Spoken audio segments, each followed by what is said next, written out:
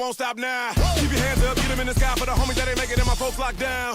I never went nowhere, but they saying loot is back. Blame it on that contour, the hood call it Ludiac. And I'm on this foolish track, so I spit my foolish flow. My hands go up and down, like strippers' booties go. My verses still be serving, tight like a million virgins. Last time on a college remix, now I'm on the original version. Can't never count me out, y'all better count me in. Got 20 bank accounts, accountants count me in. Make millions every year, the South's champion. Cause all I do is win, win, win, no matter what. Got money on my mind, I can never get it up. And every time I step up in the building, everybody hands go up. And they stay there, and they say yeah, and they stay there. Cause all I do is win, win, win. And if you going in, put your hands in the air, make them stay there. Swerving in my low, head on the swivel, you know serving me's a no-no. Clean as a whistle as I pull out in my Rolls Royce. Yellow bone passenger, they see it, they say, oh boy. Tell Cali, back it up, my niggas call me loco. Down for armed trafficking, don't make me pull that fofo. Ask you what you laughing at, represent that mud life. Dirty money, bitch, you better get your mud right. We come together holding hands and holler hood life. We all strapping all black, it's like Bud Light. You riding or what? Cause we riding tonight. Now you riding with me cause you wasn't riding. All I do is win, win, win, no matter what. Got money on my mind, I can never get it up. And every time I step up in the building, everybody hands go up. And they stay there, and they say yeah, and they stay there. Cause all I do is win, win, win. And if you going in, put your hands in the air, make them stay there. Heat in the kitchen, hot on the stove, water getting boiled, dope being sold, Snoopy in the hookie, system overload. I've been running this rap game since I was 20 years old. I hung with the worst of them, bust till I burst them up, floss them up, toss them up, harder work, close them up. Pardon me, I'm bossing up, pressure up, bless you, bro, don't mess with us. We like the U in the 80s, back to back, set a track, hit the lick, get it back, get the trick, jump the track, bitch, I want my money back. Time and time again, while I'm sipping on this gin, Al Davis said it best, just win, baby, win. All I do is win, win, win, no matter what. Got money on my mind, I can never get it up. And every time I step up in the building, everybody hands go up. And they stay there, and they say yeah, and they stay there. Cause all I do is win, win, win. And if you going in, put your hands in the air, make them stay there.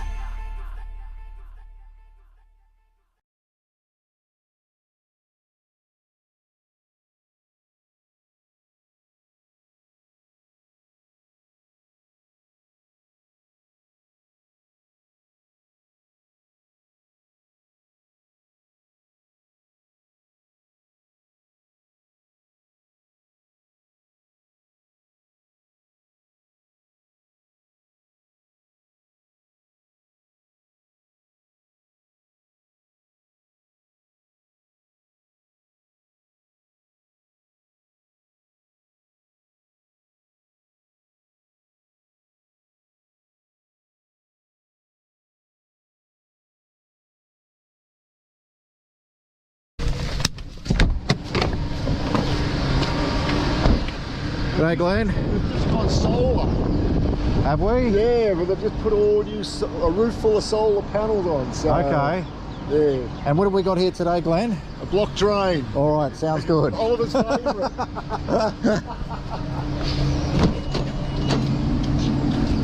Well, we'll have a look after. I'll give you that one if I can, please, Glenn. Yeah. Thanks, mate.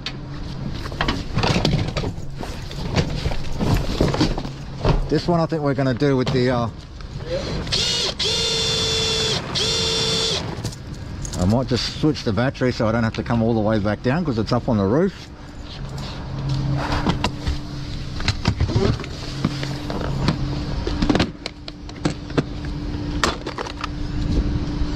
There we go.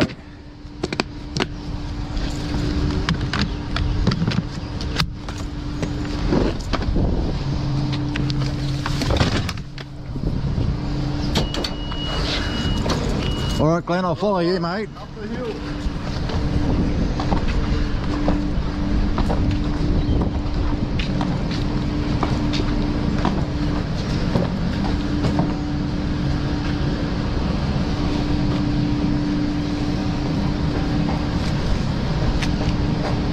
Got a hand? No, I'm all good, thank you.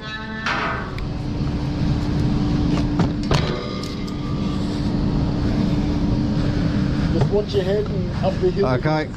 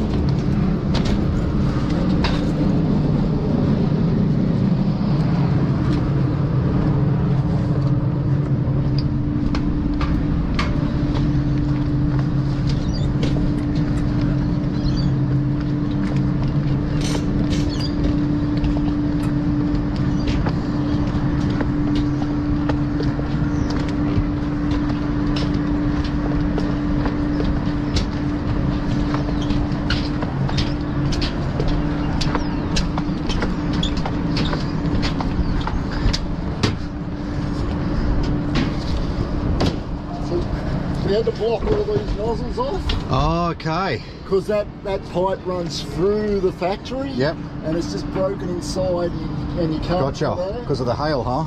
Oh, well, just... Hey, so we've had to re-divert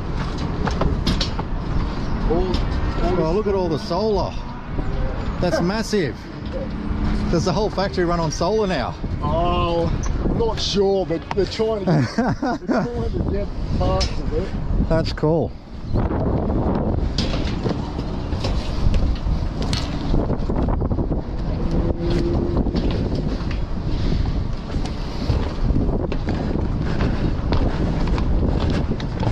Block drain. You know it. Oh yeah, look at that. Excellent. So what we're looking at is one of these, hey Glenn? Yes. That's all we're looking at. So it's between here and that massive big pipe. Same thing, running underneath this gutter here. Probably the same sort of joint. Okay.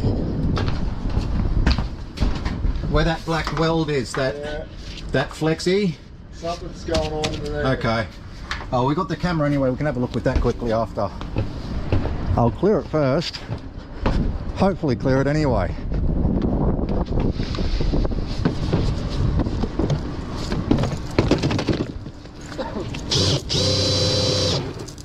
This ought to do the trick. Down we go.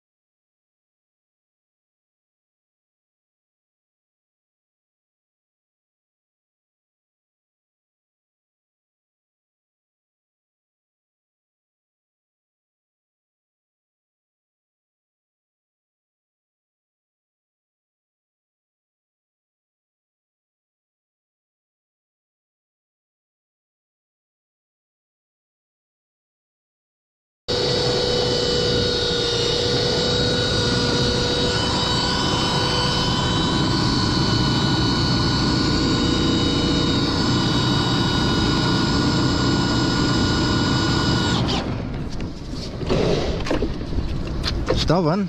See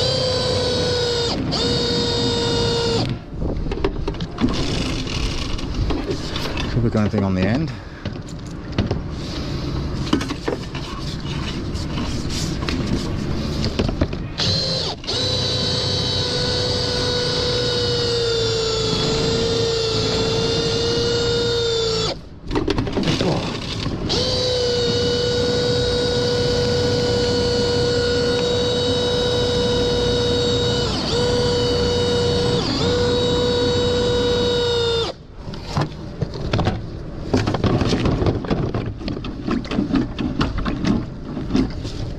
Thanks, man.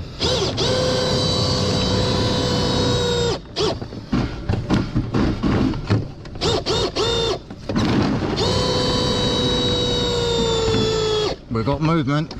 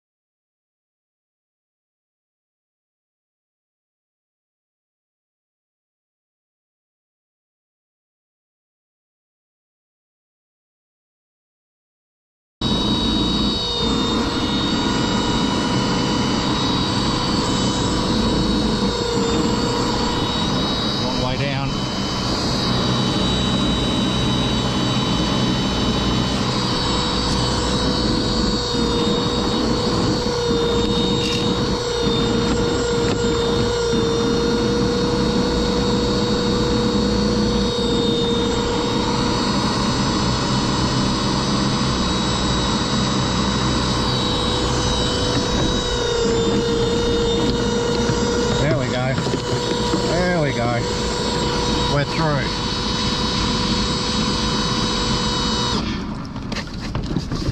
Beautiful. Down she goes.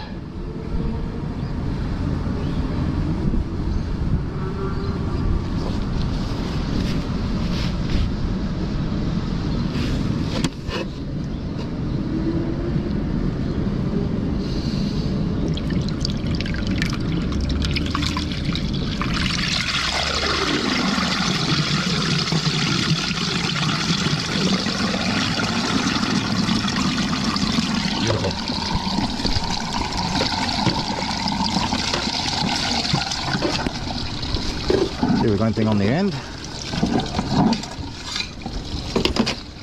Cleans the whistle.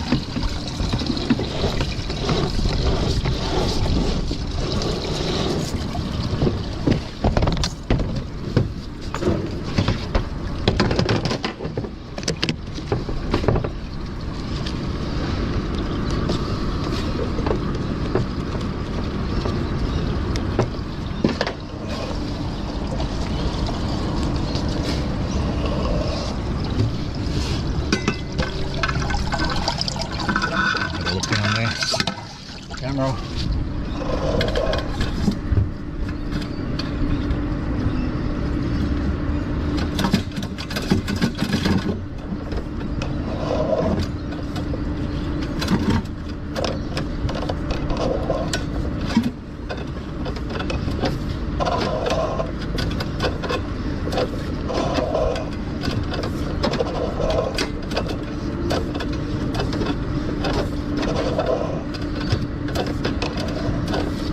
Say we're well into the main line, yeah. But that main line also holds a bit of water. Yeah. Yeah, well within. Okay.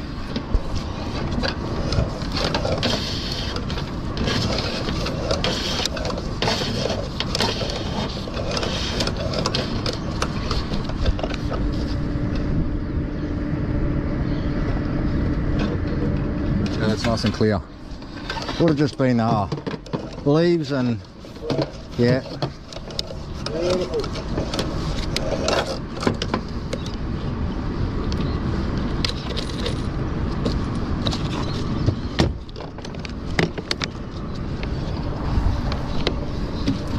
Do you want me to scrape this stuff off? No. No? You sure? No. Okay. That's a job well done. All right. Too bloody easy, mate. Yeah, good, that's all we needed.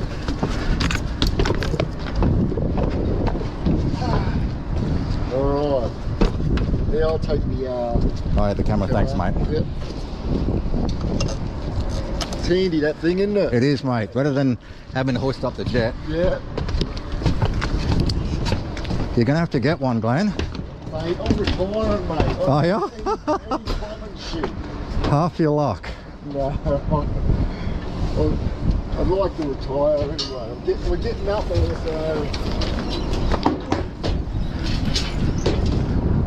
How old are you now? 58 this year. Are you? Okay. Well, you can legally retire in a couple of years, can't you?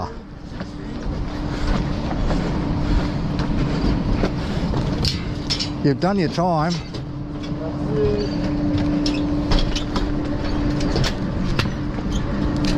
Like a lot of people aren't even making it. That's true. Very true.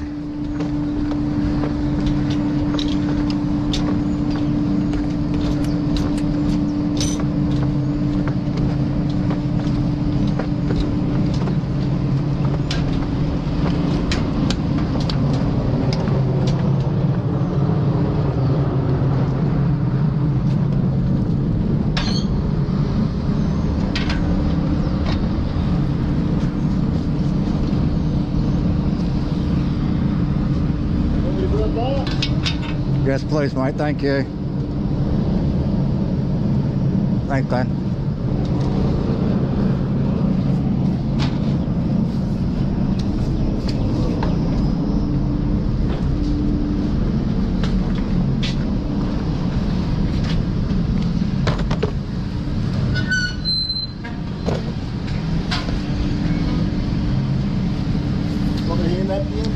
I should be all right, mate. Okay. Yeah, thank you.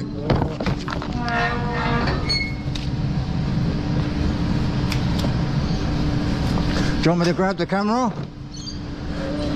I'll grab the camera. Right. Yeah, thanks, mate.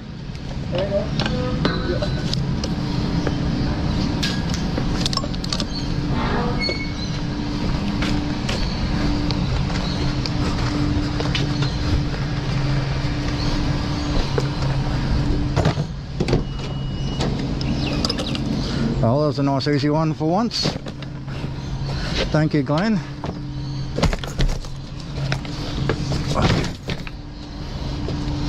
Take off this harness.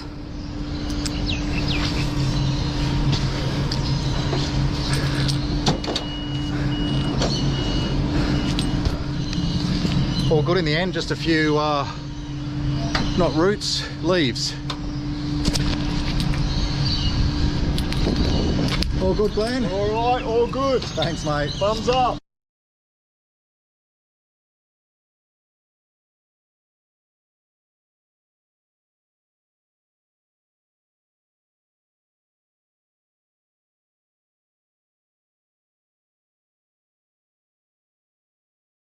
This is a device that gets revenge on scammers. Thank you for calling tech support. You're talking with Alex Randall. How can I help you? Alex, this is the second time in 10 days that all kinds of bells and whistles are going off on my laptop. Oh, So somebody's monkeying around with my account again. It's linked to a scammer system, and when it lights up, it means their computer is online. But hit this button, and their computer is forced to shut down. Now, we can attach this to any scammer we want. So who did we choose? I'm not talking to people. I don't like Meet Kevin. We first talked to him last year during Kai Cenat's Mafia Fun event. Fast forward to this year, and we're hand-delivering the button to Kai so he can get some revenge and settle the score on that racist scammer. That's one of one. So that's probably the craziest thing somebody has ever made me, right? So with our button in tow, we set off for LA. Take it. The way you whip that around. But we did realize something. Having a box filled with wires and chips attached to a button where we can't really explain what it does, that seems a bit suspicious. If you need any assistance, now would be a great time to let one of your flight attendants know, especially that with your carry-on luggage. What is that, sir? What is that? Fortunately, despite our suspicious box of electronics, we managed to get through the airport without too many issues. Another day, another trip, messing with people on the planes and hacking Kaisenet. But now, it's time for the real work. We got about 3 hours and a lot to do. Number one, of course, being get to the mansion that Kai was hosting Mafiathon in. Hey, how's it going, man? What you got? We are Scammer Payback. We have 3 of us. Got something on the wheel? Thanks, sir. That's very serious. Sweet. Time to blow this thing up. Not physically. I mean, that guy would destroy us. Number two, get some time in Kai's room away from Kai or any of his friends. All right, so we just got here. We're heading into Kai's room right now, the stream room, so that we can set up, get P ready to call scammers, get the button ready for Kai, and maybe do a little bit of hacking. Just a little bit. Now, of course, we have permission from Kai's producers to break into his computer. But as far as anyone else is concerned, we're just coming in here to set up Google Voice so we can scam bait. Okay. Got that. And once we had our access, we moved to our third and final task. Test to make sure the button is working, which it wasn't. So is it caps lock specific? Yeah. Okay. All right. It looks like it's trying to connect possibly. It's a full red light right now. Full red light, and then it goes blinking blue. Yeah. And then full red light again. Yeah, I know. It's because you need the UART driver. Ah, okay. Oh, wait, here we go. ESP32. Oh, you got it? And then it lets me hit OK. It says it's compiling. It says It's still uploading. upload error, failed uploading, status 74, no DFU capable USB device available. Mind you, at this point, we have about 15 minutes till Kai is done with the gym and we have to be on. All right, let's go to the other room and we can debug this really quickly. Are you guys good to go? Or? We need like a little bit of time. Is he gonna like shower and stuff like that, or what is he gonna do? Yeah, I mean, they just asked. He can continue on doing his thing. We're just trying to get this. It could be like 10 more minutes on our side. We're full blue light, full red. Yeah, I was gonna say we're back to the same thing. Yeah, it's back. Failed to Wi-Fi. Failed to connect. Not gonna lie, the button not working right now is super disappointing. But the show must go on, so we headed up to meet with Kai. It's really funny walking up with like all this stuff. Alrighty. All right, guys. Go crush it. You got this, doggy. Now, here's the thing. We predicted something like this might happen, so we made it so that we should be able to remotely debug it even after we hand it over. That means later on, we're gonna have another opportunity to see it in action. Plus, the button isn't the only reason we're here. Number one was to get access to his system. Hold on, is this what I think it is? Whoa, nothing to say. Nothing to say. We're just production, okay? And number two, of course, is to mess with scammers. Now, last year, we learned that Kai is actually pretty good at this, so let's see if he can do it again. Alright, when you came the last Mafiathon, bro, I enjoyed that so much. So I'm ready to go ahead and get into it again. Yeah, we had a good time, man. It was. What country did we do? We did Jamaica. Yep. And what, India? We got a couple guys from India. The other thing, by the way, I have a present for you. For me? Yes. Why? Milky milkshakes in the tank is appreciated. All right. So we've been working on this for a while. I know it looks kind of janky, but this is a button, and it connects to the Wi-Fi here. You remember Kevin from last time? Kevin? I'm not talking to people. I don't like. What? Oh, he did call me something. Yeah, he did. Kevin did call me something crazy. So we found Kevin, we hacked his computer, and now you are going to have control over his computer whenever you want. So when this is on, you can push this button and shut his computer down. All the way in India. Oh my gosh! At any time of day. Any time of the day, as long as it's connected to Wi-Fi. So you're like real life watchdogs. That's one of one. That's probably the craziest thing somebody has ever made me, right? I get paintings, I get drawings, I get all that type of stuff, but shutting down somebody else's computer is insane. I figured we'd call some guys out of India, mess with them a little bit, have a little bit of fun. Alright, so we go to India first. Yeah. Okay. Our first guy is a classic PayPal refund scammer. He wants to connect to our computer, make it seem like he gave us too much money as a refund, and then ask for it back, even though he never gives us anything in the first place. Hello? Hello? Yes. Yes, how you doing, PayPal? I'm trying to fix my PayPal account. Yes, you're trying to cancel your order, right? Yes. I'm trying to put Bitcoin. Now, this is a warm-up round, so Kai stays mainly on script. At least until the scammer makes a big mistake while guiding Kai with what to type. Then U as in uniform. Yes, U as a uniform, the E as an elephant. No, not E, ma'am. It's I as in indigo. Excuse me, did you just call me a man? I'm a ma'am. I'm a man. Oh, you're a man. How dare you? So, ma'am. How dare you? Yes. I'm calling you to help me with my PayPal, and you're gonna call me a ma'am. I'm trying to help you. Okay, do one thing. After pressing the window, press the letter Q. Can you say sorry? Do you see? Say sorry, Papi. Shut up, Papi. Damn! Damn! He said, shut up, man. Wow, okay. With warm-up over, it's time to move to a larger group of PayPal scammers. Now, keep in mind, Kai's pretending to be a girl here, and this guy, he's a bit sus. No, you put me on speaker. And while Thank you for calling support. This is Harry. How can I help you today? Yes, how you doing? I'm calling in concerns of a Bitcoin purchase. Okay. For $300. And what happened with that, ma'am? Yes. Is there any problem with that? Yes. Apparently, there's something wrong where, like, my money is being held up. Great, ma'am. We are going to cancel it. Thank you so much. I was so concerned. No worries. Do you use WhatsApp on your iPhone? Can I call you Papi or no? Sure, why not? But this is the recorded line. Tell me, do you use WhatsApp on your phone? I use it from time to time. Is it installed on your phone right now? Yes, it is. You can call me sexy. Sure, sexy. Just be on the line. Let me call you on your WhatsApp, okay? Just be on the line. At this point, someone at the call center must have overheard what's going on, because suddenly, a more senior scammer jumps in and tries to validate us. Can you hear me? I can hear you, but it's very slow. And this number is not registered with your WhatsApp. So confirm me the number that is registered with your WhatsApp. Okay. Let me load my WhatsApp. My number is 9. Yeah, that is the number that we are talking on. You need to confirm me the WhatsApp number. Why are you being so difficult? That's my cell. Yes, and we are talking on your cell phone number. So if you want to cancel the my number. if you really want to cancel, my number is 9. To me first of all. Hold on. Can you hear me? I can hear you, but you need to listen to me when I'm speaking to you, okay? Oh, okay. Stop playing the game. Oh, okay. I'm sorry. Stop playing the game. Okay, I'm sorry. Yes, play games with me. Okay, I'm not playing games. You think I'm stupid like Harry? You can fool Harry, but you can't fool me. My number is 911. I know where you at. I know where you live. Shut the fuck up. Shut up, scammer! I'm gonna catch you. You're in Kokata. You're in Kokata right now. Are you in Park Circus? We're in Kokata. We are going to find you. I will find you. And I will catch you.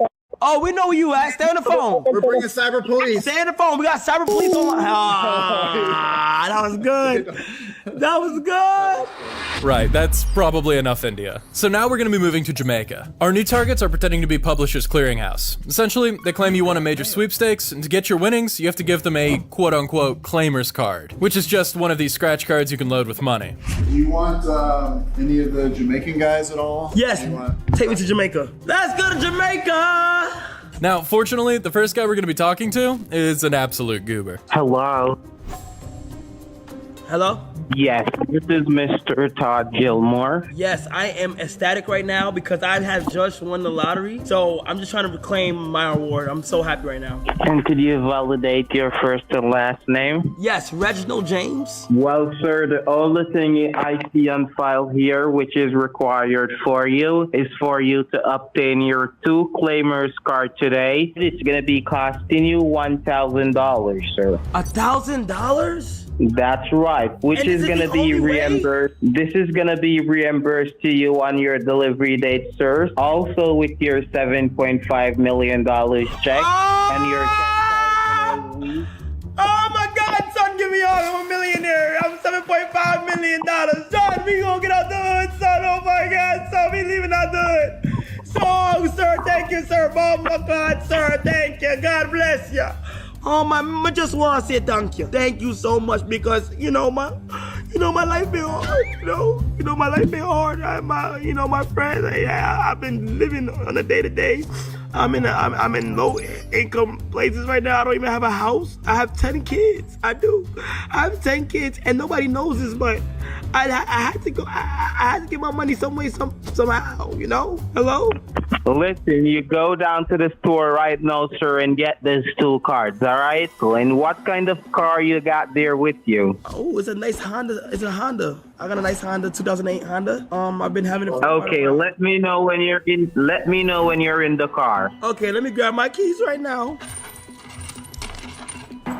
Okay, I'm heading to my car now. I'm closing my door. Okay, I'm heading to my car.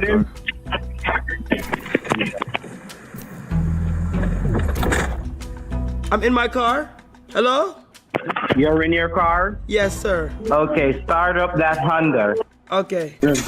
Blow the horn for me. Huh? Blow the horn. Okay. You cannot trick me. You're playing games, man. Get off. You got me. You got me. You're going to jail.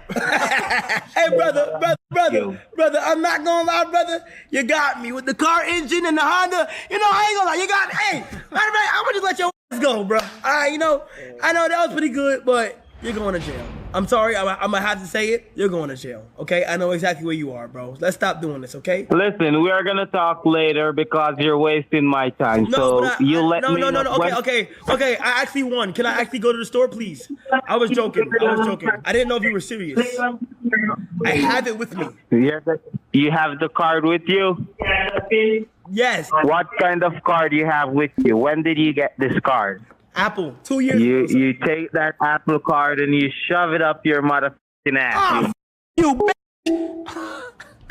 Oh my gosh, that was you got him raging. That's like oh my gosh. When you get a scammer cussing at you. Oh my gosh, this is fun as. Now, Todd Gilmore isn't the only pissed off PCH scammer we're gonna be calling. Thank you for calling. No, may I help you? Yo, what's going on, bro? What's going on? I'm calling about this motherfucking lottery ticket, man. How I get this done? How I punch in? I gotta get this money, man. Sir, whom did you talk with from the lottery company? I ain't talked to nobody from the lottery company. You the first person I called. Did you make any payment? I ain't make no payment. They tell me I won the lottery. I bought the two cards. They tell me I won the lottery. The money I got is called money pack. Huh? The money pack cards, man. Did you get the money pack card? Yes, I have 2 money pack cards on me right now. Send me the pictures of the card. Okay, where you want me to send? The pictures where? Send them to this number. I got this code on the back of this. I'm gonna tell you the code on the back. Yeah, what's the code on the back? 473-6412-C127. You get what I'm saying? Sir, don't get aggravated. You said 3217. I'm just trying to, you moving like you don't know what you're talking about. I'm trying to get my money. Hearing, but I'm trying to get this money, man. I'm not hearing you clearly, sir. Okay, let me go. I'm gonna go slow, okay? Mm-hmm. 4 7 2 7. Sir, there's no letters on the money pack. It's all numbers. I just said C. What are you talking about? I just said C, bro. You playing with my money or what, gang? I said 473-092-6412-C as in crip 127. What's going on, man? You, sir.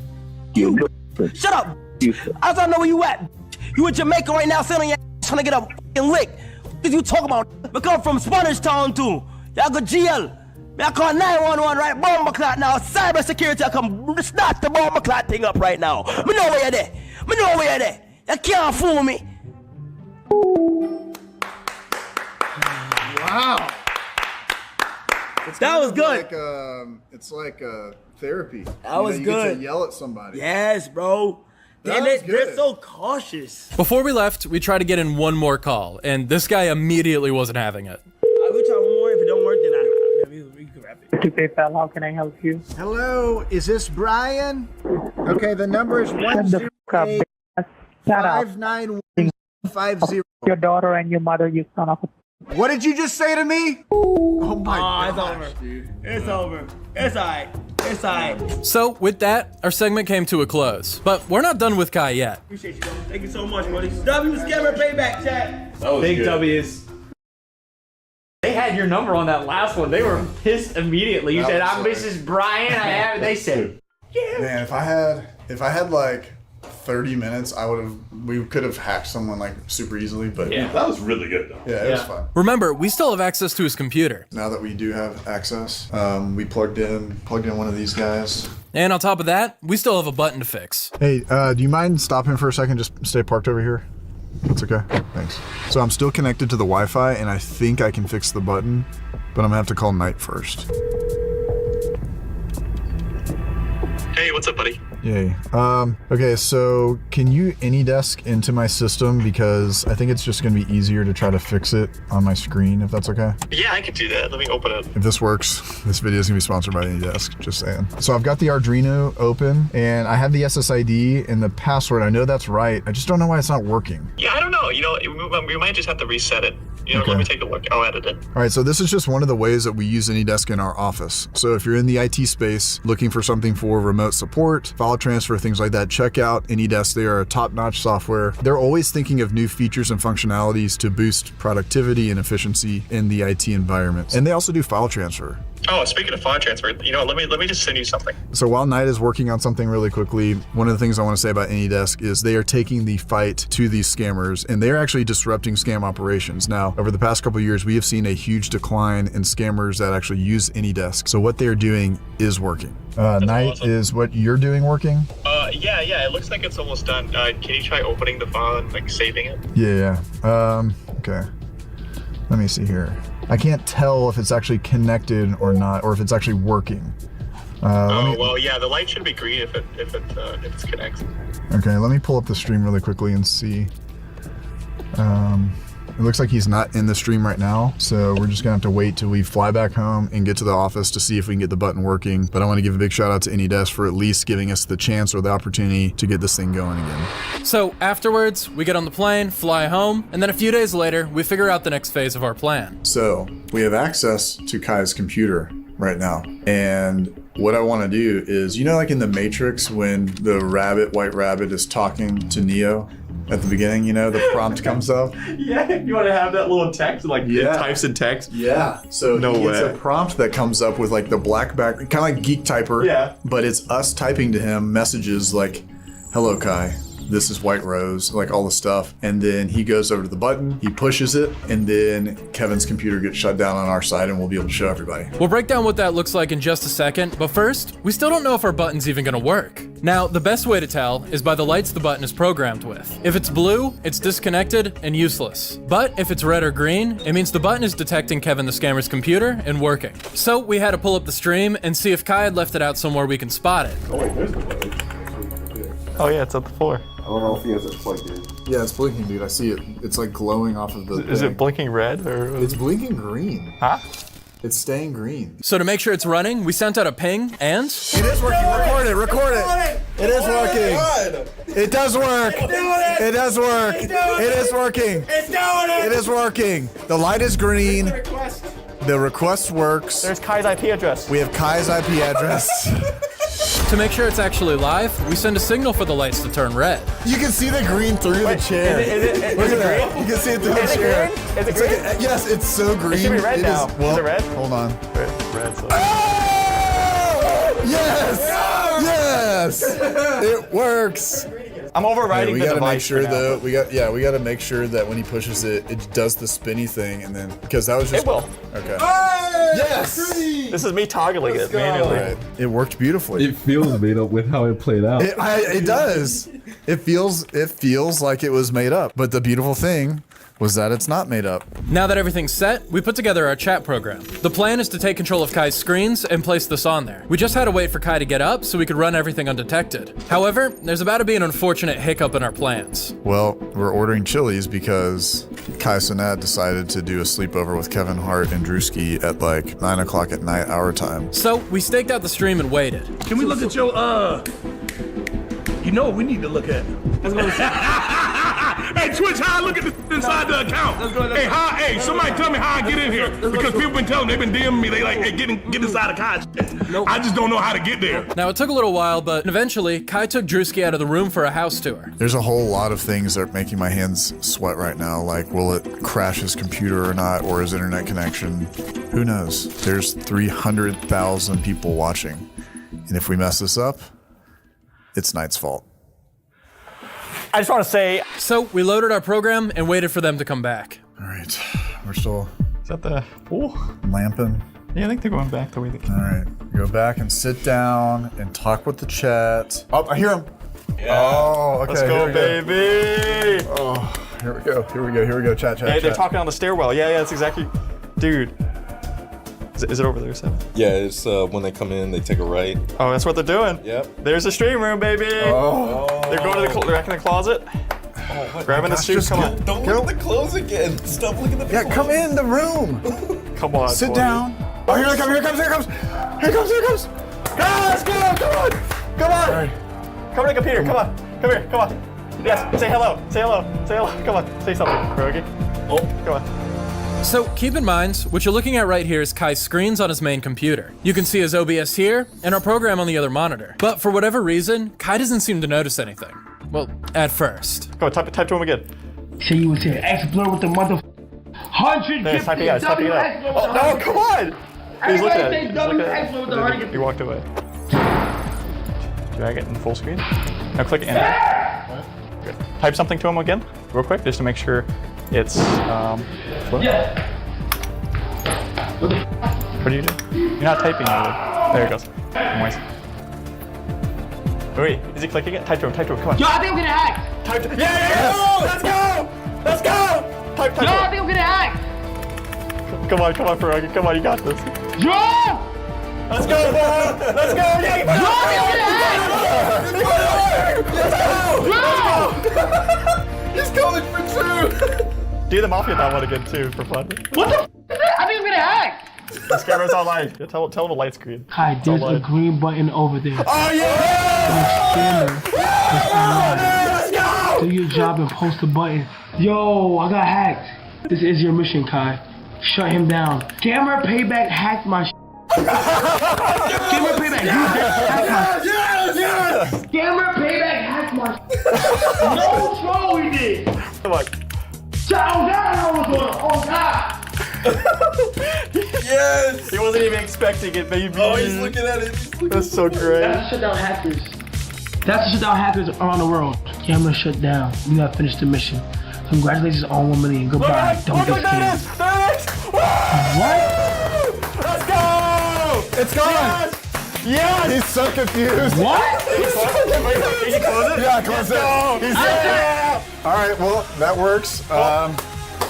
Kai's been hacked twice, and we didn't get Drewski or Kevin Hart on there, but I think that was still really good. I don't know what that was. On everything I love. On my leg. I think you know him for real, gang. Hey, he pushed the button and he shut down the scammer. So we got him to do it.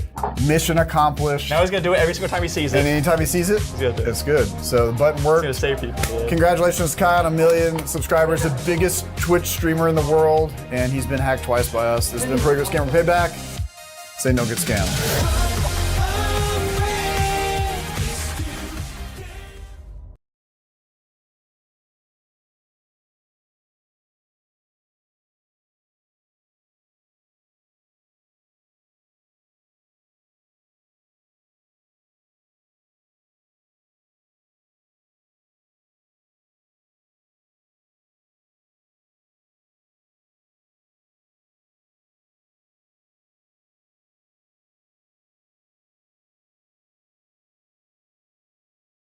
It's finally time for the flying saucer video. No, I'm joking.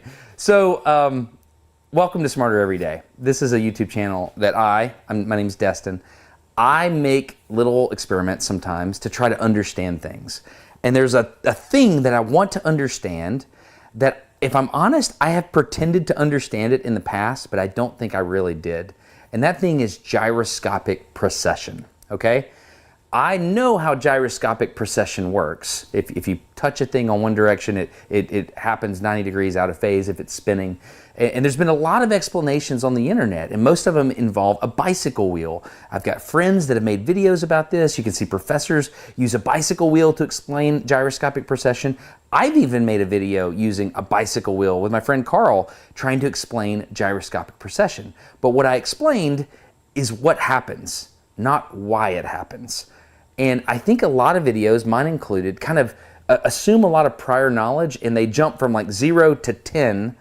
But what I need is a baby step towards understanding about gyroscopic precession. So this video today is for me. I'm trying to understand this, and I'm happy that you're here because I have a crazy setup in the garage, and I'm going to show it to you now, okay? So first of all, this is the garage, and I have cameras everywhere, okay? I'll just show you the cameras. Got a camera here. Is it on? Are you on camera? Yeah, that camera's on. Got a camera there. Got a camera there. Got a camera here, got a camera down there on the floor, and got one way over here, okay?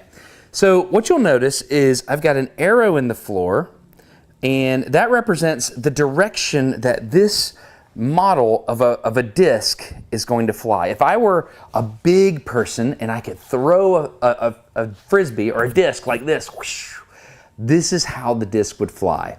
And the reason we're making this video is because I'm doing a series on how disc golf discs fly, and I want to understand it. And I came up against this problem where gyroscopic precession is involved, hard to even say, and I realized I didn't understand it. And so I built this model, and then I realized this video needs to be its own video because I haven't seen an explanation like this on the internet, okay? So first of all, let's look at this disc. If I have just a disc suspended from these 4 wires that you can see, 1, 2, 3, 4, I've got a bearing here so things can spin, but what would happen if I just take my finger and I push down on this disc right here? So this camera is 90 degrees here. I'm throwing it that way. What happens if I push down on this? Ready? 1, 2, 3. Okay, it just tips. No big deal, right? No big deal. So now let's look at gyroscopic precession. Let's look at what happens when the disc is spinning and I put a force there. Okay, let's do that. And the way we're gonna put the spinitude in this is I have 3D printed that thing, and I have the disc Spin-O-Matic 3000 here. And what I'm going to do is I'm going to put that little silicone paint stirrer that's my last of 3 because I broke the other 2. We're going to put that in there, and we're going to slowly add spin to this. Another way to say this is we're going to increase angular momentum, but we're not going to use physics words here. We're just going to spin things. Okay, so spinning this thing up, and I've learned that if it's bent like that, then I can go faster once it straightens out. All right, caught up to me? Catching up to, all right, there it goes. All right. All right, one of the hardest parts is to decouple. Oh, okay, hold on. Okay, we have decoupled. It's very stressful. I've broken 2 of those so far. Okay, so we now have a spinning disc with a lot of angular momentum, okay? Let's do the same thing as before, except this time we're going to push down with air right here, okay? So is it going to do the same thing it did last time? Let's watch. I've got a 90-degree angle here. Watch what happens. 3, 2, 1. It does not. It does not do the same thing. If you were watching, I pushed down here with the air, and that side over there went down. So 90 degrees after the applied force, it went down.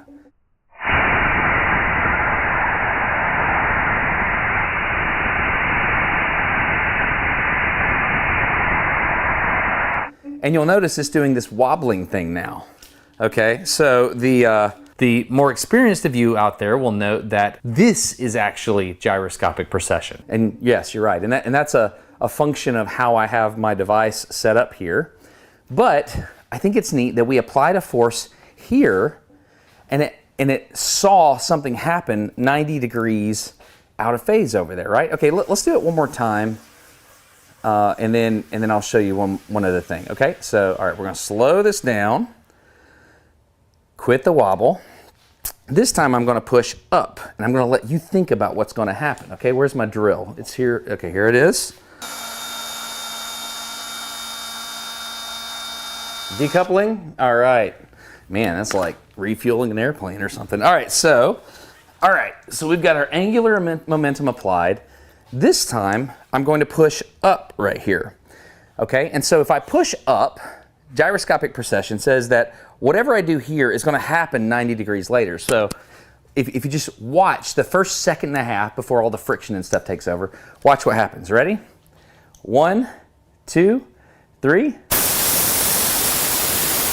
You can see it lifted on that other side. It's not exactly 90 degrees. I've got some problems with my setup, but you can see it's not lifting where I'm blowing the air, which is what it seems like it should do. So this is what's happening. This is a way of thinking about what just happened. So I pushed on the bottom of that thing with air right here, right?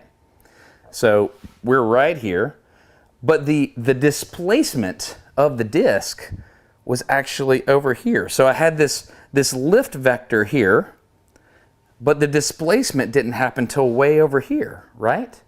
And if you look at that from the top down, that's pretty weird. Isn't that weird? Why am I pushing here and a thing happens over here? This is the part that I'm super excited about. This is an explanation that finally, my buddy told me about this, and it kind of works, okay? So here's what we're gonna do. We're going to ignore angular rotation and angular momentum. Those are big words that are intimidating. We're gonna look at plain old linear momentum. That's what we're gonna do, okay? So I've got this camera here. You're now on that tripod up there. And I'm gonna talk to you right here, and I've got this cue ball here. So what I'm gonna do is I'm going to grab this number 5 ball here. And what I'm gonna do is, you know how pool balls work, right? Like if I have just a ball sitting right there. Let's zoom in on that. If I've got a ball sitting there and I want to roll this other ball into it, there's a momentum transfer there that happens, right? So let's do it one more time. I'm gonna roll into it. So whatever angle it hits at, it's gonna go off at a different angle. But let's look at what happens when this thing is rolling. So if I have a ball, this 5 ball is moving from right to left, and then I hit it as it goes by. Look at that, it goes down at an angle. Did you see that? Let's try that one more time. So I'm gonna roll it here, 5 ball coming across. I hit it, goes down at an angle. So the ball rolls in, and it has just velocity in this X direction, right? It's just going in that direction. This ball comes in and hits it about right here, and it's got velocity in this Y direction. So we've got momentum in X, momentum in Y, and then what happens is you get a resultant momentum, and that resultant momentum is that ball going off at an angle, okay? So the system remains the same. So watch, all the X that I put in and all the Y that I put in, it stays the same even after the collision, okay? That's interesting, okay? So here's what we're gonna do now. We're gonna go back to our other little thing that we were looking at over there. Let me get you off this tripod. Let me bring you back over here, and I've got a trick for you. I think this is really neat. Okay, so if you think about our disc, our model of the Jolly Green Giants disc golf disc, or whatever this is, right? All it is, basically, is its mass out at a radius from a pivot point, right? That's all it is. Smart people will know how to calculate the moment of inertia as mr square, or in this case, it's going to be somewhere between 1/2 mr square and mr square. But what if we replace that mass at a radius with pool balls? Ooh. Just like that over there, we had that little situation where we had linear momentum. What if we use the tool of linear momentum to think about this rotational momentum, or this angular momentum? It'll make sense in a second. Okay, so remember, I've got a camera over there looking in the direction of flight, indicated by the arrow on the floor there. So that's where the red ball is right now, the number 3 ball. We also have this blue one over here. So, and then we've got this camera that's looking 90 degrees off, right? So I can do the same thing as before, okay? I can rotate this thing up, but what I want you to do is just think about this reference frame. This camera right here is the most important camera in the whole place. So what I'm gonna do is I'm gonna rotate it up again, let's do this. I'm not gonna rotate this as fast because I've learned that lesson the hard way. Don't worry about it, it was crazy. So I'm rotating this thing up a little bit, I'm gonna decouple. So now think about this camera as the same thing. I've got a ball coming in from the right, going to the left, and what happens if I roll another ball down and I hit it? What happens? You're just thinking about this camera. It goes down at that angle, like we talked about earlier, right? So if you think about it, if I've got an X component of momentum, I've got a Y component of momentum, I get a resultant, right? I'm just looking at this 2D plane right here on this camera. But that's not where we live in right now. We're living in a rotational reference frame and we're connected to this stick. So if it goes down, it's got to go down like that. And that means that ball up there goes up. And then once we get like that, well, there's nowhere to go. We have to continue rotating like that, right?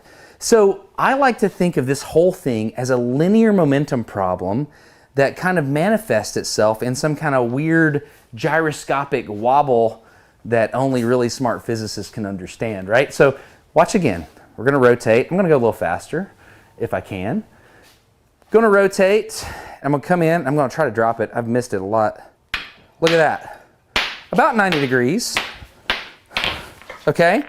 So that's something I want to think about. And you notice it kind of wobbled in a really bad way after the fact. That's because I've got friction here. That's because this is an imperfect demonstration. I've got this pendulum and there's this other thing happening here that's hard to explain. But for now, this is just a tool that lets me think about the effects of gyroscopic precession in terms of displacement. That's what this does for me mentally, okay? So, okay, we have that. Let's go back to the disc, okay? If I were to put the disc back on there,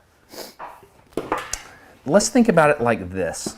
We're gonna start, and the reason I'm doing all this is because in this disc golf disc video, I realized how much gyroscopic precession plays into rotational dynamics. Like when I finished my master's degree in mechanical and aerospace engineering, I left the room and I went outside and I looked up and there was a helicopter flying. And I realized I have no idea how that's working. And so I'm guilty of a lot of time thinking I know things, but I don't really understand them. And so that's why we're doing this, is because I want to understand it in a way that I haven't before. So let's go back and think about this spinning disc. Okay, so I'm gonna spin the thing again. And this time I'll spin it that way and we'll blow up this time, okay? So I'm gonna get it going.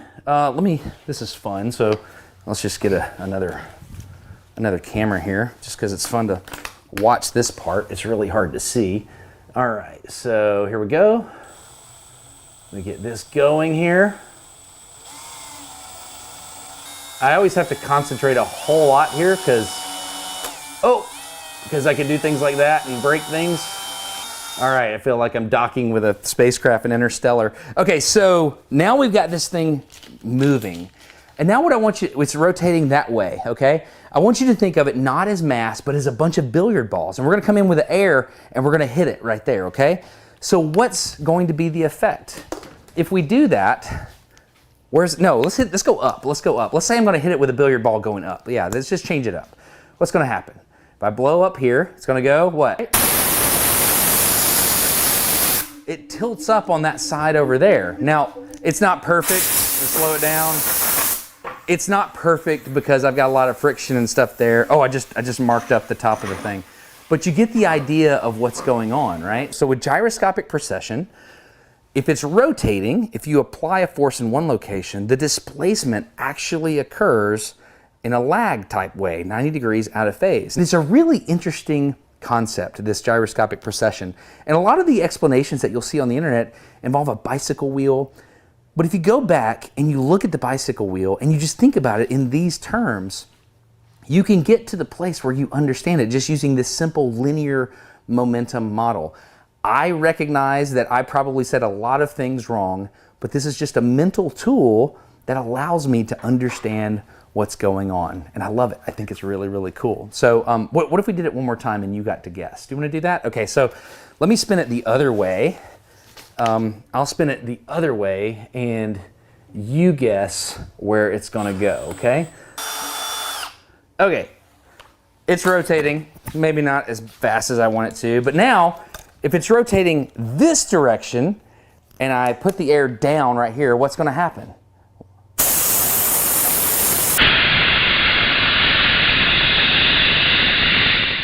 My hope is that you now understand this and you enjoy it, because I think it's really neat. And it took me a while to understand exactly what was going on with gyroscopic precession. So I just think of it as a rotating mass that's being hit. So I think of it as just generally a billiard ball that's kind of rotating. I guess I have to balance it out. Yeah, I think of it as a billiard ball that's rotating in this direction, and then if I hit it as it's rotating, it has to go down. It goes down like that, which tilts the thing like that. That's how I think of it. So, all right, well, there's an imperfect physics analogy that I'm sure the internet's gonna love. Now what I wanna do is I wanna show you a really cool thing. Every year on Smarter Every Day, I create stickers for people that support Smarter Every Day on Patreon. And it's a gimmick. It's totally a gimmick, and everybody's in on the gimmick. My goal here is to make intelligent, respectful content that's just genuine and fun, and people that support on Patreon allow me to be free from the algorithm. The idea is, I wanna thank you for sticking with me. It's a dad joke. But the cool thing is, these stickers only happen once. Like, if you're either in that sticker team or you're not. And I want to show you this year's sticker team. So on Patreon, patreon.com/smartereveryday. If you are a patron, by the end of January, we're gonna cut it off then. I'm literally gonna mail you these stickers, and you can do whatever you want with them. They're really fun. Okay, so I asked the patrons, what do you want as a sticker? And the overwhelming response were two things. The first one was the Smarter Scrubber. So this year's, one of the stickers here is the Smarter Scrubber. It says, I support local manufacturing, because we wanted it to like apply to people who don't live in America. The purpose of that video earlier this year was about made in America. But I think no matter where you live, you should support local manufacturing. So the Smarter Scrubber, I support local manufacturing. I love this one. We went through a lot of iterations. The Smarter Scrubber, if you don't know, it's a chainmail grill scrubber. The purpose of that is so if you're cleaning your grill, you won't get those wire bristles on your grill, which can be a medical issue. But the Smarter Scrubber sticker is beautiful, and I'm excited about that. The second sticker, whee! So we did a nuclear power series this year. We started the nuclear power series. And one of the first things we did was we visited EBR-1, and we talked about a fast reactor, and it uses fast neutrons. And we created this little character called the Fast Neutron. Whee! And he kind of like shoots across the screen. And so I think this one's really, really fun. So you can get your own fast neutron to put anywhere that you feel needs neutron radiation. And that's a sticker. You can do whatever you want with it. It's made to look like felt. I love it. And then this is the Big Daddy sticker. This is the big one. All right, here we go. The Smarter Every Day Nuclear Power Team sticker. So this is only going to happen once. I love it. It looks like lithium. I got it. It's the Bohr atom of the model. Some people don't like the Bohr, the Bohr model of the atom. I think I said that wrong, but I love it. I think it's great. Lithium is very important for fusion power, and so that's what we went with. So if you would like to be a part of the Smarter Everyday Nuclear Power Team, this is your one shot to join. If you're not a Patreon member by the end of this month, January, it's over. You can't do it. But if you are a member, we're going to mail it to you, which I think is awesome. So these are the three stickers. So we've got the Smarter Scrubber, I support local manufacturing, really cool holographic rainbow looking thing. Then we've got whee! Fast Neutron, and then we've got the Smarter Everyday Nuclear Power Team. All right, that's it. Thank you for watching this video. I hope you enjoyed it. This was just a thing that I wanted to understand better, and so what better way to do it than to make a goofy contraption? And I mean, like, look at this.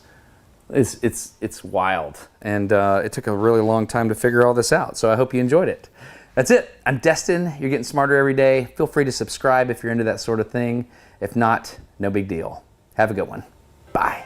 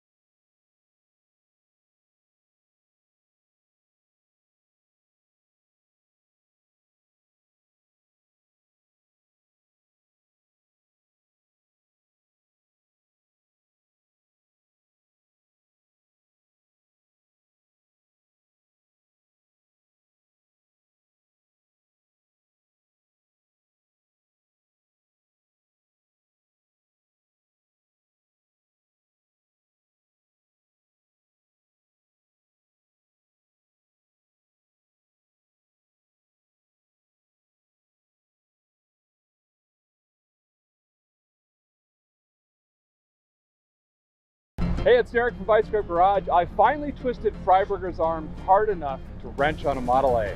It's true. I pretty much was forced into buying this 1929 Ford Model A Coupe. First of all, I'll give you a deep dive on this particular car, and then I'm gonna wrench and make it run because it's actually sat for a few years. I really wanted it to fire right up, but then it is Vice Grip Derek to the rescue as he comes in and shows me all kinds of tips and tricks for this 96-year-old car. So, let's get into it. I am a dangerous man with an empty trailer. Here's what just happened. I'm sitting at home minding my own business, trying to make videos happen, and the phone rings, and it's my buddy Sam, and he says, "Hey, you know that green Model A we've been watching on Facebook?" I said, "Yeah, I've had an open tab for this car for days." He said, "Well, I just talked to the guy and he will take $5 grand for it if you come get it now."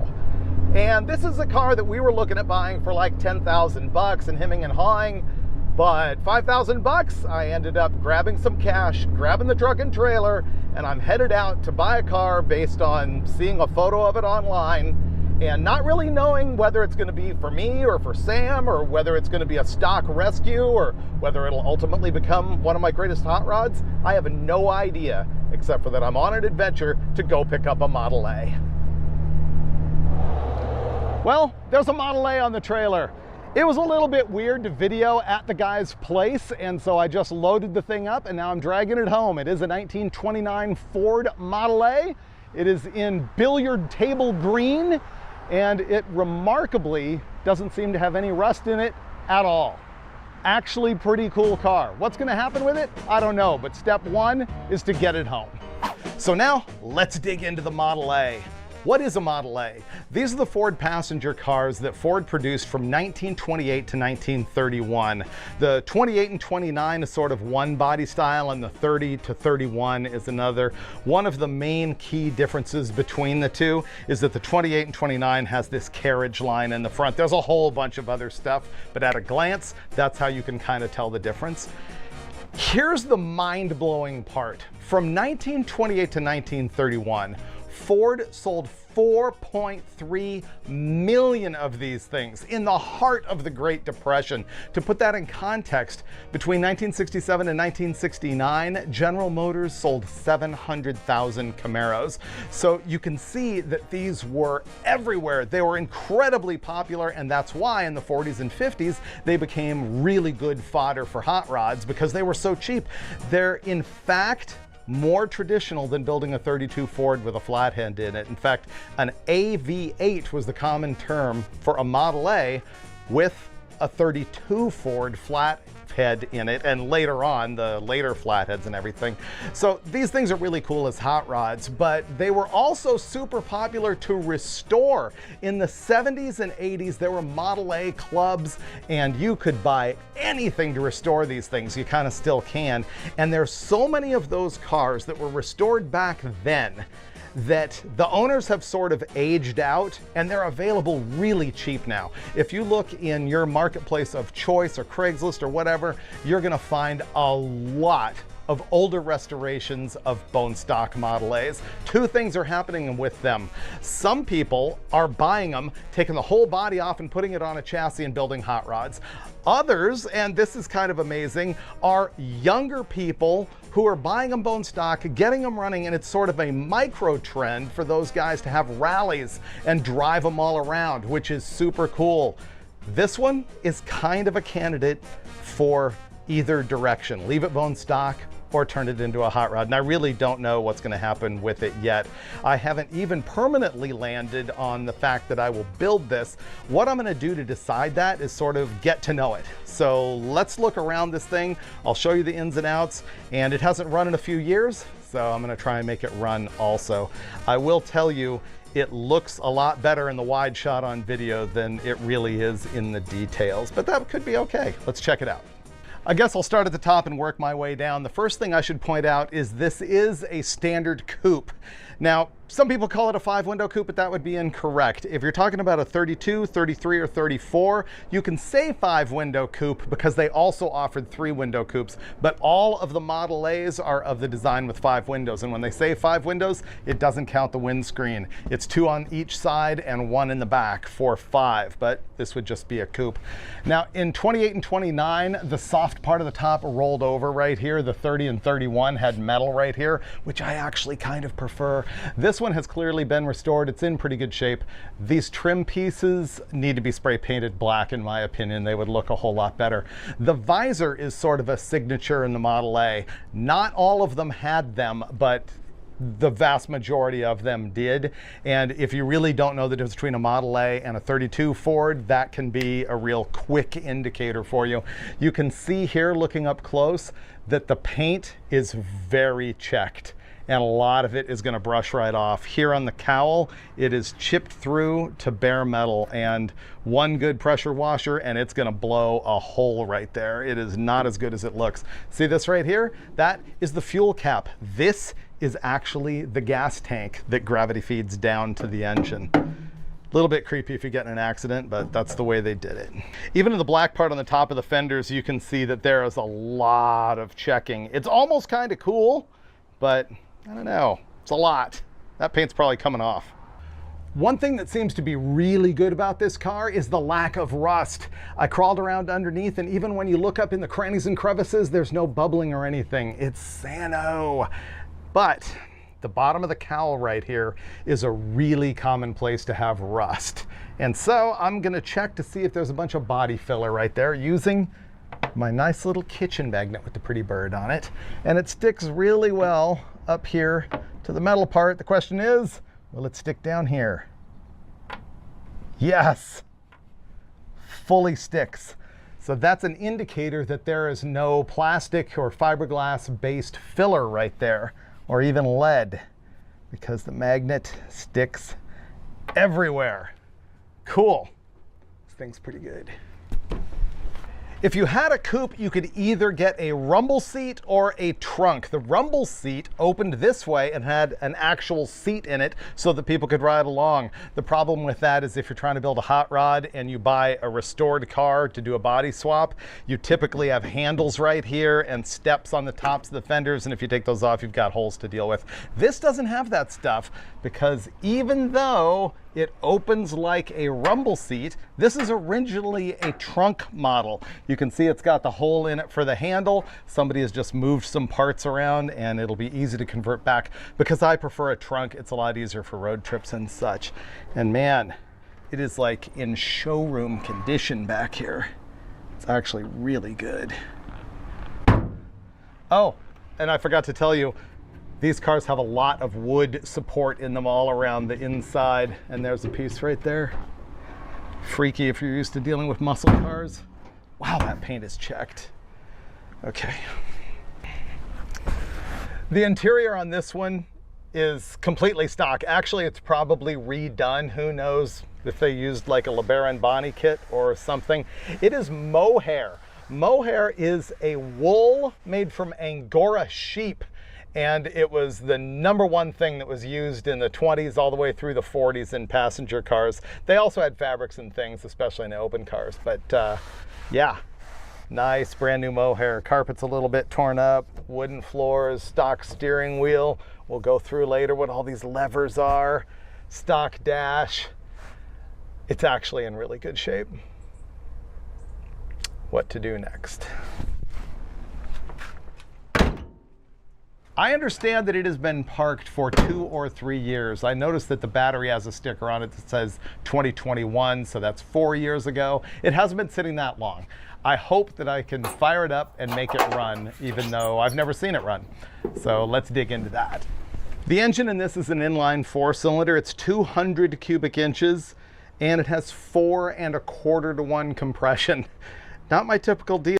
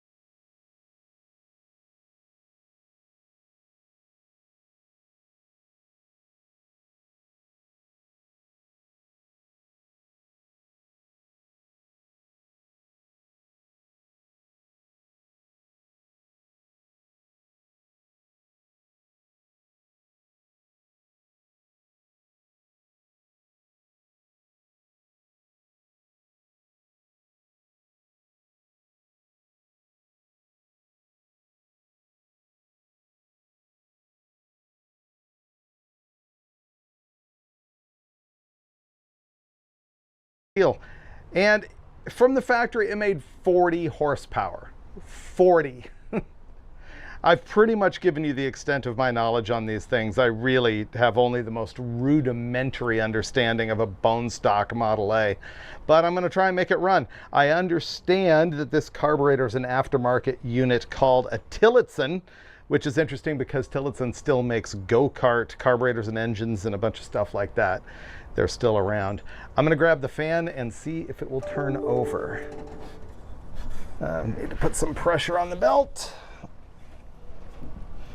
Oh, by the way, I did check the oil on the other side. The dipstick is just ahead of the starter. And the oil was perfectly clean. The fan belt's really loose, but I am able to turn the engine over. Yep. Wow, cool. So what I was doing there was putting pressure on the fan belt to make it tighter so that when I turned the fan, it would rotate the engine. And it did. So it rolls over. The question is, how deep am I going to go into trying to make this great? I mean, I know the oil's clean. The gasoline actually looks okay. You know what? I'm just going to put a battery in it and crank it. Maybe the thing will fire right up. I don't know. Cool. I need to install a battery.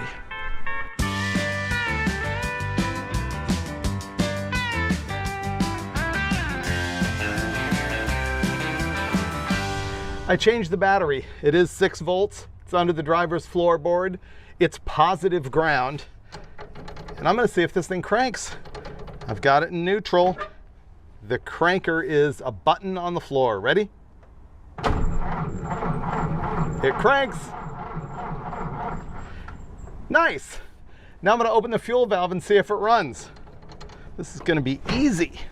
The gas tank is up here in the cowl, and underneath of it, right dead center, there's an on-off valve. It looks pretty new, and I'm going to turn it on to flow gasoline into the bowl out there, which you can see, and hopefully that goes to the carburetor and it runs. Carburetor's probably all gummed up, but I'm going to give it a shot anyway. Let me see if I can see this thing. Yep. Now we get to talk about how to start a Model A. Here's the deal. There are 2 levers right behind the steering wheel. The left-hand one is ignition timing control, and they want you to retard it by pulling that all the way up. You might have to actually fiddle with it. On the right-hand side is a lever that is the manual throttle control, and they want you to open that up by putting it all the way down. Over here on the dash is a knob sticking up, and it is the choke, and you can adjust it, and you want to close it all the way and then open it by turning it about a quarter turn and then pull it out for choke. Then you're going to turn on the ignition. You're going to crank it with the button on the floor, and then after you've after you've crunked it a couple of times, you push the choke in, and then once it starts running, you need to adjust your timing by advancing it all the way down to the bottom, probably. And then, of course, it's going to be running fast, so you want to close your hand throttle. Let's see if all that works. I'm going to fire it up and hope that this varnished gasoline works good enough with 4 1/4 to 1 compression ratio. Okay, I'm going to try this. Timing all the way up, throttle all the way down, choke out, ignition on, transmission neutral, crank it and push in the choke after a few turns.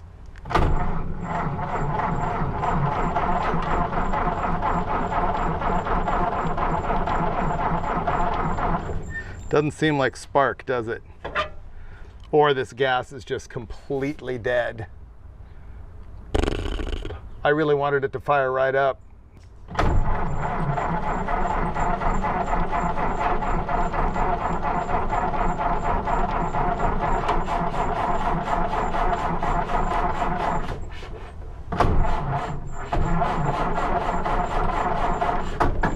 Whoop, what was that? Just kicked back the other way. All right, I'm flailing here. I hear something blowing. Let me go see if I can troubleshoot something or other. I need to find out if it's sparking. Spraying gas everywhere.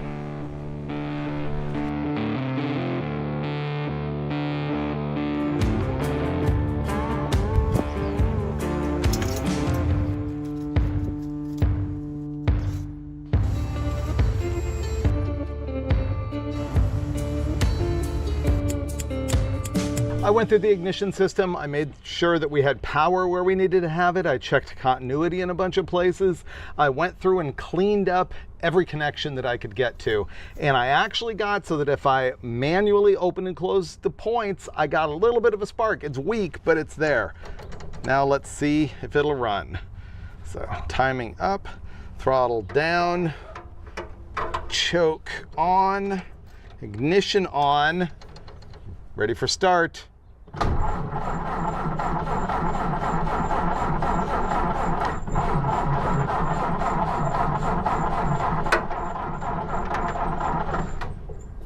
Still nothing. There's no spark there, at least not enough to even make it bang. At least not with this bad gas. Okay, more fiddling. Hold on.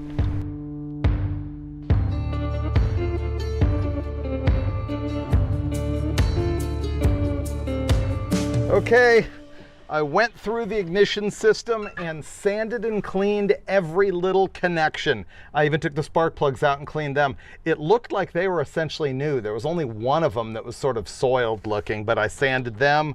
I sanded the points, I sanded inside of the cap, sanded the coil connections, sanded all the little spark plug wires that are actually just straps of metal. And I was able to open and close the points with my finger, and the coil wire threw a spark. So if this thing's gonna run on this gas, this is the moment. Okay, retarded, on, choke, ignition, fuel. All right, let's go. Whoa! It's fully running.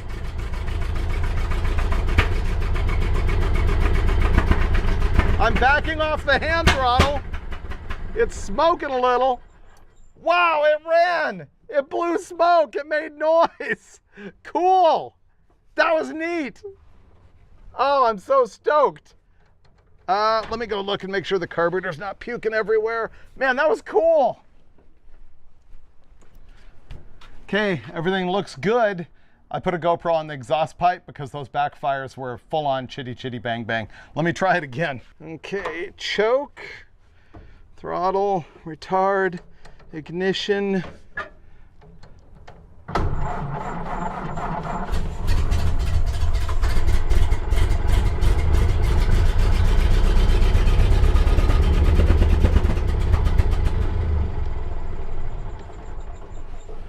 I feel like it'll go if it warms up. Look at that, window goes down good.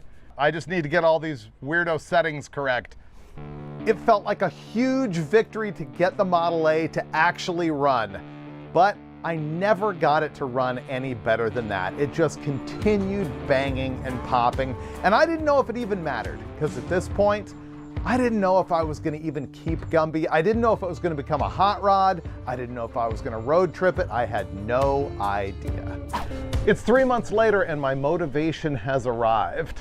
So Derek and I have actually talked for what, a year about doing a Model A trip or something together? Yeah, I would say at least a year, yeah. And so that was even before I bought this vehicle, and we're gonna make it happen. So what happened, and I reviewed my footage last night because I had forgotten, is I got it in here and I finally made it run. I had to sand the points, sand all the ignition contacts and everything. It had no spark, and it ran, but it just pops through the exhaust and the carburetor dumps everywhere. Oh, okay. That's pretty status quo for these typically, but I would love to maybe hear it run-ish, just so I could try to help diagnose what's going on. And then what's the plan with this? Get it running and drive it somewhere, right? Our plan is to drive this thing to Arizona because we have to go, I guess I won't reveal too much, pick up another vehicle for you. And we don't have a plan B, right? No, we don't. Perfect. But you know what? We have Marketplace, so we can make this happen one way or another. More motivation. Let's dump the gas out of it and then make it run. Okay. Do you mind if I open the hood and start peeking around? Go. All right. Go. So Derek knows tons about Model A's. I know essentially nothing other than what I gave you earlier in the episode, which is probably about, 3% wrong. And I'm giving myself something. So tell me what you see. Well, right away we can see we got a Tillotson on here, which is probably a huge part of your popping and backfiring and everything else. It pours on the ground. Yep. So I did send a few parts ahead just in case. Some things are readily available for this, others not so much if you're picky, like carbs. So we'll probably end up swapping that out. But it looks very complete, and someone has gone through it or done something to it based on the hardware and everything here. But I think we should take this all the way off, just so we're not scratching up your pretty good paint. It's just two little flatheads here, and we can slide this whole thing out. Okay. It's even got Motocraft plugs. Wow. I pulled those out and cleaned them.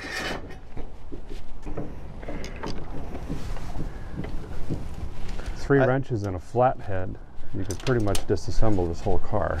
I have to ask you something that I heard the other day that I've shockingly never heard in my life. Positive and negative screwdriver. I've never heard that either. Isn't that weird? Yeah. And that's exactly what it is. Positive and negative, huh? Positive Phillips, negative flat blade. All right, I'll switch you the sides out. I will wipe all this grease off my hand.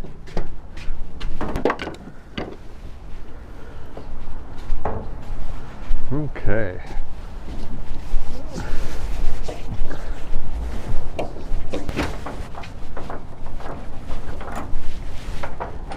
Okay, so I'll close this side almost all the way, and then you can open that side a little bit, and then we'll wing it out. Okay, towards the glass. Oh, I see. You've already got it 100%. And then we'll... Okay, I can get it.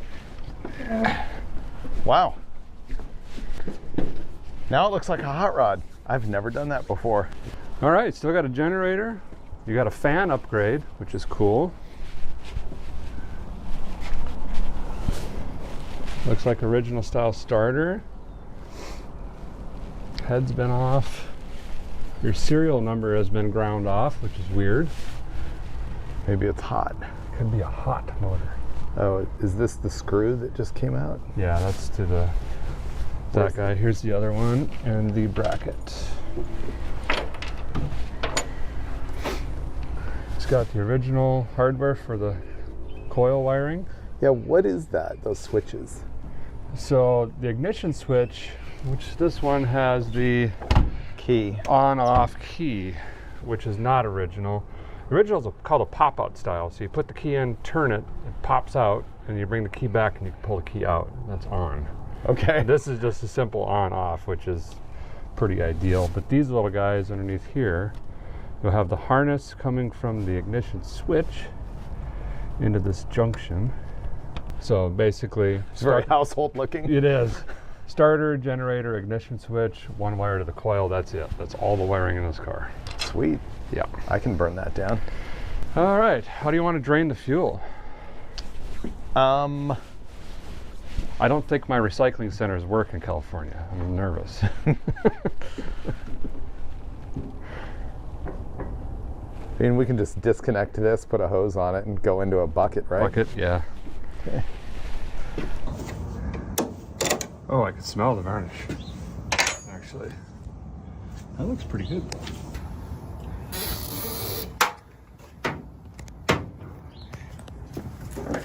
This looks like a 5th grade science experiment.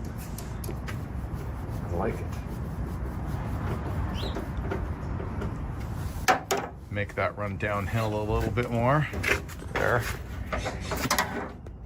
He's turning on the petcock that's in there, and it's puking. Perfect.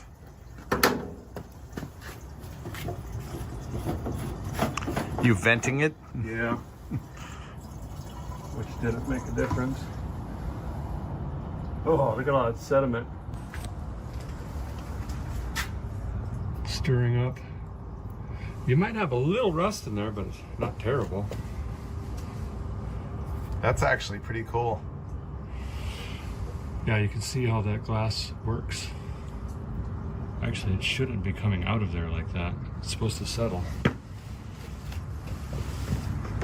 Oh yeah, it's all in there now. Rust in the tank is the diagnosis? Yep, not very good. We might have to slosh that around a little bit. These are easy to clean. We just both stand on one running board and just agitate it and do this 13 times. And we should get most of the rust out, at least for the trip. And then you'll have to deal with it down the road at some point. All right, you ready for the shake? Yeah, let me move your door a little. Do we need to stand on it? We can just do this. We're trying to get the rust out of the tank by sloshing it around in there. Oh man, we might roll this thing. Yeah. Should we see if that loosens some up? Oh yeah. It's been cleaned before because you have an aftermarket float in there. So oh yeah? Someone's, I don't know, went through this at some point. That's pretty good.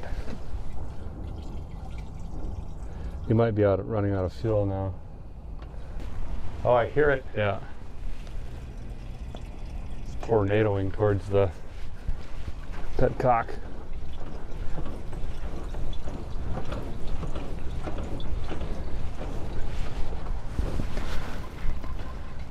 It smells pretty bad. This is a considerable part of my running problem. Oh yeah, that's bad. Oh, it's rusty in there too. You want to strain this and pour it back in and do it again? Sure. If we spill, it's all your fault. That's all I'm saying. Okay. This is the hard part with these cars is not crunching things. Okay, what we're doing is pouring fuel back in it to try and cycle more through. And we could just be using water. It might get caught in a bubble down there. Okay. That's the key. Okay. Ready? Oh, it's working We're great. filtering it through a rag. Oh, not so great now. Not working that great.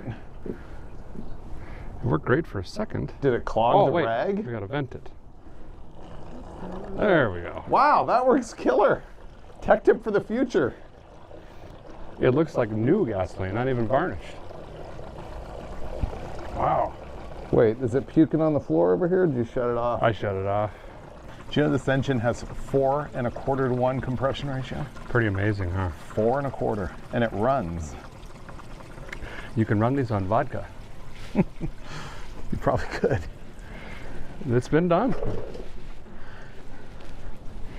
That worked spectacular. How's it look? Terrible. Look at that. And the jug is actually clean. That worked fantastic. Oh. We'll do it again? Yep. Okay. There we go. And she's flowing. That's water. That must have been in the very bottom. That was also part of your issue. Water. What if this thing runs perfectly? That'd be great. We just hit the road. How boring would that be to just hit the road? Well, we might need it. 400 some miles at 30 miles an hour. That's days. We should probably at least upgrade the water pump though, because that is a lot of work packing these things. Did you know they use beeswax on these? What? Yeah, like a beeswax rope in the castle nut of the pump. That's how they would create a gasket in here but also lubricate it. And the trick was tightening this nut enough to where it wouldn't gush out, but having it loose enough to where it would drip, because the dripping is actually what lubricated the shaft, which is just weird. We're going to try to fix all that though, so we don't have to do any of that, which would be great.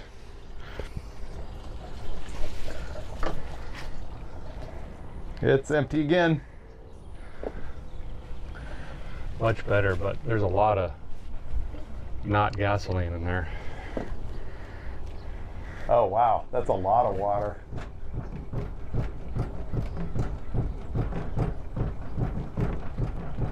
So what are you doing?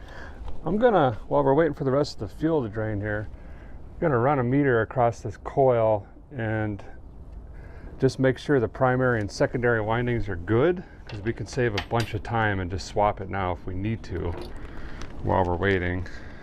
And I think we'll eventually go through all the ignition, time it, set up the lever on the steering column, do the top dead center and all of that, but we can knock some of this out quick. 8.2, that is good. That is within spec.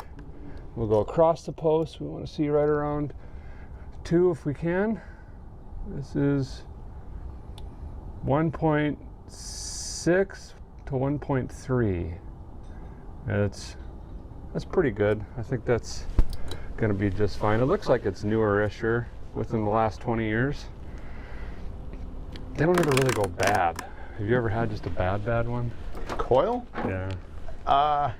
Seems like they're intermittent. We have had them fail. I've never preemptively checked one in my life. Oh, really? Yeah, if it runs, it's good. When it stops running, yeah. Man, I pulled these off the shelf new, and they have not been very savory. So I've gotten to the habit now of checking. Well, I will give to you that a new part is more questionable than an ancient part. Yes. We're kind of doing a bunch of things at once right now. We're draining fuel and rust out of the tank. Derek went through and checked the coil and decided it was good, and now we're changing the spark plugs. Remember earlier in the episode I pulled them out. They're already a little bit black again, but we have new ones. All right, well, we got the lightning whirler tore down, the sparkulators are out. I think we're gonna go one step further before we time this. We should pull the timing cover off and check that gear out. It's made of a fiber material, and if they sit and age, they can kind of come apart. So we can either timing gear. It's got to be gear to gear, no chain, right? Yes. Yeah. So we can either ignore it or replace it now, or on the side of the road. So what you want to do is go through the work of taking the cover off and looking at it, then ignoring it. Right. Okay. Yes. And then Ford Model A timing is a little bit different. It's actually pretty finicky, not only for the performance of the engine, fuel economy, but longevity. This has, as you know, Babbitt bearings. Right. So the bearings are actually poured into the block and the rods, and then they're machined to match crudely. The problem with them is they're like 85 to 87% tin, and then some other whatever metals, so they're pretty delicate. They're soft? They're very soft. So RPM and incorrect timing, like lugging up hills with too much timing on these, will just wipe them out. How does it detonate with 4 1/4 to 1 compression? Yes. Great question. That actually makes no sense, especially since we can burn at 91 in the thing. I know, it's wild. But it'll happen, it's that inefficient. Yeah. So these are a little bit different where, say, a traditional car that has mechanical timing advance or vacuum advance, you can advance this right off the steering column. There's a timing lever, a throttle lever, and you can adjust the air-fuel mixture with the gasoline adjustment valve, which is also your choke. And that's on this side. Yeah, choke pulls in and out, and mixture screws, I assume, a needle into a jet, meter to orifice. Yes. Yeah. Yep. And we'll probably get to that side a little bit later. But there's 10 notches on the column, and every notch is 4 degrees of timing. I didn't know it was marked. Yes. This is a 30-31 column. Normally there's a bigger plate on the side, but there's little lines. Oh, yeah. Yep. So every one of those is 4 degrees. We don't want to throw 40 degrees of timing at this. So we're going to try to do -4 after top dead center to the top. And then we'll be at 36 about all the way in on the bottom. Wait, 4 after top dead center, all in? Yep. No. That's, or is that initial? Initial. Okay. And then we'll be able to go to 36 all in after that. 36 before. Right. One of the reasons we want to do this is you can hand crank these with this hole down here, and if that piston is at the very precise top and you crank this and it fires off, it can run forward or backwards. Oh, really? Yes. And break your arm. Snap your arm clean off. So we don't have a hand crank for this, but it's good practice to put it that way anyway. And we don't want 40 degrees all in on this anyway. So why do you have to use the pin thing in the front cover? Why can't you just put a rod down there and have the piston? Great question. So the pistons are actually offset in this head. The valves are directly below. Oh, right. Yeah. It's a flathead. So the piston is not right under the spark plug hole. I was thinking you could drop a rod down there and just move it up. I wish it would be that easy. You can barely see it if you look across. I wish we still had this. There's a timing pin in here. We'll show you a little bit later. It's actually pretty neat the way it drops in. And then we'll visually verify. And then we're going to set up our points and distributor camshaft with a tool and a process to match the column. Okay. And all of that together is going to give us precise Model A timing. So what he just said is we're going to time the engine, ignition-wise. Mhm. Before or after we pull off the front cover and look at the cam timing gear? Let's do that first, because that could make a bad day or a really bad day, and then we'll put everything back together after that.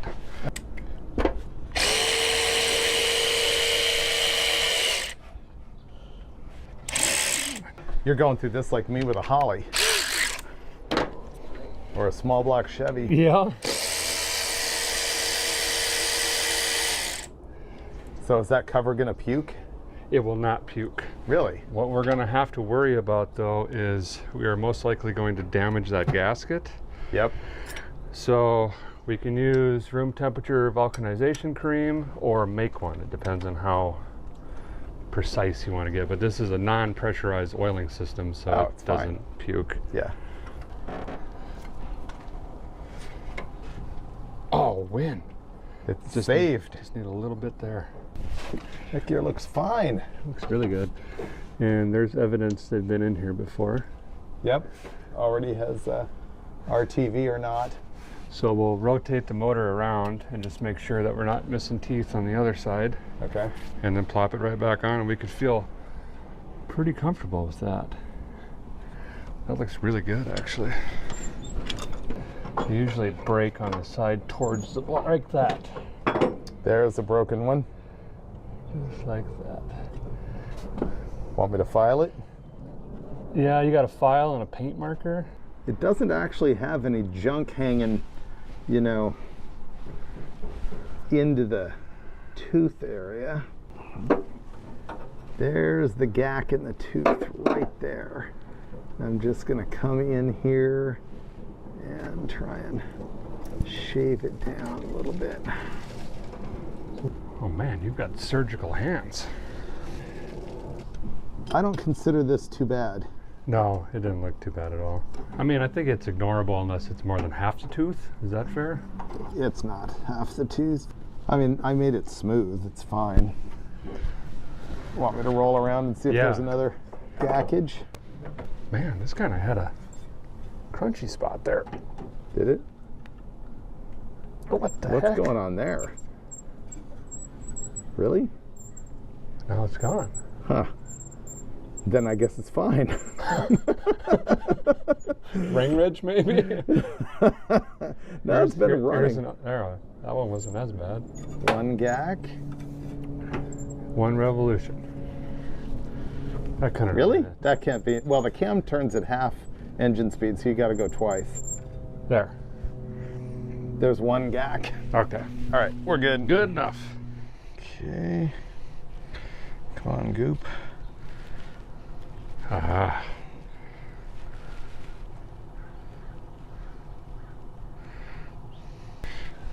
Good enough. Do you want to skim the whole thing? If you want. It's your rig. Waste not, want not, right? Perfect. All right, we can be somebody now. Yeah. There we go. You have the only non-leaking timing cover. Ever. All right, we pulled the cover off, checked the timing gear, filed one down. It's a fiber gear. It was really soft. I had to go easy, and it only had one gack. Now it's back assembled. Now Derek's going to show us the pin that we need for ignition timing to find top dead center. So Model A's have a really cool feature called a timing pin. Well, some people call it something else, but it's built into the timing cover, and essentially you pull it out, turn it around, and hold it in as you rotate the engine, and that pin will actually depress into the timing gear when the engine is at top dead center, and then we can visually verify it and put the pin back in. It's a really neat thing. I wish was still on motors today, but it is not. Here's the pin right there. We just came out like this, flip it around, we drop it in. Oh, you took the pin out and turned it around to the bullet nose side. Now we'll spin this until we feel it depress, which it's a very, very small hole. Can sometimes be hard to find. Right there. See how that goes in and out? So, right about there-ish is TDC. Now we'll put this up here so we can lose it. Now we'll shine a light in here and we're gonna check the piston out, and we can gently rock it back and forth and make sure that piston is right at the top before it starts to come back down, and that'll be precisely top dead center. The next thing we did there is looked inside the spark plug hole, and you can see the piston moving up and down, and I rocked the engine back and forth with the fan to rotate it so I could see that piston. And what I wanted to do is go to the point where it stopped going up and then go to the point where it starts going down and sort of eyeball that float right there. It has a lot of dwell at top dead center, and just sort of eyeball it in half and call it good enough. So now we found top dead center. We're going to adjust the distributor cam, or the points essentially, to match everything that we've done. So top dead center, I've got the timing control lever on the second notch or position. And now we need to make sure that our points are just about ready to open up on top dead center. If we look in here really quick, I want to show you this. Actually, just use my fingers. There's a lot of movement in here. Actually, it's more pronounced with this Nurex wrench. The points are not opening. So that's how much of an error we have right now in timing. Oh, wow. So we're gonna fix that by using this wrench. And all I'm going to do is loosen this lock. We're gonna rotate this around, make sure we have no friction. And once I bring this around to the number 4, this is gonna touch. We will tighten this down. And then we'll come back in here and see what kind of play we have, and we can make finite adjustments. We want that to just barely be opening up right where we have the engine timed, and that way this will match our lever. So we'll loosen this up like that. 1 or 2 times around. We'll touch the wrench to the number 4 post. I'm going to tighten this back down, and we still have slop. So now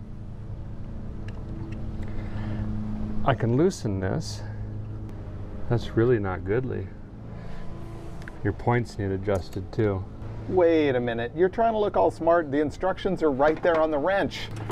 Yeah, actually we don't use those though. Cheater. Yeah. So now you're adjusting the points? Yeah, we're adjusting the points because I could see the cam was hitting the armature of the point itself, but it wasn't actually opening the point. So we got to bring the point pads in to where it's actually pulling off of the distributor cam when we want it to. The armature, is that a Derekism for rubbing block? Rubbing block thing. Yeah.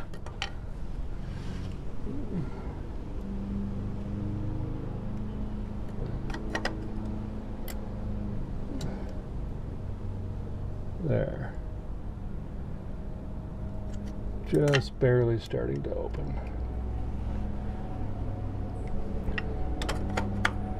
So the rubbing block doesn't adjust the timing, it just adjusts the gap. The gap. Yeah, the dwell. Yep, and if it's bad enough, if it's open too far, you'll have a late timing actually, because it's not hitting the nose of the cam when it should.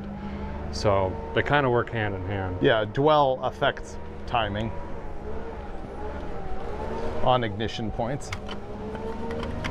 Okay, I'm going to do the process once more just to make doubly goodly sure. It all just came clear to me what's going on. You saw that Derek was able to rotate the cam in the distributor on the shaft. So Unlike muscle car stuff, where the whole distributor turns and the rubbing block on the points changes its relationship with the cam, on this one, the points stay still and you move the cam. Ding! I got it now. It's almost like I was watching an episode of Vice Grip Garage.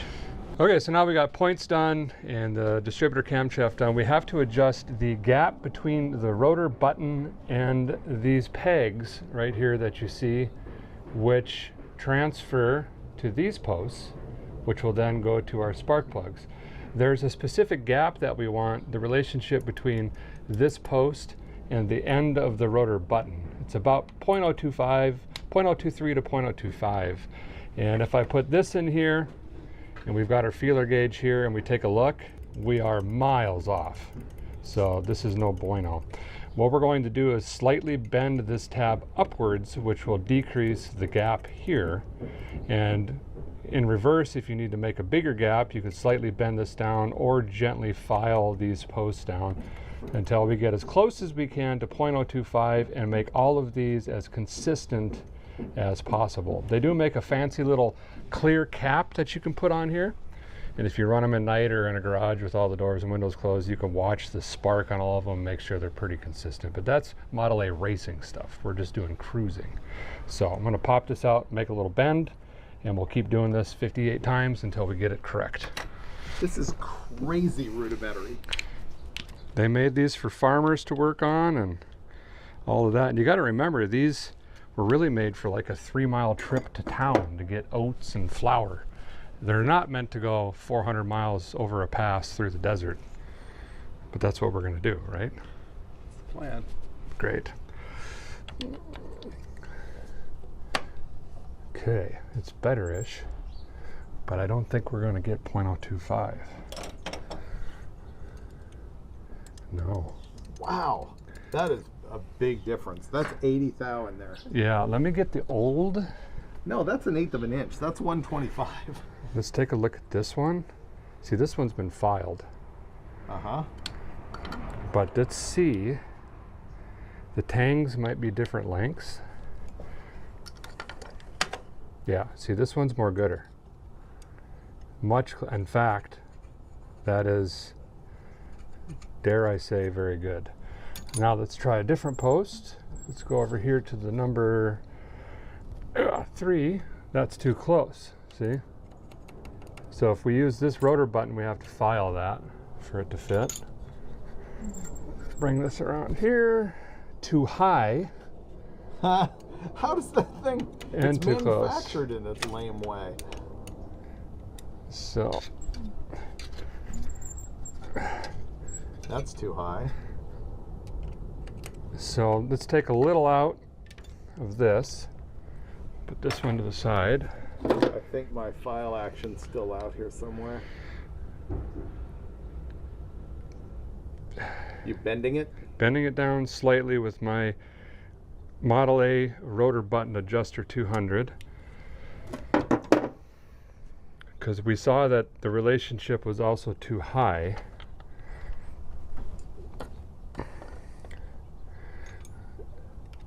See, now we can fit in that one. That looks good. They're kind of on a plane. That's a little wide. That one was perfect before.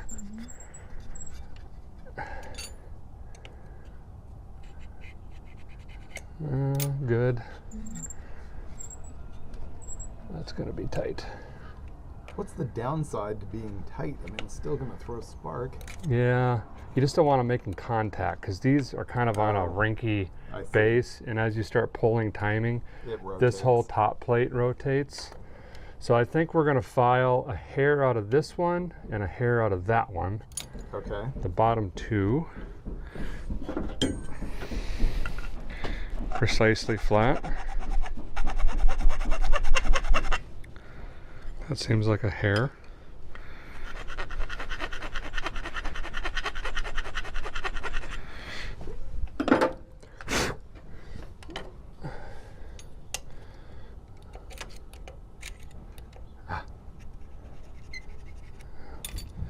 There we go. Come back to this one.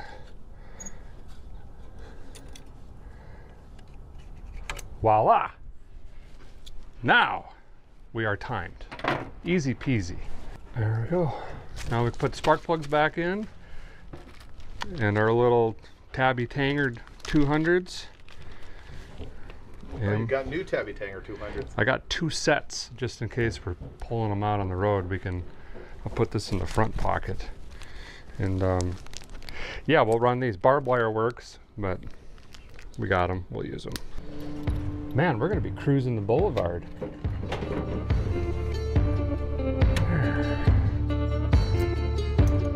New plugs, new straps. We're ready to make this thing run better than ever before. We just need to throw some fresh gas in it.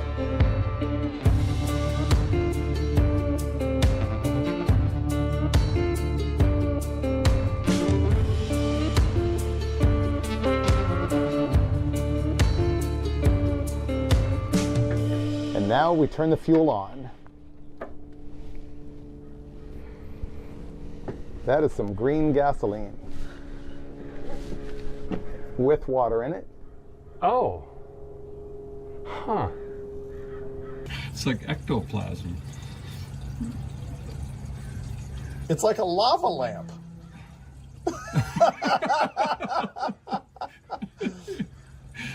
Oh, weird.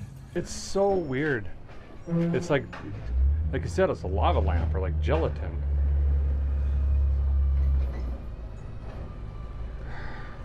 Let me pour a little out and then we'll try to discover what's in our beaker.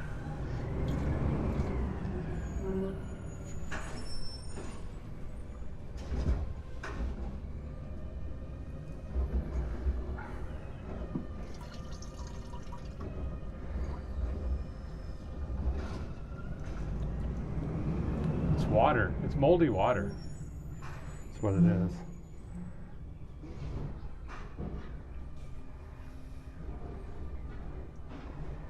It feels soft, like the side of a slough or pond or something. Gross. That's a new one. Yeah, I've never seen that, ever. I suppose we should put this back and crack it again and see if it happens again. Yep.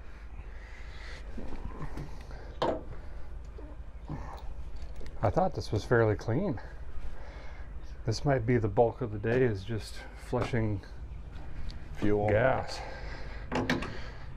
We were ready to start this and we poured fuel in the tank and then we opened the petcock and I watched the glass bowl fill with green algae and stuff. It is the weirdest thing. If neither I nor Derek have ever seen anything like that before, you know it's funky. Yeah. Let's see if we can repeat it. It's not like it's diesel. Yeah. That looks fine. That's more better.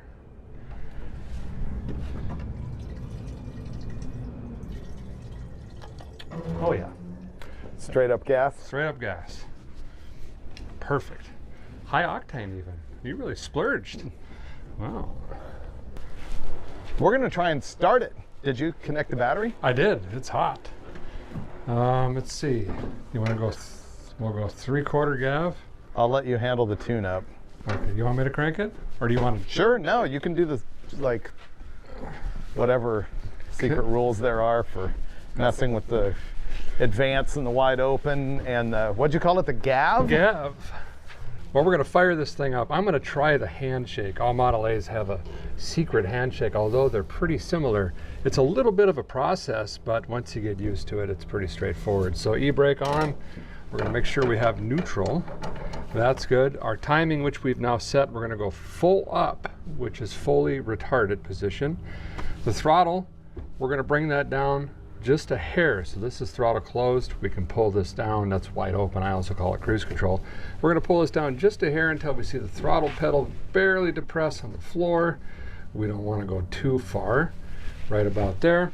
Confirm we have our fuel on, which it is. The gav over here, gasoline adjustment valve. We're going to crack this open because it's cold. So we're going to do 3/4 of a turn, which is about right there. Now once this is warm, we won't need to open this up. Maybe just a hair, but when it's cold, we're going to do that. When we pull this up, That is also choke, which we're going to be using. So what we're going to do here is turn this on. We're going to crank it over, which the starter pedal is up here. And that's just a rod that depresses straight to the starter. It's very rudimentary. And we're going to let this rotate a couple times. We're going to drop the choke, and it should light right off. If not, we're going to repeat the process. We might have to play with the choke just a little bit. But let's give it a whirl. Ignition on, choke.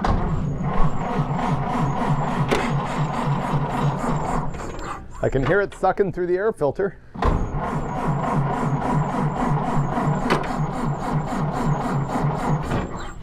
Oh. Carburetor is not leaking. Okay.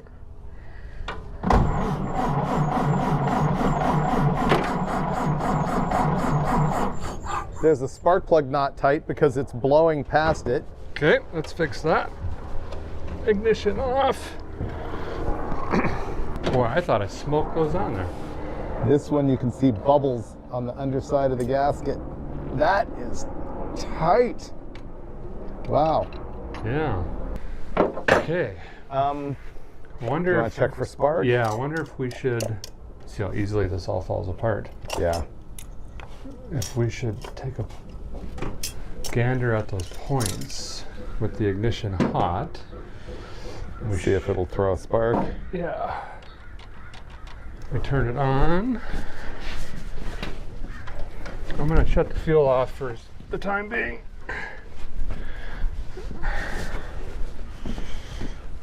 Okay. I just saw a snap. Did you? Although not anymore. We had one snap. So Okay. let me draw that just a little more. You're grounding to grounding, arcing that.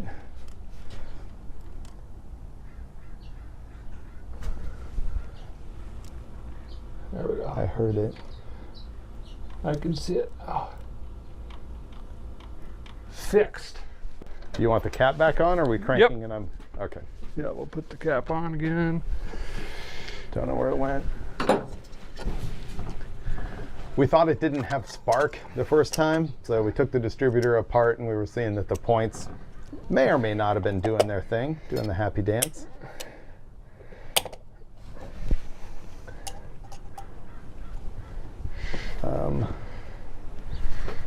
Oh.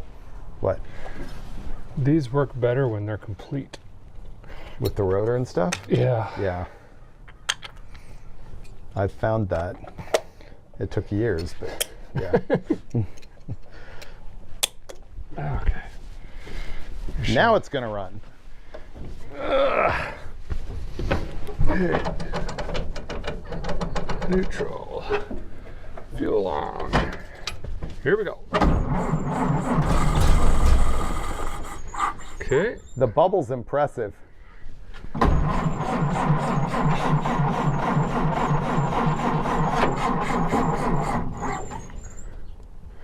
We give it a little more throttle.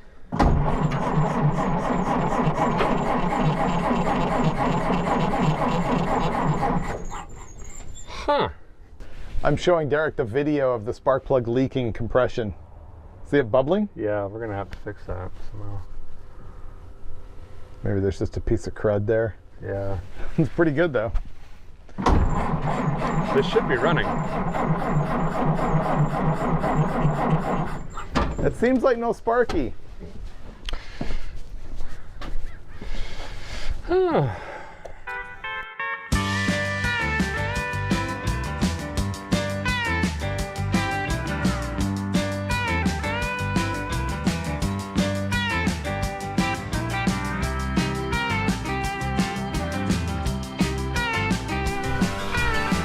We're still fighting no spark, and we just changed the condenser probably randomly.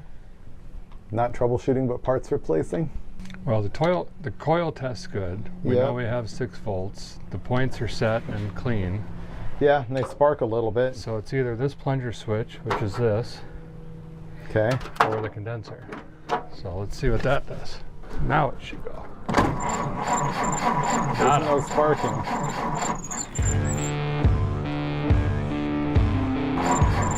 There's no sparking.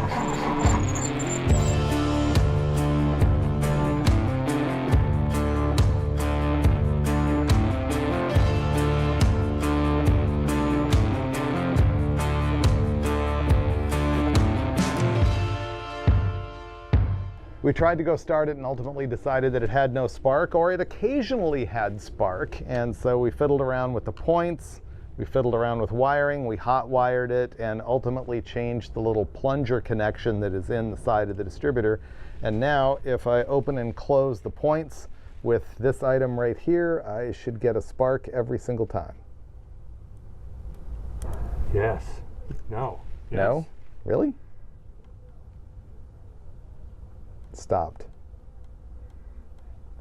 It's weird. It sparks like 5 times or once or twice, and then that's it.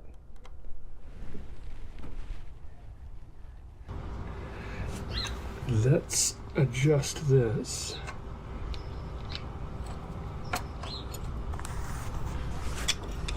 So what I'm going to do is try to loosen the standoff for the other side of the point and shift it or turn it a little bit so the pads make a better contact. Better? Oh, look at that. He just fixed the alignment from the points to the contact and changed the contact. I mean, it's not going to do anything, but it's fixed.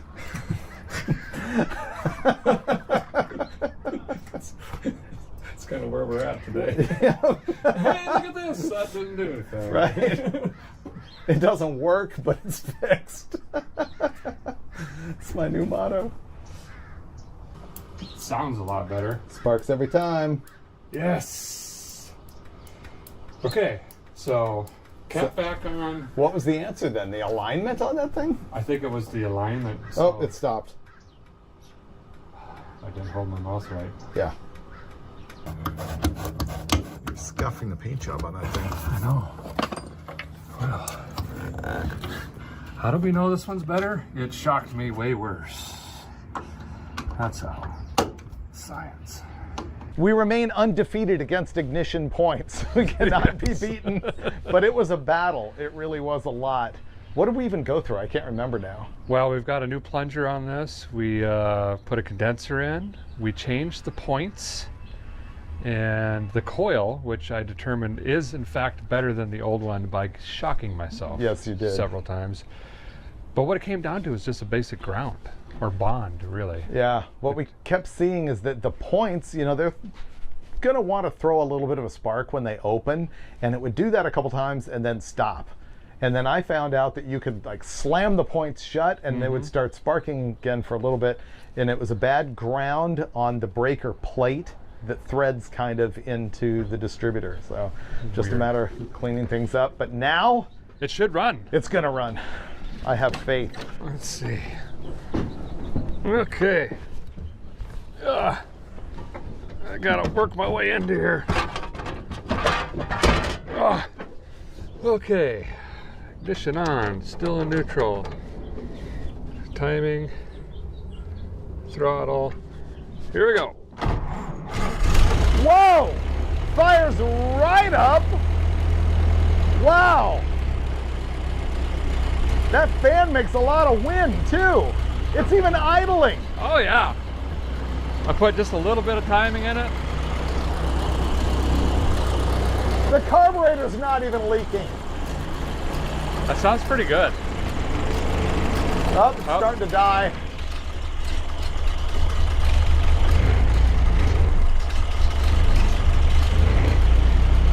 What happened there?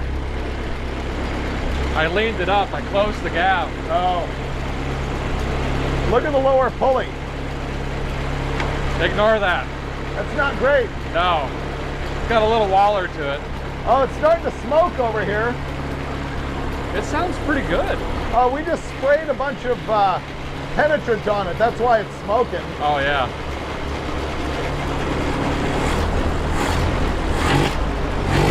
Oh. This is full race. Have you tested the clutch yet? No. Should be. You gonna hit my Super Me? Hop in and try it, just aim this way. Okay. He's gonna put it in gear and try the clutch.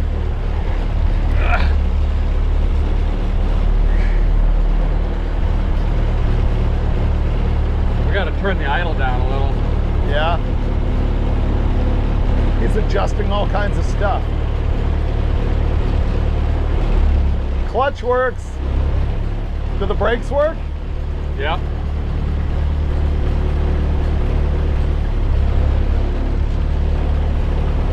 Whoa. Was it brake stuck a little bit? I think so. Yeah. Yeah, now it's not doing that. That's official. This is the driver. Oh man, that's pretty good, David. I'm super happy with that. Wow. Smoking action shot. I'm just waiting for open flame. Kaboof. All of a sudden, that'd be our luck. Let's see. We got to turn the idle down a tickle. Yep.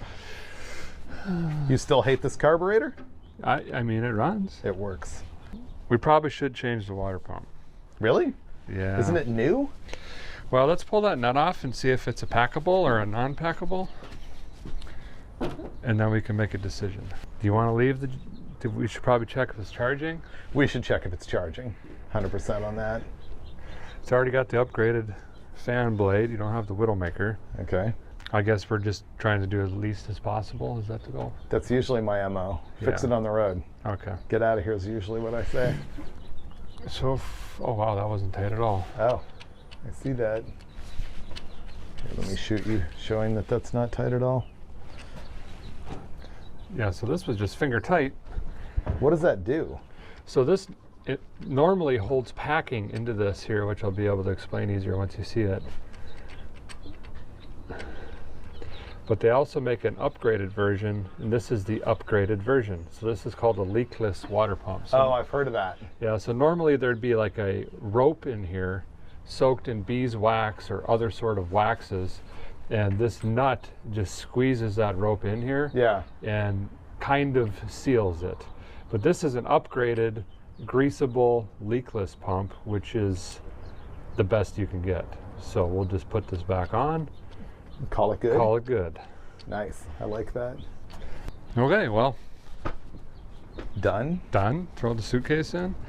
Charging, put water in it, see if it leaks. We need check charging, we need water, we need tires. Tires.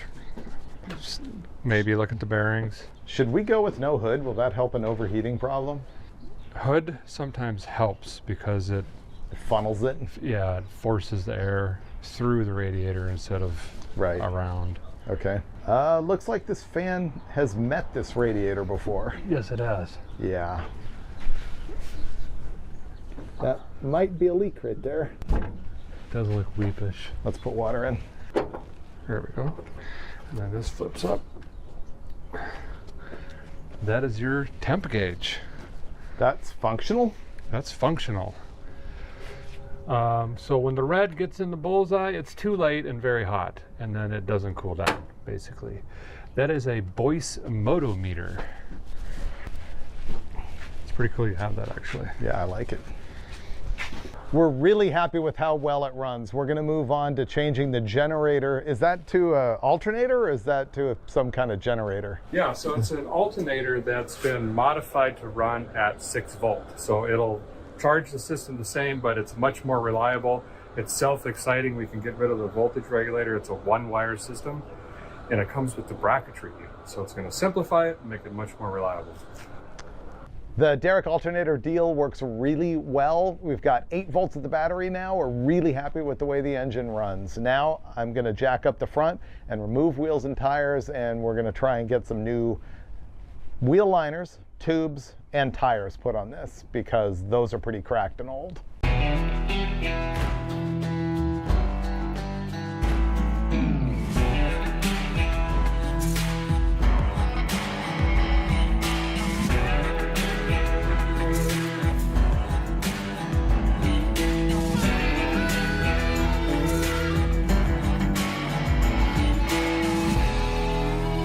We've got the wheels and tires off at the tire store, and we're going to go through the wheel bearings.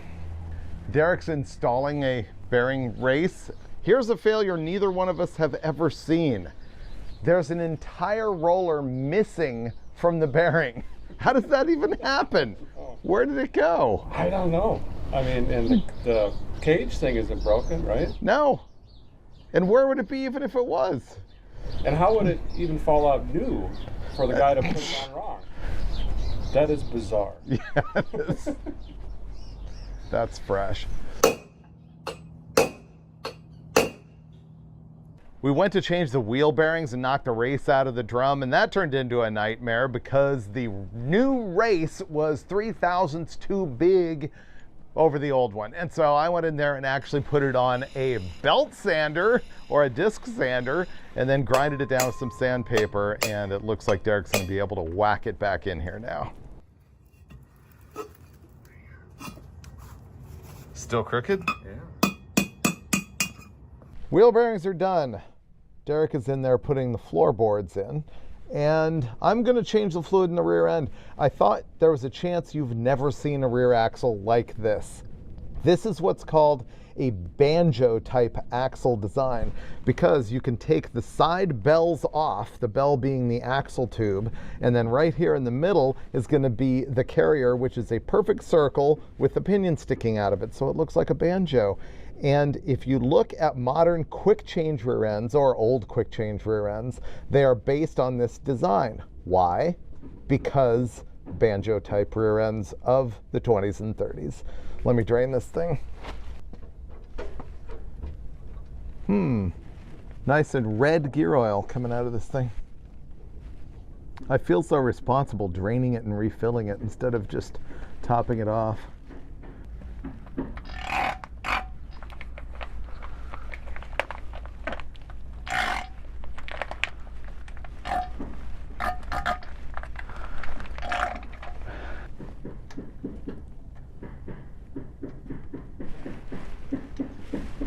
Geary oil handled.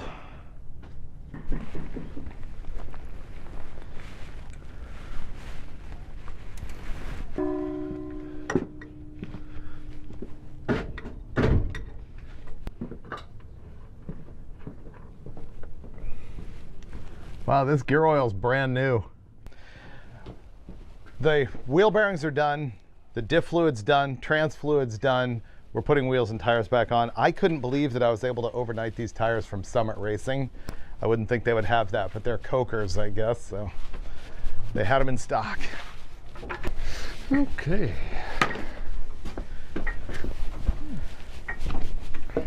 Is that good? Yes. Yep. The centers of these wheels are stamped steel. And of course, they're spoked. And none of them are round.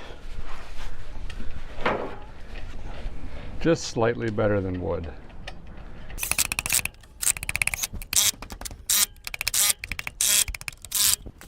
Ooh, here's something the audience should know. This thing does not have hydraulic brakes. They are mechanical. There are actual rods connected to the brake pedal and a big Rube Goldberg pivot situation under there, and a bunch of spindly little rods that come forward to each of the brake drums. And yeah. Literally go-kart, pretty much. Actually, go-kart's a little bit more direct. That's true.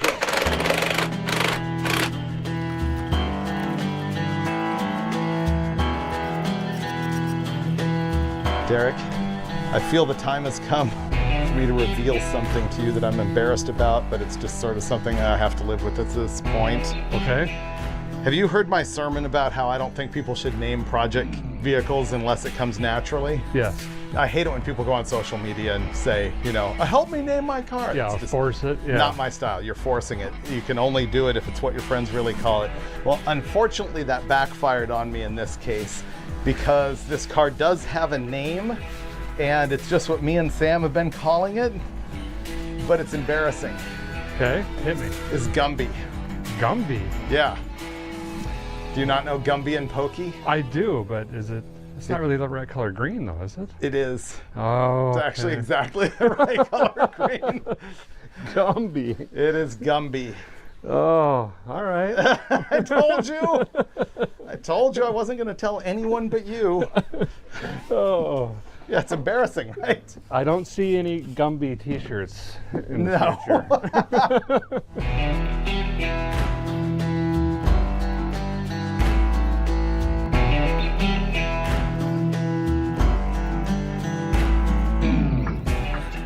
You know what we should do is take this through an automatic wash. See what happens. It would get shredded. This might be too shiny for you. We're actually going deep on this. I'm gonna call it at Armor Alling the tires, though. We can't do that. No. Hard no on Armor All tires for any reason at any time.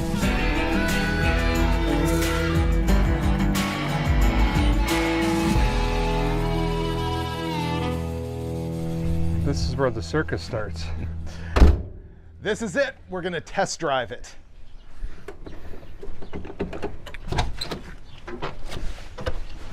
This is all polished up. Man, this is our first attempt sitting in it together too. It's not bad, actually. Let's see. I could live with it. And will for the next 400 and something miles. Right. Let me give you some gav. Yeah, give me some gav. And choke. And then on, and then all the way up. All the way up. And want me to just give this a tickle? Yeah, just until that moves. Yep. Like that. Good. And that's neutralo. Hit her. Way up there. Battery connected? Oh, I thought it was the rest. Wow, that's good. Slowly back, a little timing. I like the passenger side tune-up. Oh man, runs sweet. Okay.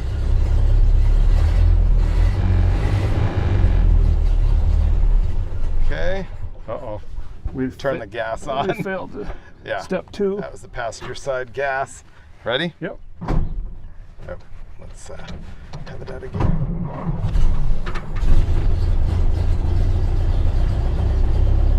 That's like having EFI with a guy on his laptop over there. Yeah. You're just over there with your knob twisting it.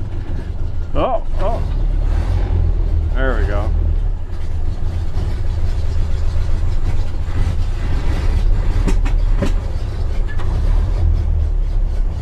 This was my concern. About the cam on the distributor? Yeah. Let me take my sandal off. This is going to be easier. Nope. So. Okay. I'm going to say it just hasn't warmed up yet. Let's go with that for now, yeah. Yeah.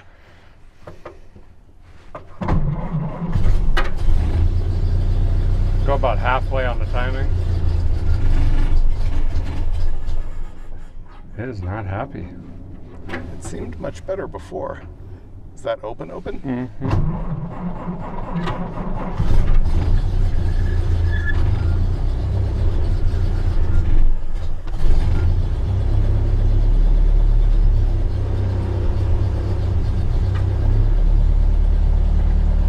Derek's adjusting the knob over there and setting the choke and stuff. It wants lots of fuel. Wants to be rich. Tilliston life. Cold.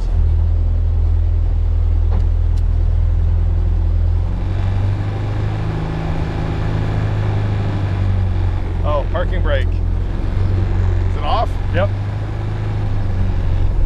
It's running! Yes. We're doing it! Brake check.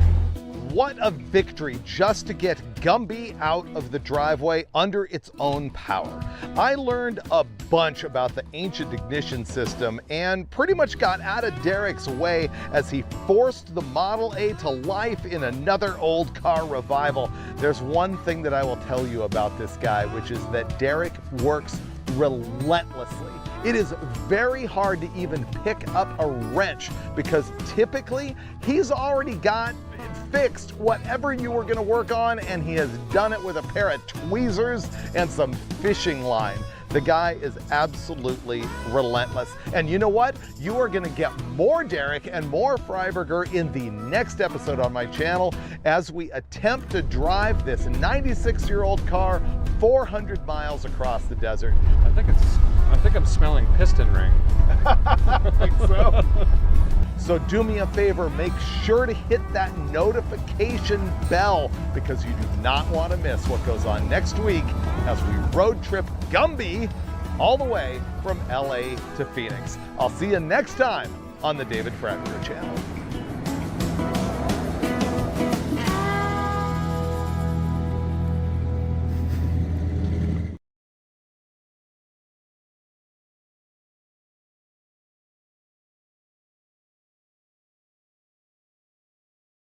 This was a gentleman's car.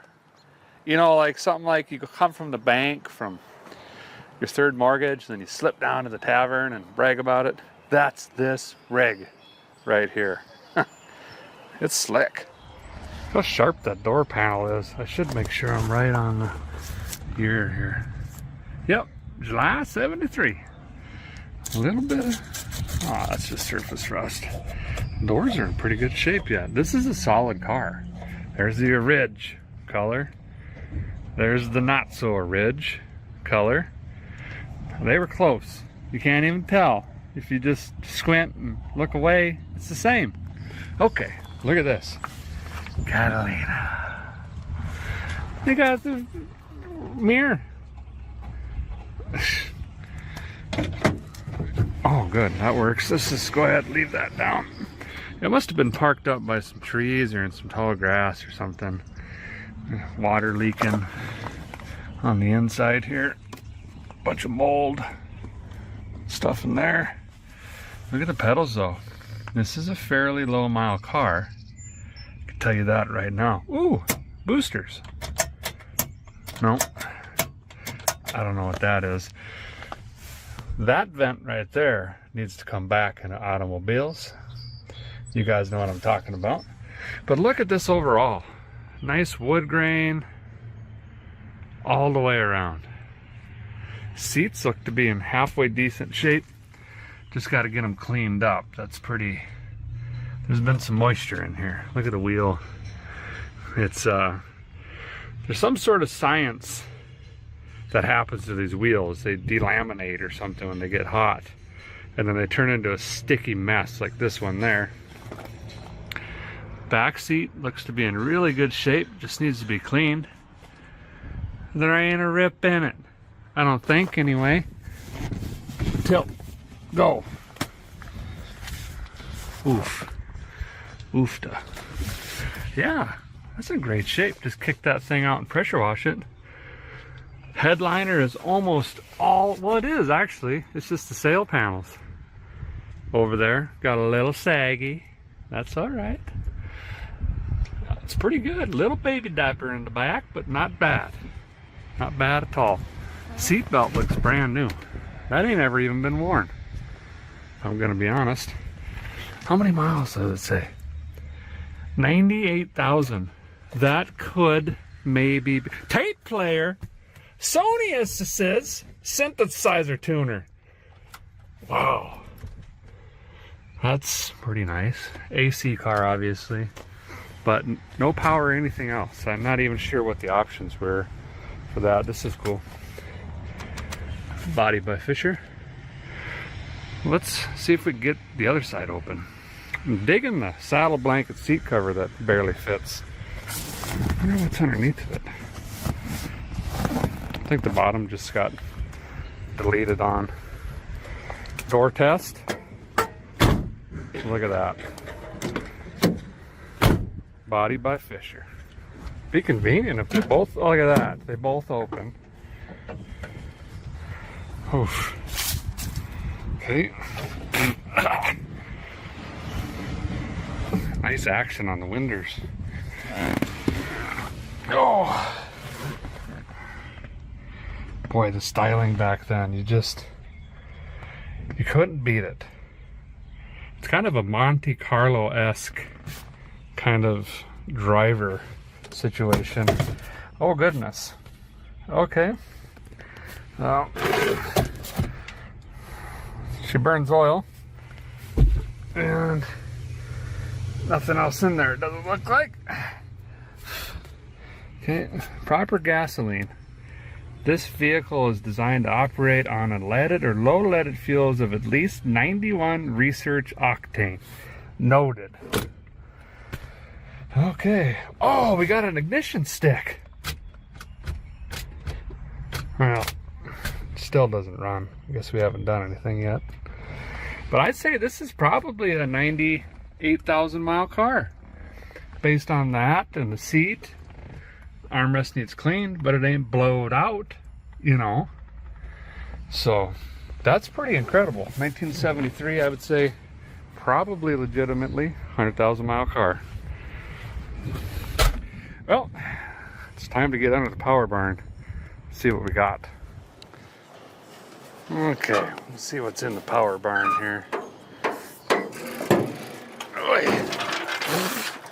Right in the retinas. Yes! Oh, we got completed. Whoa! We might got some speed parts. There's stickers everywhere.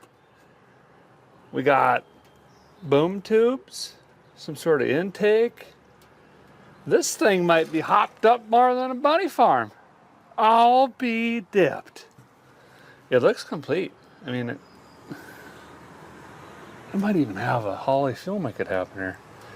I've never had this happen with the speed parts. Hope it's not blown up. Huh. Let me show you what we got here.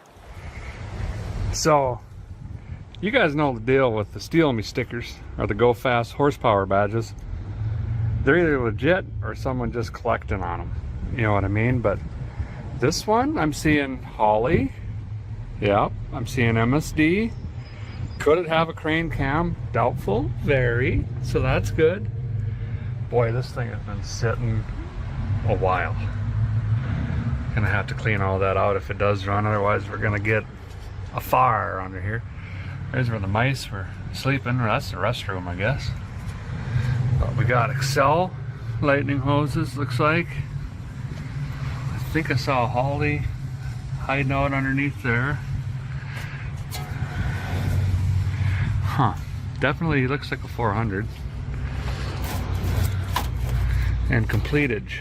It's all here. Power brakes, power steering, AC pump's been deleted on. That would normally be hanging out here, and it's impossible to get to the sparkulators with that bracket in the way. Mr. Gasket, header gaskets. Nice. We're off to a good start. Yep. Here's the plan. I don't have one whatsoever, but there are a few things I know a guy's gonna need to do here. First of all, let's make sure this engine still rotates. If moisture creeps up the exhaust or into the fuel make it happener, it's very easy to get ring ridges, stuck valves, things like that when cars sit, especially when they sit in a poor environment or somewhere with a lot of moisture, like tall grass, which is my biggest fear of them all. No, it's up there. It's not the biggest though. If the thing rotates, we'll probably pull a sparkulator or 3, maybe 6 or all 8 out, scan the peepers on them, get an idea of how it was running when it was parked and what kind of condition the engine's in. And then we got to get sparkles out of this thing, make sure we got spark.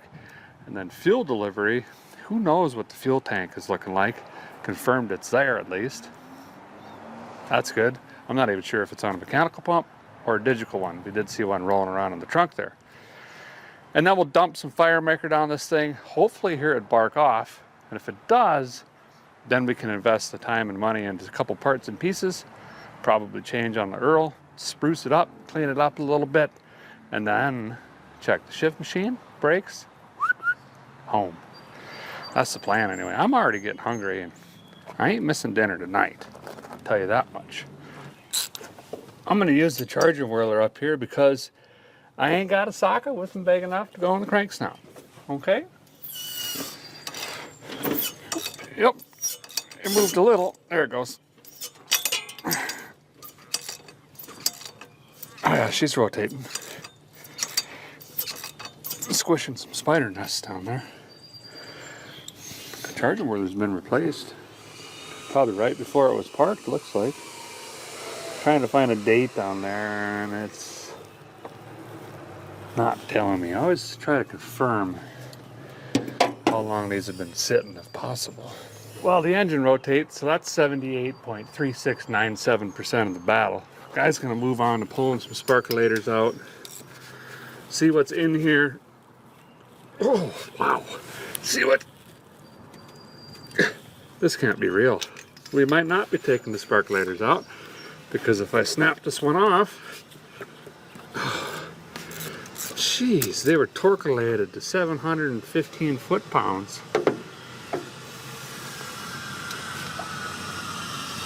Yeah, richer than Elon. But she was running. Let's pull out another one. Just, we need a larger sample base. That's ridiculous. Come on now. That one is drastically different than that one. So that's good. Well, you can see here, one is rich and one is lean, and they're neighbors. So kind of an uneven health status right now, but it was running. They're not fouled up, they're not bent up or anything like that. I think I'll just stick them back in. Once we hear it make some noise, then I can decide if I'm gonna put 30 bucks sparkulators in or not. Let's get the air filtration system off, see what we got going there. Jam these back in quick first. I'm gonna put the fouled one back where it seemed to be hitting cleaner. Auto clean. It's like throwing a dirty dish in a dishwasher. Just ignore it. It'll fix itself. Hope we don't have the dreaded Pontiac timing chain issue. Yeah. Okay. Wonder where I could put that hardware so I could lose it. Somewhere over here. Oh yeah, we got a Holly. Vacuum secondary, single pumper, Manuel chocuses.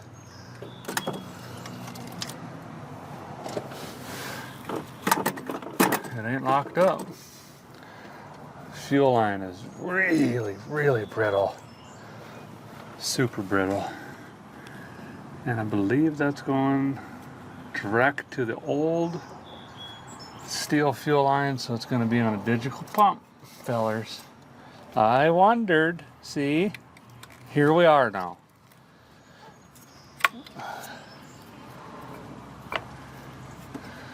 Okay. All the hardware is in it. Kind of just looking things over for mouse chewed wires, especially with this MSD stuff.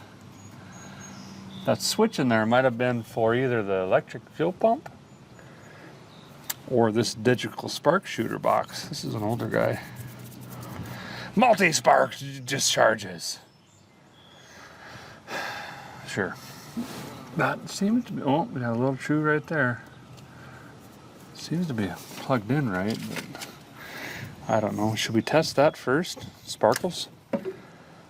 Actually, we need to back all the way up. Put a battery in this thing, first of all. See if it turns the starter. Make sure the starter's good. Then we can move on to sparkles. Get out of here! Here's a closer look at the fuel making happener. I believe, well, let's take a look. Let's say 18.6, no, it must be 1850-2, so that's going to be a 600 CFM, and like I say, it's got the manual choke, which is frozen, and she's just a single pumper, vacuum secondary, and this brittle hose right here runs right down into this. So I'm gonna say digital pump. Yep, this has been, it's hard to see, but there's a block off plate. It's even chrome even. 6 horsepower. No, probably not. Good luck, guys. This is really fast, but you still can't drive it. Okay? Oh, here you go. 1999. Long Beach, California. Huh. So anyway, let's go ahead and get a different battery in here, and we're gonna do my favorite. Start going through all the digitals. Nope, least favorite by far. Very specific reason I went with this battery. No, it was just the cheapest, and it's got top posts on it right there. Okay. Like a glove. I wonder if I should hook up Earth first. Let the sad guy win for once. Ooh, it's snapping. Something is drawn. Powers. Headlights on? No. Okay, well let's listen for fire sounds, sizzles and smokes.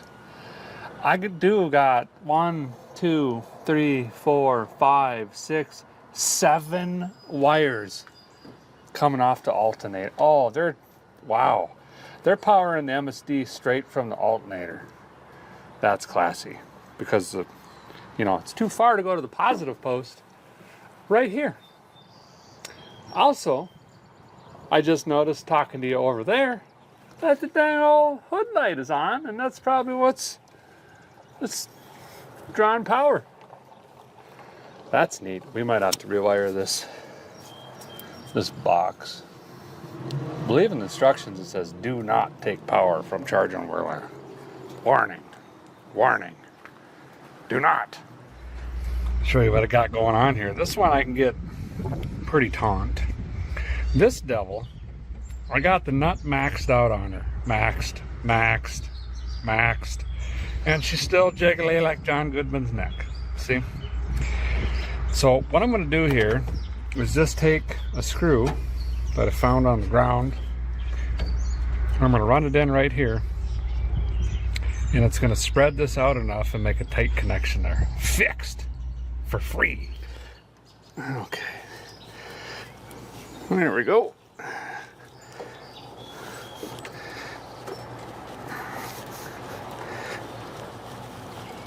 Yeah. Oh, yeah. Now, when the car starts to light on fire, we got to remember to get the root driver out, to get the screw out, because we're not going to get it discoed fast enough and she's going to burn down, and I guess we're just going to have to hitchhike, is what I'm saying. Well, before a guy goes cranking on this like a water well, we ought to make sure there's some lubrication in the bottom end in case the starter gets stuck and she runs away from us. The beforehand mentioned electricity connections. Okay. Oh, it's got Earl in it. It is not 530 as suggested by the glove box, so this is standard issue 1030 conventional, but it's in there. I think I'm going to run heavier though. Well, it's not terrible. It's good enough we can crank this thing and probably even run it for a few minutes. Ain't worried about that at all. While I'm here, what do we got in the ice cube boiler? There's juice in there. Slide ain't busted out, and the freeze plugs in the block must be in there, and the lower rad hose must not leak too bad. We're moving right along. Both the belts need replaced. Gonna ignore that. Charging whirler is at like a 97-degree angle. I'm just gonna lean like now it's straight. Right there. So that's fine. Okay. Oh, that's gonna be an issue. We can fix that though. The coil wire is chewed up by the Mises. All right, I'm gonna jump in, twist on the ignition stick. What we're hoping for is the wiring from said ignition stick through the column, throughout the vehicle to the starter, and all that is intact, and the starter in fact works. The flywheel isn't missing 48 teeth. It rotates the engine over. We don't hear anything knocking, banging, and clanking, or it just goes ka-chug. That would not be good. This looks like a pretty hot little motor for someone just to give up on. You know what I mean? It's got a guy scratching my brain bucket a little bit. All right, gonna jump in the line mixer here, get some unknown disease from the seat, and crank on the starter there. See what happens. No tilt, unfortunately. All right.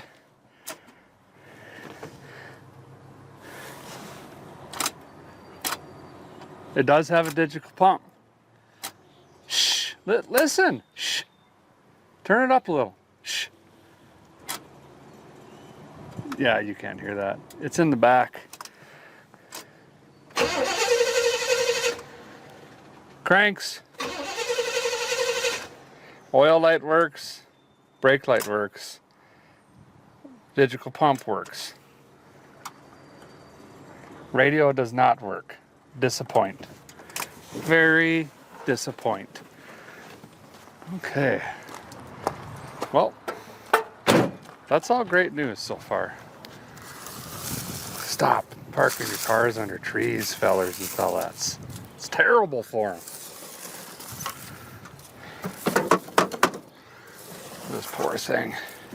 These cows rot out, then you're in a world of hurt, believe you me. So a guy threw it in my little blinky light doodad or sparkle tester. And you guys are gonna watch in here, and if we got sparkles, that light bulb should blink every time it's hitting over here on this wire. So I'll go crank on it. You guys watch that right there.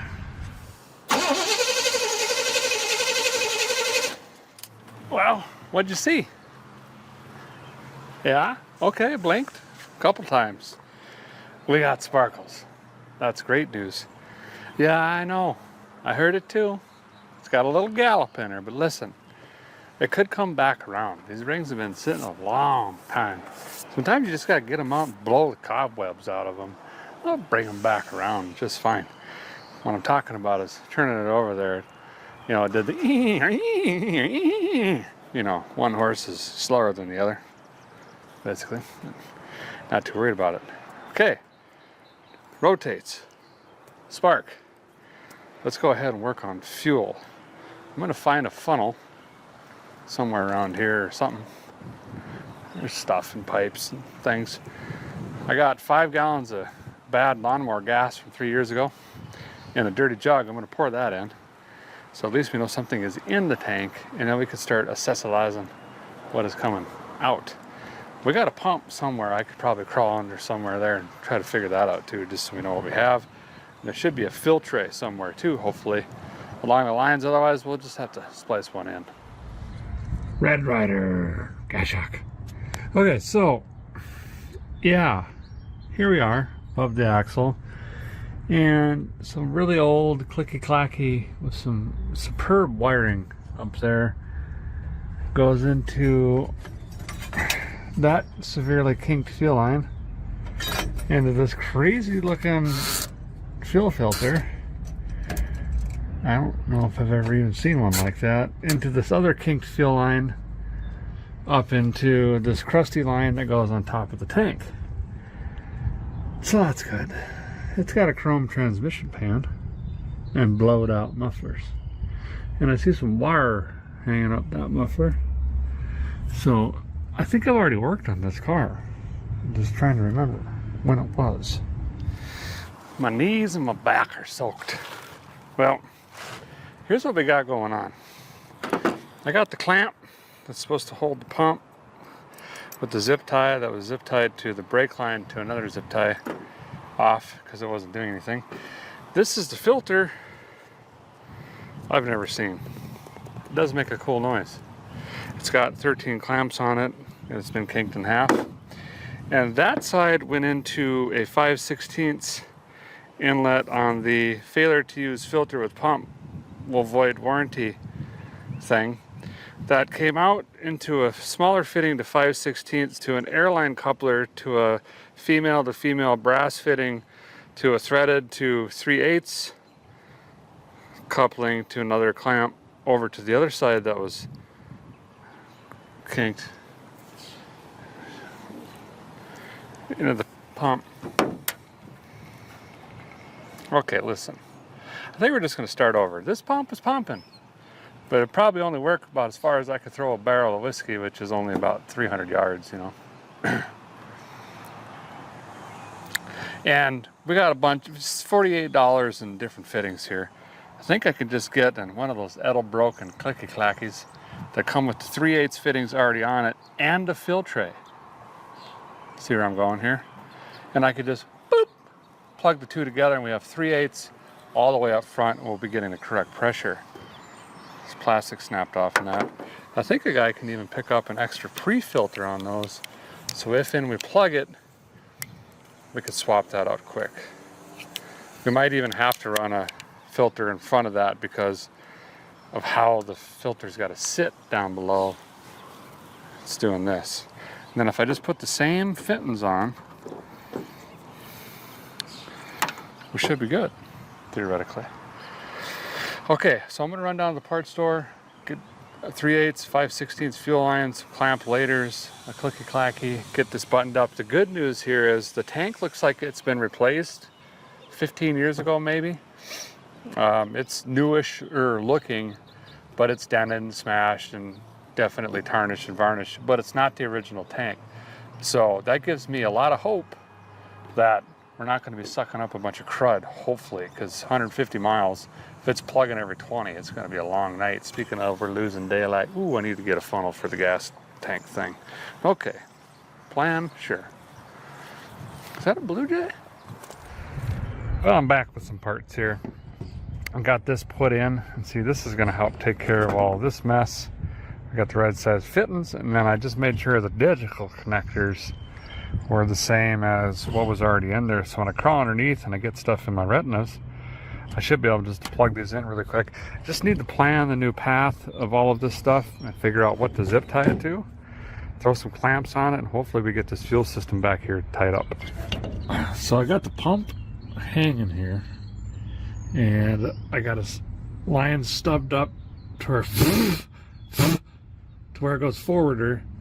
I think I'm going to run this pump up like this, zip tie it to that brake line, and then swoop this one in from the other side and try to keep it from kinking.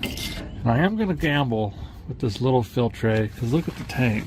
That's what I'm saying. It's dented up and stuff, but I think it's obviously been replaced. The question is how long ago, but it's bone dry. I don't think there's going to be a lot of rust and rot in there, hopefully. I mean, if it works, is it a dumb idea? You know, technically, I use 2 zip ties, so that's professional right there. Now we'll just turn the key and see if it fires up. Hit that key, and I tell you what, I can hear that thing running like O.J. Simpson, so we're good there. I'm going to go ahead and dump some fuel on this thing now, see if we can get it to push fuel up front. This is the downside to BOPC life, is funnels and this and that to try to get them the fuel. I was rooting around for some stuff back here to try to get a 90 or 45 so I didn't spill all this fuel, and I ended up asking the filler, Donnie, here, Donnie. Yes, you do. He had one of these things, and apparently you just shake this. Oh, yeah. And there it goes. It's now fueling. Hear that? I'll be dipped. I'm gonna have to start carrying one of these, and I ain't kidding you. Boy, it's going quick. Huh. It's already down to here.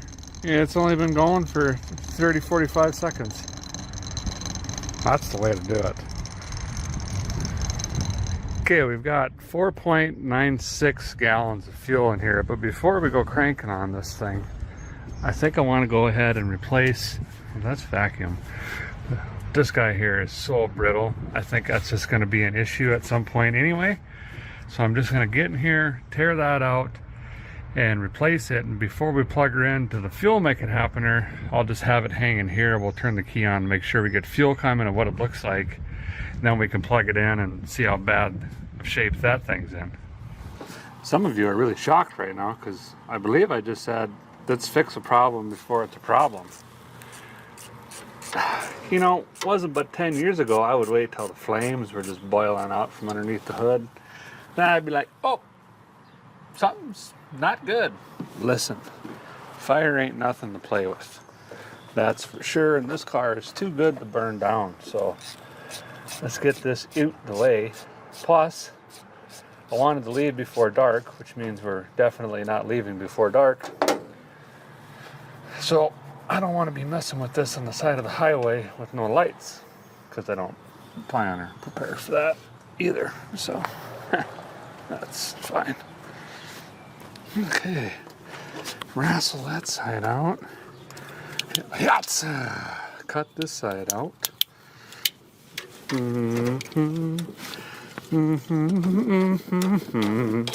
Sure, Mazel, go right ahead.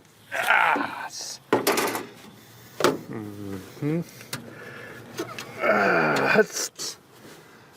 okay. Keep these clamps, some are expensive. Is that 3/8? Oh, it is 3/8. Okay, I think I got a stick of that.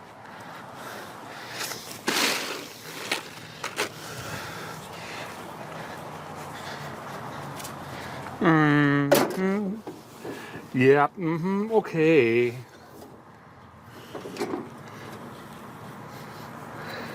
Alright. Something like, ooh, that one's all boogered up actually. Is this one bent up too? Probably. Yeah, it ain't no good. Did a guy bring any clamps? Well, I don't know, Clarence. Oh, I did.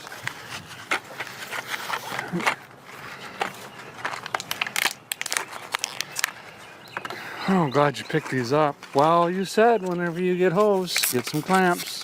Huh, well, you were right. You were. Okay, now, can a guy get this in without kinking it off? I think so. Gonna try. Boy, that would be cool if this thing really was cammed. Wouldn't it? It would. All right. Then run this up like that. Yeah, Steven Seagal that off. Now, let's sit this right here. And we're gonna see if we get fuel coming out of that.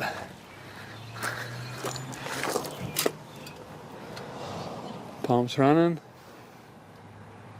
Come on. Come on. Nothing.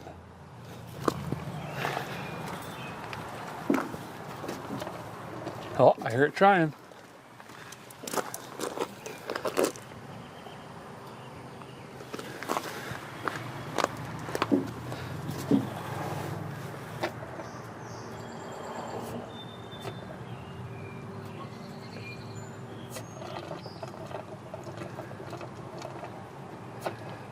I might have to coax her along.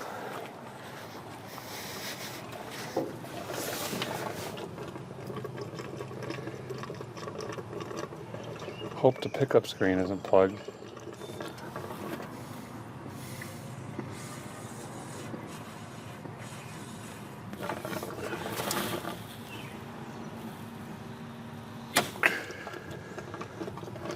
This doesn't leak. It's fighting against the pump. Maybe I gotta let the rear of the car down.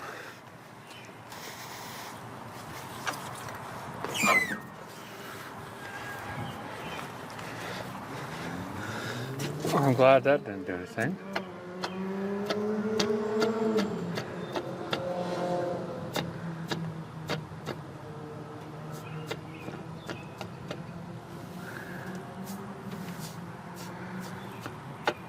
It's just not reaching fuel.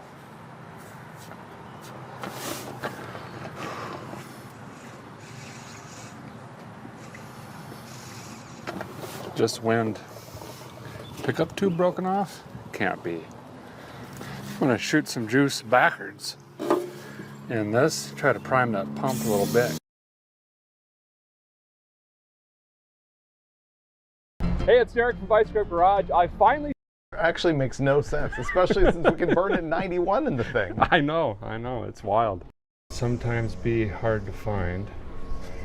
To rotate the cam in the distributor on the shaft. So, unlike muscle car stuff where the whole distributor turns, Mile trip to town to get oats and flour. They're not meant to go 400 miles over a pass through the desert. But that's what we're gonna do, right? plan. Great.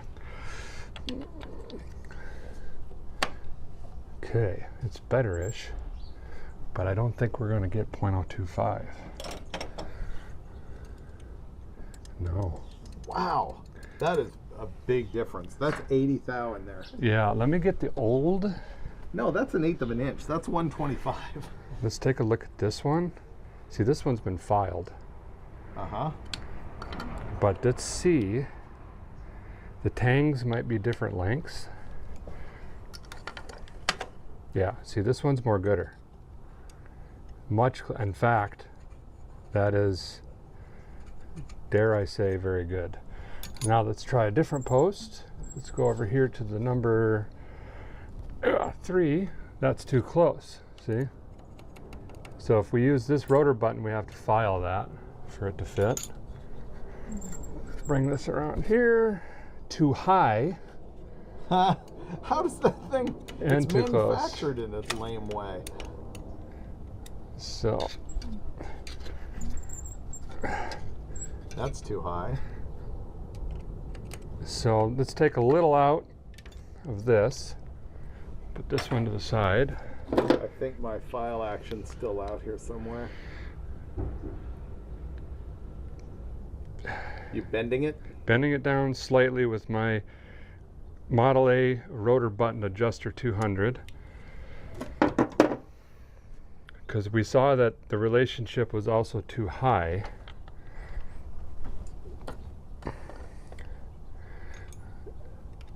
See, now we can fit in that one. That looks good. They're kind of on a plane. That's a little wide. That one was perfect before.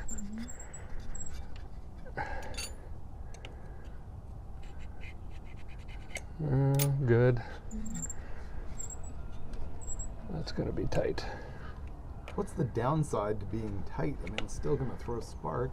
Yeah, you just don't want to make them contact because these are kind of on a rinky base, and as you start pulling timing, this whole top plate rotates. So I think we're going to file a hair out of this one and a hair out of that one. Okay. The bottom two. Precisely flat. That seems like a hair.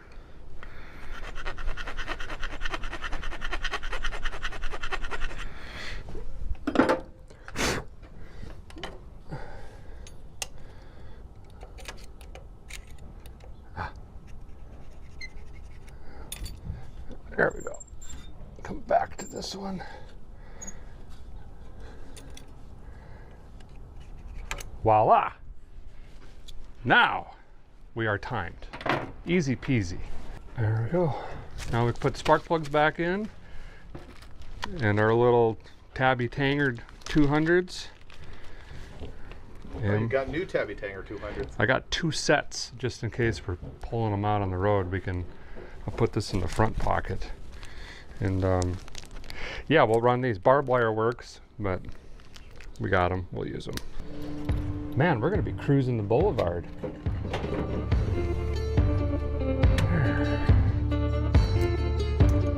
New plugs, new straps. We're ready to make this thing run better than ever before. We just need to throw some fresh gas in it.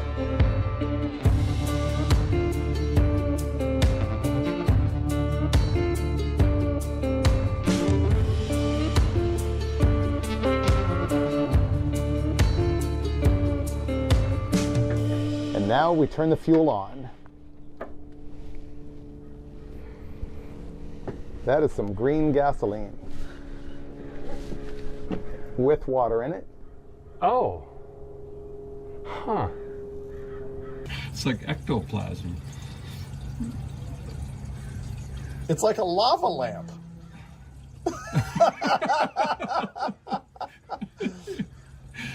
Oh, weird. It's so weird. It's like you said, it's a lava lamp or like gelatin.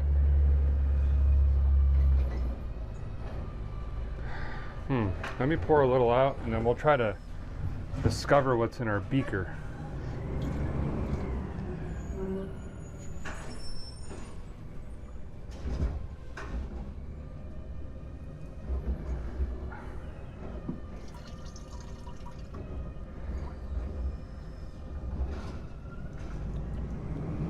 It's water. It's moldy water. That's what it is.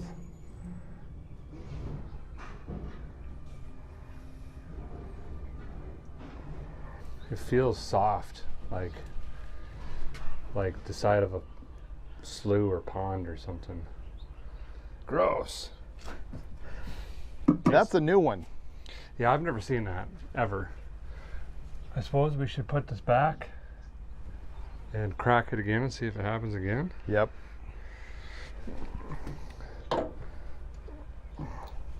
I thought this was fairly clean. This might be the bulk of the day, is just flushing fuel. Gas. We were ready to start this and we poured fuel in the tank, and then we opened the petcock and I watched the glass bowl fill with green algae and stuff. It is the weirdest thing. If neither I nor Derek have ever seen anything like that before, you know it's funky. Yeah. Let's see if we can repeat it. It's not like it's diesel. Yeah. That looks fine. That's more better.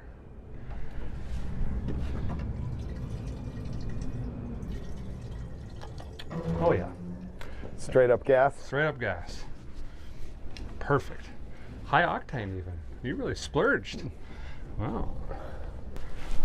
We're gonna try and start it. Did you connect the battery? I did. It's hot.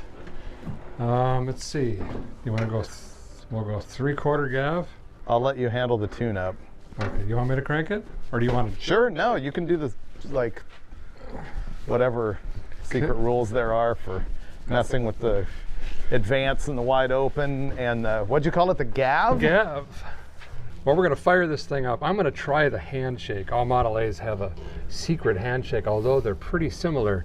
It's a little bit of a process, but once you get used to it, it's pretty straightforward. So e-brake on.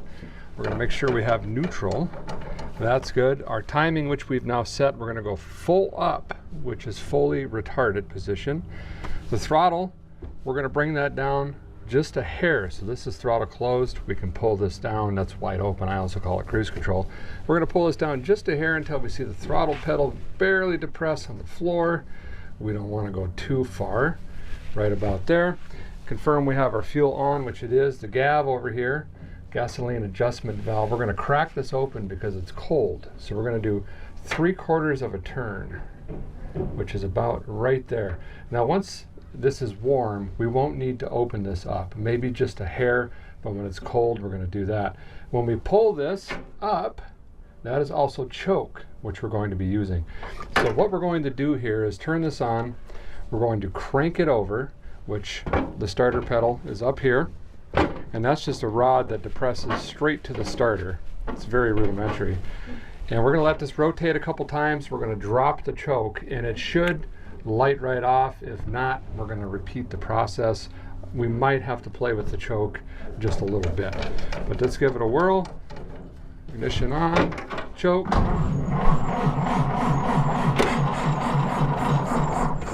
I can hear it sucking through the air filter.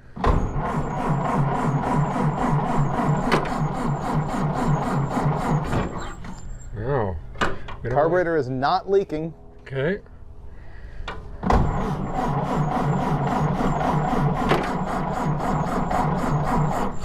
There's a spark plug not tight because it's blowing past it. Okay, let's fix that. Ignition off. Boy, I thought I smoked those on there. This one you can see bubbles on the underside of the gasket. That is tight. Wow. Yeah. Okay. Wonder do you want to check for spark? Yeah, I wonder if we should see how easily this all falls apart. Yeah. If we should take a gander at those points with the ignition hot. We see if it'll throw a spark. Yeah. We turn it on. I'm going to shut the fuel off for the time being.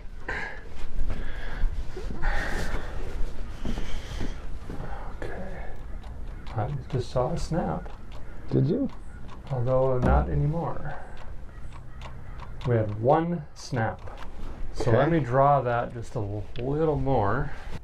You're grounding. It's grounding, arcing that.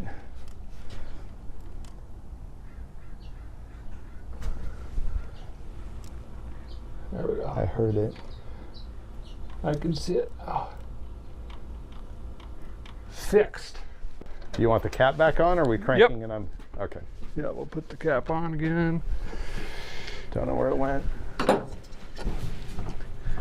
We thought it didn't have spark the first time, so we took the distributor apart and we were seeing that the points may or may not have been doing their thing, doing the happy dance.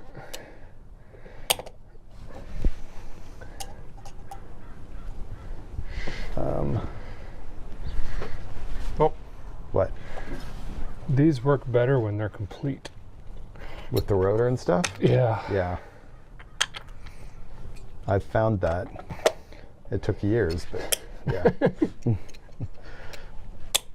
Okay. Now it's gonna run. Okay. Neutral.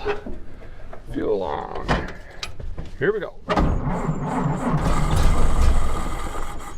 Okay. The bubble's impressive.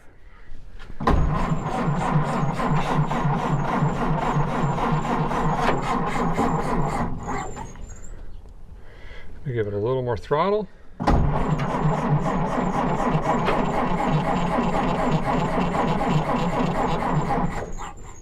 Huh. I'm showing Derek the video of the spark plug leaking compression. See it bubbling? Yeah, we're gonna have to fix that somehow. Maybe there's just a piece of crud there. Yeah. It's pretty good though. This should be running. It seems like no sparky.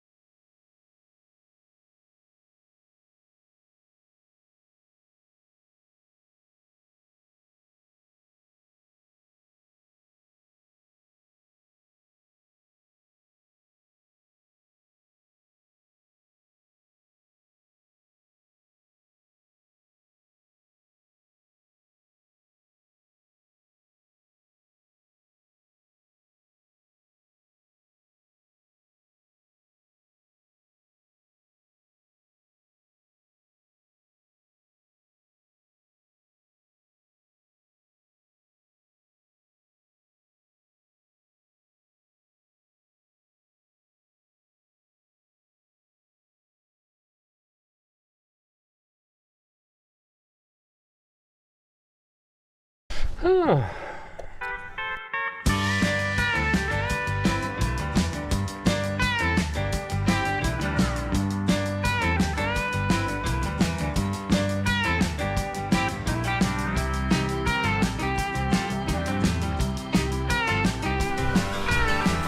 still fighting no spark, and we just changed the condenser probably randomly. Not troubleshooting, but parts replacing. Well, the coil tests good. We know we have 6 volts. The points are set and clean. Yeah, and they spark a little bit. So it's either this plunger switch, which is this, okay, or the condenser.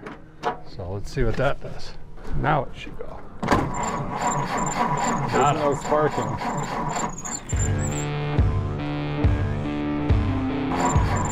There's no sparking.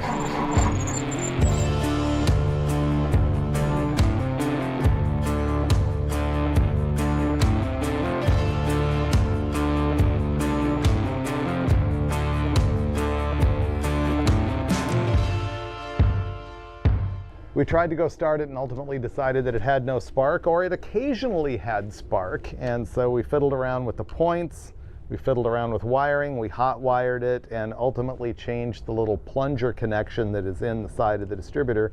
And now if I open and close the points with this item right here, I should get a spark every single time.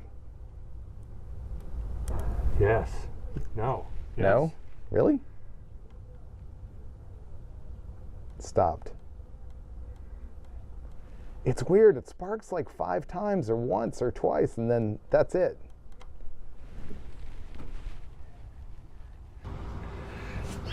Let's adjust this.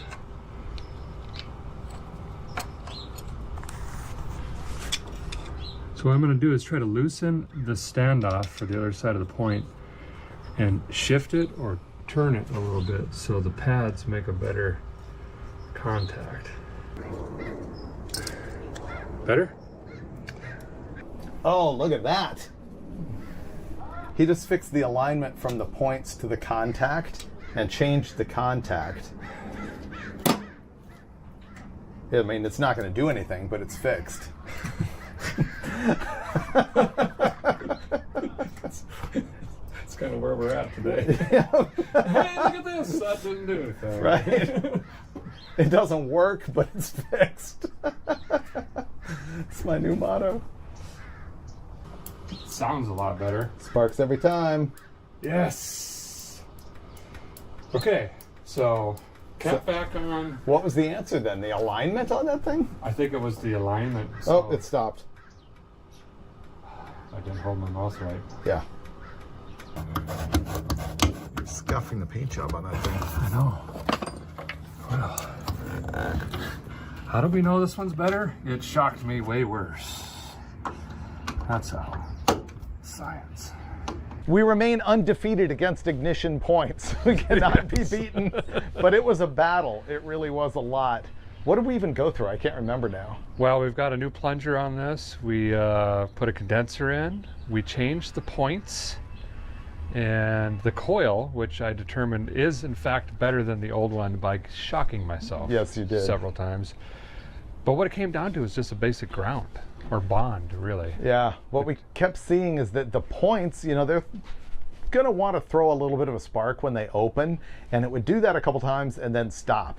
And then I found out that you could like slam the points shut and they would start sparking again for a little bit, and it was a bad ground on the breaker plate that threads kind of into the distributor. So just a matter of cleaning things up, but now it should run. It's gonna run. I have faith. Let's see. Okay. I gotta work my way into here. Okay. Ignition on, still in neutral. Timing, throttle. Here we go. Whoa! Fires right up. Wow. That fan makes a lot of wind too. It's even idling. Oh yeah. I put just a little bit of timing in it. The carburetor's not even leaking. That sounds pretty good. Oh, it's starting to die.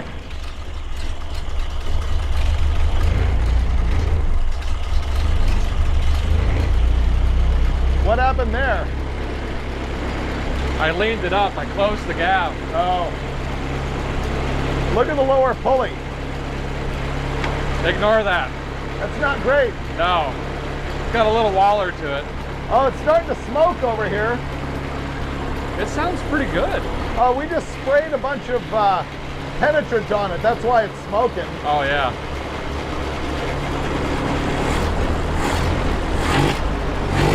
Oh. This is full race. Have you tested the clutch yet? No. Should be. You gonna hit my Super Me?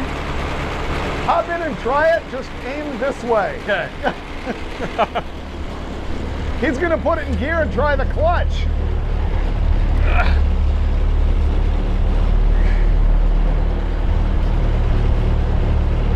We gotta turn the idle down a little. Yeah. He's adjusting all kinds of stuff. Clutch works. Do the brakes work? Yep.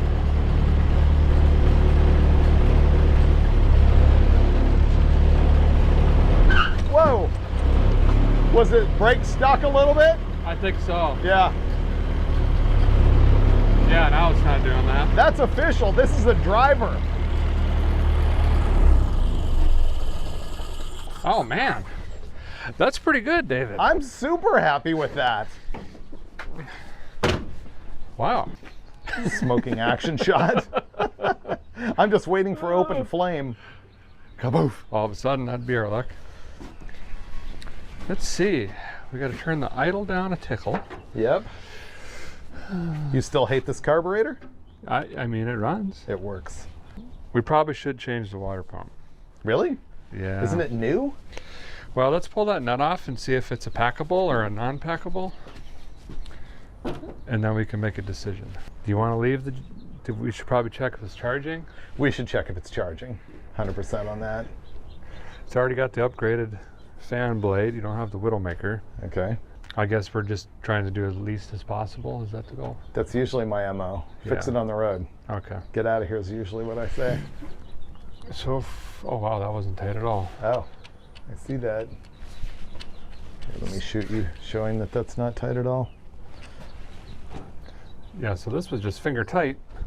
What does that do?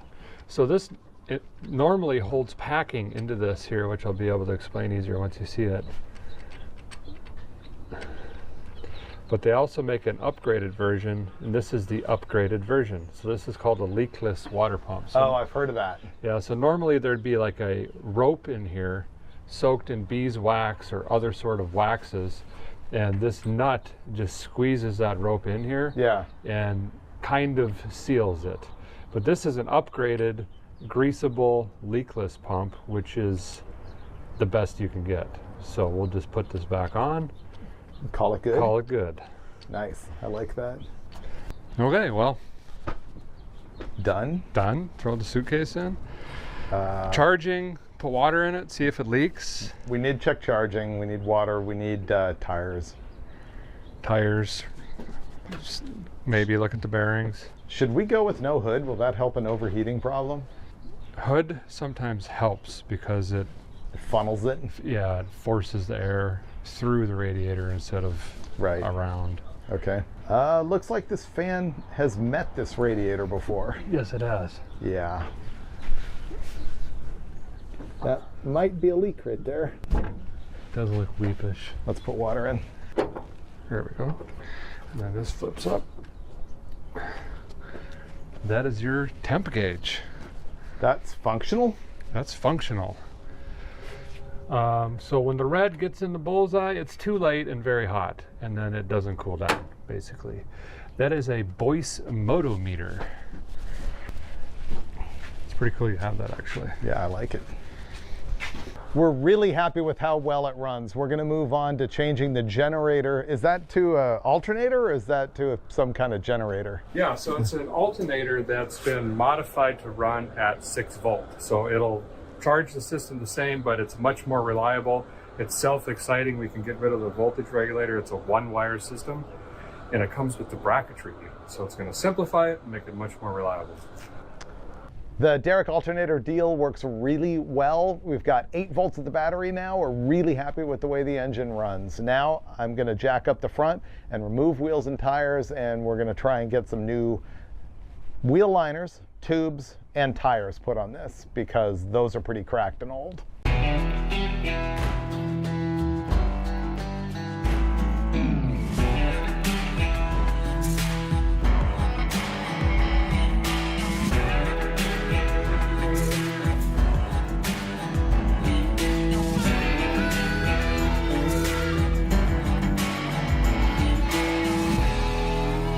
We've got the wheels and tires off at the tire store, and we're gonna go through the wheel bearings. Derek's installing a bearing race. Here's a failure neither one of us have ever seen. There's an entire roller missing from the bearing. How does that even happen?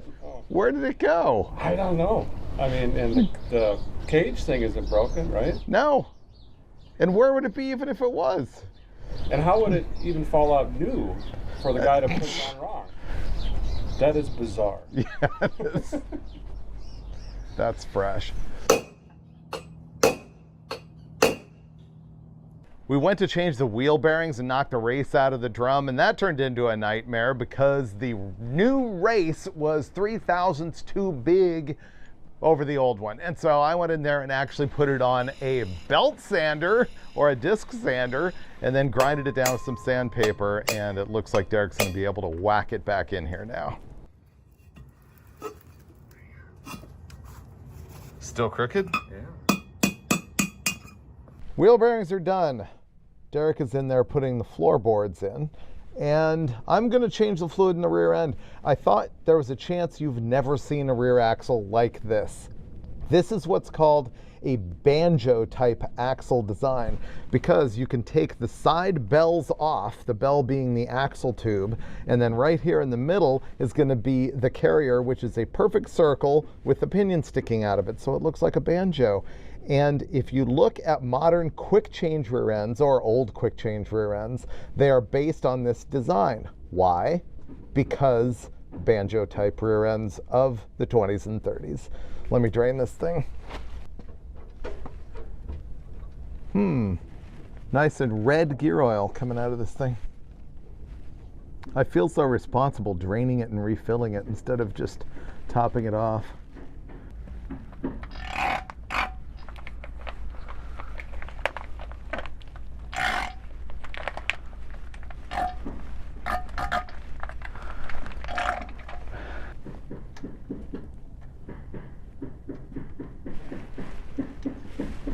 Geary oil handled.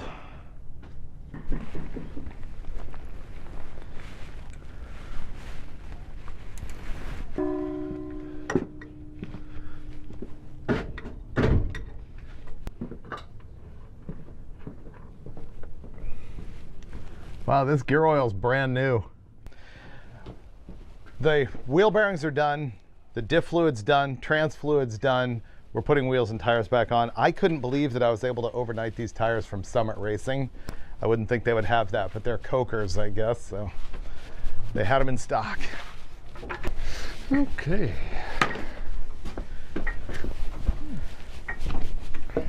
Is that good? Yes. Yep. The centers of these wheels are stamped steel. And of course, they're spoked. And none of them are round. Just slightly better than wood.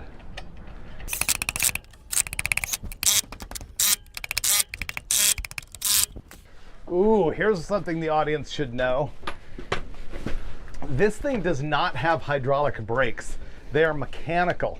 There are actual rods connected to the brake pedal and a big Rube Goldberg pivot situation under there and a bunch of spindly little rods that come forward to each of the brake drums. And yeah. Literally go-kart, pretty much. Actually, go-kart's a little bit more direct. That's true.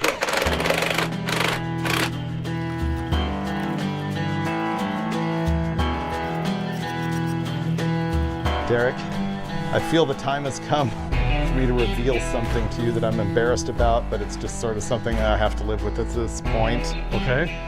Have you heard my sermon about how I don't think people should name project vehicles unless it comes naturally? Yes. I hate it when people go on social media and say, you know, help me name my car. Yeah, force it. Yeah. Not my style. You're forcing it. You can only do it if it's what your friends really call it. Well, unfortunately, that backfired on me in this case because this car does have a name and it's just what me and Sam have been calling it, but it's embarrassing. Okay, hit me. It's Gumby. Gumby? Yeah. Do you not know Gumby and Pokey? I do, but is it?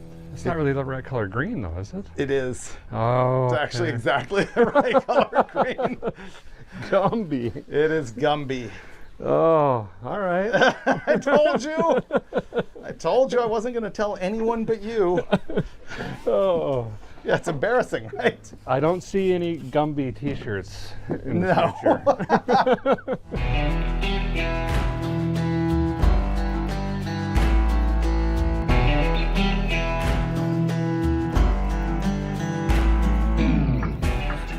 You know what we should do is take this through an automatic wash. See what happens. It would get shredded. This might be too shiny for you. We're actually going deep on this. I'm going to call it at Armor Alling the tires, though. We can't do that. No. Hard no on Armor All tires for any reason at any time.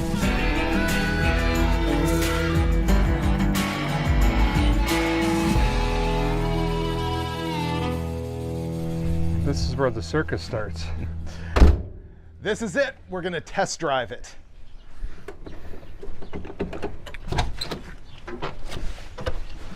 This is all polished up. Man, this is our first attempt sitting in it together, too. It's not bad, actually. Let's see. I could live with it.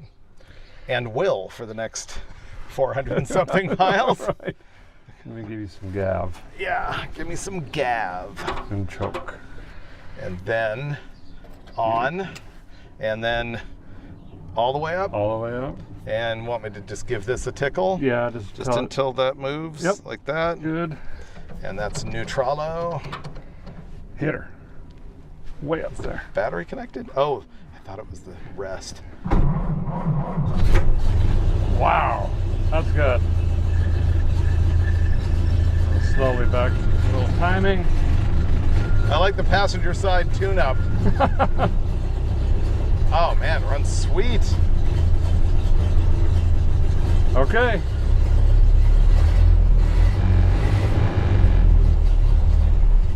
Okay. Uh-oh. We've turned the gas on. We failed it. Yeah. Step 2. That was the passenger side gas. Ready? Yep. Oh, let's have it out again.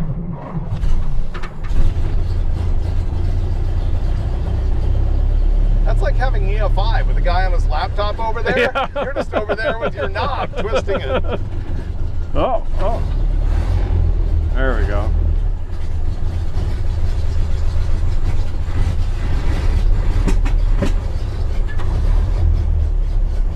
This was my concern. About the cam on the distributor? Yeah. Let me take my sandal off. This is going to be easier.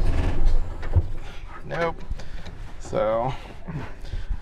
Okay. I'm going to say it just hasn't warmed up yet. Let's go with that for now, yeah. Yeah.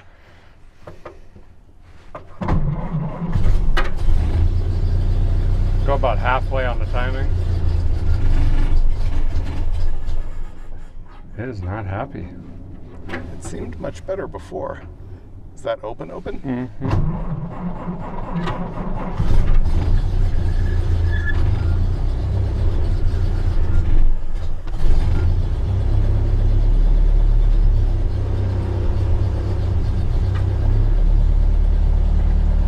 Derek's adjusting the knob over there and setting the choke and stuff.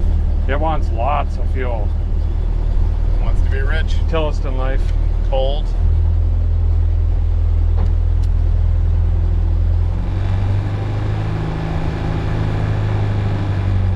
Oh, parking brake. Is it off? Yep.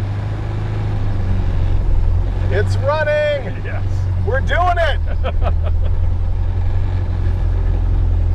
Brake of victory just to get Gumby out of the driveway under its own power. I learned a bunch about the ancient ignition system and pretty much got out of Derek's way as he forced the Model A to life in another old car revival. There's one thing that I will tell you about this guy, which is that Derek works relentlessly. It is very hard to even pick up a wrench because typically he's already got fixed whatever you were going to work on, and he has done it with a pair of tweezers and some fishing line. The guy is absolutely relentless. And you know what? You are going to get more Derek and more Freiberger in the next episode on my channel as we attempt to drive this 96-year-old car 400 miles across the desert. I think I'm smelling piston ring. I think so. So do me a favor, make sure to hit that notification bell because you do not want to miss what goes on next week as we road trip Gumby all the way from LA to Phoenix. I'll see you next time on the David Freiberger channel.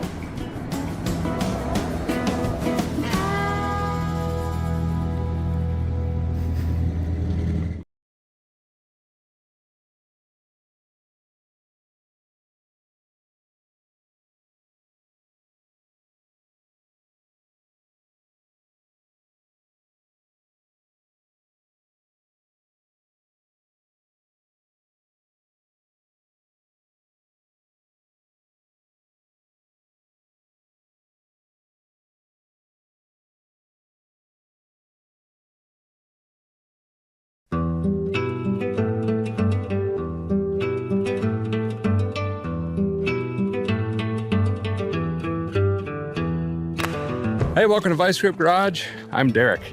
A guy's in Phoenix, Arizona, where I just finished up a deal on this 1967 Jeep Wagoneer. It actually belonged to David Freiberger, and you may remember it from an episode of Roadkill Garage years back. But this isn't any regular Wagoneer. This was actually really unique for a couple reasons. It has the Dauntless Buick 350, which they did come with, and a 3-speed manual transmission on the column. But what makes this unique is it's a 67. That wasn't supposed to happen until 68. It's known to have issues factually, and it hasn't run in a few years. Nonetheless, guys gotta try to get this thing fired up, jam it on the road, and try to make it 1,800 miles back home to Tennessee. Should be fine. No, I don't even bring tools. Okay, here we go.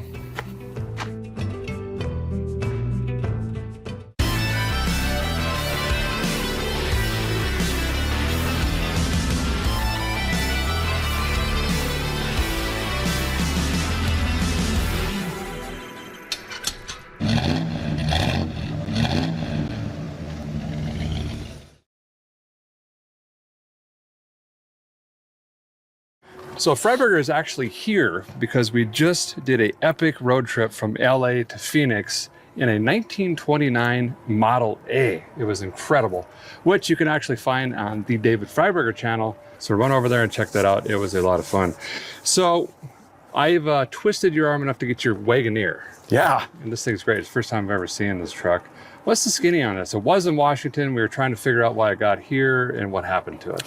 Well, this was in an episode of Roadkill Garage with me and Steve Dulcich, and we had flown up to Washington to get the thing. And for whatever reason, we decided that it was not roadworthy enough to actually take on a trip. We drove it maybe 30 or 40 miles to a junkyard, and the fan is really loose on the water pump, and we were worried that it was going to sail through the radiator at some point. Yes. And we were worried that we were going to break the bolt, and we didn't have production time to fix it. All sorts of TV excuses. Long story short, it ended up apparently on a flatbed right here, and it's been sitting for 3 or 4 years at this point. Yeah. Other than that, I don't remember if it has brakes. Okay. I have no clue about that. It is a 3 on the tree, which is magic because it doesn't have the automatic that's almost sure to strand you. Right. And I think the clutch might be a little hinky, but I'm not positive. Okay. The Buick 350 was used in full-size Jeeps starting in 1968 in theory, but you can never trust Jeep in that stuff because they had a parts bin and they just grabbed whatever was happening for that day. So this is a 67 according to the VIN and the title and everything, but it has a Buick 350 in it. And even more freakishly, according to my Jeep guru, Rick Payway, it's got that 3 on the tree, which is a combo that shouldn't exist. Yeah, because there's got to be adapter-roonies and what. It did some magic. It was a late Friday night build or something. Who knows? All right, it's got good tires and maybe brakes. That's all I need to know, I guess. No, the brakes were on my list if I'm not sure. Oh. Yeah, it has good tires. Tires are really good. Okay, well, let's walk around this thing, take a close look, dig through it, come up with a list, short list to do. I've got hour and 40 minutes of daylight left. It's gonna take that long to roll up the rear window. Perfect, that's great. All right, let's dig in. We were just trying to monkey with this rear window. It doesn't quite go up or down, but he did say he would throw in a roll of tape. Oh! It does that. So we'll tape that shut. Normally, you just roll it up and down and reach in like a Suburban, but not happening. Yeah. The outside is actually not that bad. I thought there'd be more rust, but nay. That's just a little weight reduction, not gonna worry about that. This is normally, oh, lots of squeaks. This is normally gone. That's pretty good. Not bad. Door card's pretty much in perfect condition. This one's pretty good. Freiberger told me this. Look at the door openage.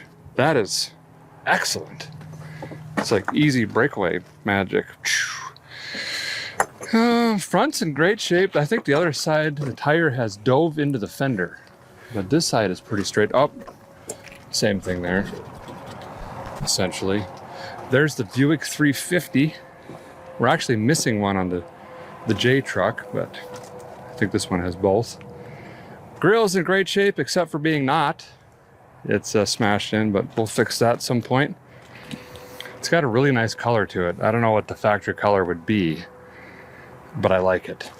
This side, the tire has caught at some point and jammed it up in there, but look how dry that rocker is. It's pretty good. It's really not bad. Probably a lot of the same. I'm just gonna leave these doors open. Get some wind through here. I don't know what that mush is, other than it shouldn't be there. Oh, that's what's left of the seat belt. It has completely just congealed and rotted away. A lot of the same over here. Pretty good-ish. Roof's not even carried a canoe or nothing. No firewood. There hasn't been a snow machine up there or anything like that. And I do not know if this has been in Washington its whole life or anything like that, but maybe we can dig through the glove box and figure it out. You know, the inside doesn't really look that bad.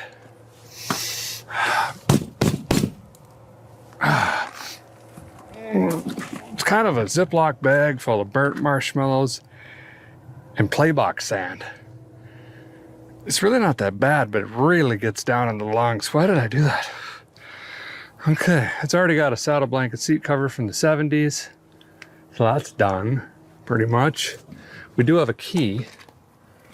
We got keyage and just in case measurage. Might come in handy. Nope, probably not. There's stuff in the back. Come on in here, take a look. Well, they got a little wet. Probably the winders is down. You gotta remember this thing probably got rained on every day, most of its life. Kaiser, Jeep, Corporation, many other models. Okay, this is actually a Toledo, Ohio build. They built them all over the place. It's pretty cool. It's in Ohio. Here's that seat cover I was talking about. Perfect. We might try to acquire a different one that's not so, you know, like that. Ugh. Does this spin? Well, it's a Jeep if you do this. Otherwise, it's that, you know. This is the right cluster. You don't want the plastic stuff. This one's pretty good. It says 47,000 something for miles. Who knows if that works? Who knows if any of this stuff works? It's not an air conditioning truck, so let's just Economy. Lights, doodads. Oh, this is cool. Trailer brake. Yes. Look at that brake line right into your lap. So you really know when the brakes blow out and juice just starts spraying your kneecaps down. Handy and functional. Not going to touch any pedals yet. We'll wait for that. Radio edge. Mitten box. No way. Is that actually locked or something? Can't be. What is that? Oh, I guess that is not it, but it can live there. Speaker. Look at the Jeep logo in there. It's pretty good. And of course, it's a 4-wheel. They stopped making 2 wheels, I think, somewhere around this era. 68 maybe. I said, that's enough. They're not selling. That's pretty much the front area. We can get in the rear though. We own some jumper cables. Ooh. We got a plate to get home. That's good. Here's a water pump. So this is what it needs. That's brand new. Just never got installed. But what he was talking about is these bolts here and here. They go through the water jacket and they always snap right off in the timing cover or worse. And then you got full front motor disassembly, drilling, tapping. It turns into a big, big process. One we got to decide if we're going to do or not. Ooh, brand new. Wow. 2 boxes. There's the other capulator. We got a jack already. Oh, yes. The original 2-jet 350 Dauntless. Cover.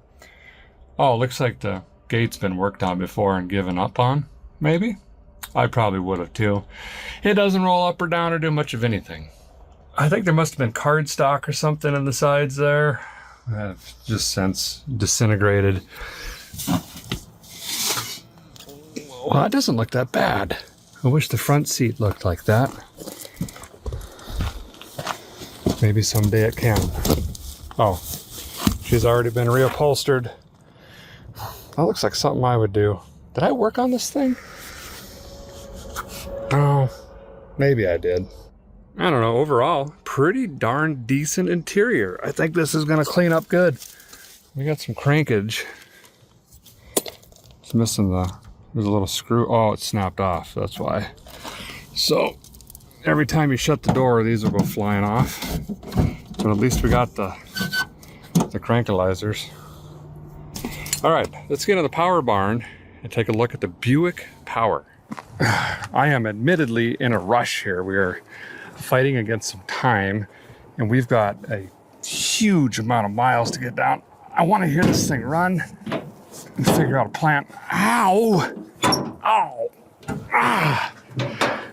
Ooh! The Buick 350. Nice.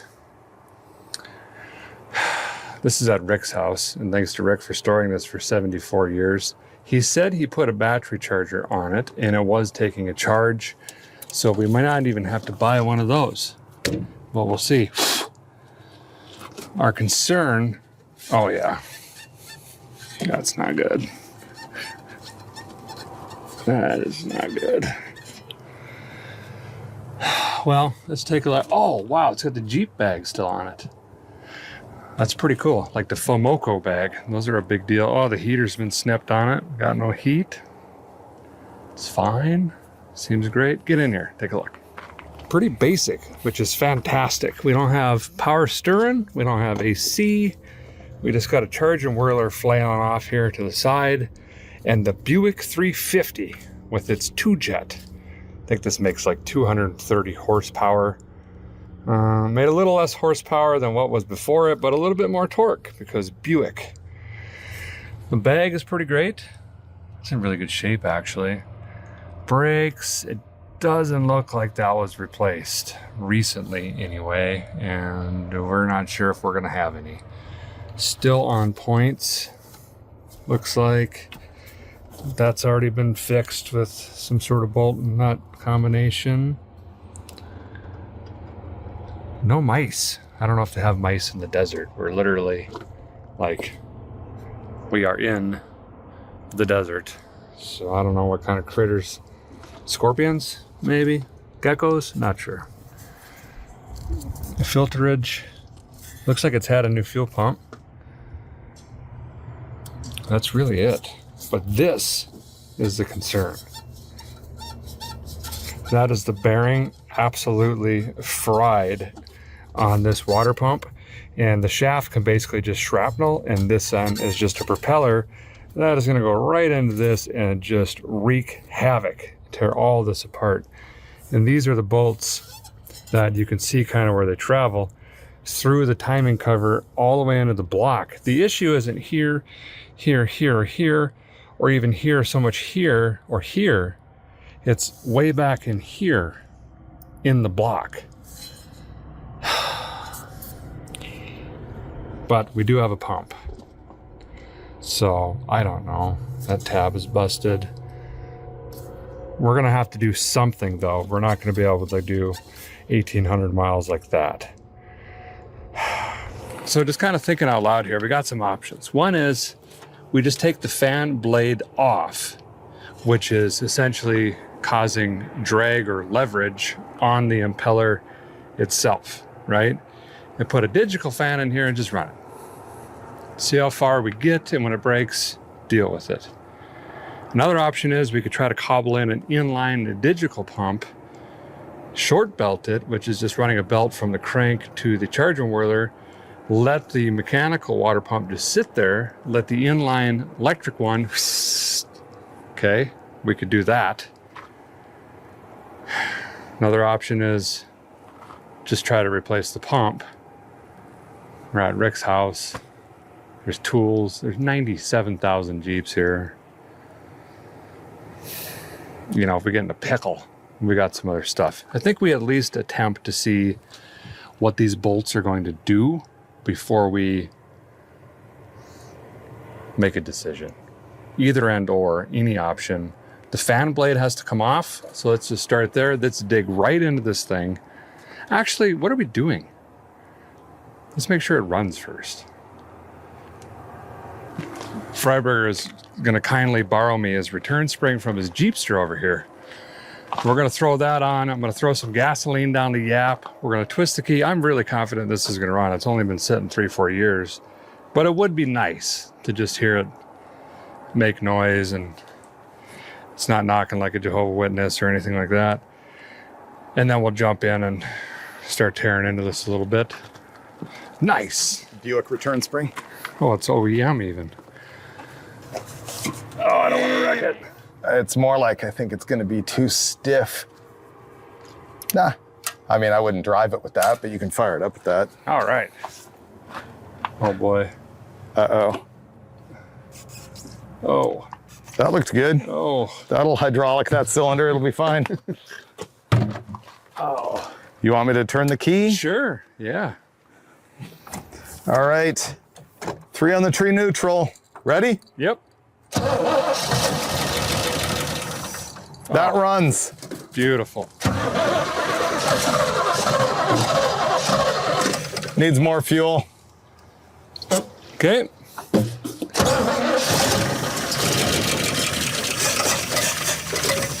Oh. Let me bottle feed it.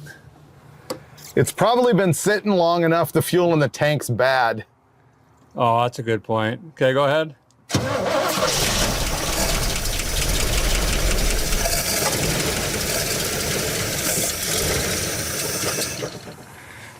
This jug is not ideal.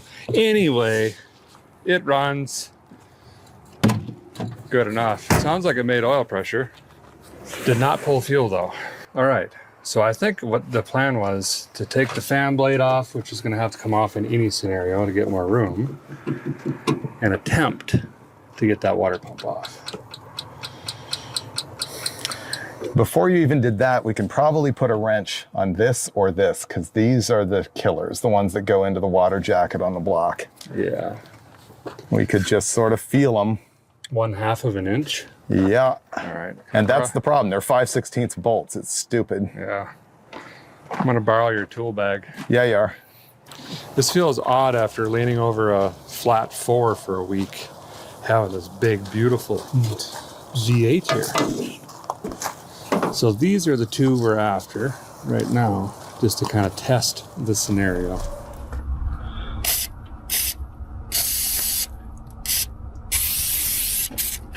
Sure.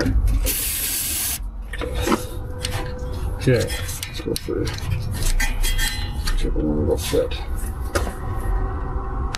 Oh, yeah, it's not good.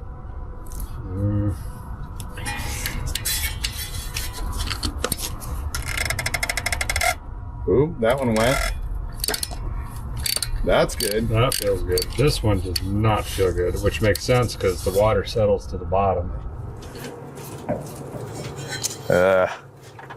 That's not a good look. Yeah, it's lifting the front of the vehicle. You want to try the other two on the other side before we make a decision? Well, I got to get the pulley off, don't I? Oh, do you? I can get to this one, I think.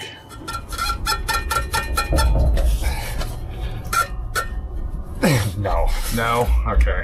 Yeah. It's everything that I feared. It is.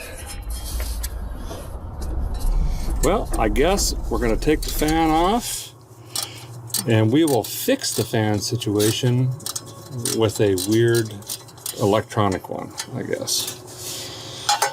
And then it'll be dark and I'll forget to test lights and taillights and then I'm going to hit the road.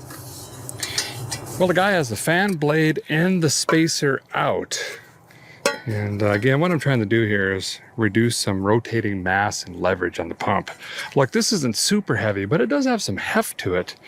But think about this. What happens when you stick your hand out the window of a car going down the highway? Well, essentially the same thing's happening when this starts getting RPM and pulling air through. Is it's just creating a lot of rotational mass and everything else in that pump shaft. Look, water pump's gonna fail. It could be 5 miles down the road, could be 500, but right now I just want to get on the road. So we're going to get some 1/4 bolts, shorter ones, because we no longer have the spacer in the fan, snug up the pulley, and we could drop in a digital fan and wire that in somehow, probably hot wired. Test the brakes, we got to get fuel, look over a few things. It fired, probably got to get a different spring, work it out of here, do a little test run. Overall, that's kind of the goal. Throw in my garbage bag of clothes and we're gonna hit the road, hopefully by dark.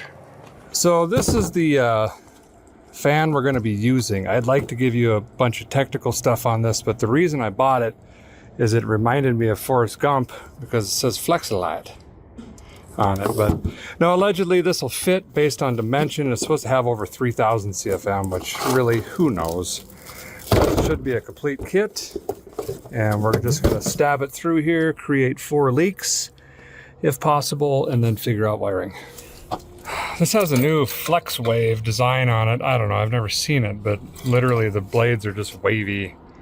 It's supposed to make it more CFMMs, which is basically thinking like the horsepower of the fan.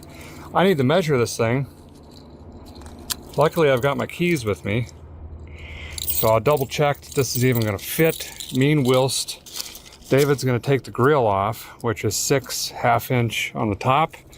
We could fold this down and then I can get my arms in there to jam the stabbies through and ruin this OEM radiator properly. And then this goes to the battery, I guess. Freiberger and I went tool shopping in a thrift shop on the way from LA, and he got himself a parrot jaw. There we go. This one is the problem. But yes, look at this. I had no idea about the magic of the parrot jaw. This is life-altering for me. Yeah, we also got this stuck guy out with that. Yeah. It's pretty good. We're down to 1, and then we're pretty confident this grill is going to come out. We need the space.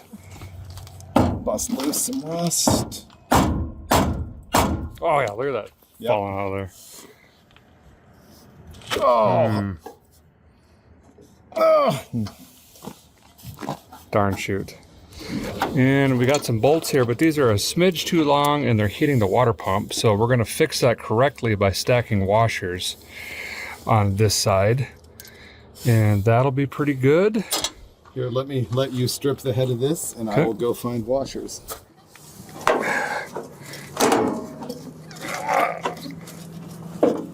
There we go. Parrot jaw.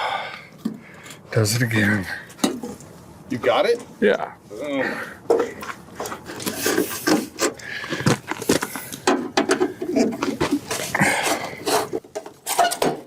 This thing is full of honeycomb. Yeah.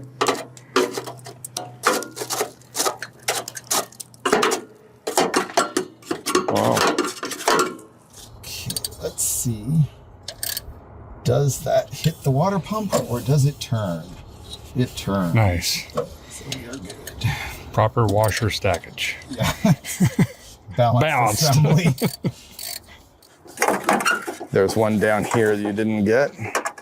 This one's stripping. That's good. This one looks like drill bit size. That one's stripped too. Oh yeah. They did a really good job. What? Like, there's no give. What? I think there's a nut on the back of it. How would a guy even get to that? Through the fender opening. That or you got to take the whole headlight bucket out. That is stupid. Yeah, that's a nut. Okay, what can we reach that with? If you stick it through, I can grab that with a needle nose and pull, and then... Oh, we could just slide it as a stick or something. Right. Okay. Someone magic markered this. I like it. I thought they were going for wood grain. Oh. Okay, so we've diverted to needle nose stick. Yeah. Not. Mm-hmm. All right. Just shove the thing. Yeah, if you don't mind. There's some piercers, biscuity things. I was afraid of that. It is like. Does this need a washer on this side? Oh, look. Oh, friction fit. Self-installed. And clears. Not going to be able to get to this one. We'll try. That's what we do. Does it help? I can't even see it. I really wanted alternative fasteners here, but Derek wouldn't let me use the paracord. The paracord. So he had it in his bag. I was like, we'll never use that. Used it several times. In the first 15 minutes on the road with the Gumby. We got quite the operation. He's running the screwdriver because it's also threaded, which I just learned. I've always just crudely slammed these on. And can you thread it a little bit? And then I use a stick and a whatever that thing is, a hammer, and push it towards the radiator.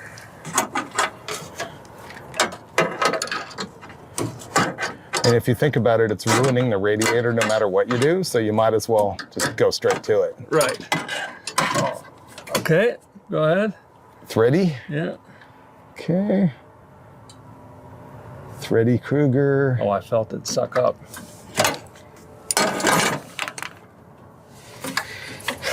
And it's on there.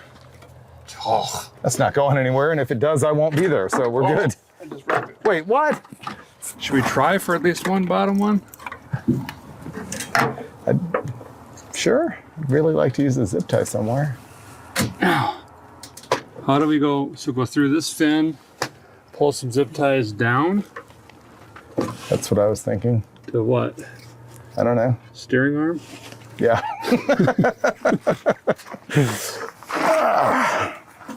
I can't turn left. Why? My fan will rip off. Oh, what's going on under here? We're going to make a loopy-loop on this doohickey, which you can do by bending your zip tie and kinking it in two spots so that you can feed it around a corner. Once I have a loop-de-loop, I'm going around the petcock. You do have to make sure that the fan doesn't hit the loop-de-loop, though. That is a tip. Ooh, will it almost fit? Oh, it almost fit. That would have been elegant. Whoa. Oh, you got a two for it. Darn it. That would have been so nice. Okay. We were trying to think ahead that guy's going to need fuel, but the cap is stuck.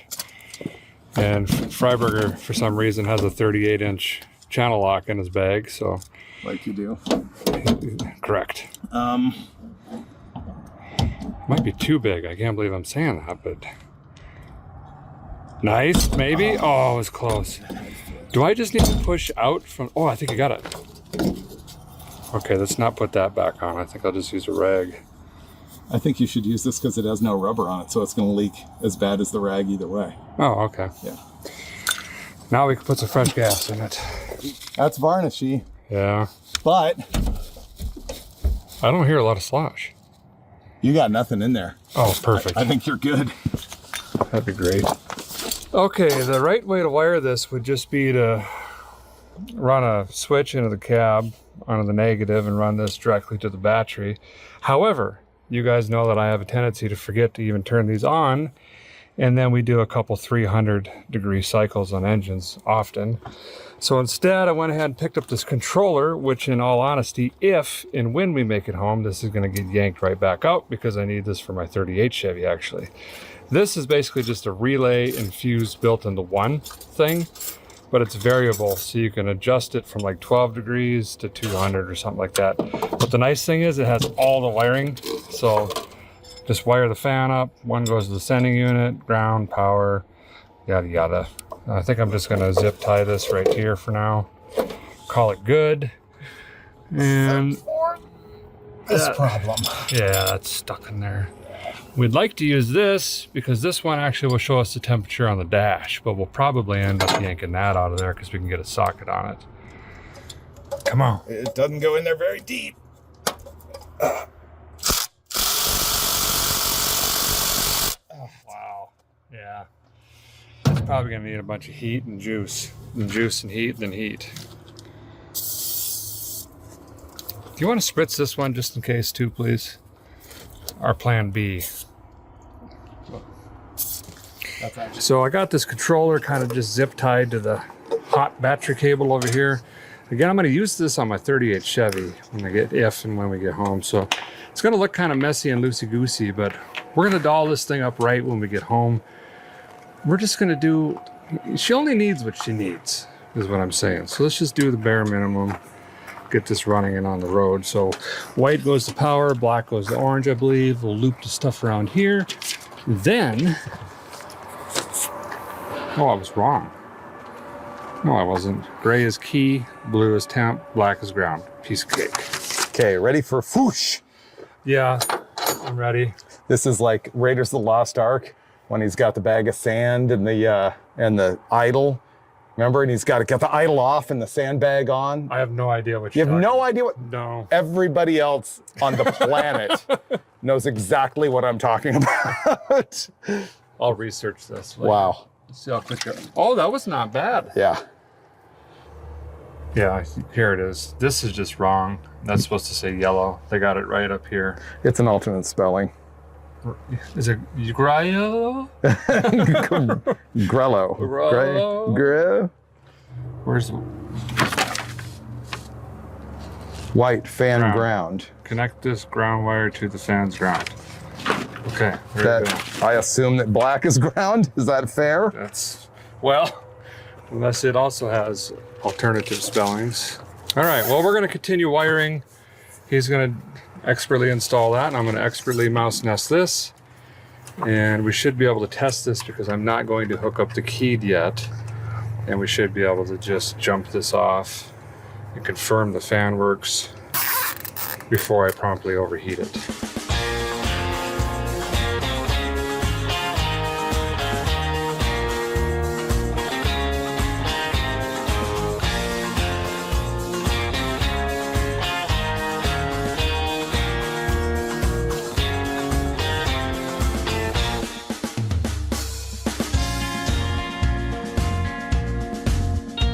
Okay, so we're gonna hot wire the fan before we finish here. This goes to the temperature switch up here in the intake, which is called a normally open switch. So when this hits temperature, oh, look at that, it's already firing. Oh, you jammed it in, nice. So when this hits temperature, it closes, which is going to give this relay a ground in here, essentially. And this is gonna be 12 volt switched, which I think I'm gonna rob from the heater switch, if we just leave that on. But yeah, when we touch this, Oh, it did a second ago. Did we lose power here, maybe? Yeah. Oh, you need to touch it. There we go.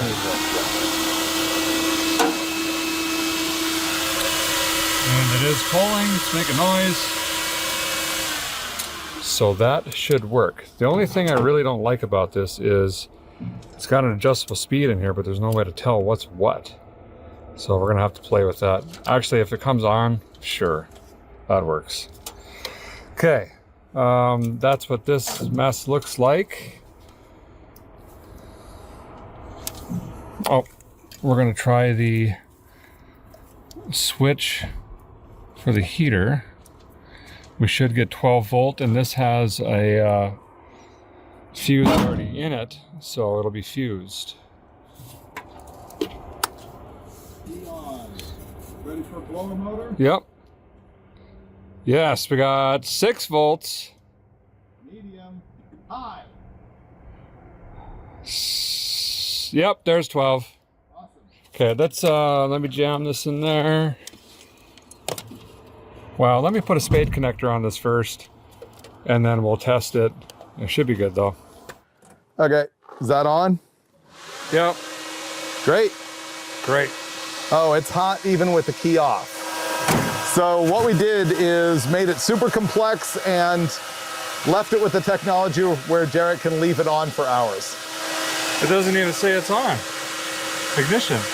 It says it's on full speed, fan on. It's on a timer. Oh. It's on a timer. Okay. Wow. This is like fuel injection. Yeah. Gonna have to get the laptop out the tube. Anyway, if I jam this into there when I need it, it'll run. Right. Okay. We're having a lot of fun, and this is as real as it gets.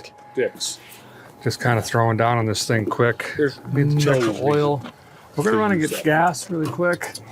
The good news is it looks like it's empty. In fact, if you want It's varnishy, but it's not gonna be full of bad gas at least. Now I'll just throw this in We still got to test some brakes. We got a hot wire, some headlights. Do have tail lights though. Oil is very clean, I'm sure.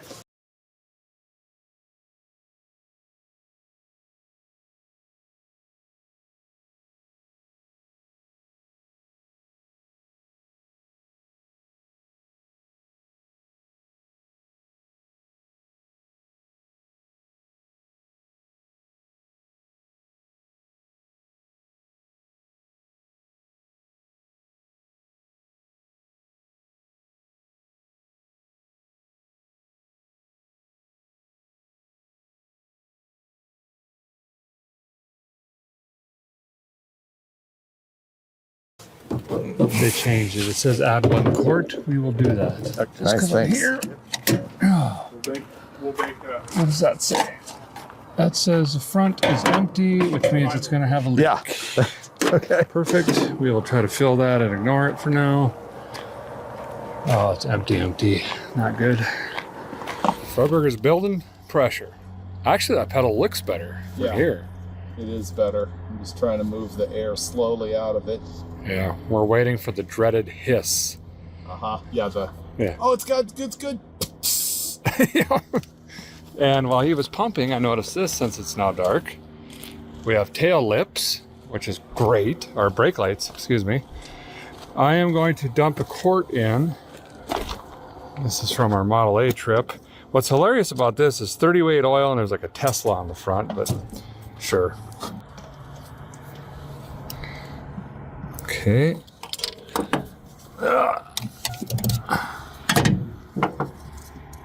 It looks good.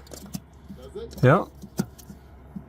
I'm gonna call that a wheel cylinder at this point, huh? I think we call it working but not fixed. Yes. Oh, that was our battle cry for the whole trip. Okay, we are about ready to fire this thing up, I think, and see if we can hear this bell ring. I was about to do that. Oh, were you? You stole my thunder. Oh, jeez. This thing's getting restored. Ooh, there's the power of the Freon. There you go. That does have a weird smell, doesn't it? Yeah. Oh, yeah. I'd say that's brakes. That one does. That one does something. You don't really need them. That's true. Can't see nothing out here. Okay. Well, feels really odd, but I think all that's left to do is fire it up.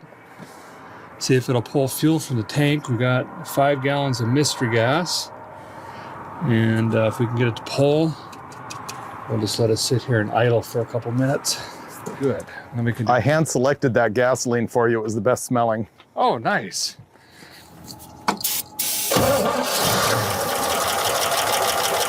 I still hear lifters.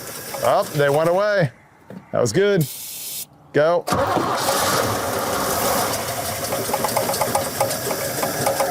Getting close.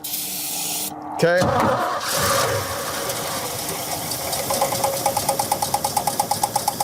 That doesn't seem to be getting gasoline yet, does it? No. Let me look at the filtro. Didn't realize we had the modern conveniences here. No, there's no gas in the filter yet. I think we need to fill that bowl completely. Yeah. The powerful 2-jet. Thank you. Well, none of that is going on. Wonder if this will still have an accelerator pump. I think it will once it soaks in. You know how the seal typically gets wet and then starts working? Yeah. We did find, digging through the box in the back, brake fluid, which we're using, roll of towels, a kind of used looking carb kit. Although it doesn't look like you cracked this open, maybe. Not sure. Try it again. And I'm watching the filter to see if it gets fuel and if it's black, or if it has green floaties, like a lava lamp. Yeah, the lava.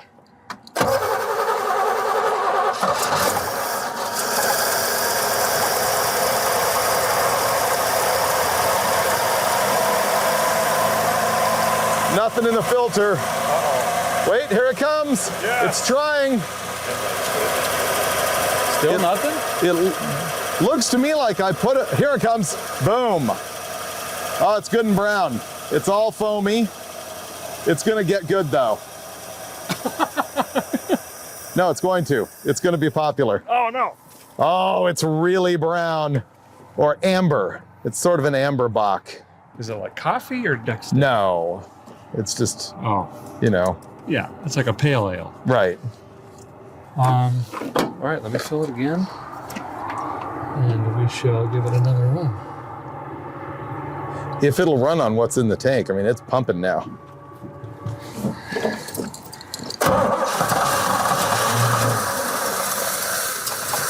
You should see the exciting things happening in the fuel filter. It's almost as good as the lava lamp. Oh no. No, you gotta see it. Here, we're trading spots. You have to see this. It's that entertaining. I really like it.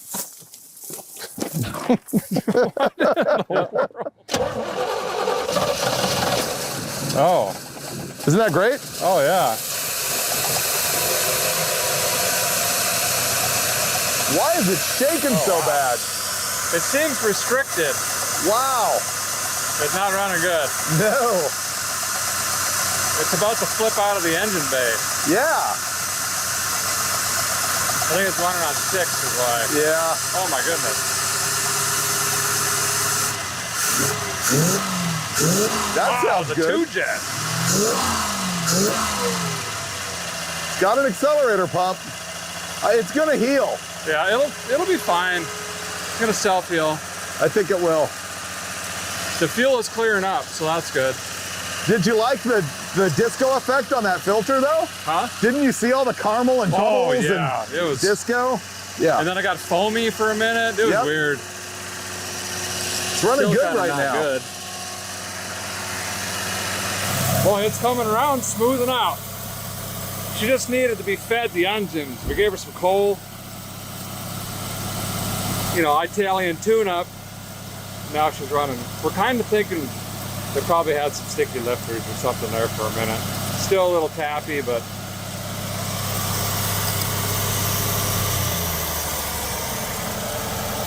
Boy, the 2-jet just continues to impress. This isn't doing anything yet. Oh, we forgot to hook our power up.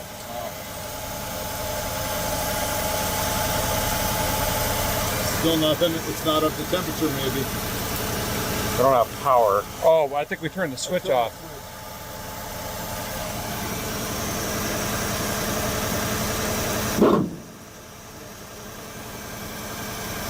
Yep.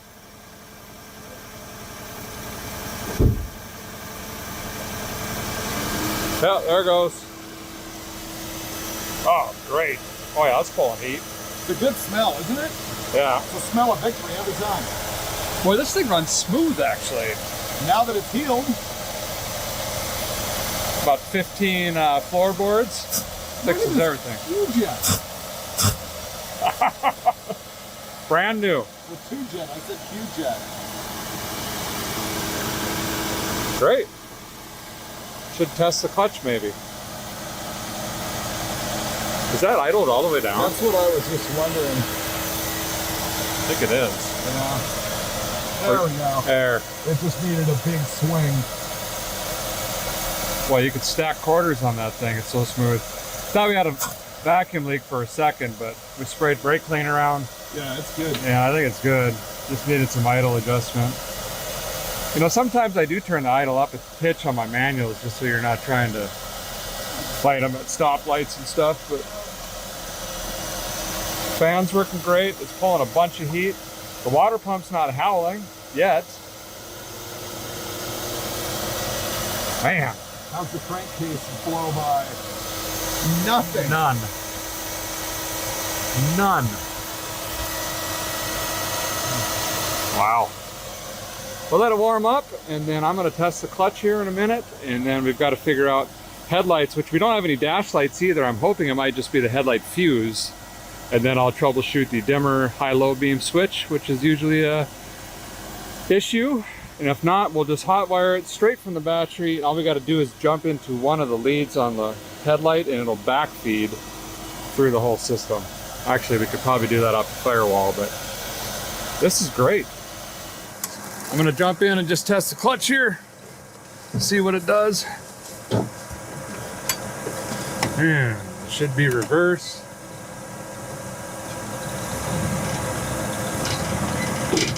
Yep. Should be forward. Yep. And when I hit the brake, oh, we got solid brakes. Oh yeah.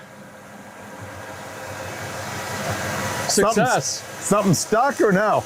It's just in a hole. Okay. Feels smooth, and when I hit the brake, it seemed like it wanted to stick.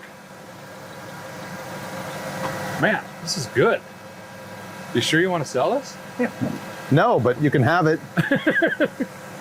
Okay. Rick is thinking there might be a breaker behind the headlight switch. We're not sure if there's fuses in this thing. So all of that, I'm thinking in conclusion, means hot wire something. So let's get after that. So we could have some options here, and what you guys have seen me do a bunch is just run 12 volt to whatever wire goes to the headlight essentially, and it'll just feed that light, and then it typically runs across. But first, we're going to check for voltage at the dimmer switch. Sometimes when headlights don't work, this switch is just bad because it transfers through it. And this is the harness for that I have now effectively ripped the switch out of the back. So if we have power here, which I believe is probably the red and white striped, and we want to get it to green or something like that, we're going to poke around and prod. The underside of the dash is in poor shape. There's a bunch of different added fuses and stuff missing and stuff cut, and you know, that's just too much troubleshooting, I think. The switch does run the taillights though.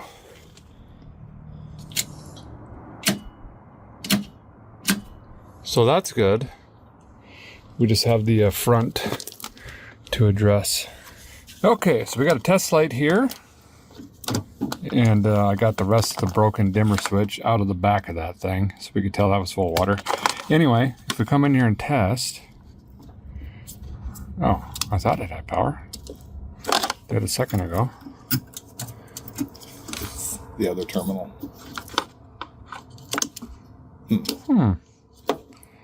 got to be my ground, right? Blow the fuse. Oh, could have. Well, anyway, you just have to believe me. There. So we've got power at the green one.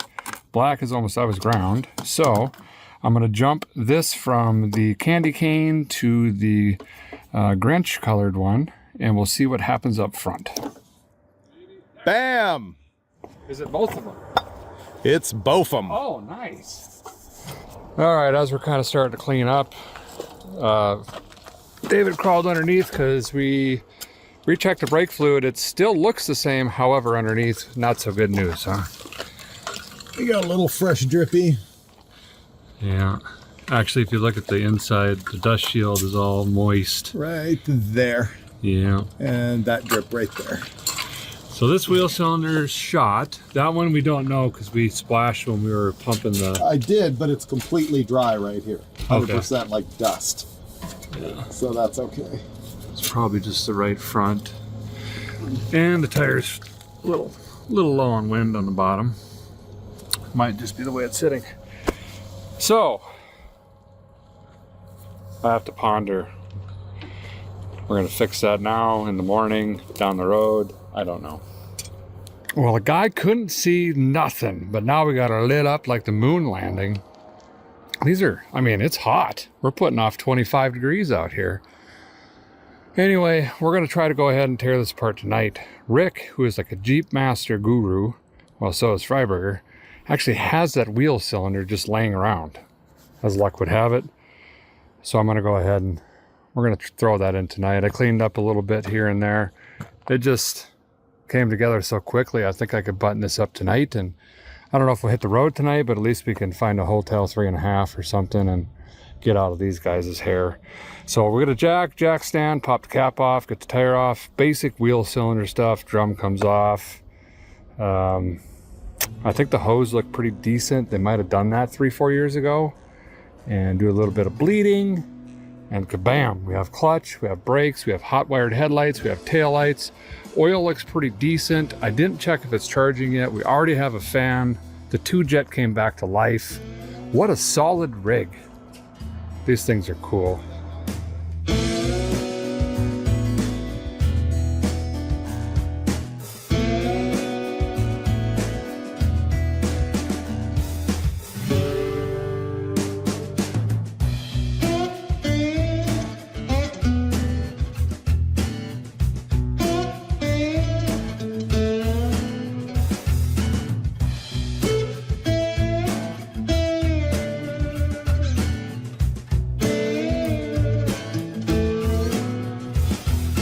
Well, this has actually been really fun. These guys just schooled me on 4-wheel drive front end teardown with a screwdriver and a hammer. And 42 nuts and snap pins and washers and things later, we're into here, and it's actually also fun that we're rediscovering what Freiberger's already done in the past.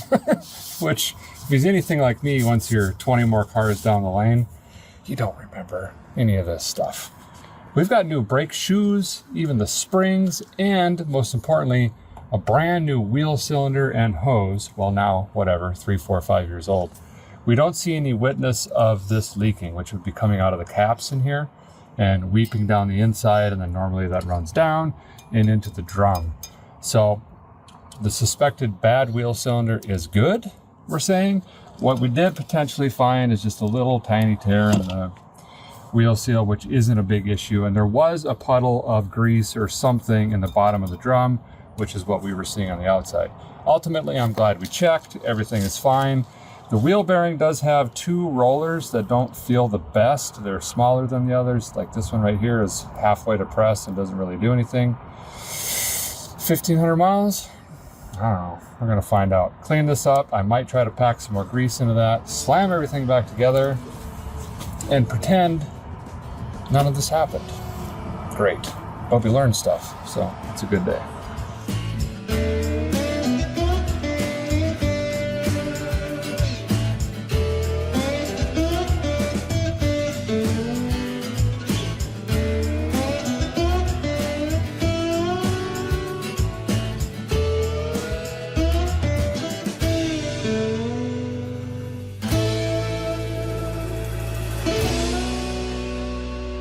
We got an air hose out here. I've been going around putting air in the tires. These only have 9 pounds in them. They have a great sidewall. Well, it appears to be, but the problem is we're kind of on a weird hill. They're actually really flat. So going around taking care of this. Freiberger was kind enough to crawl underneath and read the axle tag. And very good news, we have 331 gears in this, which means highway action. Well, not a lot of it. Probably 60, 55, 60. Well, we got her all back together, got her fired up, idling, running, lights on, everything's good. Really no more magic tonight. I'm gonna crawl this thing down the road, find somewhere to straighten my back out. Might wet the back neck, get something to eat or something, I don't know yet. Actually, I had a cheeseburger earlier, I'm fine. Tomorrow, we will jam this thing on the highway and attempt, I don't know, 400 or 500 miles. We'll see what happens. Big thank you to David Freiberger, Rick Payway, awesome. Laura for the cheeseburger. Appreciate you guys. We'll see you in the morning.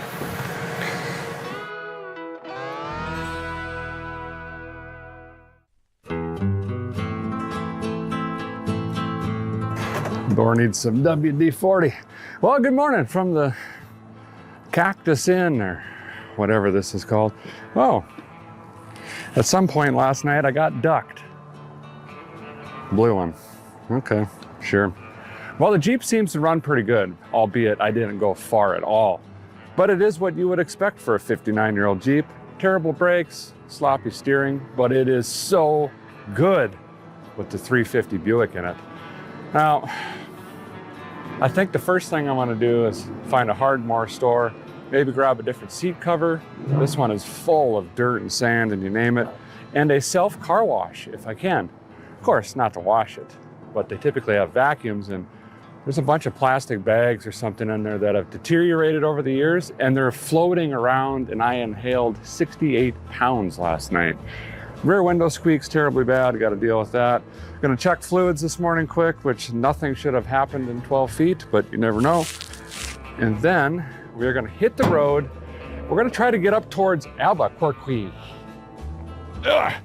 if we can. Well, that's what it looks like in the day. Ooh, I need a wing nut for my breather as well. Just little things. That's on the mark. A little overfull, we'll keep an eye on that. But this thing didn't even puff smoke when we fired it up. I didn't even take the cap off or check the points or anything. It's pretty great. All right, let me throw my trash bag of clothes in here and we'll hit the road. Let's see what it says today. Oh, we need a throttle spring. Oh, fired, but.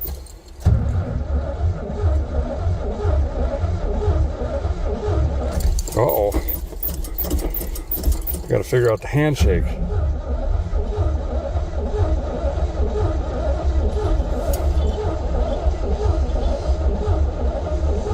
Got a gallop on it.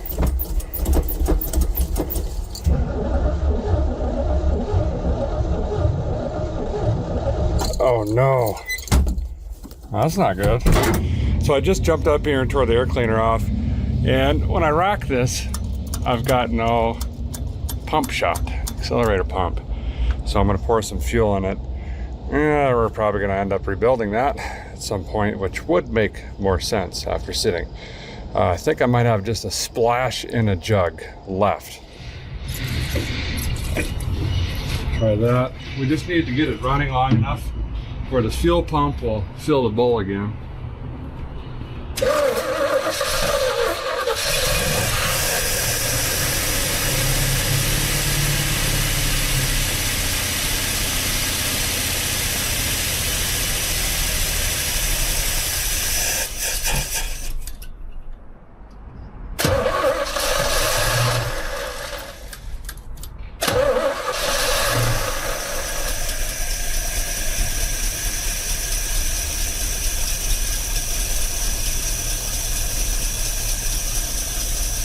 What's going on here?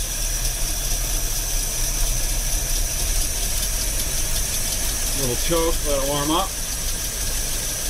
So I did stop on the corner last night and fill the tank, so we should be good on fuel. The question is the line from the pump to the tank, the pump itself. I may try to get a fuel pump while we're at the Hardmore store, because you just never know. This one looks like put on, whenever that was, 5 years ago, but you know how that goes, right? So we have a lot of desert to cross, so we should try to be a little bit prepared. Okay, got some bare minimum essentials, of course. A new saddle blanket, a little 200-piece toolkit here. This was on sale, which is great. They didn't have the Buick fuel pump. That's one downside to the Buicks as opposed to like the small block Chevrolet. It can be a little difficult to find certain parts and pieces for these Buicks, so we got to keep that in mind.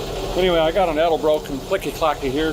That'll work for 20 miles and also let us down, but at least we have a backup to that, and they only had 7 feet of fuel line at this store, so I like to carry 20 or so if I can. But anyway, there's a car wash down the road. Let's go vacuum this out, clean it up a scoosh, and then we got to get some miles down.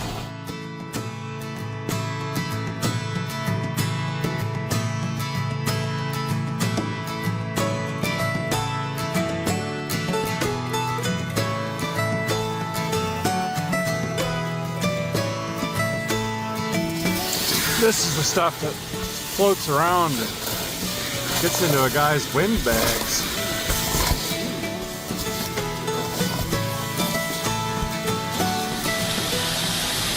Might as well clean it up a little bit. Got an old t-shirt out of my bag.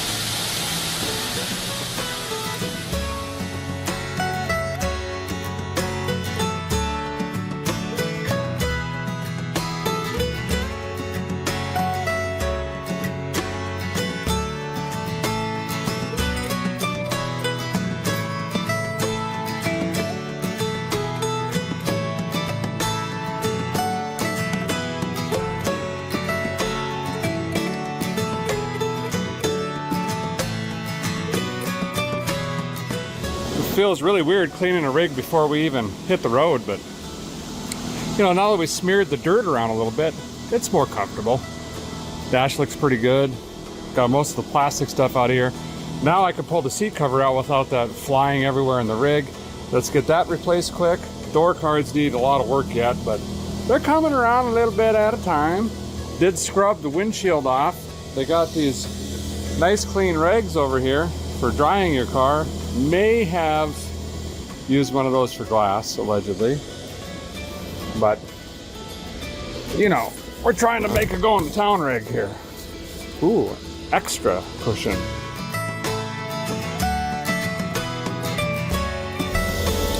Man, we basically rebuilt this thing here at this car wash. I'm gutted though, I got the wrong dang old seat cover. I wanted the slip-on one. I ended up with this rinky 2-piece. It's like a napkin for the bottom and one for the back. Not gonna work. So we're rolling without it, but this is actually better than the old cover. Got the inside cleaned out, glass is gone, got all the trash out of here, put the correct throttle spring on, so now it's not pushing 58 pounds. I got to mail the other one back to Freiburger. And wing nutted the air cleaner there, and deployed some air fresheners, which they're not fresh. It's like baby powder and tannerite mixed together. It's sour and fluffy. It's not good. In fact, I tried to deploy these on a road trip with Freiburger, and he refused to operate a motor vehicle with those in it. They were so terrible. I agreed, but I wasn't going to waste the $6, so they're in here now. My eyes are watering. Let's hit the road. We've got states and many miles to go. Let's see if we can get up towards Albuquerque.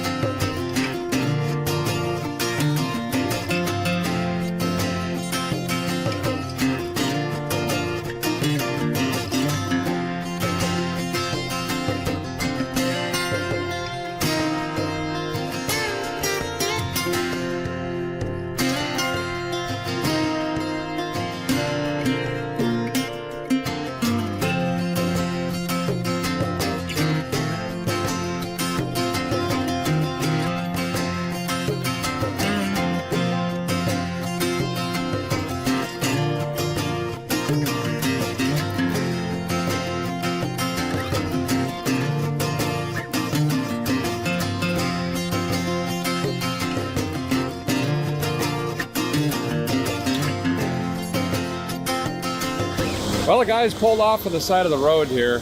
I'm on some shortcut thing to the main highway thing. I have a really, really loud, bad sound coming from the drinker side rear.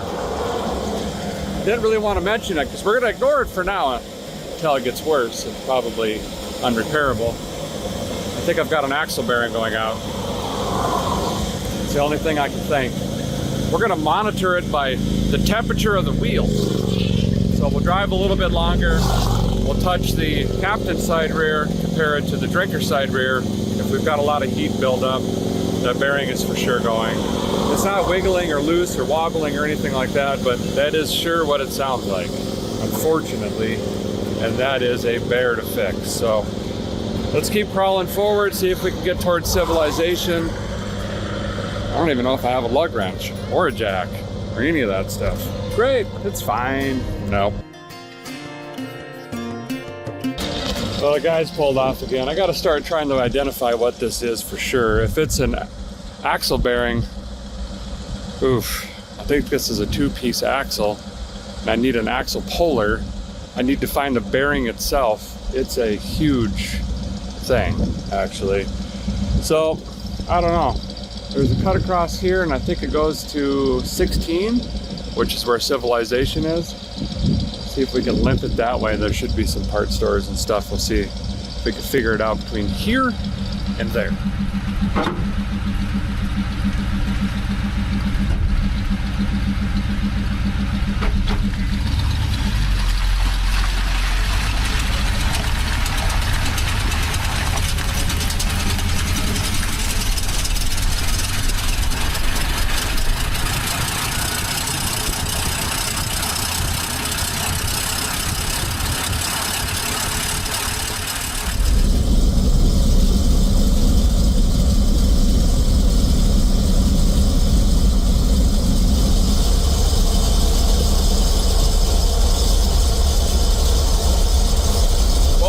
Has leveled off. It's not getting any louder, so I guess that's good. We're almost to the parts store here, and then we can kind of figure out what we're going to do. It could be as easy as earplugs. All right, we've made it to an O'Reilly, which is good. I'm going to run in and grab a jackalizer, a 4-way. I'm going to just start there. I don't want to just buy a bunch of stuff if I don't need it. You know, it could be a U-joint. It could be, you know, maybe the brake stuff just exploded and it's tumbling around in the drum. We're not gonna know until we get that wheel off, so let me get some stuff and we'll get after it. Well, I got myself a claw hammer, 4-way, and a jack. We should be able to rebuild this whole thing with that. I got her up in the teeth because what I'm gonna do here is try to identify exactly where the sound's coming from. Got her chalked up on the curb, gonna throw it first and just let it run in the air. And if it takes off, well, maybe it'll fall down into there and we'll get something else. But if not, we'll be able to verify as a differential, captain side, drinker side, and then we can start to tear it. It's definitely something in there. That actually sounds brakish though. It doesn't have the growling that an axle bearing typically does. It's more of a lower tone, but we'll find out. Let's get the tire off. Yeah.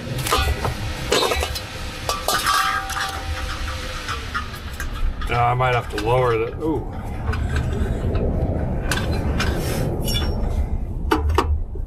Yep. Bristly. Oh, I got it. Yep. Hook up. Click black. Oh, if this is just brake junk in there, we'll just delete that. We'll be on our way. The drum or the axle would be a lot hotter if it was catastrophic bearing failure. There's nothing in here that's going to cause the sound.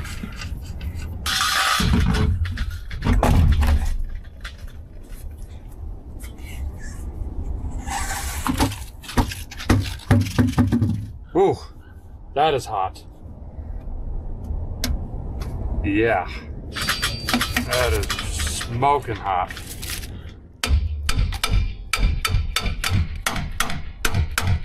Back the brakes off a little. It's smoking. Oh boy. U-joint looks good.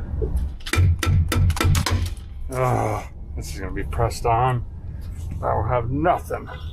Yep, as feared, I can't get this off. It's pretty well pressed on.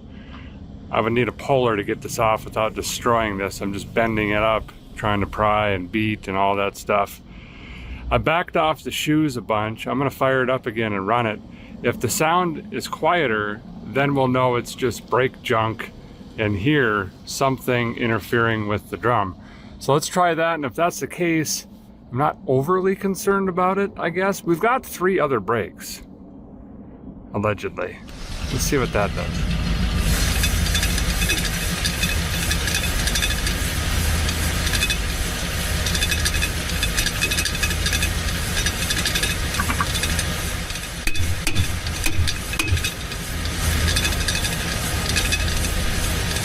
Well, it sounds like something in there. It's not a consistent rotational thing, which would be an axle bearing. There's something with the brake.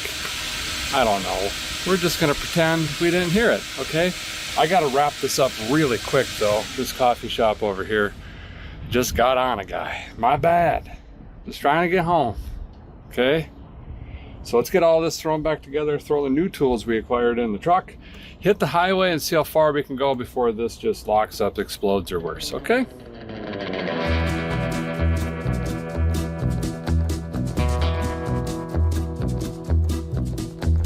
Well, the guy did not get far.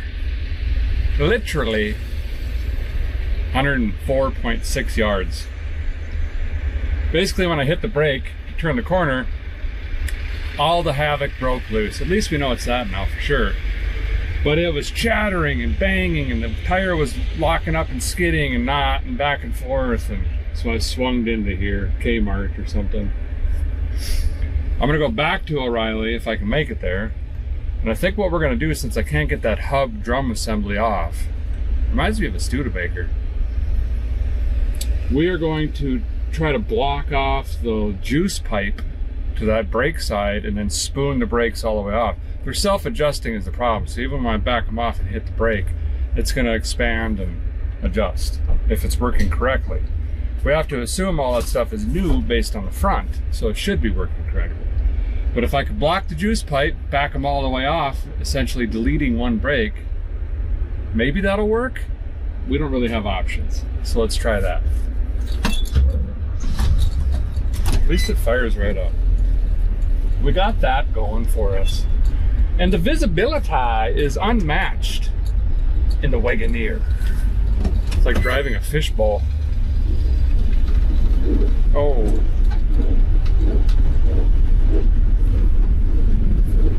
Sorry, yep, guy in a Wagoneer. So, the thought would be, take this fitting out and quickly put this fitting in. There we go. Oh, there it goes. Okay.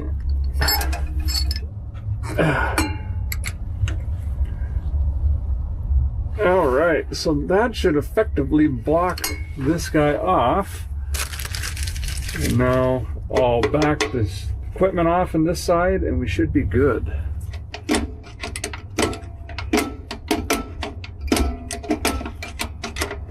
All right, deleted. Let's try that. Okay. Didn't test for leaks back there. Why would we do that?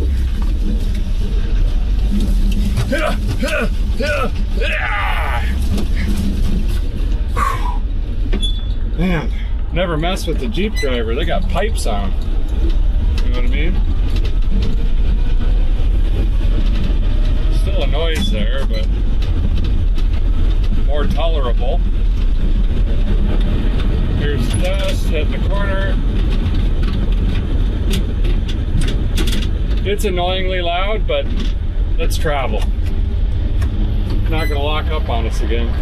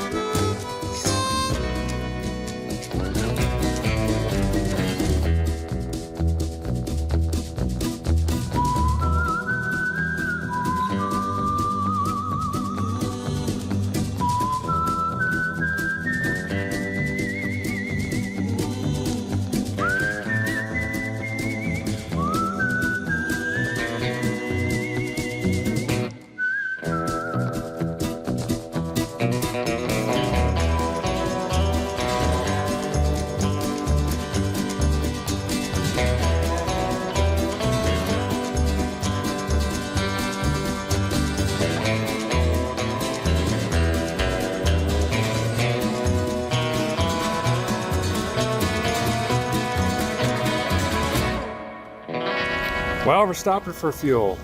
$4.59 for 87 is like over $6 for 91. Pretty crazy. I've lost track of how many miles we've gone with all the different back roads and stuff like that I've been taking. Well, what's going on here now? So I figured Mazel Tov up here. I'm gonna grab a coffee or something. I got a bad vibration still in the back, which can't be the brake. Not really sure what's going on. Might try to find a tire shop sooner or later. Have them throw these on the balancer. Could be a broken belt or something in a tire, not really sure. But the front's not doing it, the back is. They were put on and mounted at the same time, so that's kind of odd. Oh, my battery's dead. Uh-oh. That is not good.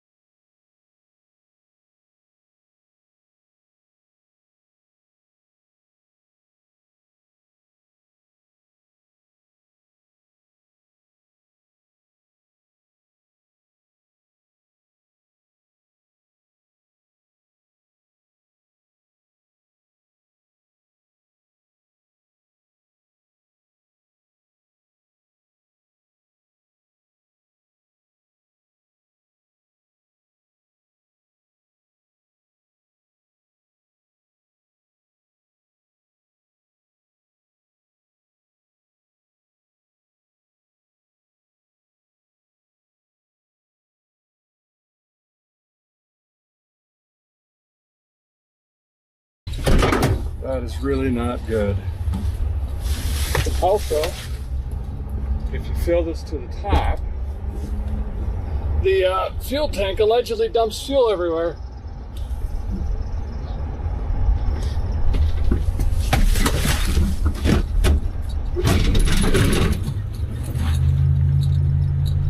Come on. Come on.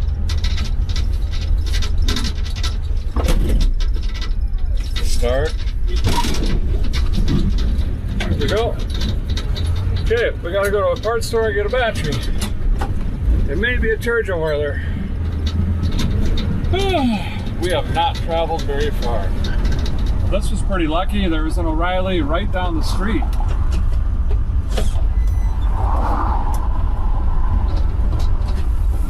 Still running smooth, and the water pump isn't growling or howling yet, so that's great. Picked up the El Cheapo meter. This one's got the batteries in it. This just tests to make sure that this little guy is keeping up with this and this. Was not designed for that. Also, we know that this is going to be old. Looks like March of 21, so that's going to be end of life too. But let's just make sure the charging whirler's charging before we get away from parts stores again. Yeah, that's what I was afraid of. 10 volts.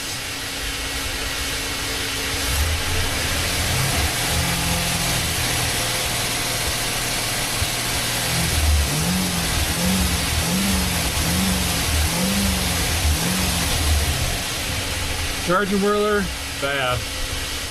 Well, we'll put this on the tester too, and they could tell us if that's any good. Well, we did end up with the battery. So remember what I said earlier about parts being hard to find for Buick engines? Well, here we are. They don't even list an alternator, and they don't have the VR114, which would be the voltage regulator, either.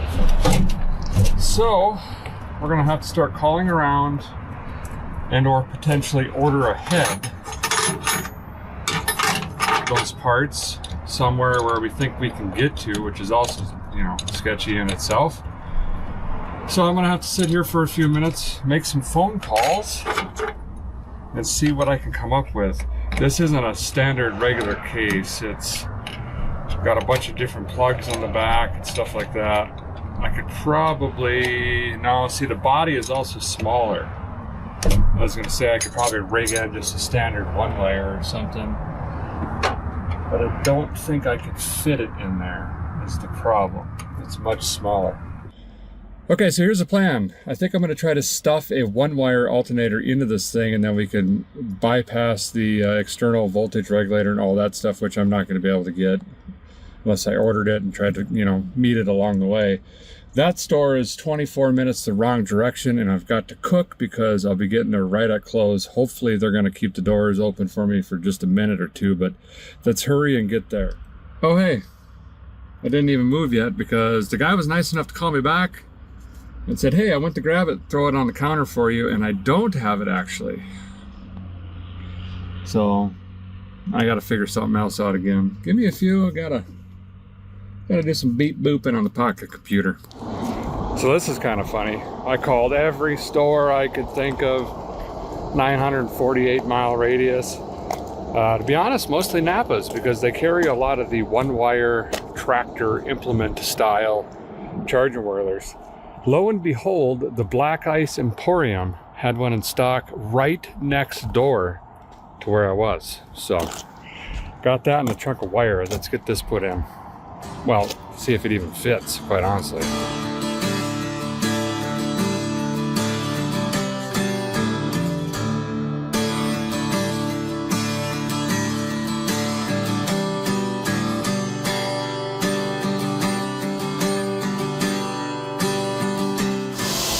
Charging whirler is in, and it fits. Now you know, a 10 SI tractor alternator can be your charging whirler for a Buick, and here's what we were after. All right, now I just got to take this back in so I can get my core back, and I bought a little thing of fittings I don't need. I'm gonna return that as well and get my money. $27.69 back. The guy could buy a terrible steak with that. Perfect. Well, now we are way behind on the schedule we don't have. I would still like to get to Abaquaque if we can. Wow, I pulled the keys out of this. That's how you know I like it. Oh, for heaven's sake. No, the truth is, I was actually measuring the charger whirler cases. It's pretty handy having on the keys. All right, Let's hit the road. Need a gear. Let's try that again.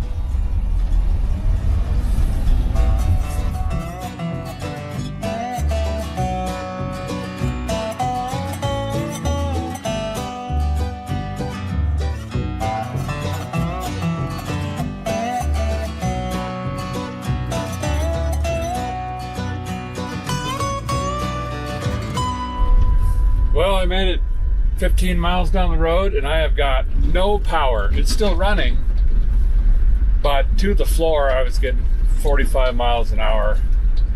Something's not right.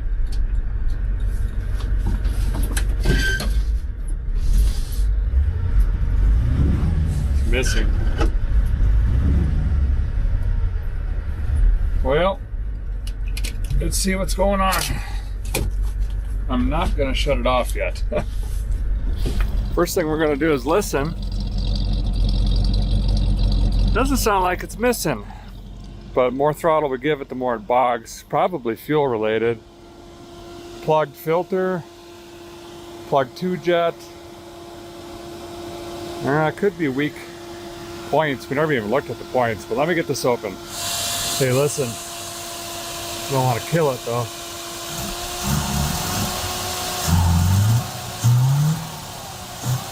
There's no power. The fuel filter's full. Let me check the battery and make sure we don't have another issue. It could have weak spark if we're down in voltage. Okay, thankfully that's not the case. There's really no junk in the filter, so I'm not sure.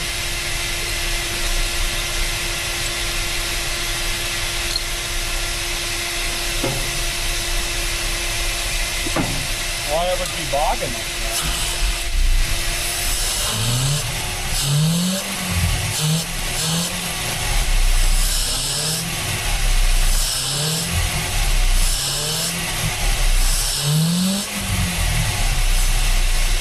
Let's try some different timing.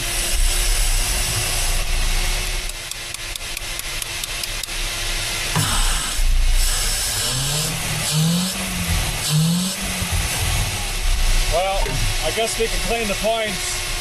Start there. Well, the filter's full. It's getting fuel. I'm gonna scrape the points first so we can eliminate that. I tried to adjust the timing and that didn't make a difference one way or the other.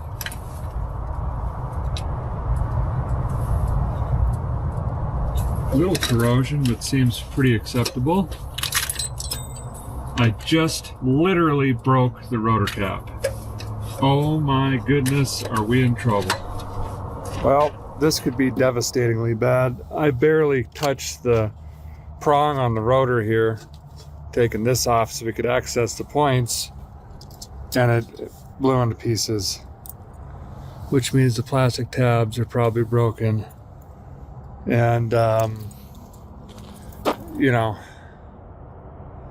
so that's good. I'm gonna try to repair this. I'll take it off and we'll see if we can fix it. Oh boy. Yeah, hi. I need a rotor cap for a 1968 Jeep Wagoneer. Yes, the Buick 350. Good call. The important part is you have them. I'm gonna try to limp there. What time do you close tonight? We close at 10 tonight. Perfect. Thank you. Appreciate it. All right, there's an O'Reilly 40 minutes from here, closest one. They have both in stock. I got this setting in here, but if I touch it, I'm just, oh, this is bad too, because if that flies off, we immediately lose spark. Then we're really, really in trouble. Oh, okay.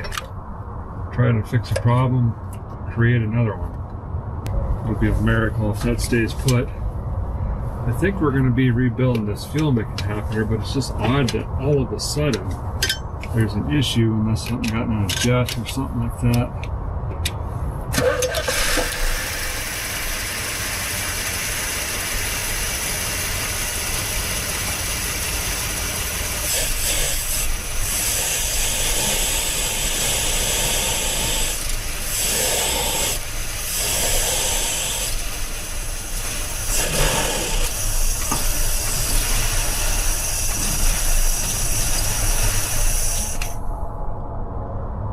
Well, we have got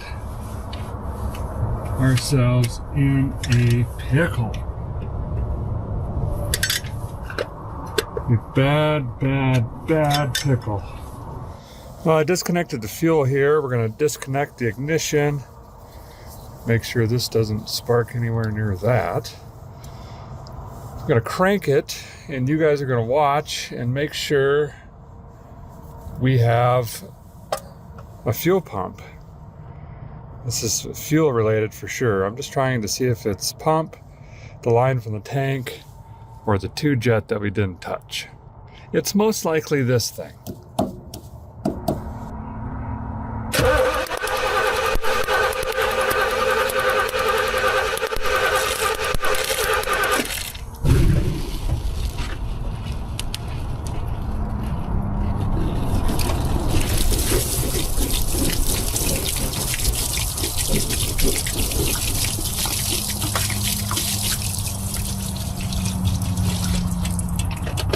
Okay, so we got fuel,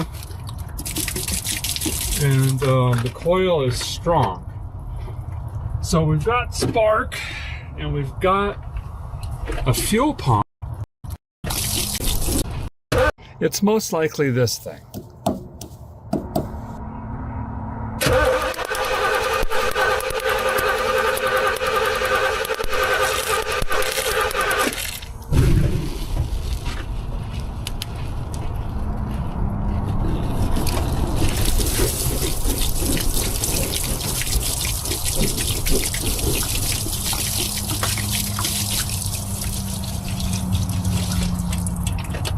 Okay, so we got fuel, and the coil is strong. So we've got spark, and we've got a fuel pump, so it's going to be the fuel make it happener. Now I do think I have a kit, but I didn't buy this carb kit. It's one that was just laying in the back. I don't even know if it's to a 2-jet. But anyway, in Hoos, we're going to be losing light very quickly, as you can see. So let's pop this 2-jet off and hope that it's plugged up or something like that. And we'll just have to go from there. Now we got to get to that O'Reilly before 10 to get the rotor that I broke. Ugh. It's always something.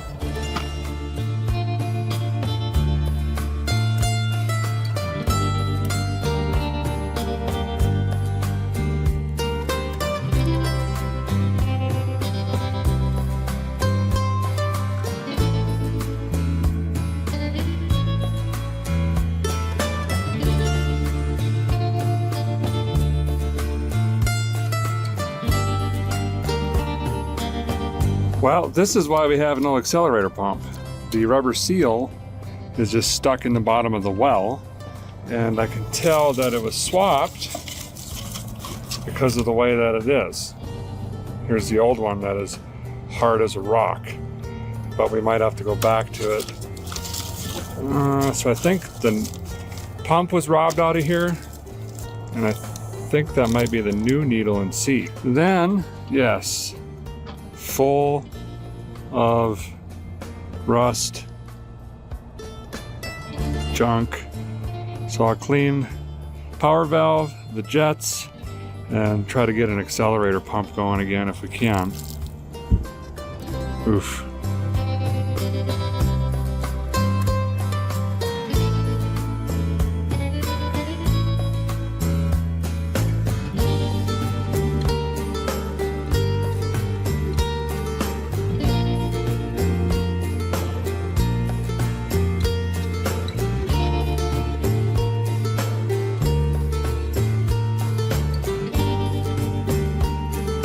Well, dark is here. Fuel Make It Happen is back on. Another successful rebuild. Couldn't get it to fire. Still can't get it to fire. I've got all the moisture out of the lightning rotor. It got wet for some reason. Anyway, I wanted to try to fix that rotor a little bit better. I needed tape, but I didn't have any tape, and then I went, aha, I do actually.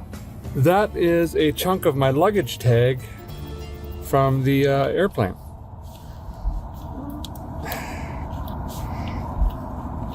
So maybe that'll help hold that in place. This is all dried up.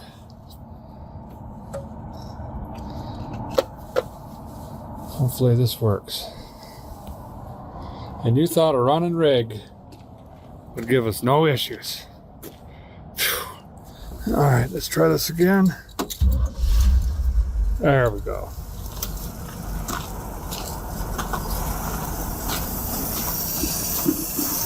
Just gotta wait for fuel to pump. Huh. It's full. I must have just not got there in time. So we shall prime it again and kind of repeat this process. Flooded. Try it again.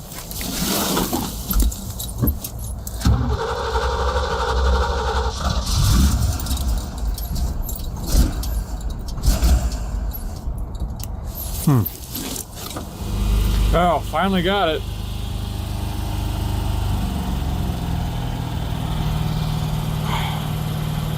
It is late.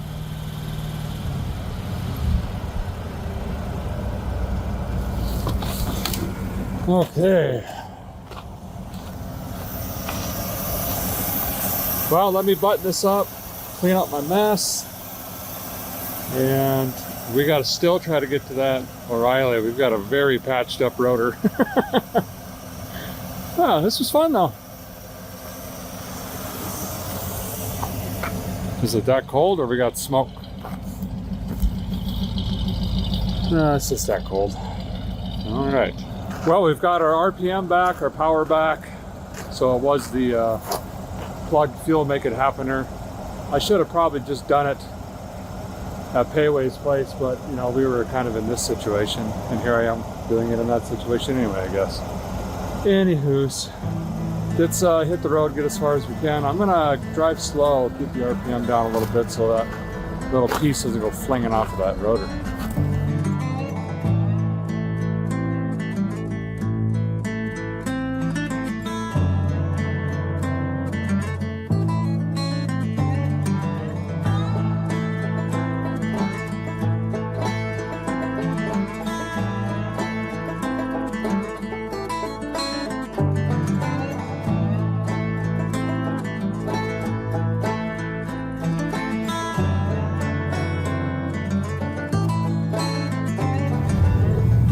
I got this mag light at a pawn shop the other day and a couple pair of jaw pliers. But made it to O'Reilly. That's more gooder. Yeah, those plastic tabs just disintegrated that old plastic over time. So just gonna pop this off quick, get this in, and then I noticed Hobo Freight's right down there, and I need a tool if we're going to further investigate the brake hub situation back there, so I'll walk down and grab that too. Okay. This guy. That is a brake drum remover. 50,000. All right, I got that tool. I also got some tire gummies, a little light just in case we have some issues again tonight, and I got a free bucket. I.e. chair. All right, let's jump back on the free bucket. This guy. That is a brake drum remover. 50,000. All right, I got that tool. I also got some tire gummies, a little light just in case we have some issues again tonight, and I got a free bucket. I.e. chair. All right, let's jump back on the highway, see if we can get some more miles down. We've been piddling. We got to get some pattern done. No, neither.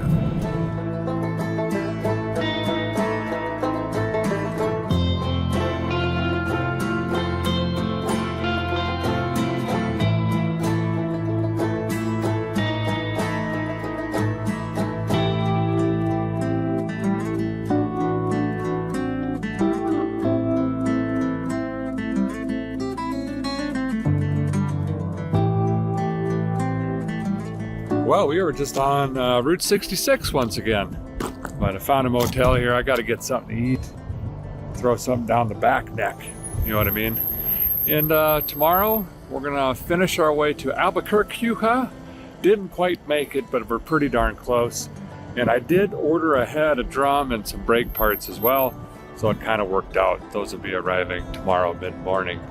So we'll see you guys bright and early in the morning, and we'll keep pushing the Wagoneer. Well, good and morning to you. I can actually see snow up on the mountains over there. Pretty area. You know, I was just telling a friend this the other day. It doesn't matter where you go in this country. It's beautiful. And I know some people are desert people, some people are mountain or plains or prairie or trees or whatever, but I've been to every corner of this country, and it's something else. We are extremely lucky. Anywho's, came out to wind in all 4 tires, believe it and or don't. Perfect time to check on the Earl. I do need to fix my passenger mirror. That was kind of weird late last night. I saw the glass shaking, and I had my arm out, you know, and I kind of just went like this, like, what's going on with the mirror? The glass fell right into my hand. So that was pretty cool. We'll fix that professionally. Look this thing over. I don't see a drop underneath of it, which is a miracle. Top this off. We got to get to Albuquerque today. I got some brake parts there. Got to pick up, and then we need to decide if we're gonna spend the time digging into that or not. I'd really like to get to Amarillo tonight if I can, which is I think like 9 hours from here. Well, in a normal rig, so 13 for us. 60 miles an hour is pushing it. 55, it's happy. I was just inspecting the water pump. It's still loose, but it's not weeping a bunch. I thought I would come out and see a huge puddle underneath this. Once this starts leaking pretty bad, we know we're very, very close to being really in trouble. And then we're gonna have to come up with something else. This seems to be working out great, even though it's only a 59 amp, but really all we're running in this truck is the points and the fan controller, because there is no other electric that works. So that's pretty good. Anywho's, let's check the Earl. Perfect time, it's been sitting, don't need to wipe it. Oh boy, right on the money. So it might have used just a little bit. So I think I was just a scoosh over full yesterday, but I'm happy with that. It's still waking up, it's coming around. Look how long that adapter is for that transmission. Wow. Pretty wild. I might grab some sparkulators for this too. I had to pull one late last night on the side of the road there just to verify spark, and it was pretty hammered, to be honest. So it's staying nice and cool though. That looks fine. All right, let's do a cold start, see if the accelerator pump's gonna work or if it's laying in the bottom of the well again. Hope not. We're just living on a prayer. Oh. No, I'm okay. It's Bon Jovi. Okay, 1, 2, 3, 4, 5. We're in gear. This is a manual. Oh, it tried. 1, 2, 3, 4, 5, 6, 7. Yeah, I don't think we have an accelerator pump.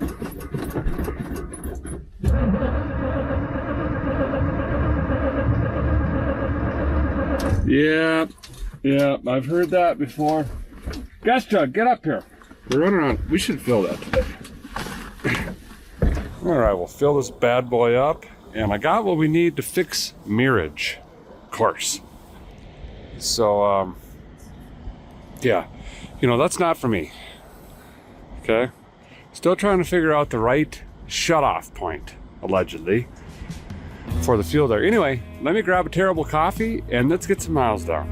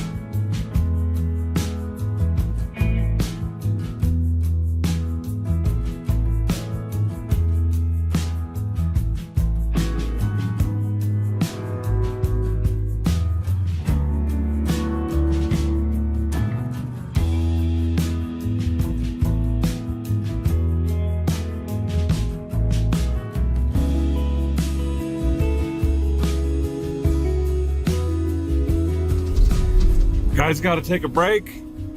Might as well go to Indian City and see if a guy can get some moccasins. If you don't know what I'm talking about, I'll show you. They're great for cruising around the house, taking the trash out, stuff like that. All my Route 66 trips, I do not think I've been here before. Got a lot of nice stuff. And here's the section we're after. Oh, I don't know if they're gonna have my size. You could find them with the beadwork. That's the way to go. Well, I did not settle on a set of moccasins. Those are Minnetonka moccasins, and there's nothing wrong with those, but they're made in Minnesota, actually, and I was looking for something a little bit more rich, handcrafted, but I did get something for you guys.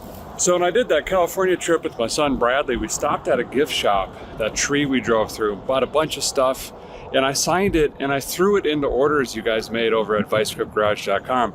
And you guys really enjoyed that. I got a bunch of good photos back, you guys getting that stuff and hanging it up and whatnot. And I wanted to do it again. So what I did was I bought 20 of these signs. They're kind of a patinaed sign, scrounged them up. And I'm gonna sign these. And let's say right now, Friday through Sunday at midnight, if you make an order at ViceGripGarage.com, and basically I just get a little tiny little sticker or something. I just need your information in an order. We'll randomly select folks and we're gonna mail these signs out. And being such a short period of time, and there's 20 of these, you've got a really, really good shot at grabbing one. And I'm gonna try to do it next week too. I think we're gonna be on the road again. So there you go, ViceGripGarage.com. Now through Sunday midnight, I'm gonna sign these. And once you got an order in, I got your info. We'll mail these directly to you. Should be a lot of fun. All right, let's jam this thing back on the road. We got to get fuel here pretty quick. I think I'm running on fumes. And we're getting closer to Abiquiqua. Never mind. We are vapor locked, beyond vapor locked. Look at this. Okay, listen. The fuel is literally boiling in the fuel make it happener. That's not good. We're gonna have to let this cool off a little bit. We're back. So kind of the fastest way to deal with this is all the fuel in this line is gonna be really hot, right? And obviously in the carb. So I took the line off here, let that drain. No, come on. And then it'll pump colder, fresh fuel back up.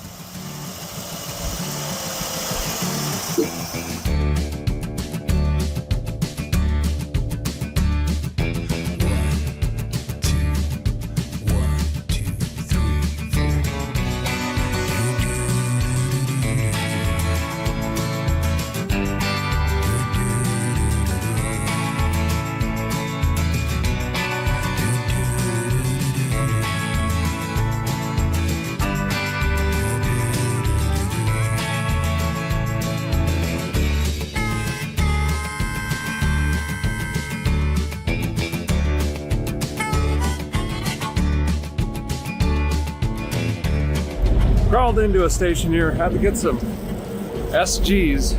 I am terrible. I don't know how many gas station vice grip glasses I've sat on, or the last pair I just slammed in the hood. Anyway, the fan wasn't running. I had to make an adjustment here. Sitting here idling, it wasn't going.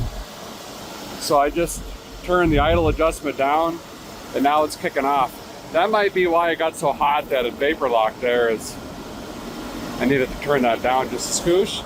Right over yonder behind them trucks is another moccasin shop. Gonna give her a rip, see what happens. It's running smooth though, look at that. Man, when I get out, I gotta walk around back to listen. Make sure it's still running. I just bombed through some gravel. I thought it might got shook up. Can't tell if the fan's running or not. Anyway, place shaped like a teepee. They gotta have moccasins. Minnetonka again. There is a place I stopped at 3 or 4 years ago, somewhere yonder, that had some tribal made footwear, and it was incredible. I think that was on the road trip with Bentley at C20 years ago. All right, back on the road we go.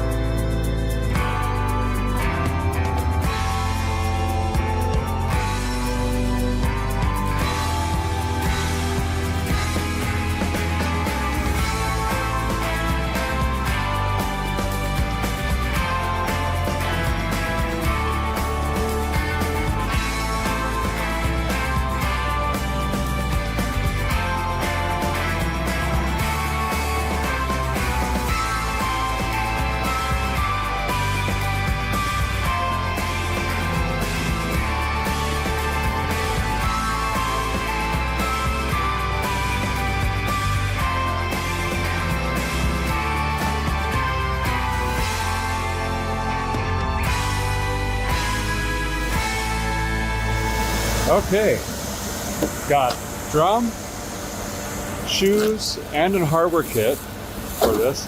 Apparently, I believe, could be wrong, but the drums are the same for the front and rear. A lot of stores only list the front, but it's the same thing.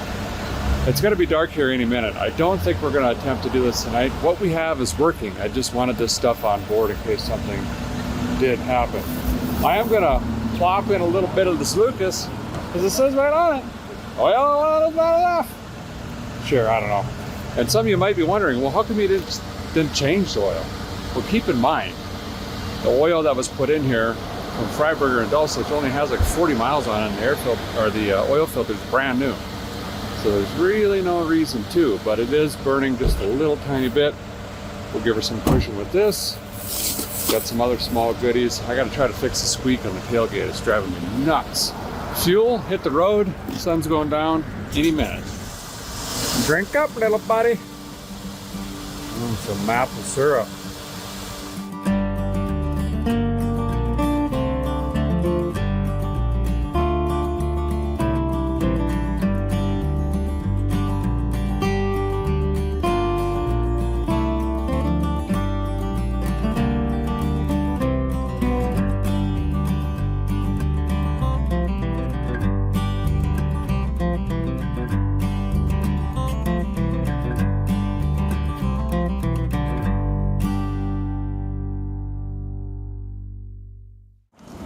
Well, left the keys in it, and it's still here. I mean, that's great news. Another day of 54 miles an hour for 16 hours. Hey, we made it to Amarilla late last night. I drove and drove and drove and drove. I think I got in like 12:30, 1 o'clock, something like that. I don't know. It was super late. But I had the ears pinned back on this thing. I was just feeding her the onions. And this morning I thought we'd have a bunch of oil and stuff underneath the rig. Nothing. You know, because Buick. So let's check the oil this morning, do all that stuff, gotta get fuel. And we're gonna try to get the Cherokee Nation, the east side of Oklahoma if we can. And that would get us into striking distance back to Tennessee. See what the oil says this morning. Again, I ran her really hard last night, probably 3,000 RPM, just a tickle down. So I will put the rest of that snot in here, and I could fix that accelerator pump, but you know, I'm lazy. So let's just get this off in preparation of having to dump a little fuel down the app until she warms up for a second. And that's it. That's all the maintenance a Jeep needs. Luck must really be on our side. I've had a pump in this condition. I didn't even make it around the block. And we've put 900 miles, maybe more on already. I got this belt really loose because I don't want unneeded torque on this pulley. We're trying to take it as easy as possible. So everything else is still here. Yep, good, all right, okay, sweet. Code El Starto. Look at that. Oh, Aachen, build oil pressure. Come on, oil pressure. There we go. Boy, always makes me a little nervous, but it comes around. You know, boy, I've been on this stretch of highway. Well, I'm blessed to have been on this stretch of highway 159 times minimum. There's really not a lot going on, to be honest. But we're gonna stop by the old slug bug station. Haven't been by there. And we're gonna maybe swing by a Model T graveyard today if we can get all the way to Oklahoma and nothing happens. I have not been there. Wow, we are smoking today. That's new. Quite bad.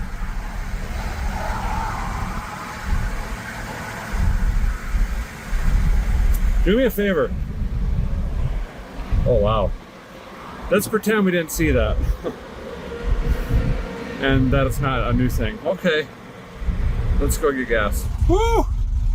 Got fired that thing up. She got camshaft. Yeah. You know, a guy was thinking about that smoking this morning. I think that's from that honey, that oil honey I put in. Because it floats in the top of the head there. that the valve seals are a little dry. Well, a little bit might have made its way into the combustion chamber.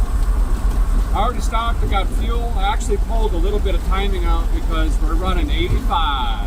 Trying to save some money on fuel. And I don't want it to ping. Got myself a terrible coffee. And we're on the way to the Bug Ranch. I wonder where they got that idea from.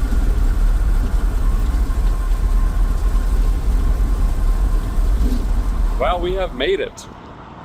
The Volkswagen Beetle, originally designed by Ferdinand Porsche, commissioned by none other than Adolf Hitler, or the German government.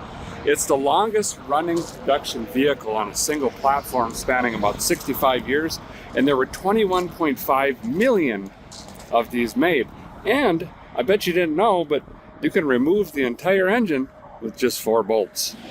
So basically just like the Cadillac Ranch, but they have limos with Longhorns, because the folks that own the Big Texas Steakhouse also have this place and the campground behind here. Good for them. But folks are coming out here taking this stuff up. Got some grain bins back here. I think that's fairly new. I haven't seen that. I don't see any split windows out here, which is probably good for your Volkswagen fanatics. That would probably be a shame that they were included. Oh, we got a tree. Huh. Wonder what kind of species that is. Man, those are good mufflers still. Kind of surprised they're still there. The rest of these are completely gutted out. Got some mufflators on that one. None there. I don't know what that is over there. Oh, it looks like an ice cream stand or something. I don't know. Okay? I don't think I've ever been in Amarillo without the wind being mock Jesus. I don't know what that's about. But anyway, let's jam this Jeep back on the highway. We're gonna get terrible mileage today fighting the wind with our huge 230 horsepower. But it is what it is. We're gonna try to get, like I said, to the east side of Oklahoma if we can.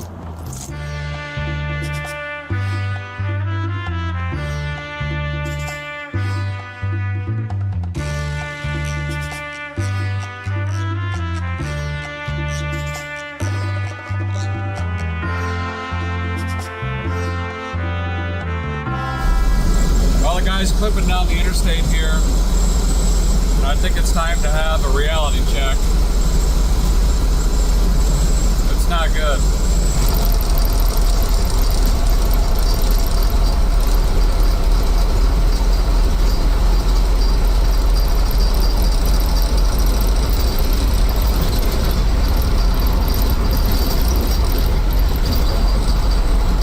My original assessment was correct.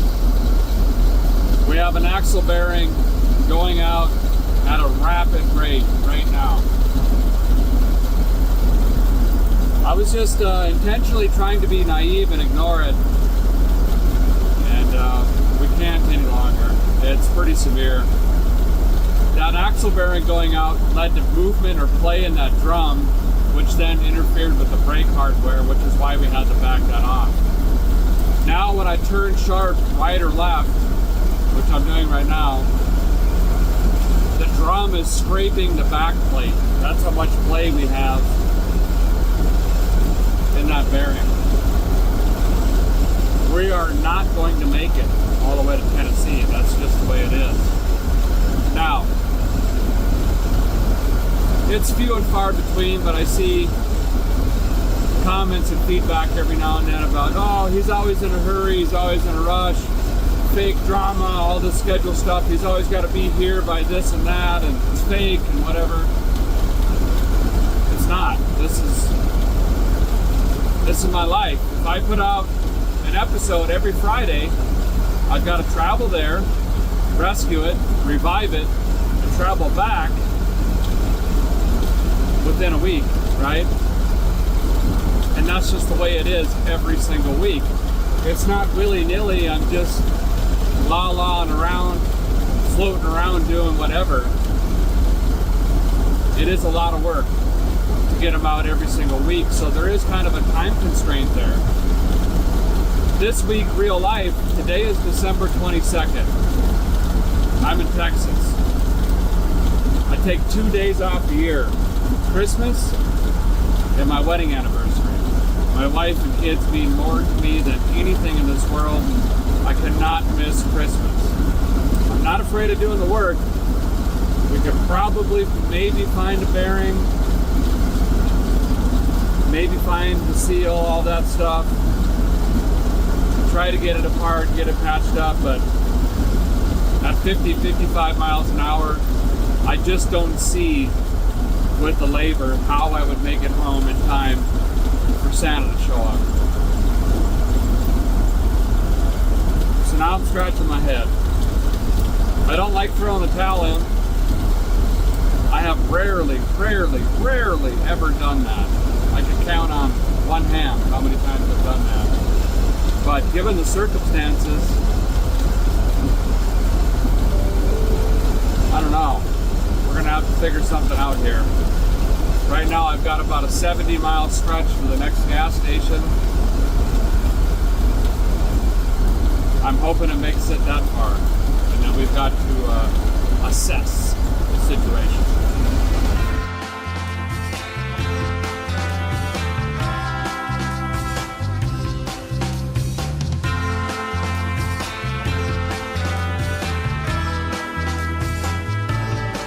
Well, I've checked the oil, it hasn't burned any. We've filled up again.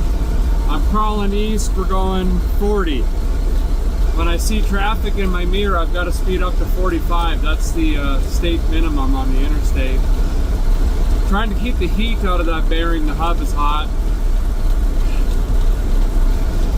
Kind of cruising around on the interwebs. The problem is I don't want to sell this truck. I really like this truck. I've always wanted a Dauntless Wagoneer, and I finally got one. And it's fairly solid, so I don't want to trade, I don't want to sell it. I've got to come up with some ideas here, but man, I tell you what, if I knew I could make it in time and I had to walk, I would do it to get home in time. I just got to figure out a way to retain this, store it, something, and get another rig. So let me do some troubleshooting, some brain analyzing, and I'll be back with you here in 14 miles. Well, hopefully. Woo!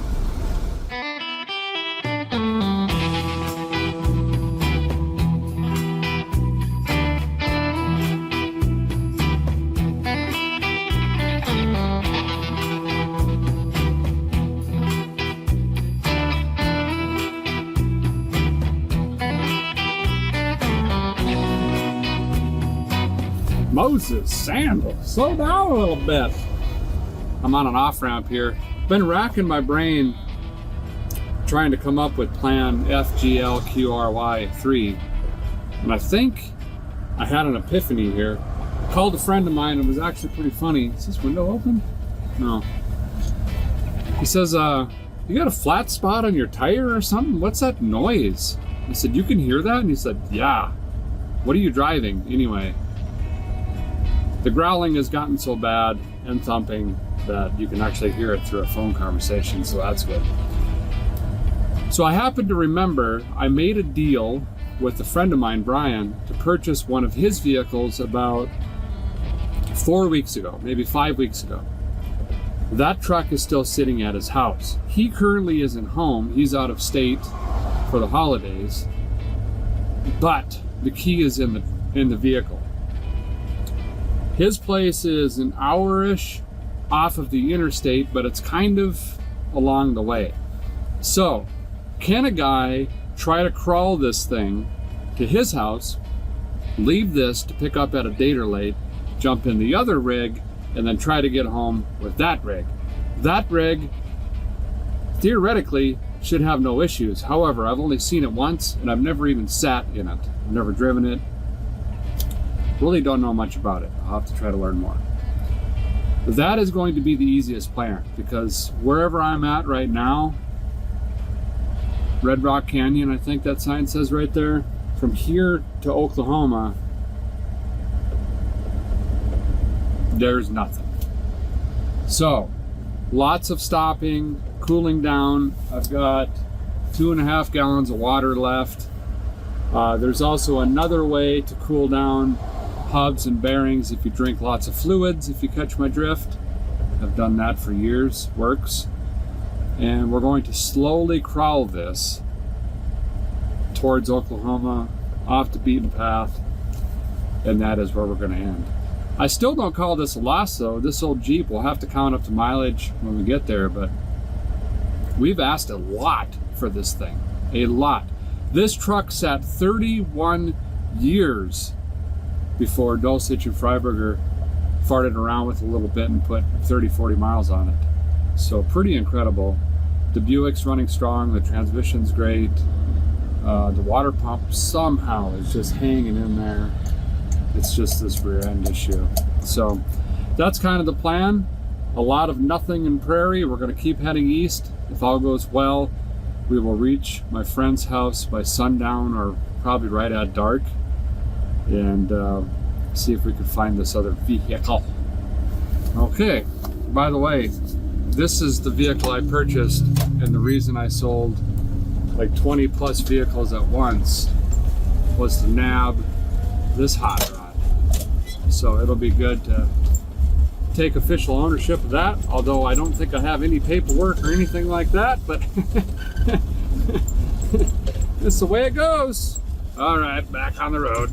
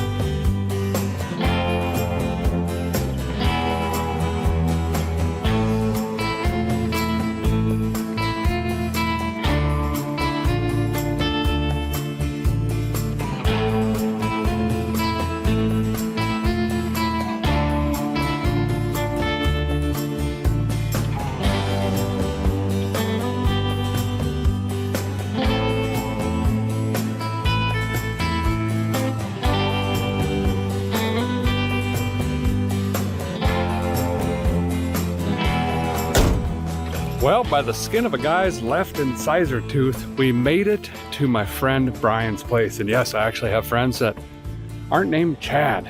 Boy, it's been a minute since I've heard a rear end howl like this thing. It needs some work, but I think the plan is I'll probably just shoot up here with the rollback, get it back to the shop, and then we can address the mechanical issues with it. Did not make the 1,800 miles, but the odometer says 1,139 miles, which is a huge ask for essentially being off the road for 35 years now, except for a little tootle around there a handful of years ago. I'm really excited to have this Jeep. I've got some ideas in my head, but I want to know what you guys think, and you can bleep bloop it in the comments. Do we just fix the mechanical stuff, leave it be, just run it, kind of refresh it stock, you know? Or we got the Buick 350 and the 3-speeds. We put a lift and tires on the thing and doll it up. I don't know. Let me know what you're gonna think on that. I do actually own this rig as well, but this is not the one I'm going to be driving home or attempting to.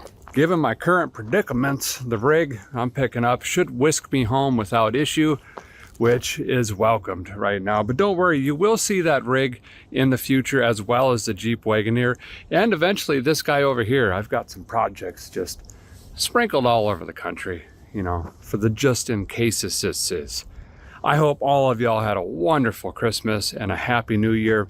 And a final reminder, those patinaed signs that I'm gonna sign, you can enter for a chance to win one of those for free. Go over to vicescriptgarage.com. We're gonna say from now this evening to Sunday at midnight, just grab anything, whatever, something cheap, whatever you want, anything you order. My wife Jessica is just gonna randomly select a few of them, toss these plates in and bam. If you get one, let me know. Would sure love to see it. Thanks guys for watching. Appreciate you very much. Next Friday, more Crossfire Corvette. Great. That sounds fun. Nope. No, it doesn't.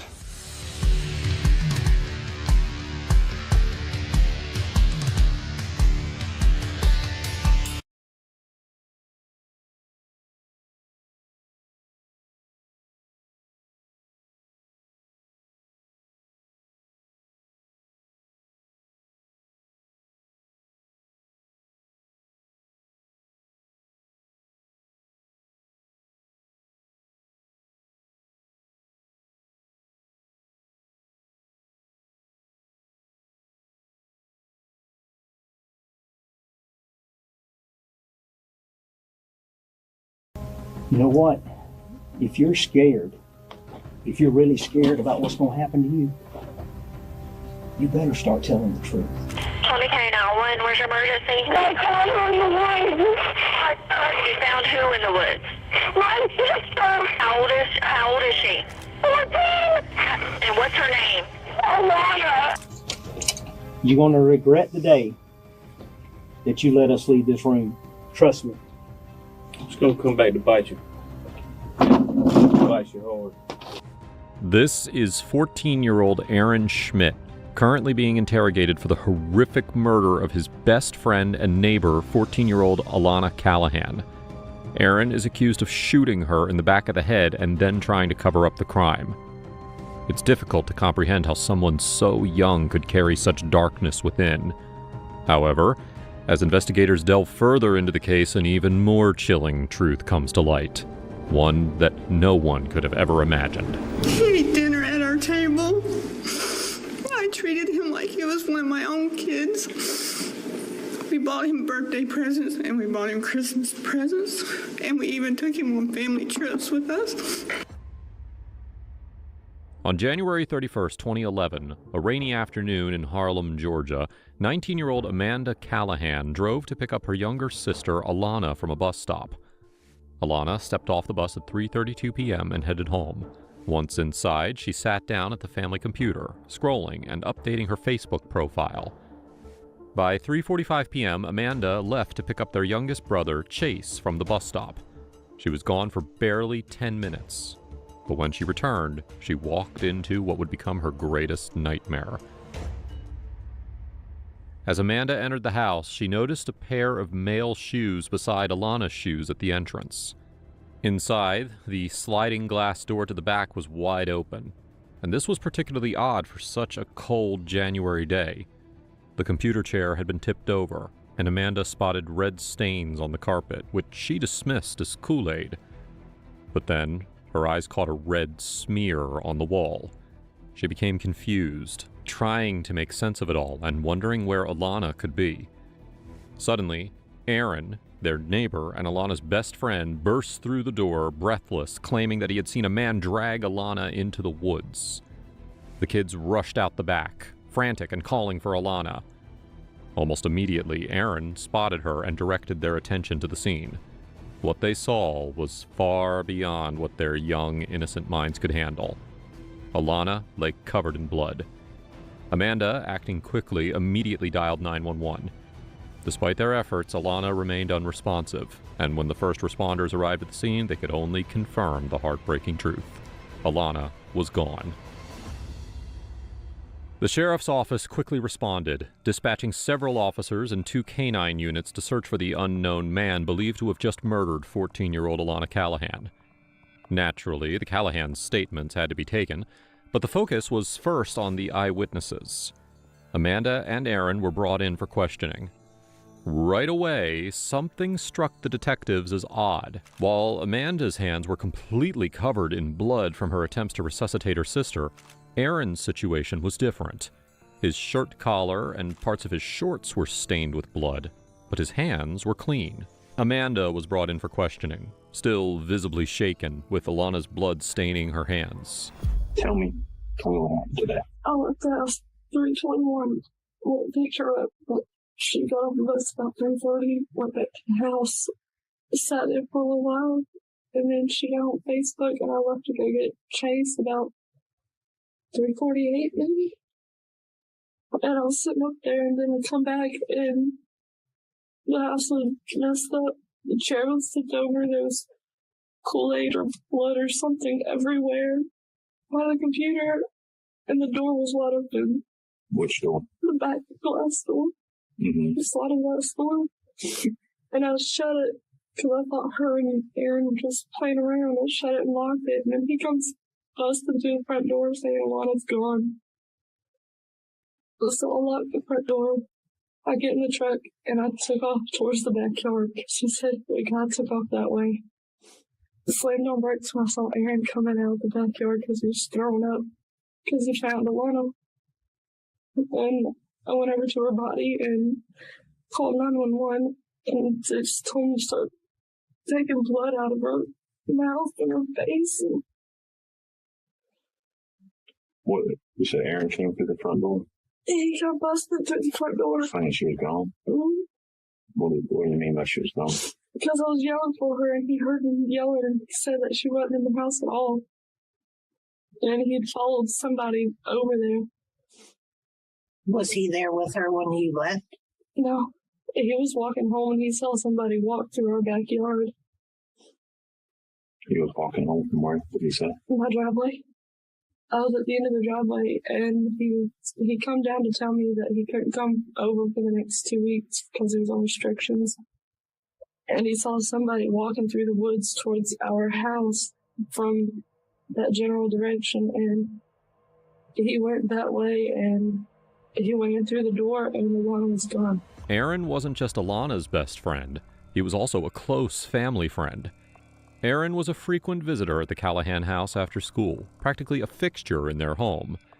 And that day, while Amanda waited at the bus stop to pick up Alana that day, she saw Aaron, who mentioned that he had been banned from visiting the house for the next 2 weeks.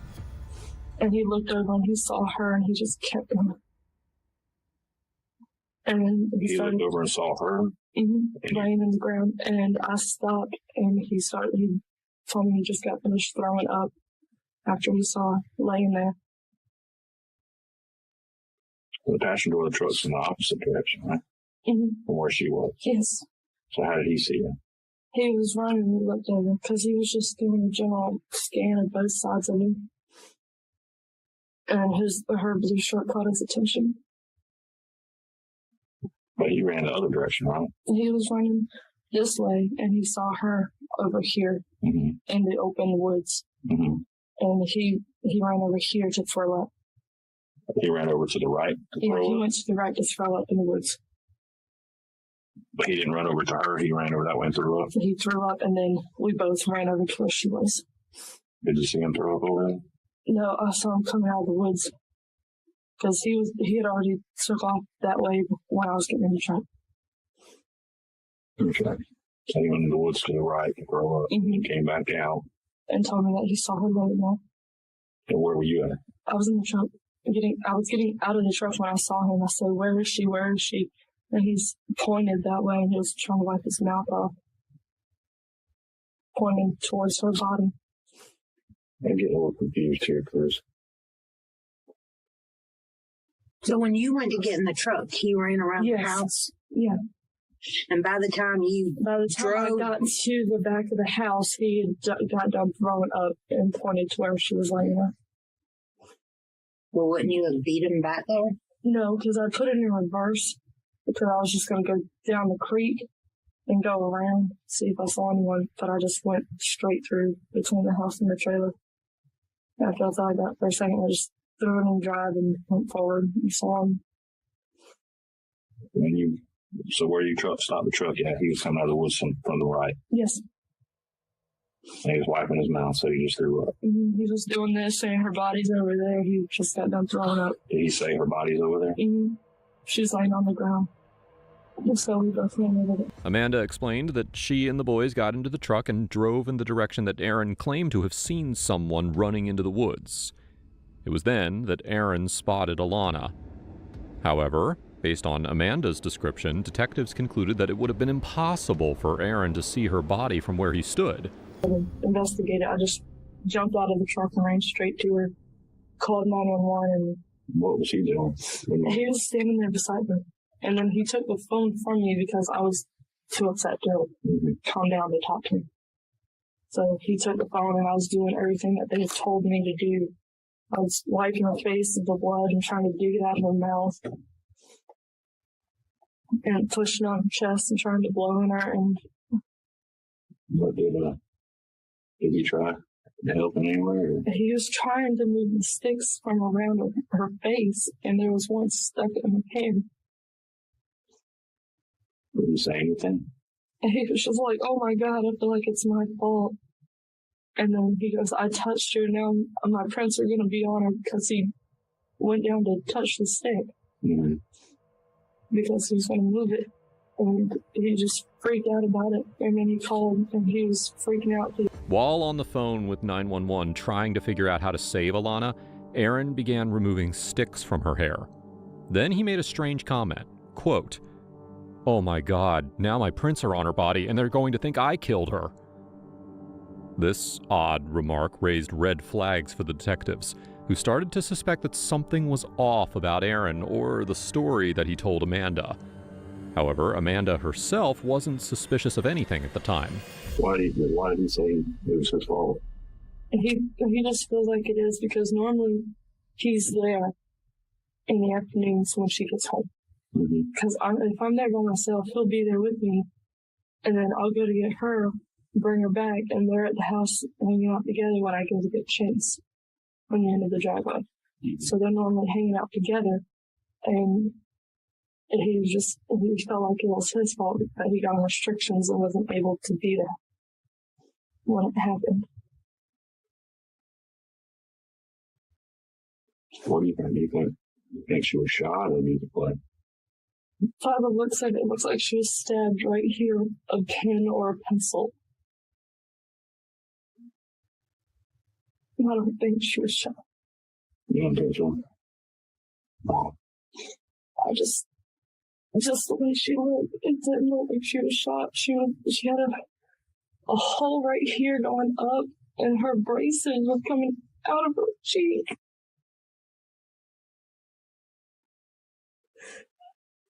I can't get the image out of my head. I'm still trying to figure out how he came out the front door and ran around that way. He had jolted out the front door before I had gotten in the truck. Then he catches a glimpse of her over there and goes this way and gets sick. Instead of going over there to see if she was okay or anything. I don't understand that. I assume it was the initial shock of it all just made him throw up. I don't know if he saw her or anything. Now, when you were in the house and your word, you said he busted through the front door. Mm-hmm. Was he? He was upset. He was panting. He didn't have his shoes on, and he looked like he had been running. He didn't have any shoes on? No. Where were his shoes? They were in the house. Because once he saw that the chair was knocked over and everything, he went back out the door. From what he told me, he went back out the door without shoes on. So he would have came in and she was gone. Why did he take his shoes off? He took her shoes off at the door. He took his shoes off to see if she was in the house room. The same thing I had done. Because I went to see if she was anywhere in the house because I just thought it was a mess. But when you got back from picking up Chase, he wasn't there. No, wasn't there. he had come busting through the door after I done got my shoes off and everything. I started yelling Alana and he come in the door. And he came in the door. Yeah. So how would you have known she wasn't there? Because he had already came in. He had saw somebody from the time I picked up Alana and took her home. He had saw somebody when he was walking on the street, cutting through a path between his house and ours.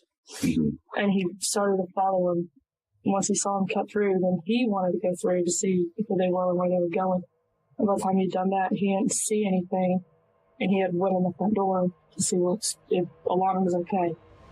The Callahans had been close friends with Aaron ever since they moved into their home in May of 2010, considering him practically family. But a week before Alana's murder, Aaron was banned from their house. It happened on a Wednesday when Alana found Aaron inside their home alone. The strange part was that the Callahans had locked the door, as always, but Aaron insisted that he had found it unlocked. But was this just an innocent mistake? Or was Aaron already planning something far more sinister? In this day and age, danger is lurking around every corner, especially when browsing the internet. And that's what I in fact here content that I want. Your data is my link 83. You also get. But then when y'all get over there, he said it's his fault. He felt like it was his fault because he wasn't at the house like he normally was. Then he said his fingerprints were going to be on the body now. His fingerprints would be on the stick that was stuck to her hair. Because he was trying to move it out of his way so he could hold her head while he got the blood out of her mouth. And I told him not to touch anything. Why would he be worried about his fingerprint? Because he thinks he would be a suspect if he touched it. In her testimony, whenever detectives raised suspicions about Aaron, Amanda defended him. She saw him as a brother and believed that he would never harm Alana. Or at least that's what he led her to believe. But the detectives weren't convinced, and so they brought Aaron in for questioning. Lacey Aaron Schmidt was 14 years old and a high school student living with his older stepsister in Harlem, Georgia. He first met the Callahans when they moved in, and from that day on he became a daily visitor to their home, practically part of the family. On the day of the murder, Aaron got back from school an hour earlier and lingered at the bus stop in the rain, waiting to tell Amanda that he couldn't visit because of his ban. But was that truly all he was waiting for? First things first. Tell me what you know happened. I mean, start from the very beginning and tell me what you know happened. When I went up to the road because I know Amanda comes down to pick her up when it's raining. It was a little bit rainy earlier. When I went up to the road and tell Amanda that I won't be able to come for 2 weeks because I got a restriction. 2 weeks. And I told her everything, and I was going back down to the house. And there's like a little gate right there, but it's cable hanging there. But I saw somebody run across it and was hardtailing it. So my uncle don't like no one on the land, and I have to get him off because, you know, in the past there's people trying to start fires and stuff like that. Or try to plant something that don't need to be there. Well, I went to go see where he went. I was looking around. I went to go see if Amanda knew where he went. If she seen him or anything. But when I went to go she had to go follow her. She was already halfway down the road with the truck to go pick up little Chase from the bus. And when I went there, I said, I can't catch up with her in that truck. And I just stopped and I went to go turn around to go back to the house. When I turned around, I saw somebody kind of taller because you know how far distant it looks like somebody's taller up in something higher, like on that back porch. Well, he was dressed in grayish, blackish pants, black boots, and a black jacket, and a black beanie on. And he saw me and looked at me and ran. And he was white. He was a white man. And he ran away down to the creek bank, and I kind of thought that was kind of dumb because there ain't nothing down that way except the dead end. Except a little bit of four-wheel trails. So I went to go see if anything was gone or missing because you know how somebody try to break in and go run away. I seen the chair knocked over, and I saw a bunch of reddish looking stuff. I thought it was Kool-Aid myself, because Amanda kept on saying it was Kool-Aid, and I said it didn't look like Kool-Aid. I went and looked out the back door, and I saw some, like drag marks. Well, I seen that, and I saw a bunch of more red stuff, and I figured out that when Amanda came up, that Alana was missing. And so I went out and started helping Amanda look for her. And I found Alana out on the side of that road. You know, weren't you there? Was you there? At the scene? Yeah. I mean, afterwards, yeah, I came up. Where she was laying, all out. And I got Amanda.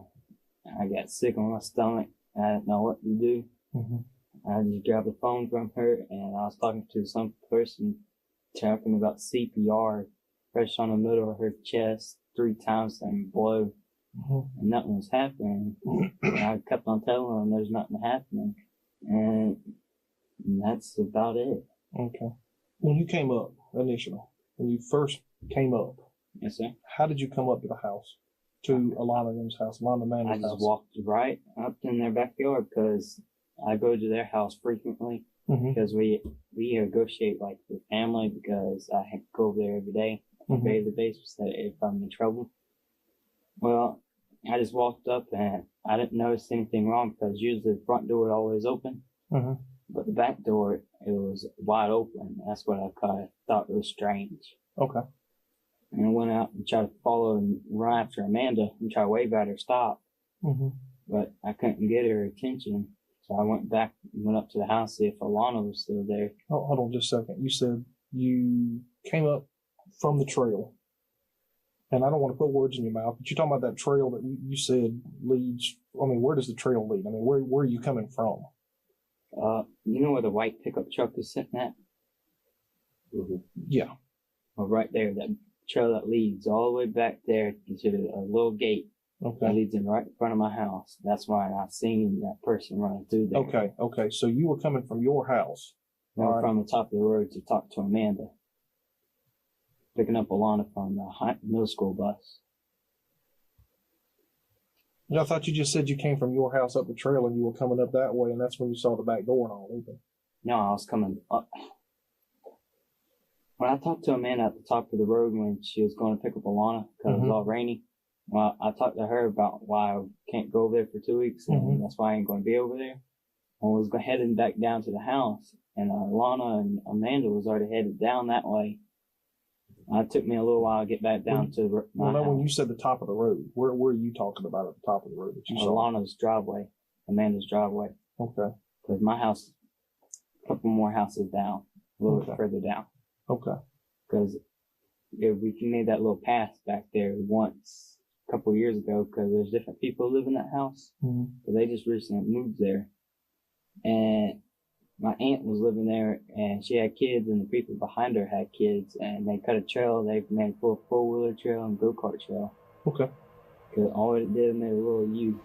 Right away, detectives noticed inconsistencies in Aaron's story, but they initially chalked it up to him being shaken.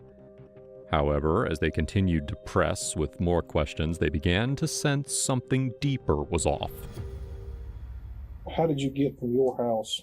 I walked down that main road and I saw somebody run across, I don't know if you know all the way down because I don't know if you went down the trail. Because, well, when I walked down there, I saw somebody just run and jumped over the cable and kept on running. Okay. And I went to go see who it was because I told you that my uncle don't like going up there. Okay. So I decided to go follow him and try to see who it was. I didn't find anybody. Were you running after him? I was trying to run, but I can't. I ain't there.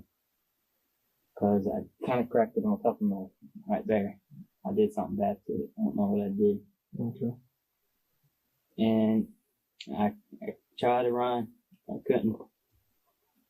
So I kind of sped walked, how to do that. Well, speed walk. And I tried to run down the road to try to catch up with Amanda and try to wave at her. I couldn't get her attention, so I just stopped and I turned around. But when I turned around to go back to the house, if Alana was there, just ask her if she's seen anybody. But that's when I saw that black dude, blackish figure in the back door, where it was actually a white dude. You saw a black person or a white person? I want to say black, but it's not because he's all dressed in black. But you can see his face; he's white. And this is the same person who jumped over the fence or the cable up towards your house, going down there that you followed. So after you try to make contact with Amanda, and you realize she's too far up the road for you to make contact with, you do what? So I just stopped and I turned around to see if Alana was home. Okay. But that's when I seen that tallish, blackish dude, but he ain't black, he's white. Okay. But I seen his face. All right. Okay. So where did you check for things being disturbed? The Callahans, they leave their door open. All I do is open the door and say, "Hello, I'm here." Well, that's what I did, but the computer chair was tipped over and I've seen a bunch of red and that got me kind of worried and kind of thinking that something happened. But at first I thought Alana had spilled her Kool-Aid and was running around, but no one answered, and that's when I kind of something popped up in my head that something bad happened. And I went up there and looked at the back door and looked around. There was more red and leading out to the back. That's when Amanda was coming back up. I was looking around, looking around the yard, and Amanda asked why I was still back in the yard.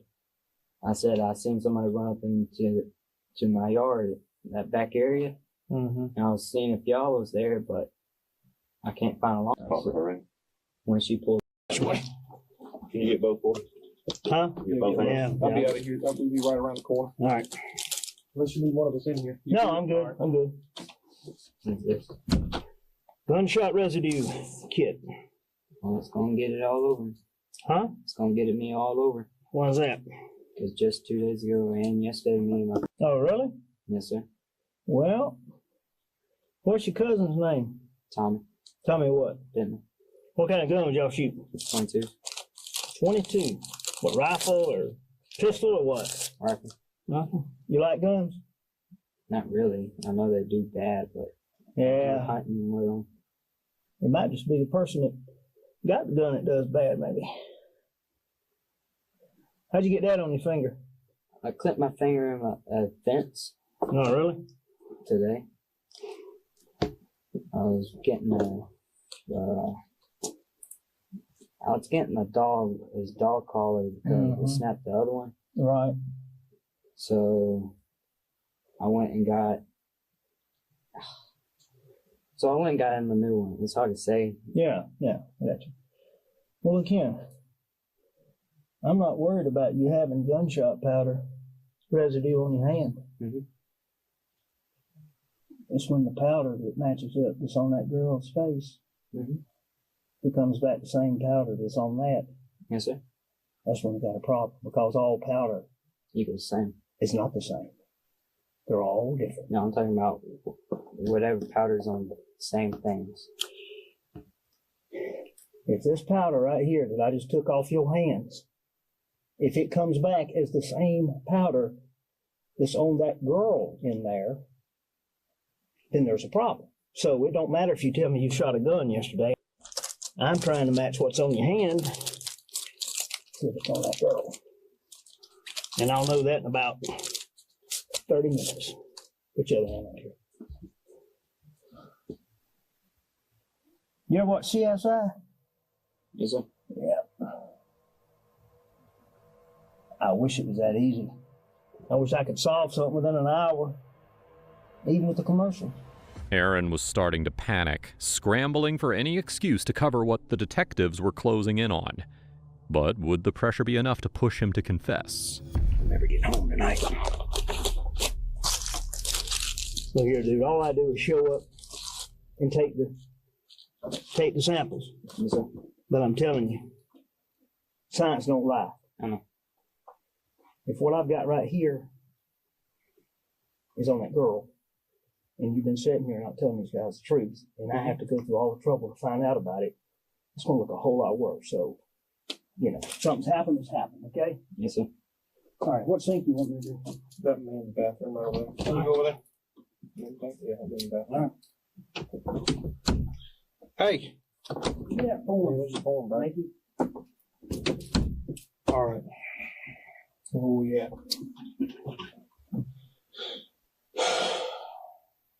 You better real quick. Take your shoes off.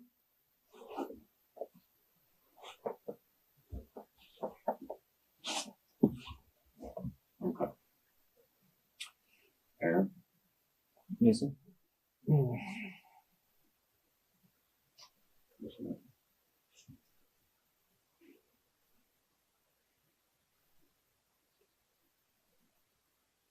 You know there wasn't another guy there, right?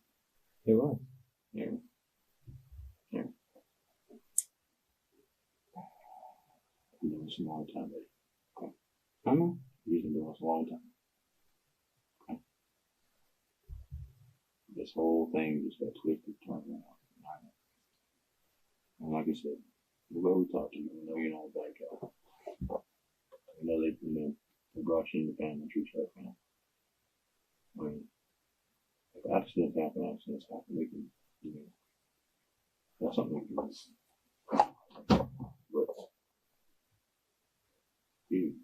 But you saw her mom when you were sitting out there. You saw what happened to you. Okay.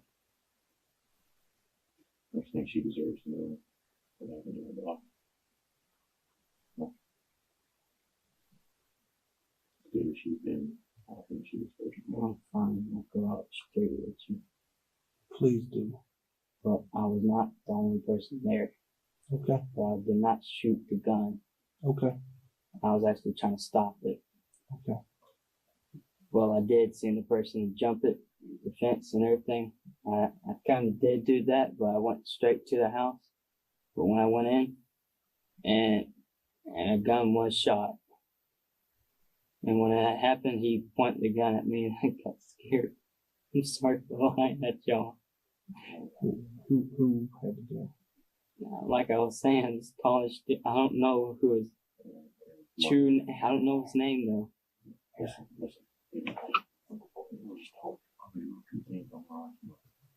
I know what's the truth. And I'm trying to give the truth, but every time I try to say it right now, he comes right back down to me.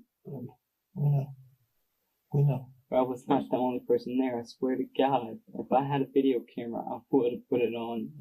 Let me see something. Let me see the bottom of your feet. No, lift them up. Lift them up. Lift them up. Okay. Here's yet another piece of the puzzle.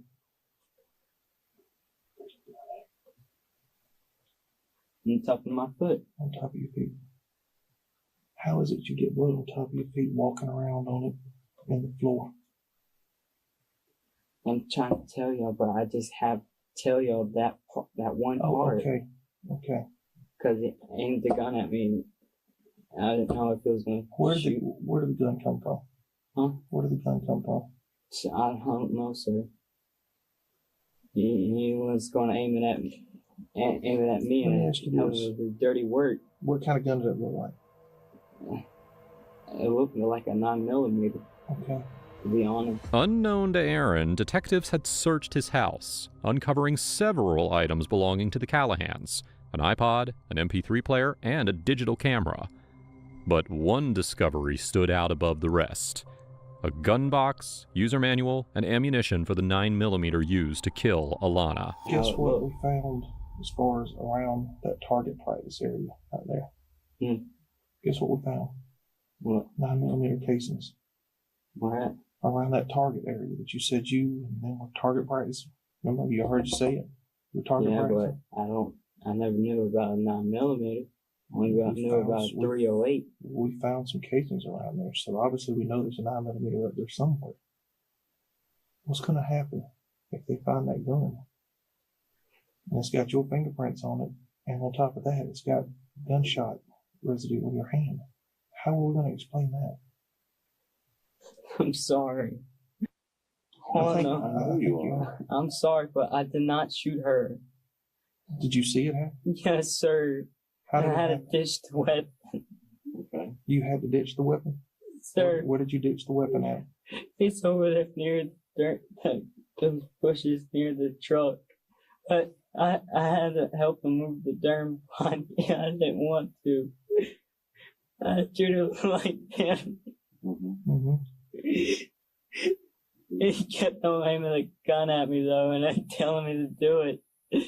Saying that every time if I do stitch on him, he was gonna get me. I'm scared. But he had the gun on you. But then you took. Then he threw the gun down and ran. You had to ditch it, and then you ran out and you tried to look for him, and he was gone at that point. Yes. Why would you tell Amanda? Because she was trying to sound mad. Aaron's story was falling apart, and his behavior increasingly unconvincing. Moreover, it was clear that he was trying to fabricate a cover for the gunpowder residue and his fingerprints on the weapon. Why lie to the police if the supposed unknown assailant had ditched the gun? And why would this man let Aaron live after witnessing Alana's murder? Let me see. So we can I don't know. It's kind of shoot. I don't know it. It was some kind of short, fattish, brownish person. He ain't too short. You just said before it was a tall black. I know, but I had to say that so he don't get on me. I know who he is, though. I know who he is, but I don't know his name. Where does he live? He's a guy who likes shooting all his weapons down the road. There. Y'all probably think I'm lying about it. Crying. Aaron, I don't think you're lying. I think you're scared to death. And I think you're trying to figure out a way to make some sense out of what happened. But there ain't but one of two ways I can look at this. And you go with me on this. We all know, sitting in this room, there was no second man. There was. Listen to me. I'm not lying about the guy, though. Listen to me. I did not stand there making up this lie about this dude standing there with it. Listen to me. Aaron, are you going to listen to me? Yes, to me? I can tell you, with every bit of certainty of us sitting here, just like he can, there was no other man. So this boils down to one of two things. It leads right down to me. No, listen to me. It is either somebody that went over there with the intention of hurting Alana, and this was a premeditated, cold-blooded deal, or the only other thing it could be was things got a little out of hand, and it was a complete and total accident. And that person that did it is scared to dang death right now, trying to figure out how to make it right. It's one of the two. I couldn't hurt her not when Not purposely. No, I never will hold a firearm without an adult. That's the main rule. I know my hand's going to be on that gun because The bottom line is, you're all over this whole thing, period. Not just the gun, the yard, the house, the road, everything. You're over everything. You, Aaron, are over everything. Nobody else is over everything. You're forgetting there were other people in that yard too with you. The dogs kept tracking back to the same spot, which is in the backyard.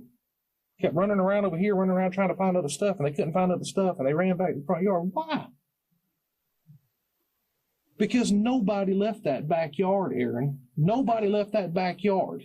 If anybody left that backyard, those dogs would have made a beeline off of it and ran through the woods over there because they ran that way. They looked that way. But they kept coming back. Why? Because the person didn't leave. There was no time. It does not add up. Your prints are the only ones on the gun, right? Yeah, because you're the one that dragged her outside. Yeah. And dragged her over there. And might I add, you said, oh, you just thought it was a garbage trail. Do you really want me to go tell her mother that was a garbage trail that was drug over there? No, sir. Okay, then. You see what I could say? Somebody drugged this around here like a bag of garbage. Her daughter was drugged around here like a bag of garbage. If it was an accident, it was an accident, but you got to tell me. Dude, you got to tell us. If it was an accident, let's sit here and quit talking what it is. If it was a game or something. Whatever happened. But stop when some other dude did it. Man, everybody tries to say that, and everybody that said it, it don't work. Aaron soon realized that he couldn't outsmart the detectives, constantly adjusting his story to fit each new piece of evidence against him. After a tense back and forth, he finally offered a half-baked confession. But this would only get him into more trouble than he hoped. I told you, it's not going to add up. You can say it, you can try to believe it, but you know it doesn't add up. If it was an accident, say it was an accident. I'm not trying to put words in your mouth, I'm not trying to trick you. Nobody's going to end up as I. You don't even know what's going to happen any more than I do. I don't want to hurt her feelings. You don't want to hurt whose feelings? Her feelings. Alana's? Her mom. Her feelings are already hurt, Aaron. How much more hurt could they be? I didn't mean to hurt her. All right, then what happened? She was goofing around and I was goofing around. But first I went over there to tell her that I couldn't be over here for 2 weeks, like I was saying. And because I know Amanda kind of a little bit forgets stuff when she's doing a lot of busy stuff. And I told her, and she said she wanted to go outside and let's go and do something. Well, I didn't know the gun was loaded. Okay. And what happened? And she was acting like she was pulling the trigger. And I said, don't do that. And I took it away. And I went to go try to go put it up so I can go leave. And it went off. Where was she at when it went on? Over there where the computer was. Over at the computer. How close to you when it went on? I had it right there in my hand. I was grabbing it to take it away. So you were right behind her when it went off? Right in front of her. Right in front of her? She get shot in the face or in the back of the head? He got shot in the neck. All I know is she got shot, she fell over the back of the chair and fell over. Not sure she was shot in the back of the head. I didn't know if she was shot in the back of the head or not. All I know is the gun went off. And she went flopping down. And she was in front of you, and her head, back of her head was facing you, right? No. When are you making it sound like I try to shoot her in the back of the head? We're not trying to make it say that's what the evidence shows, buddy. I know. So if you know that, then why are you saying we're making it up? We're not. That's No, what but I even had her head at all. All I did is grab it, and it went off. Where were you at when you grabbed it? Right in front of her. When I grabbed it, the gun tilted up, and when it tilted up, it went off. Aaron, that's your name? My name's Frank Dodson. This is Richard Douglas. Just pick one thing. Why did you lie to the investigators? About what? About her touching the gun and fumbling with it and her finally handing it to you. Why did you lie? Why did you make me go through all that process of having it fingerprinted for me to have to walk in here and say, you know what? Her prints ain't all over. Why did you lie and tell those investigators that she touched that gun when that dead girl has never put her fingers on that gun? Why did you lie about that? I don't know. Sure you do. Why did you lie in an official investigation where someone you know is dead and you have drugged their body out? If they're dead. You're not going to do that to me. Not until you just said that the dead girls. What? Until you kept on saying the dead girl. And that's when I finally figured out that she was finally dead. You think she's been alive all this time? I don't know. All I know is she wasn't moving or not. And she's gargling. Huh? That come out of your own mouth. What? You said she was gargling.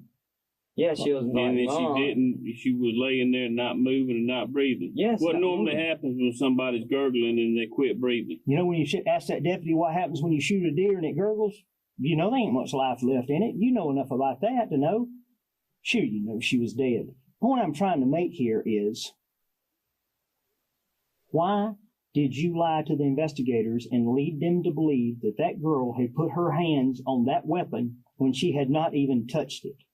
Why did you lie about that and mislead them and make them go and do extra work and me extra work? Why has it took the last 4 hours to try and get the truth out of you when you could have sat here and told us the whole story and be done with it? But yet every time I walk in with something, I'm going to do the gun residue. You add something more to your story. That is a lie. Why are you lying about this?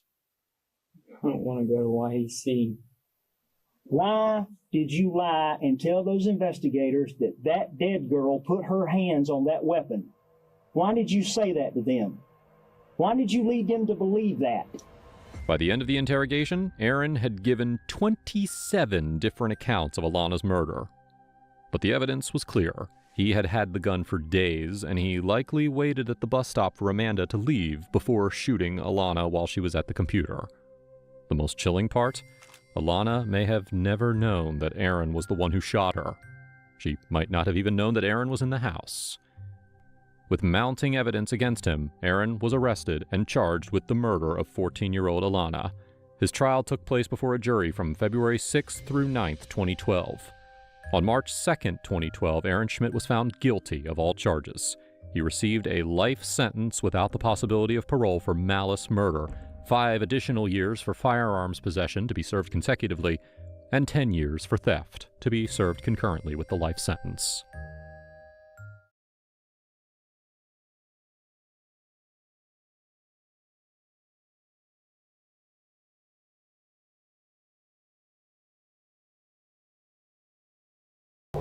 So what happened in there?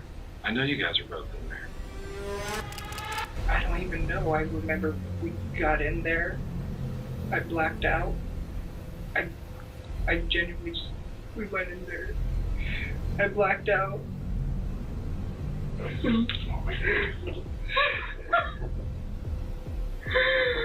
I don't know what happened. I blacked out, and when I came to, she was dead. I'm so scared. 20-year-old Brianna Ratliff ends her shift at the local fast food chain. It was a hard day of work for Brianna, because it wasn't her only job that she had to attend that day. Her primary job was at a local beauty salon, leveraging the skills that she learned in the cosmetology program at the Coshocton County Career Center. And her second job was at Hardee's. Neither of those jobs really fulfilled, but it was paying the bills. Brianna's mother, who also worked 2 jobs and typically came home very late, managed to arrive home a bit earlier that day to prepare Brianna's favorite apple pie. But little did anyone know, Brianna wouldn't come back home that night. Brianna's disappearance would turn out to be the biggest case in the history of Coshocton County. A case that left this small Ohio town traumatized until this very day. The next day, the Coshocton Police Department put out a missing persons report. And since Coshocton is a fairly small community, the city put in a collective effort to find her. A search party was formed under a nonprofit victim advocacy group called Golden Hearts, a voice for the voiceless. All her closest friends and family members were participating in the search. Brianna's schedule was packed with 2 jobs, which means that her paths were mainly between home and her jobs. Brianna's friends looked in all her usual hangout spots, but there was no trace of Brianna at all. That's when the search party's cadaver dog was able to pick up her scent and traced it all the way to an abandoned house on the 1800 block of Chestnut Street. Now, from first glance, it looked as if no one had entered the house for many years, what with all the cobwebs and dusty trash. It almost seemed like an old dumping ground. But there was still an irregular path from the entrance, meaning that someone could have used this place recently. As they worked their way through the mess, they found a half-open door. But little did anyone know what was waiting behind that door would change the lives of the search team forever. Brianna was found lifeless, brutally R-worded and unrecognizable. Based on her bruises around the neck, blunt force trauma to the head, and stab wounds in her chest, it was clear that this was a premeditated murder case. The Coshocton County Sheriff's Department started looking into Brianna's friends, acquaintances, family, anyone with a grudge or motive to kill. And when you're looking into a murder case, the first suspect was her ex-boyfriend, George. George wasn't very much affected by her death, despite having spent a lot of years together. That tip-off, by the way, was made by Brianna's close friend, Blake Gruhl. Brianna's mother confirmed that Brianna and Blake had been friends since middle school and that they were very close. Just like Brianna, Blake also worked part-time at Hardee's, and the two became really good friends. Seeing as he's highly spoken about and had regular interactions with her, perhaps he can paint a picture for the county about George and Brianna's last known whereabouts. That's why he's called in for questioning that same week. Let's see what he can tell us regarding Brianna, George, and where she was last seen before her tragic disappearance. All right, man. Well, we're talking about Brianna, and it's Ratcliffe. New Ratliff. Ratliff. Okay. And you guys are friends. Okay. She was reported missing Thursday. Okay. I think she was reported the next day, but she wasn't heard from the day before. Okay. Kind of walk me through what your guys' relationship is.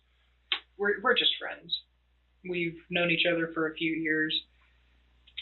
It'd take me a few seconds to try and remember like which year I actually met her, but we met at Riverview High School.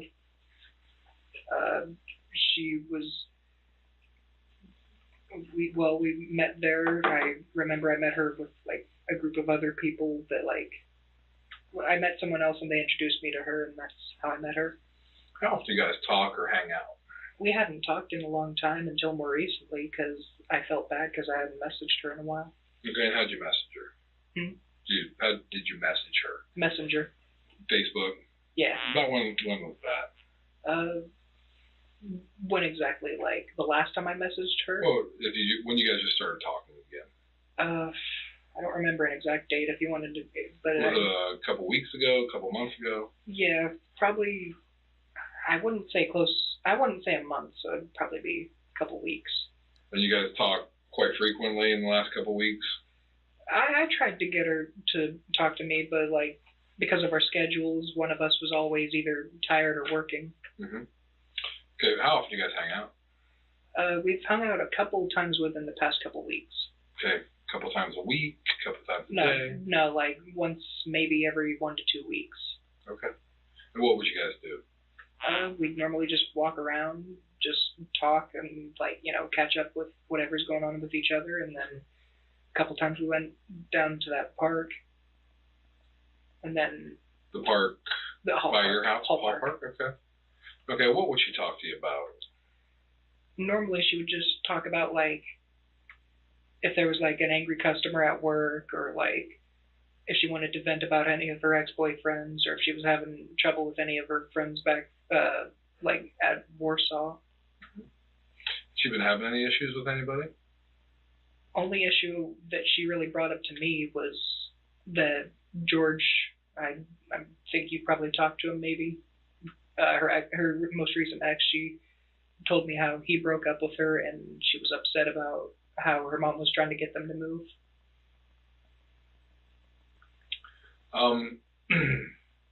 Would you guys just go to the park? Were there other places you would go? I mean, back before COVID, we would go inside the library because they had like a thing going on in the basement where you could like get on laptops or like play video games. Okay. But then after all that, we kind of grew distant. Blake describes himself as a solid friend that Brianna could vent to, but over time, their paths diverged and they made new friends. They would only hang out occasionally, like best friends catching up. However, Brianna's mom mentioned that Brianna was close with Blake, so it's questionable for Blake to say that they were just on and off friends. So tell me about Thursday.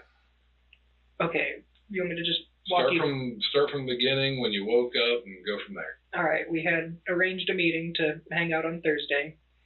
She told me that she wanted me to be at the library around 3. I got there around 3, but I assumed maybe work held her back, so she took a while to get there. She got home. She told me that she had to take care of her hamster, take out her dogs, and like get washed up and changed. She arrived at the library around 4, and that's when we started walking. By that point, it was really cold. We walked up to Taco Bell. We got some food. And then afterwards, she said that she wanted a hot chocolate from McDonald's, so we walked down there. She got me a pop and her a hot chocolate. And then because it was cold out, she wanted to go home and grab a Coke before we continued walking. She went inside for a few minutes. She came back out. We were walking up to the park, but like part way her hip started acting up, so we had to sit down for a few minutes. Where'd you sit down? It was right down the street from the freeze. Like not even, I don't think it was even to the first house yet. Like there were some cinder blocks that you could sit on. Mm-hmm. And that's where we stopped. We were talking. She seemed upset. I was trying to cheer her up.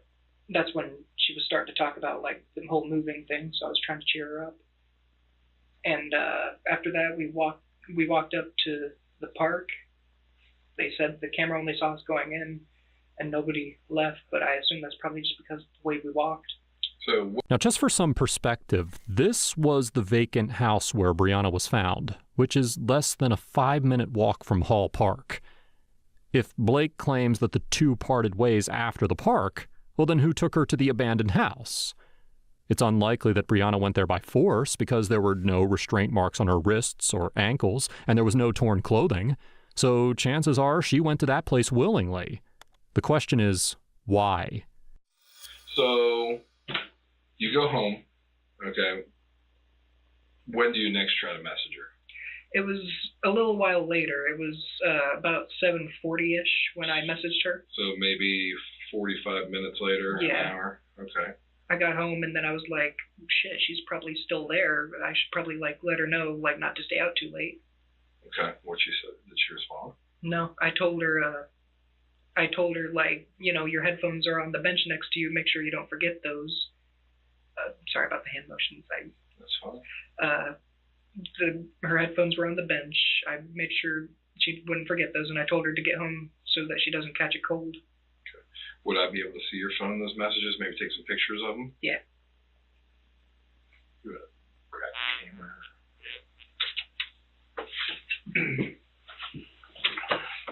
Here you go. These ones are the ones that I sent her. It's only seen because her mother opened her messenger. Gotcha. So, is it okay if I go up? Go ahead. I have nothing to hide. No. I always like to check.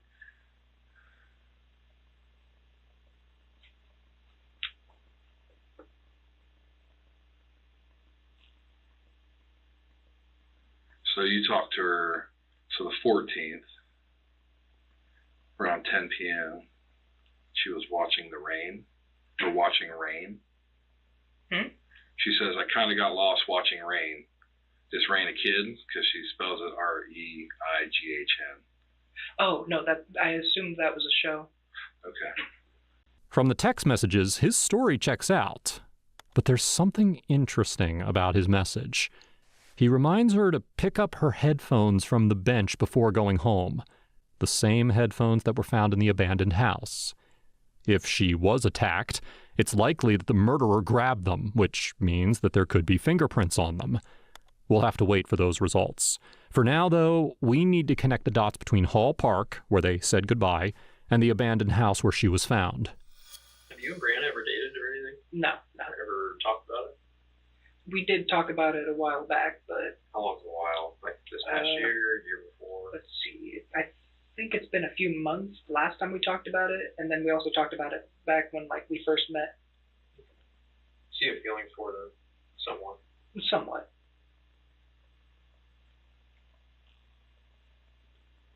Why didn't you guys ever date? Why did you guys never date? Never give it a try? Is it okay if I step out and plug your phone in? You're like 1%. Oh, yeah, sorry about that. Go ahead. That's okay. No one ever has a It's charged my phone. so Okay. I was charging it when you guys called me because I've been distracted all day. I'm sorry, what was your question? Why didn't you guys ever date? Me and her were talking about it, and we came to a conclusion that, based on how her past relationships went, maybe it wasn't a good idea because, she was worried that, I don't know how to word it. She was worried that based on the trauma from her past relationships that she might take that out on me is what she told me. And she said she didn't want to do that, so we never Trauma dated. just from how they treated her, or Yeah, is that what she meant? because she told me that most of her relationships were pretty shitty. Okay, fair enough. How'd that make you feel that she wouldn't even want to give it a shot? Well, I was upset at first, but after a little bit, I figured maybe it's for the best because I don't want her to hurt our relationship. I'd rather stay friends rather than become boyfriend and girlfriend and end up hating each other.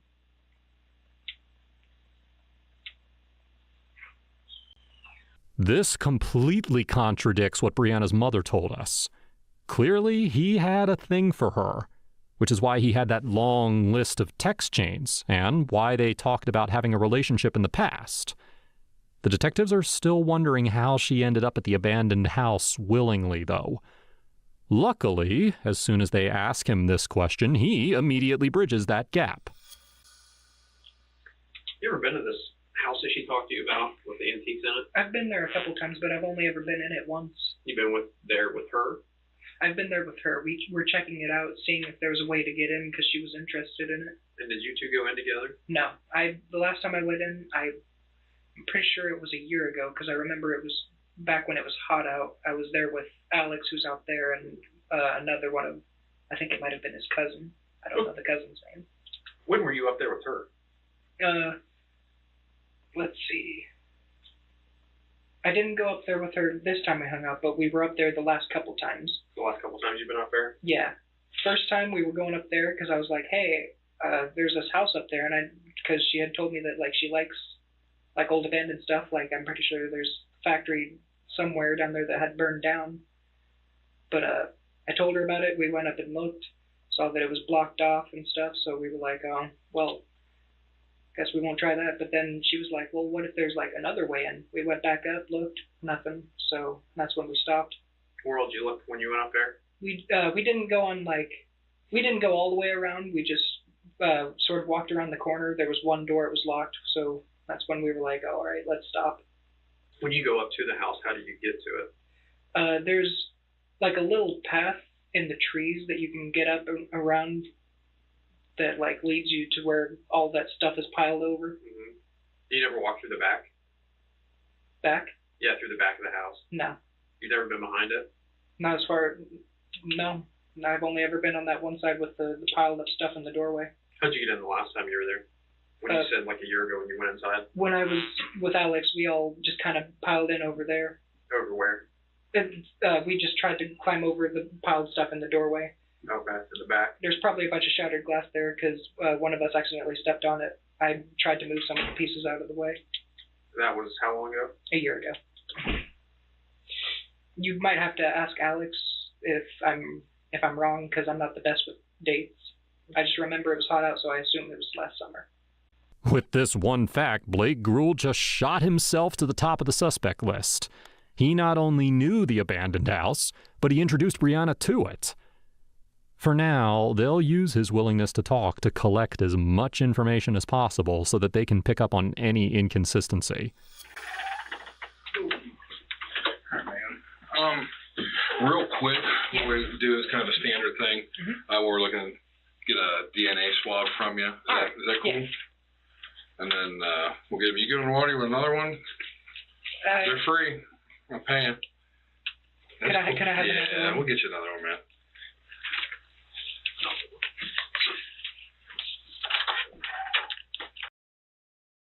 I think I heard something about a house. The house, she was interested in the house there. Yeah. Tell me about that. What do you want to know? Everything she told you about this house or whatever. I wasn't in here if you guys already talked about it. I had brought it up to her because about a year ago, I'd gone up there with Alex and his cousin, and we thought it was cool, and I brought it up to her, and then all of a sudden she was super interested in it. We had gone up there a few times. We went up there, saw that everything was piled over. She didn't want to go in, so we didn't even bother that time. Second time, we were like, well, maybe there's another way in. Went up, found a door, but it was locked, so we were like, all right, let's call it quits. And then we did go up one more time, but after that, we just stopped. And then that was like a few weeks ago. Okay. Maybe a week, maybe two, I don't know. Okay. I don't remember. How many times have you been in the house? I've been in the town, I've been in the house once, and that was when I was with Alex. And Alex is the guy up there who came with me. The other kid. Okay. Yes. How long ago was that? I just remember it was hot out, so I assumed that it was summer. So I'm really bad with. All right, that was last year. Yeah. Okay. And then we got BCI over there, and they kind of process the scene and stuff. Would your DNA be in there? I mean, possibly, because like I've been in there when she wasn't, and like I would look through stuff just to see if there was anything cool in there. And there was. I mean, there's a lot of cool stuff in there. I know. Some of the cool stuff I didn't even bother with because it was too big to be able to take. Right. I figured like since it was abandoned, it was probably free grabs kind of thing. But you guys go up there a year ago. What you and Alex do, right? Yeah. And you guys go in. You said through the back where that window's broken, and that's how the window got broken. You mean the one that's laying down? Yeah. Yeah, Well, because we were trying to avoid stepping on it, but one of us slipped and it got smashed, and I was like moving some of the pieces. So when you guys go, you said you walk through that path between the trees, right? Yeah. So when you and Brianna go up there, and she's like, "Oh, we can't get in," wouldn't you say to her, "Oh no, we can get in this way. I already know. I've been up here before." I didn't know about it. I only know. Okay, so where that window is, where everything's piled up, that's what we first saw, and that's when she was like, that's like it was dark out and everything that time, and she didn't have any shoes to even climb in there if she wanted to. She was barefoot? No, she had shoes, but like it was I don't know what they're called. It was like those just regular slip-on ones. Okay. Had she ever has she ever tried to come on to you at all, or no? Nothing like she never tried to kiss you without you, and you just kind of like, no, it's not worth it, nothing like that. Nope. Okay. And you said there's a possibility there would be DNA. Yes, because I have been in there before. Okay, when was the last time? Let's see. I know you said about last summer, but it sounds like maybe a little sooner than that. Well, okay, the last time I was in there with another person was last summer, but other than that, I've gone up there a couple weeks ago, maybe 2, maybe 3. I don't remember what day it was though. Okay. So, when you were you part of the search parties? Yes, I was part of the search parties. Who'd you go around with? I was with Alex, my mom, and a friend named Evan. Okay. And where did you guys want to go? Well, first after we did a sweep of the park and went around the fencing area, we walked up from. If this is the church, we basically walked up this street to check to see if anyone had seen anything up there. And when you point to this, you're talking like Hall Drive? The road Hall behind Drive. the park? Okay, where else did you guys go? After that, we basically walked, me and the officer that was there drove around trying to look for a vehicle, but other than that, we went a little farther. Alex went somewhere else. Me and Evan came back. We looped around. We found Alex. We went up to the church, handed out some flyers. The church that was like up, not that church. It was another church. It's closer to BP. I don't know if you know about the church there. Yeah, right across from Yeah. Right next to it. Oh no, not that one. I think it's a church. It's up the hill near there. Okay. But we went there. There were people outside. We brought them some flyers. Said if they see anything, to let us know. Okay. Where else did you guys go? After that, it started to rain, so we just headed to Alex's house because his house was right there, like right around up and around the corner. Did you ever suggest to go check out that house since she was really interested in it? Yeah, that was the first time I brought it up to her. To who? To Bree. I mentioned like there's a house there. No. I meant to the search party. No, because I hadn't even thought about that. Okay. When was the last time you guys discussed it? Me and Bree? Yeah, that she wanted to go in there and look at the cool stuff. Let's see. I think it might have been the time before this time that we hung out. Okay, so because I know in the that was the last time that I brought it up. I was like, let's check it one more time, and then nothing. There are many inconsistencies in his story. First, we have the fact that Blake and Alex were together in the search party, and as they were searching near the park, neither of the two suggested looking in the abandoned house. The second thing is that Blake and Brianna knew this house as he introduced it to her. He tried posing Brianna as the one who was most excited about the place, but it didn't make sense why she would go there alone. Now, I know I'm not psychic, but somewhere along these questions about the abandoned house, he has probably realized that the detectives are zeroing in on him as a suspect. At the same time, he knows that the house has his DNA. So, in his last minutes in this questioning, he will justify his DNA at the house and why Brianna would go to the house without him. So, and you said that was how long ago? A few weeks ago. Okay. Should be. How persistent was she to, hey, I wanted to really get in there and look? It was so-and-so. It was like, usually whenever we were talking, she'd be like, hey, me and my boyfriend were talking about the house. Seems pretty cool. Me and him are excited to go check it out. But that was before she broke up. So all three of you were going to go together? Yeah, but then stuff happened. Our schedules never aligned. Okay.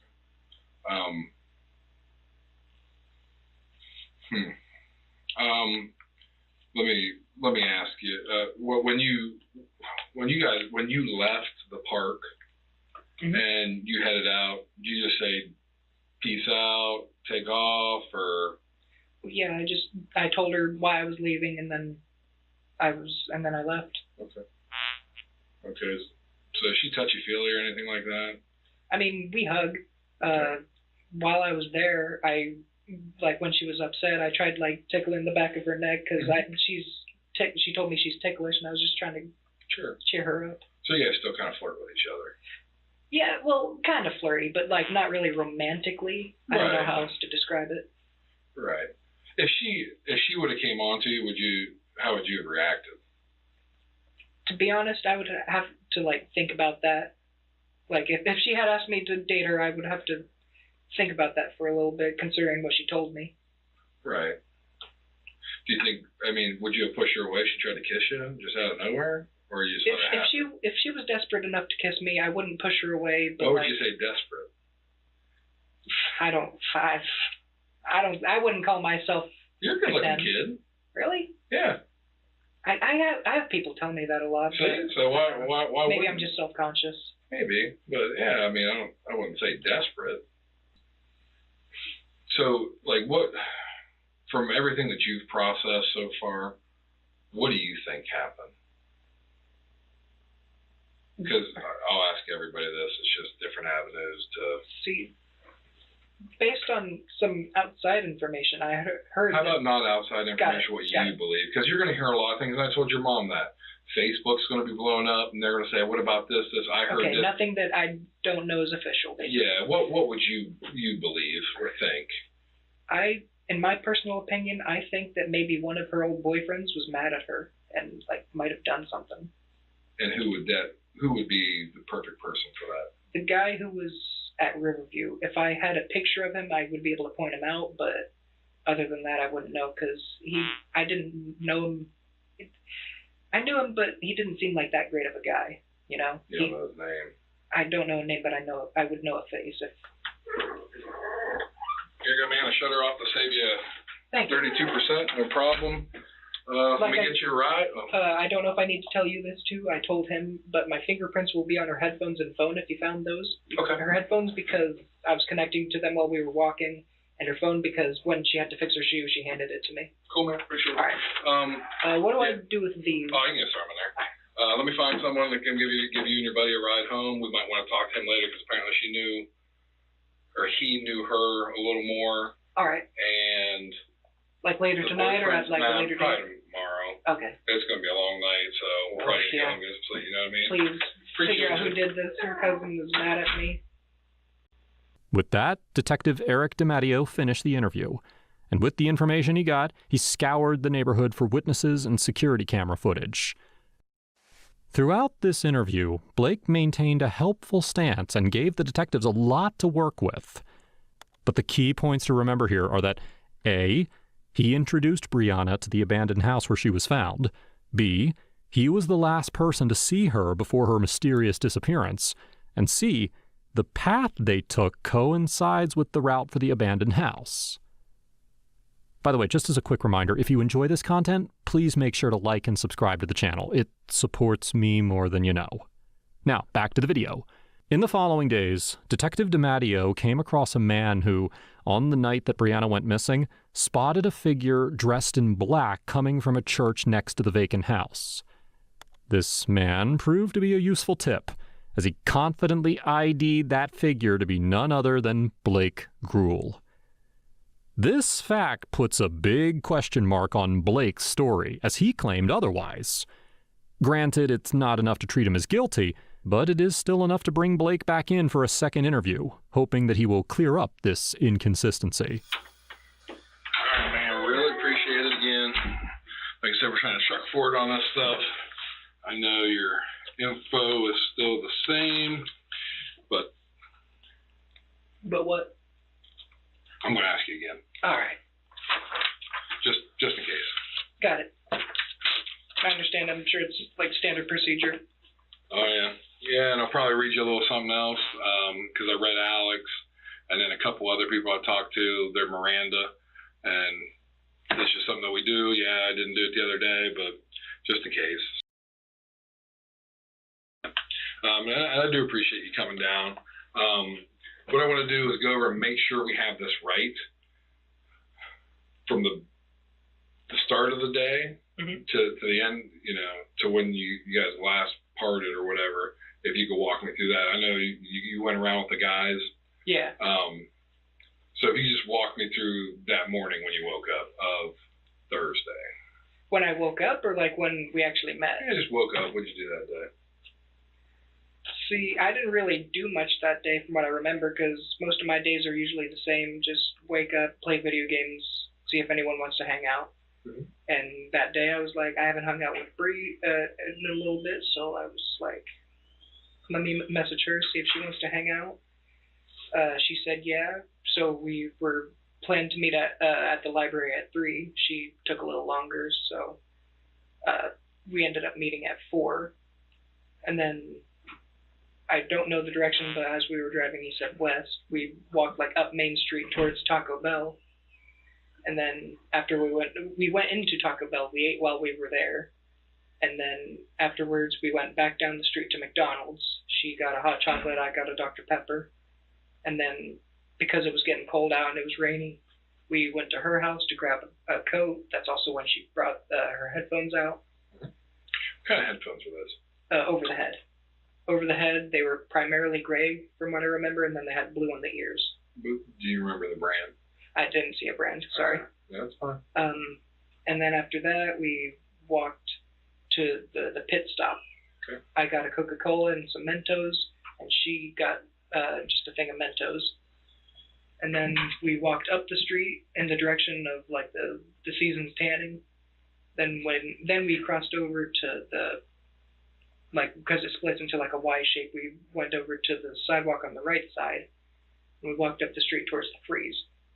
And then at about where I think it's called a salon, it's got like that big sign outside. It's got like the big beard. It's like locals barbershop. Yeah. She sat down there. We stopped a couple times to fix her shoes, but we stopped there. That's where we sat down for a few minutes. And then after that, we headed up to the park. We sat down there for probably 10, 15 minutes. What park? Hall Park. Okay. And then after that, my stomach was hurting, so I told her, like, I'm sorry, I really got to use the bathroom. I'm going to go. And then she said, like, okay, I'm going to probably just head back up to the pit stop again and then head home. It's interesting that he didn't mention this pit stop in his previous interview. He also claimed that he didn't know where she went after the park, but now he's claiming that she told him she would go to the pit stop and then head home. It's possible that he's adding such detail to cover up any loose ends, not knowing that he has an eyewitness against him. So, you guys had plans to go to the house. Yes. Tell me how that all unfolded, your conversation. Well, originally I brought it up to her because I had been in there with Alex and his cousin, and so I thought it was cool. And then she seemed like really into it. She said that she thought it was really cool, and she said that she wanted to like invite George along because that's back when she was with him. She said she wanted to invite him, but then like stuff kept getting in the way, and our schedules never lined up, and she was always too tired. And then, like, other than that, the few times that we went up, we couldn't really figure out a way in that wouldn't hurt her hip. Okay. What did you say was wrong with her hip again? I was told that she was pushed down the stairs in school. And this was a while back? A while back, as far as I'm aware. Okay. And you guys are close friends? Okay. And actually, you said you always communicated over Messenger, but you sent a few texts over text message. Only recently. Yeah, recently, I get it. And I appreciate you letting me use it, but the one thing I forgot to do is take pictures of the text messages. Oh, okay. Would that be okay? Of course. All right, appreciate it. Here. How you doing on your battery life now? Yesterday we were 1%. It should last a little bit. Okay. Well, okay. Well, I can't turn the brightness down because you got to take pictures. Okay, I'll have them take, but it's okay to look at your phone, take a quick picture, bring it back. Yeah. You on water? I'm good. I should last. Last about one more sip.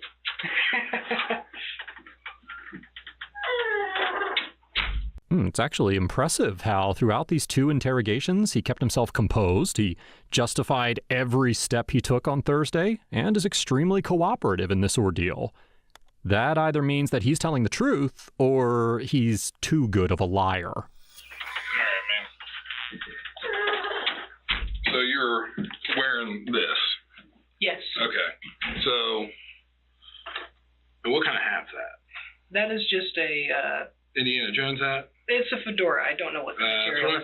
It's really soft. Those are your boots. Mhm. What all you have in the bag? Just my basic stuff. I have a sketchbook in there, and this is kind of personal information. I bought it off a friend, but I do have a dildo in there. You have a dildo? It's mine. Okay. No, there's nothing wrong with that. All right.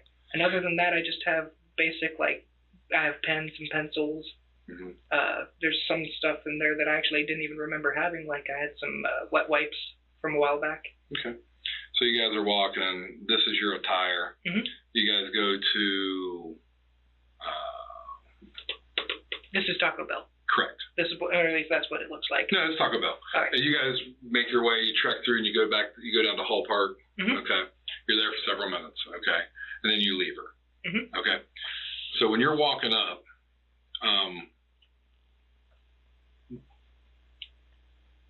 well, let me backtrack. So you got your boots. You washed your stuff. Where's your boots? Oh, like right now? They're just at home. No. Did you wash your boots? Did you clean your boots? Really all I can ever do whenever I clean my boots. I didn't clean my boots, but whenever I do, I just take a rag because I don't know if I can throw those in the washer because they're steel-toed and I don't know if that'll mess with it. Yeah, I probably wouldn't do that because, yes, that would tear that up. Okay. And then your mom probably wouldn't want you doing that laundry again, dude. So just future reference, don't put boots in the wash. Okay? Got it. Now, what kind of gloves do you have? Gloves? I have leather gloves back at home. Okay. Yeah. Okay. Other than that, I do have like a fingerless glove because I lost the other. Okay. Do you need the gloves for like DNA or anything? Because I can get those. Okay. Were they in the bedroom or something? Yeah, they're just in my bedroom. Okay. Yeah, we'll get to that. At this point, you can see his nervousness after he was asked about his attire that day. The detective fixated on the boots and gloves, thinking that he hid them, and he gave a nervous answer as to where it was. On top of that, he mentioned that he had a sex toy in his bag, which is just extremely strange. Well, now that the nervousness stage is achieved, the next step is to bluntly call out his inconsistency. Okay. There was a couple things I was kind of curious about. Mm-hmm. When you talked about when you left her there, sitting on the bench, and you walked up to Chestnut. Yeah. You gave her the look back there at the stop sign, gave her the wave. Yeah. And you see her there texting. I don't know that she was texting. Typing. Yeah. Yeah. Okay. I know that's not true. What do you mean? Because I made the same walk, and you cannot see that Well, green no, bench. I didn't see her texting from there. I saw her texting when I was getting up to leave. Right. And you looked back at the stop sign and saw her still on the phone, so you still waved. No, I waved back and I saw she was still sitting there. At the stop sign, correct? You said that. No, sorry. So Okay. as I was walking up to the stop sign. Yeah. Well, I walked that this morning. And once you get to the side of the urinal, you can't see that green bench all the way past the stop sign. It's being blocked. Wait, what are you talking about? Could you take me up there and show me? Because I don't know what you're talking about. Okay. You said I you look back. can show you where I look back. I did. You can look back. Once you walk to the vinyl siding, from that point on, you cannot see that green table. I tried. Unless you walked almost around the corner to that house, then you could see the corner of the table. I did it today. So that's not true. So is there some other stuff that maybe you're kind of holding back on? Are you? No, maybe my memory is just flawed, but like. You specifically said I've had brain trauma. Okay, but remember, you went through that 3 times. You told me that 3 times that you got there and you waved at her yesterday and today. That's what I remember. But that didn't happen. You couldn't. Impossible. I did it. And I'm taller than you. I still couldn't see over that vinyl fencing. It blocks the line of sight the whole way. What vinyl? That's the white fence that's around the porta pot. And you didn't have gloves on there. What do you mean? I definitely had gloves on. I know I did. No, you didn't have them down there at the park. What do you mean? When you walked down there, Uh-huh. we got you on video. You don't have them on there. this is a time where it's probably best to kind of straighten some things out. Are you covering something? Hold on, I'm trying to think. Have a sip of water and take a Yeah, think. I'm trying to think. Sorry, everything's been stressing me out. Could I go pee real quick? Yeah, give me 1 second. Got it.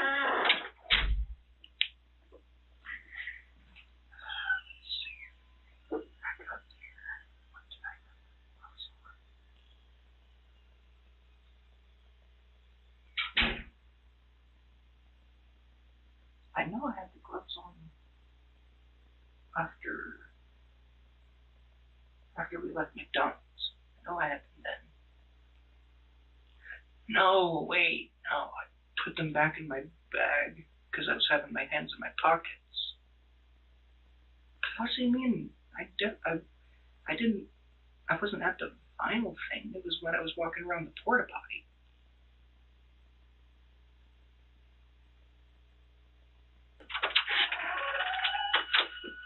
I gave it a hard thought. I didn't have the gloves on then. I had them as we were leaving McDonald's on our way to her house, because that's when it was really cold, but I did take them off because it was starting to get hot out again.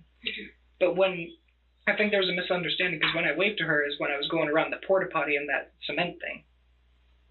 No, we went over that 3 different times. You were at the stop sign. No. Twice today and once today. Just wait for me. Yeah. You didn't have the gloves on when you got Hathaway's, because he says, I know the video showed us going there. We also have video showing you guys leaving.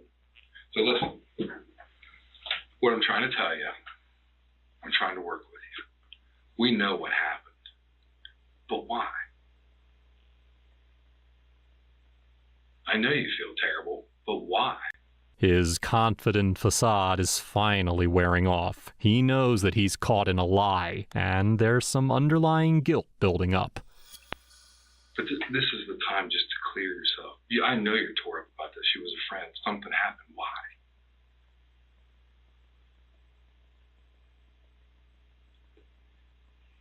Can I have a moment to think? Just talk it out with me, man. Can I have some more water? Yeah, I'll get you some here in a second. Just tell me why. Why what? Why it happened.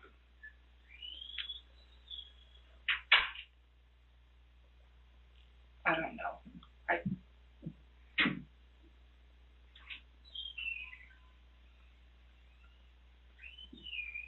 Blake, come on, man. You know. Are you saying that I did it? What happened? Hey, we're past that, man. You're a man. There you go. Thank you. You're a man. I don't look at me. I think something bad happened. I would never. I'm just going to say that now. I would never. Okay? Well, I'm not trying to sound rude. I'm sorry. I don't know about my time. So what happened in there? I know you guys are both in there. I don't even know. I remember we got in there. I blacked out. I genuinely just, we went in there. I blacked out. Oh my God. I don't know what happened. I blacked out, and when I came to, she was dead. Come on.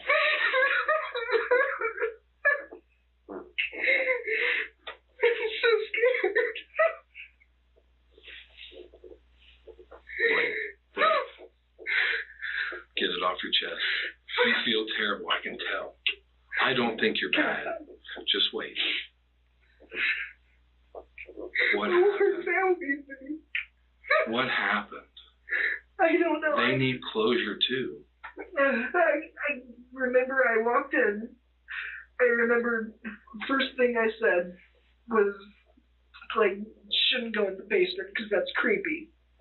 I remember we walked into the next room, the one straight across from the door. Mm-hmm. After I walked through that doorway, I just blacked out, and I don't know from there.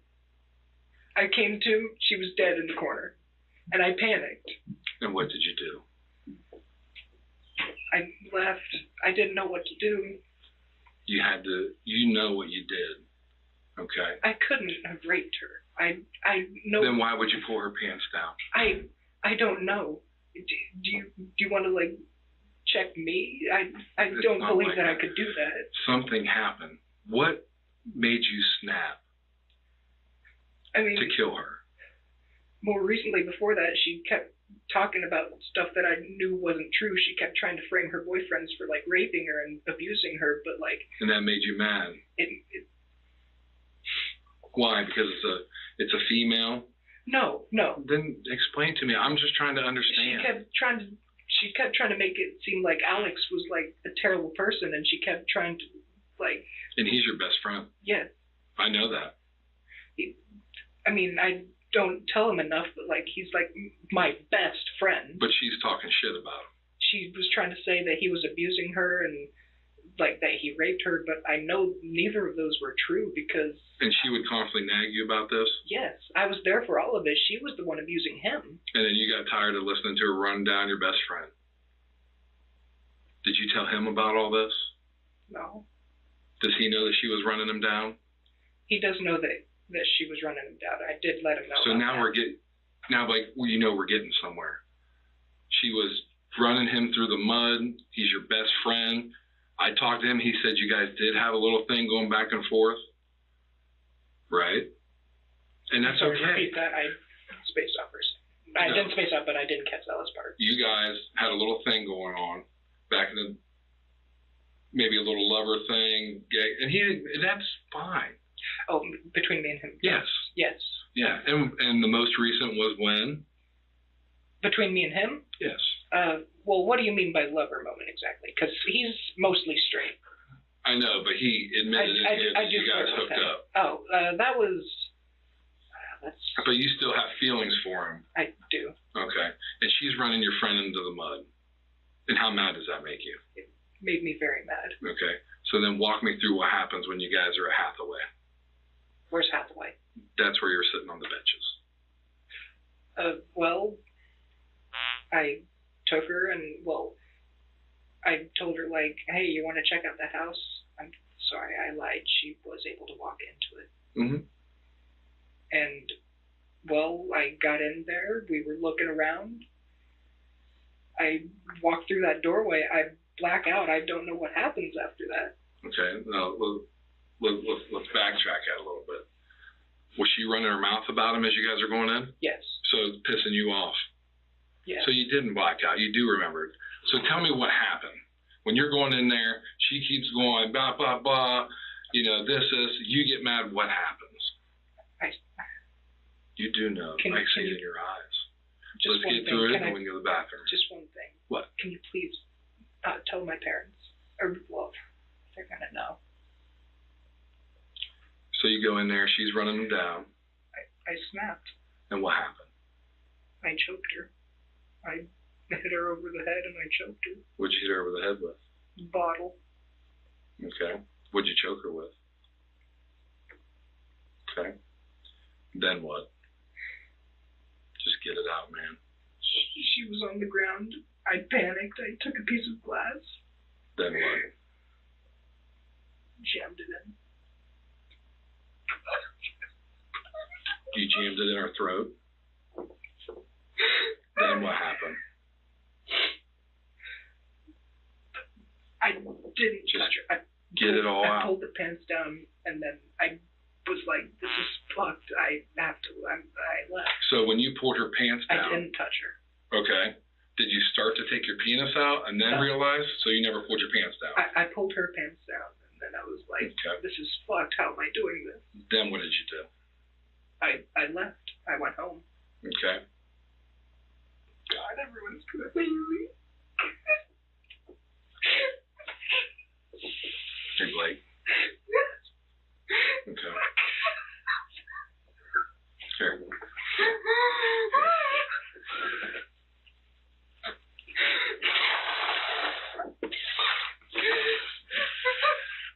Have some water, okay? I'll be right back. Hey.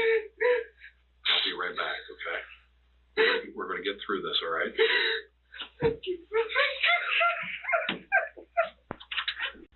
The detective has to piece together everything bit by bit to clarify everything that happened. Keep in mind that when the body was found, she was stabbed and R-worded, so the detective needs this high-pressure environment to continue in order to connect the dots. Take as many as you want, man. There's just a couple other things I gotta clear up, okay? Okay. The dildo in your bag. I didn't. You didn't use that. That is strictly mine. Okay. When you It pulled her hasn't pants been down, used as- because when I went to the autopsy today, there is an abrasion on her anus. I considered it was against her anus. Okay. But then I was like, How far in did you go into the anus? I'm not saying not very. I'm not. You didn't. Okay. So, say this is the dildo. It was. How much? Draw a line. It wasn't the dildo. It was the glove. The what? The glove. With your finger in it? How much of your finger went in? Say this is your first knuckle, second knuckle, big knuckle. Okay, I would say just about right here. So this whole part. A little bit past that. Just So about here, you put into her anus. Okay. How long have you been thinking about this? A little while. It didn't just happen. Yes. How long?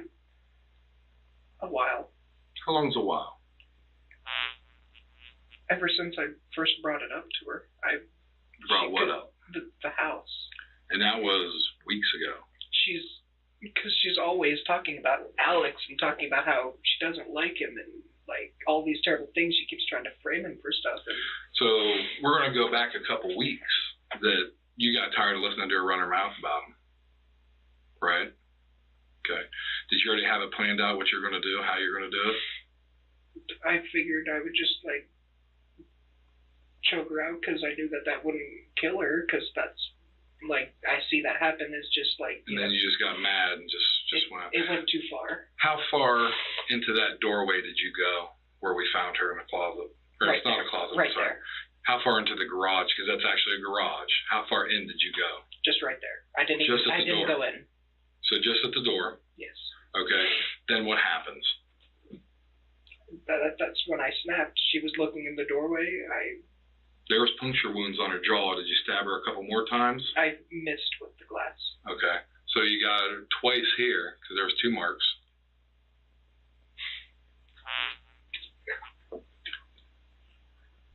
All right. Give me a second. Let me get you another bit of water. No, here you go. I assume that I'm going to jail. We're going to talk a little more. Okay. And I want you to kind of lay out where the stuff is in your house so I don't tear your mom's house apart. The gloves I threw away. Where? The trash where it went. In your trash? Yes. Does your mom know you threw your gloves away? No. Okay. Well, why don't you think about the other stuff? I'm going to step out, have water. Go ahead. Will my parents know? Is there anything you can say? Well, I'm going to tell them that you were very honest with me and you realized that you made a terrible mistake. I'm just so scared they're going to hate me. I don't think they'll hate you. They'll be upset, yes. I was just hoping that it was a nightmare. I'll be back. Here. But I hear that there's a chance she might just be in a coma. Please tell me she's all right. She was dead about 4 or 5 minutes. The doctor said it took about 4 minutes for her to die.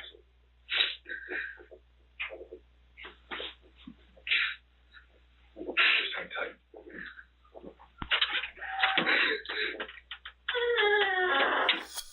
On April 20th, Blake was charged with aggravated murder. I know that apologies at this point probably have very little meaning, but I want everyone to know that I'm very sorry and very ashamed of what I did. It was horrible. Every day I just wish that I could just take it all back and never have done it. And every day I pray that it was all just some terrible nightmare and that one day I'll wake up and she'll still be here and that everything will be okay. That was the worst apology I've ever heard in my life. Like, you were not sincere at all about it. everything that you have done from the time that you planned this. You have no remorse. The only remorse you have is going to prison. You knew what you were doing. You knew the whole time. You knew right home. I don't understand how you could betray somebody like that. How do you do that? To me, you're a monster. You are a complete monster. Gruel's attorneys argued his age, lack of a criminal record, and mental issues reported in a psychological evaluation as mitigating circumstances as they sought the minimum sentence of 20 years to life. But in the end, Gruel got life in prison without parole. Now, if you think this case was horrific, you need to check out my video on the psychotic son who decapitated his own mother.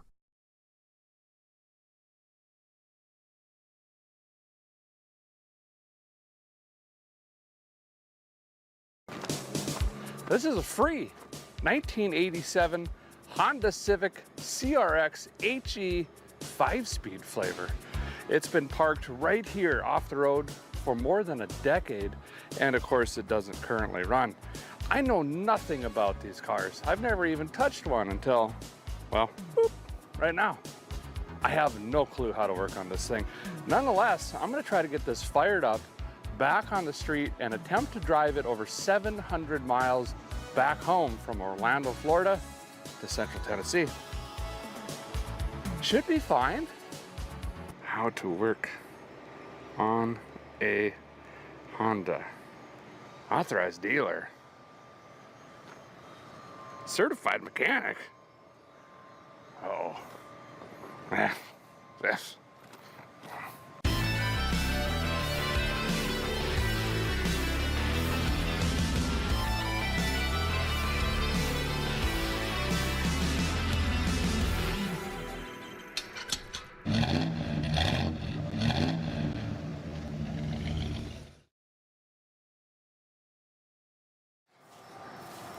Oh, hang on, little buddy.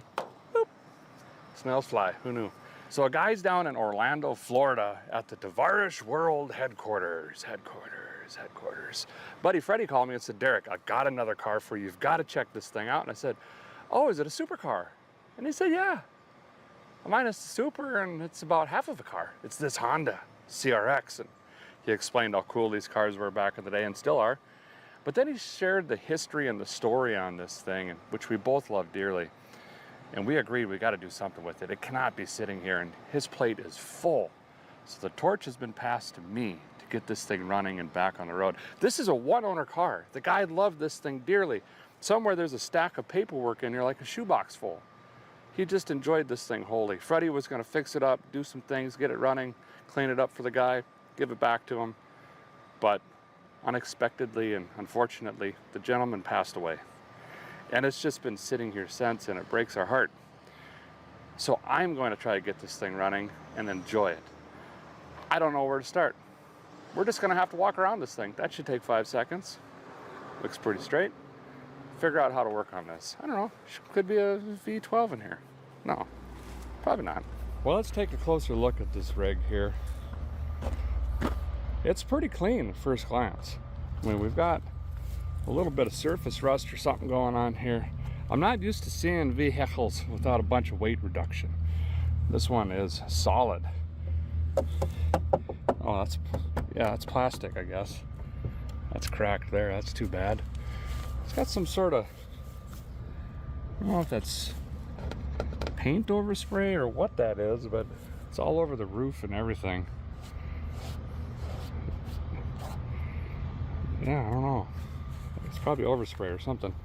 Kind of a neat little hatchback design. They're sporty looking little rigs. I remember seeing these in high school and stuff, but never had anything to do with these kind of get-ups. You know what I mean?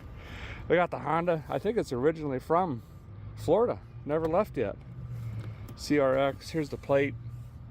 See, 2014. It's been sitting since.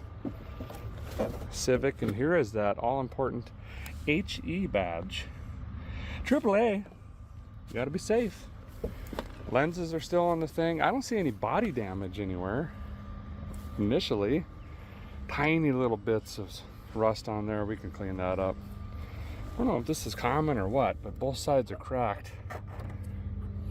Right there. Same little bit of surface rust. No big deal. Just a bunch of dirt and dust on this thing. Front end looks pretty good. Been bottomed out a few times. I think that's probably typical. We don't know what this plate is. It might have been his previous plate or something, but I'm going off of the rear plate from 2014, not 2003. A little bit of damage here. Looks like he might have got underneath someone else or something. All the tires are holding wind. This one's a little low. But we got an issue here. The alignment's all wrong. Front and rear. See how these are like straight up and down in the vehicle? Aren't these supposed to be at like a 45-degree angle where it's only wearing the inside of the tire all the way to the wires and the outside is new? I don't know if I've ever seen them this way before, but someone must have modified it. It also must have some sort of performance exhaust, because originally, don't these have like a 6-inch tip hanging out the back? You know, like this? I don't even see an exhaust tip on that one. How do you open this? Is it Bluetooth? Is this twist? I don't know. I'll have to figure that out. Oh, key. Well, that's pretty much it for the outside. All the glass is in it. It's got rear, heated rear defrosters thing. That's pretty cool. This mirror's broken. Windshield's in great shape. That's pretty slick. Well, I can't believe it, but I guess I got to. I'm looking right at it. 86. Or is it 87? Honda Civic Assist Center. I got an ignition stick. Does one do everything? Ah! Whoa. Heavier than predicted. Oh, we already got a prop stick 900 in here. Haha. There we go. Hey, we got stuff. Tools, tires. Come over here, let's check it out. We got stuff. Now, he did say he grabbed a few parts for this car, so we might start finding some of that. And it looks like we got lenses. I don't know if these are the... I think the more gooder ones are already in. That one's got a bust there. And that...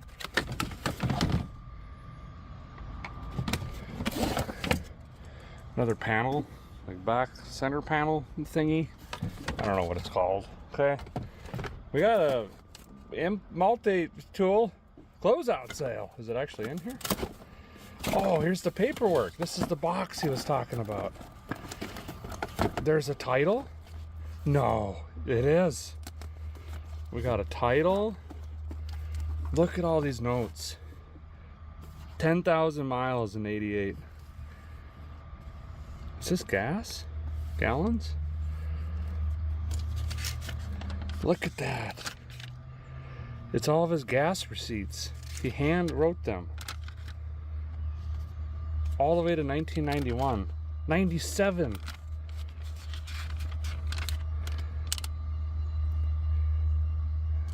Chips, milk. What's the mileage here? 60 something. I'm trying to figure. I'll try to take a look at that and figure out the mileage when he stopped. You can always tell they're old timers when their handwriting looks like that. Really cool. The original manual, I guess it's an 86, not an 87. Florida. I don't know what this is. More manuals. Chilton for it. Hey, we need that. Yes. That's a big score. As much as I wanted the little zippy saw thing, this is better. Way better. Great. We're off to a good start. I need this one. It's always great to have paperwork and documentation. It is an 86. Wow, title. That is incredible. All of the registration receipts and everything like that. And I was looking through this book. There's multiple books of fuel receipts and repairs and all of that stuff. And this here says 236,702, I'm assuming that's miles, full gas, 4/20/2008 was the last entry in this log. 236,702. So let's climb in this thing and see how many miles it has now. And we can kind of figure out exactly when this thing was parked. We're assuming 2014, but last entry is 2008. What is that? Math, carry the 12. 16 years ago? I don't know. Let's get in this thing. Spectre Gadget. Okay.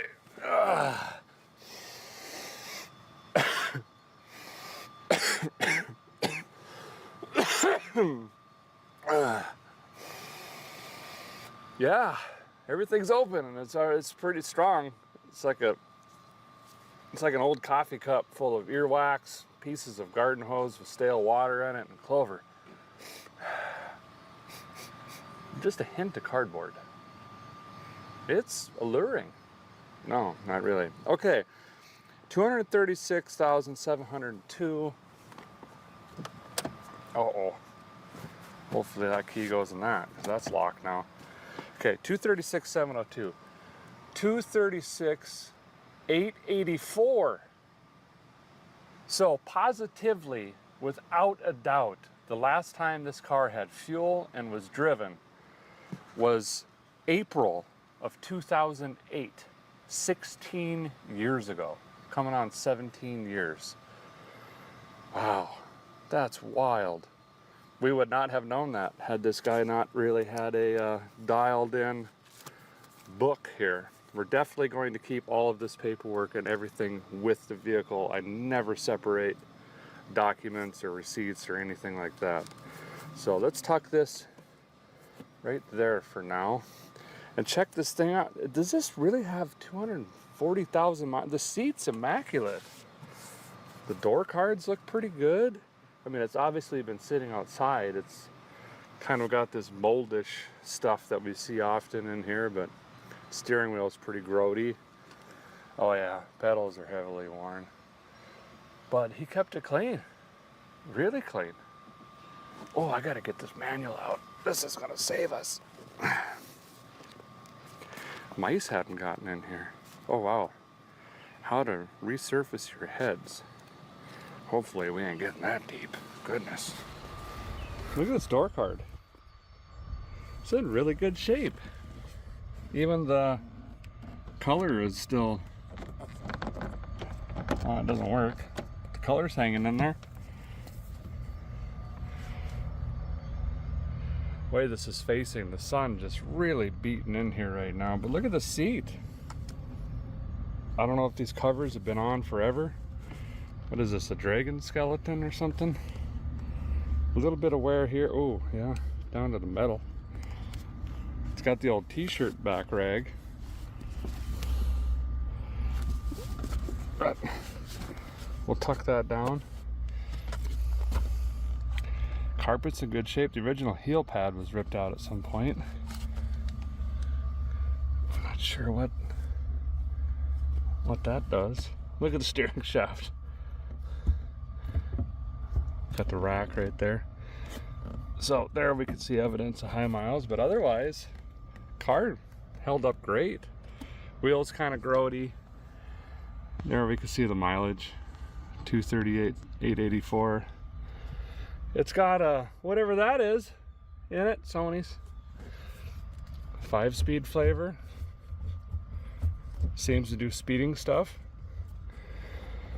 Ratchet strap, we got a fuel pump. Uh-oh, here we go. We got a fuel pump, so we can assume that's probably bad. There was a reason it was in the shop. We're gonna have to try to figure that out. You know what I mean? Other door cards in really great shape. Dash isn't cracked or anything like that. car held up good. A little bit of mold on the visors, stuff like that.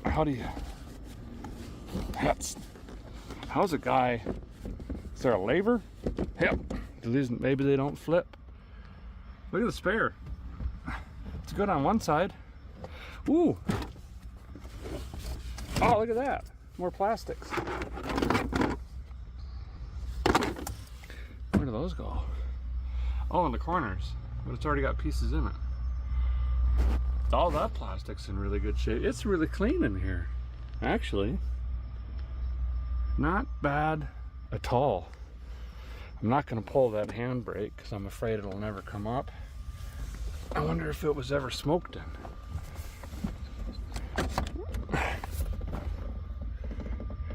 Never. Nah. I'm gonna look closer over here so I can be looking for missing parts. Uh-oh.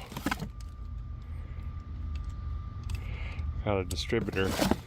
I don't know if Freddie got that or... That looks like it's been sitting a long time. No date. Fuel pump.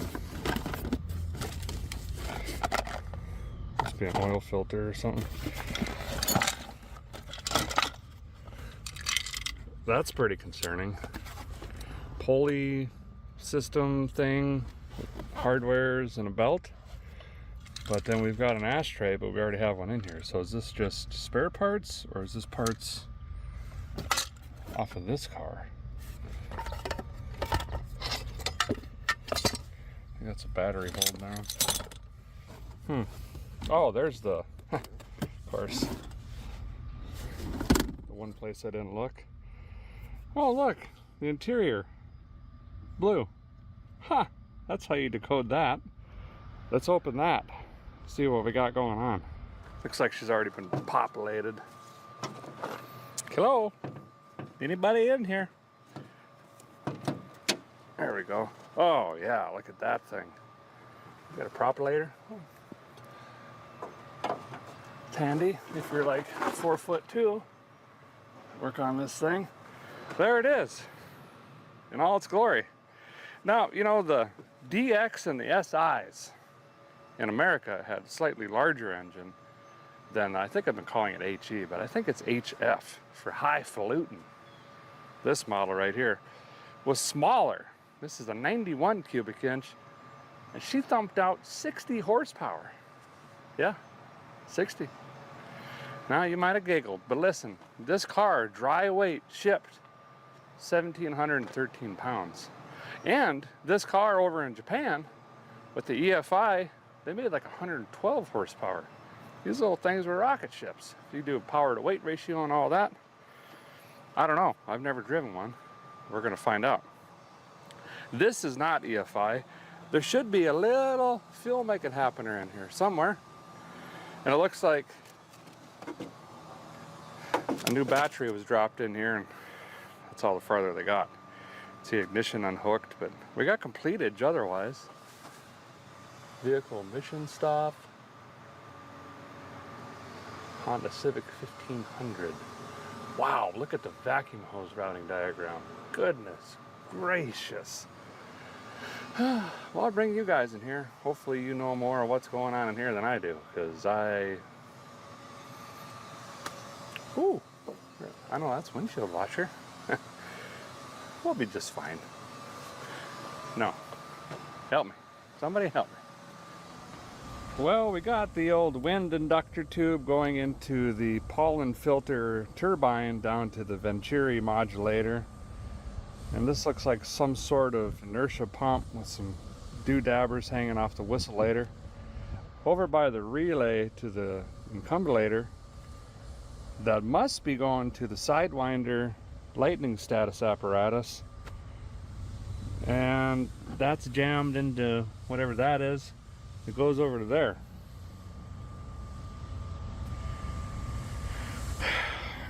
What is all this, you ask? I don't know. And if we really do have this many vacuum lines, I wonder if we're gonna have a vacuum leak, or 17,000. That's how they got the fuel efficiencies, apparently.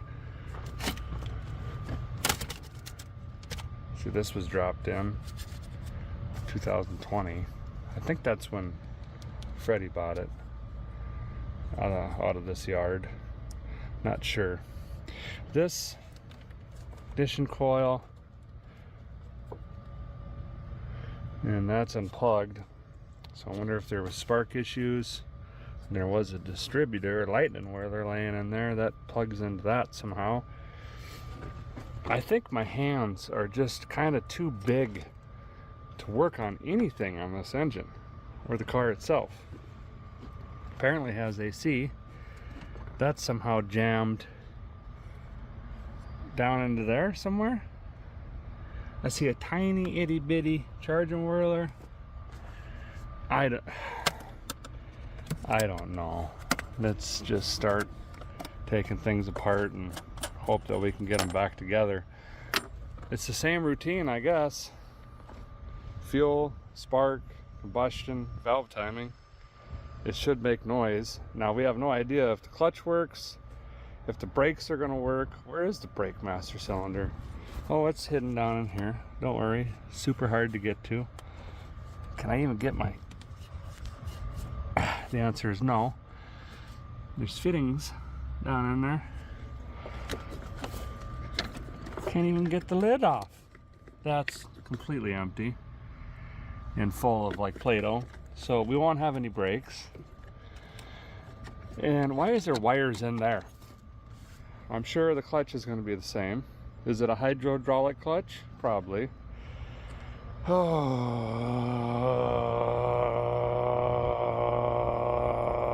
Okay, so far, need tires, check. No brakes, check. Doesn't run, check. Let's check fluids. We've got to procrastinate somehow, right? Oh, I don't think I read Japanese, but I'm pretty sure this says danger. Never open when hot. I don't have to worry about that. That is full. We got green juice. That's good. Nothing freezes down here, so I don't typically have to worry about cracked blocks or anything like that. Engine oils. Full, looks like. Very fresh. Kind of like a 1030, probably a high mileage. Yep, confirmed. Where did I pull that out of? In there. Okay. Is there anything else to check? Not really. Let's dig into this. Whoa. Okay. That is bolted down to something else. I think this is where I'm gonna need tools at this juncture. Okay, I'm gonna go pick up a little cheap toolkit, run over to the hardware store, probably better grab a fresh battery, some fluids, maybe some ignition stuff, brake juice, I don't know. We'll be back.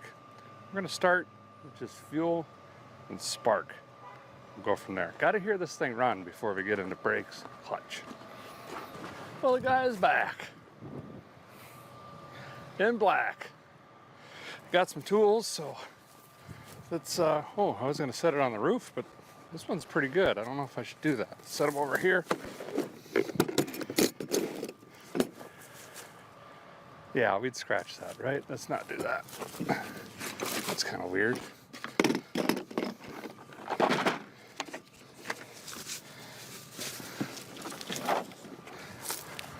I think we're going to start by taking a look at the fuel make it happener, getting the air cleaner assembly off of here. And we're going to have to drain this fuel. Looks like a mechanical pump. And then we should probably hook up a battery and see if the thing even cranks over. Ignition works, starter works, all the wiring is working. We'll just kind of slowly work our way through this. This is going to be all M&Ms, isn't it? I bet. That's going to be different too. Isn't 10 common? I have no idea. Yeah. Okay. Off we go. It's going to be nice if I can eliminate at least 30 miles of this vacuum stuff. So I have a feeling it's just going to leak otherwise.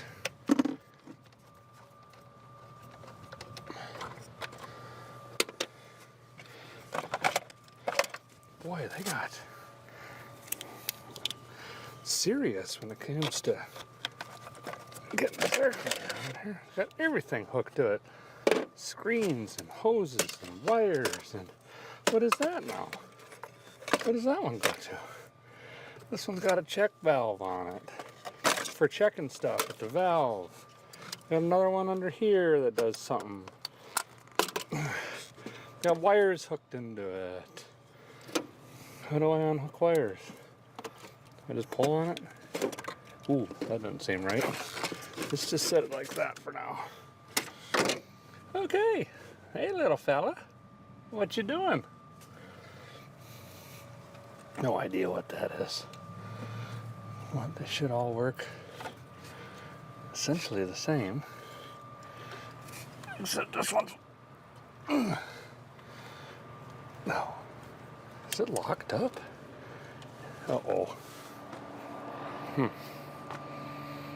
That's great. Well, here is the spaghetti mess underneath the air cleaner. Look at all of the vacuum lines. Just incredible. And there's a vacuum box over here. Vacuum box over here. These all run this way to that thing. Oof. You can see my concern. A lot of them are going to look like that, I think. Now, the other concern I have right now immediately is, here's the throttle cable coming around, and it should be pulling this way, and this thing is stuck.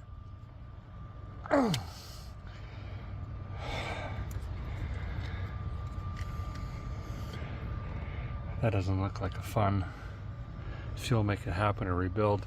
I'm gonna go stomp on the pedal and just see if that'll break it free. So we've got an opportunity for different outcomes here.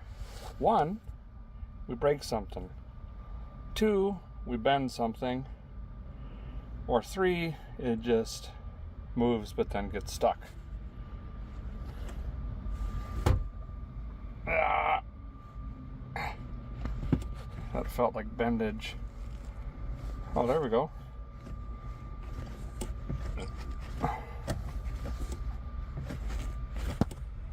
Hey, it's coming all the way up now.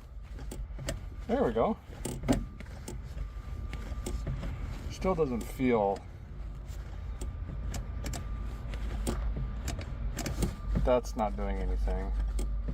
Yeah, so I think we bent something. That does something. So, you can see here, it sticks.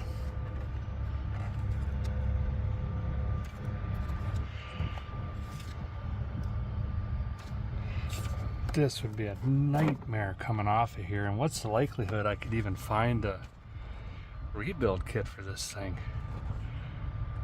My goodness gracious. Okay, well, let's actually, I'm gonna go see if I could borrow some sort of lubricant spray or something. We'll spray that down. Borrowed some juice. Juice this thing up. Gonna let it sit and cook now, and hopefully that'll start freeing up. But we're gonna pin that up for now. Boop. And let's move on. We'll throw a battery in here, old lightning cube, and see if this thing's gonna spin over with the key. Hopefully it's not stuck or locked up. I don't think it is. It's Honda. And then we'll go from there. Okay, get this thing out of here. And CRXs require a very specific battery. They don't actually, and it was disappointing to know that these little ones don't come with go handles. Oh, look at the dainty little cable. Which one's sad? That looks like the positives. The sad one go over here. Certainly the sad one won't have fuses, right? Okay, we'll do a fire test. Hook these up. Look for sparks and smoking things. Yep, it did spark. contact.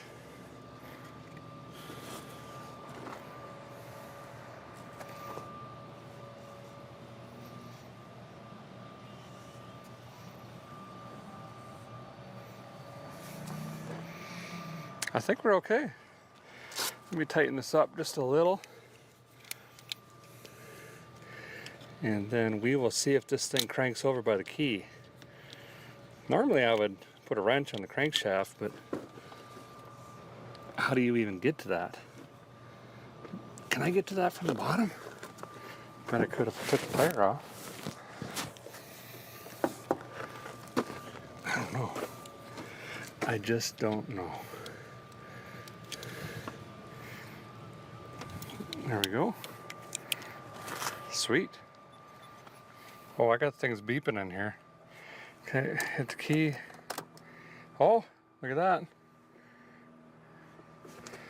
Okay, clutch isn't doing nothing. That's great.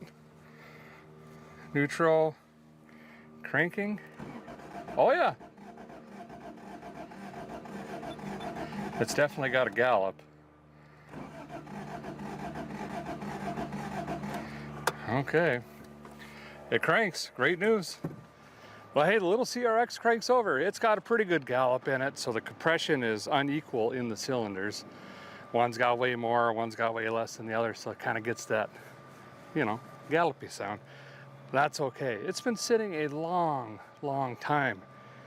And some heat cycles and driving that, those rings can come back around, so I'm not too worried about that yet. Let's move on to spark. We got to get ignition out of this thing. Once we get that, then we can move on to a fuel system of some kind. Hopefully get this thing firing by the end of the day, or at least hear it run, because it looks like we're going to be doing clutch work most likely, and definitely brakes of some kind. And I don't want to do all that if we don't hear this thing run. And remember, it went to the auto shop to get repaired for something. We got some parts in the front seat. They are ignition related, so that's great. Let's pull out these sparkulators, if I can even get my hand in here, and that should tell us a lot of what's going on, shouldn't it? It should. Popped off that one, looks fine. Popped off this one. Look at the corrosion on that. Wow. It probably been a while. This looks like Bosch. Bochet. I think they're French. Boutique plugs. Not really sure. I think this calls for NGKs. Typically. Could be wrong. Could be very wrong. No idea what I'm looking at. Well, for Pete's sake, I can't get my hand in there to save my life. There we go. I got it. Everything's fine. How do you get a wrench in there, though? Do you have to take off the hood latch? I think you do. Just to get to that. Well, we're gonna find out. Guys never worked on these, but quite honestly, this could be a lot of fun. Kind of a change, and get to do something new and learn. Figure it out as we go. You know what I mean? A lot of Japanese markings on everything. No idea what's happening at all. You guys like these cars? Hondas? What are they called? JDM? Or is that a kind of type of dancing? Or is that electrolysis? No, that's medical field, isn't it? Or science? Electrotronic dancing? I don't know. You guys like Japanese cars, or you an American muscle kind of person? Billy boop it. I don't know. Some of you might have been waiting for this for a long time. These belts look newer down here, actually. Well, newer than 20 years. And they ain't been run on a bunch because the lettering and all that stuff is pretty fresh. Okay. Let's see what these say. This car does have high miles, but doesn't mean it's bad. Yeah, that don't look that bad. Set it up there. Just going down the row here. I have no idea if I'm gonna have to take stuff apart to get these out.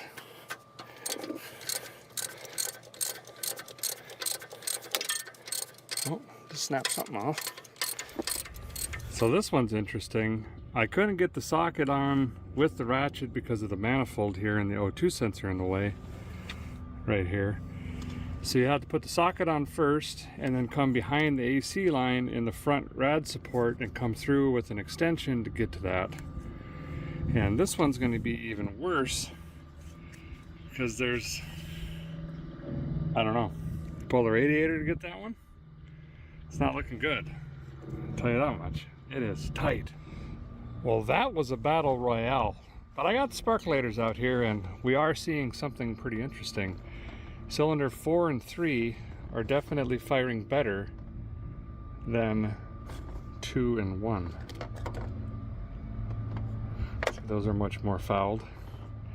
These are firing hotter and cleaner, and we'll just make sure they're the same plug for heat range purposes. This one doesn't, oh, they're on the base. Let's see. 8. Yep. So that tells us these two are definitely weaker than those two, but they're hanging in there. I am going to shoot some juice in there as well and just let it sit. Add some top end lubrication, and then we could start looking at probably the ignition can over here. Let's pull this out just so we can test it. We'll run a meter across it and just make sure that it's good, and we can cross that off of the list. Voltage coming in, ignition coil good, and then we can move on to the lightning whirler, which looks more like a lightning tree or a hedge or something. That's got to do something in there to help generate the storm to pound out this 60 horsepower. Probably better disco on the old lightning cube. Is that also 10? Oh, it is. Everything's been 10 M&M so far. Not bad, but allegedly, oh, lost my wrench. When you work on these cars, you always lose your 10 millimeter.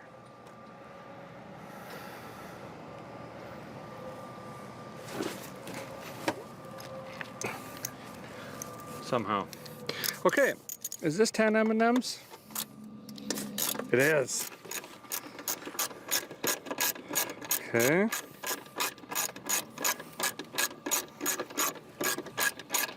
This should just be a standard coil, no different than any other ignition system. Well, they put one on the bottom too. They really didn't want this thing getting away.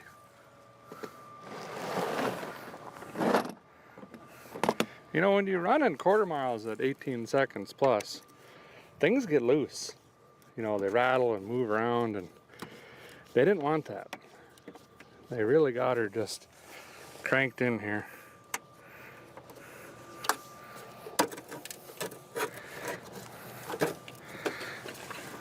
Kind of guy, there we go.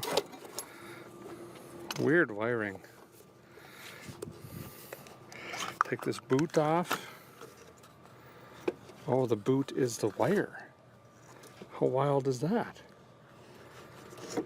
Okay. What other M&Ms do they use? Would that be an 8 M&M? It would. We'll disconnect the coil, which is already hot. Very hot. I mean, it's hot outside, but I mean, the positive on this coil is smoking. So I can already assume we got voltage here, but we're going to check it. Remember that the black with the yellow tracer is the positive on this. Okay? You didn't do it? Did you even write it down or something? Well, I'm just telling you because that could really mess us. Okay, we'll wing it. Fine. Have it your way, Hardee's. Is Hardee's still around? Guy's gonna get us brand new $400 fluke meter set up. No. By that I mean a $7 hobo freight. Good deal when you consider that the 9-volt battery on this is just as much. Okay, first of all, let's test these because 1 out of 11 is good. 12.37, she's hot. We're gonna flip this over to the horseshoe mode. This has a primary winding and a secondary winding, and together they create an electromagnetic field. A lot of science and universe stuff happening under here. There could be a wormhole or something. We don't know yet. how these engines work. Okay?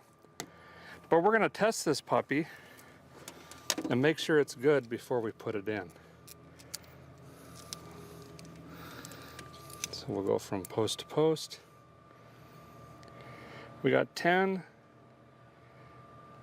1 out of the post. That's pretty typical. I don't think this coil's good. It's jumping. 1.3, 91, 164, infinity, infinity, 61, 19. I think we got a shorted coil. Yeah, this coil's bad. Now remember, we found a distributor in here, also known as a lightning whirler, and it was unplugged. They were already farting around with the ignition system. I think the problem might actually just be this ignition coil. Now, it is also extremely possible that this just has failed sitting here over the years and it was fine back then. Either and who, way, or why, this needs replaced.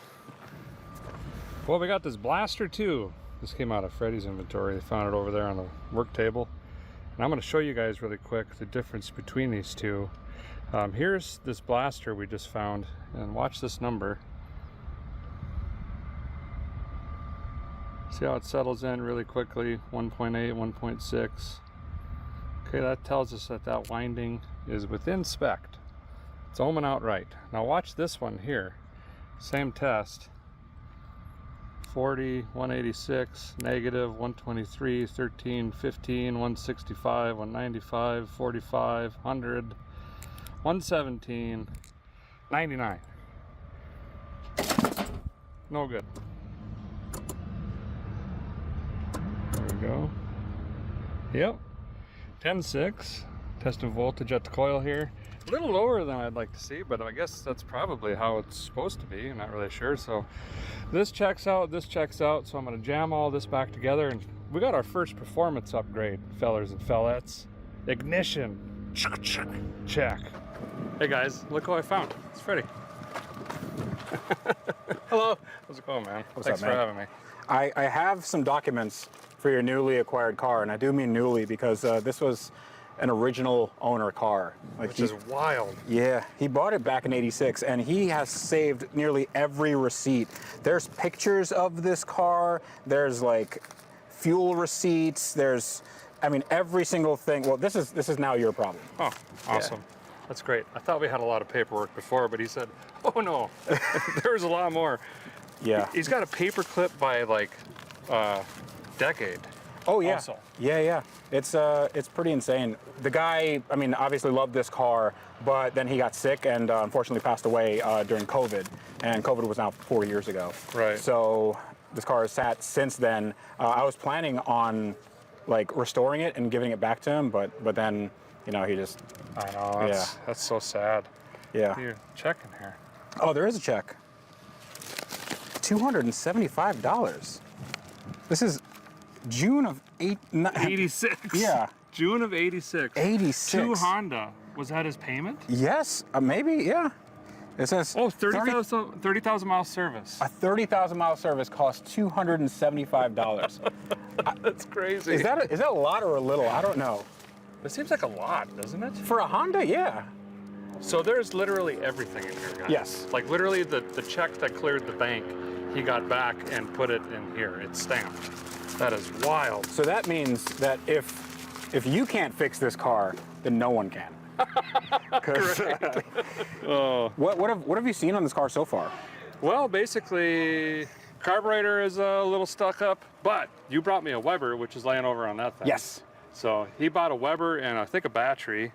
And then, we should talk about, there was a distributor in here and you called Jack, who was the guy that was going to work on the car. Yes, this was part of Jack's garage. Jack now works with me, and he worked on this car, and he said that the reason why this car is in this state is because it didn't start, and they thought it was because of an ignition issue. So they said something about distributor, and the guy bought all the parts, and then it just sat there.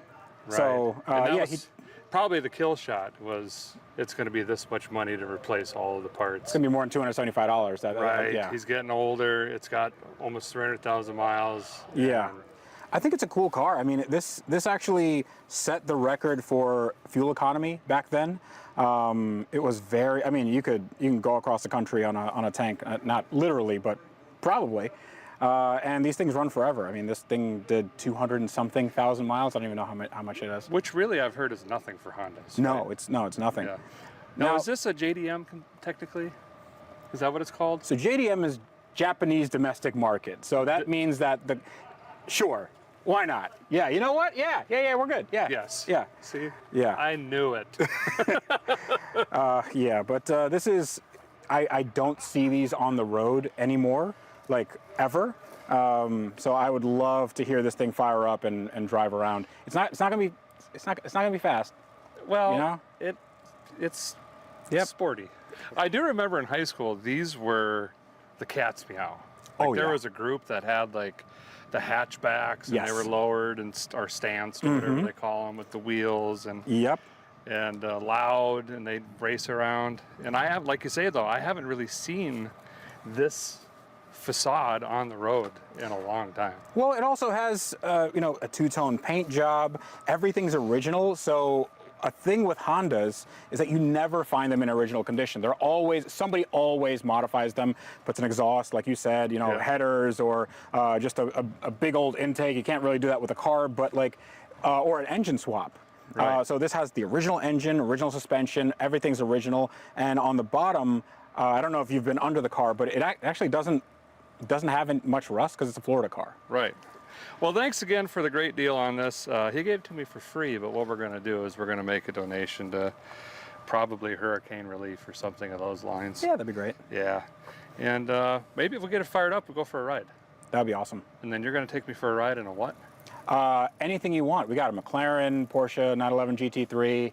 We got Tesla. We got other electric cars. We got some fast stuff. Sounds like European farm equipment. It does. It does. He's actually working on a P1 right now, and yeah, I went to get a bottle of WD-40, and I have no idea what I'm looking at. There's carbon fibre, gold hoses, pumps, levers and rods. Yeah, maybe we should line them up.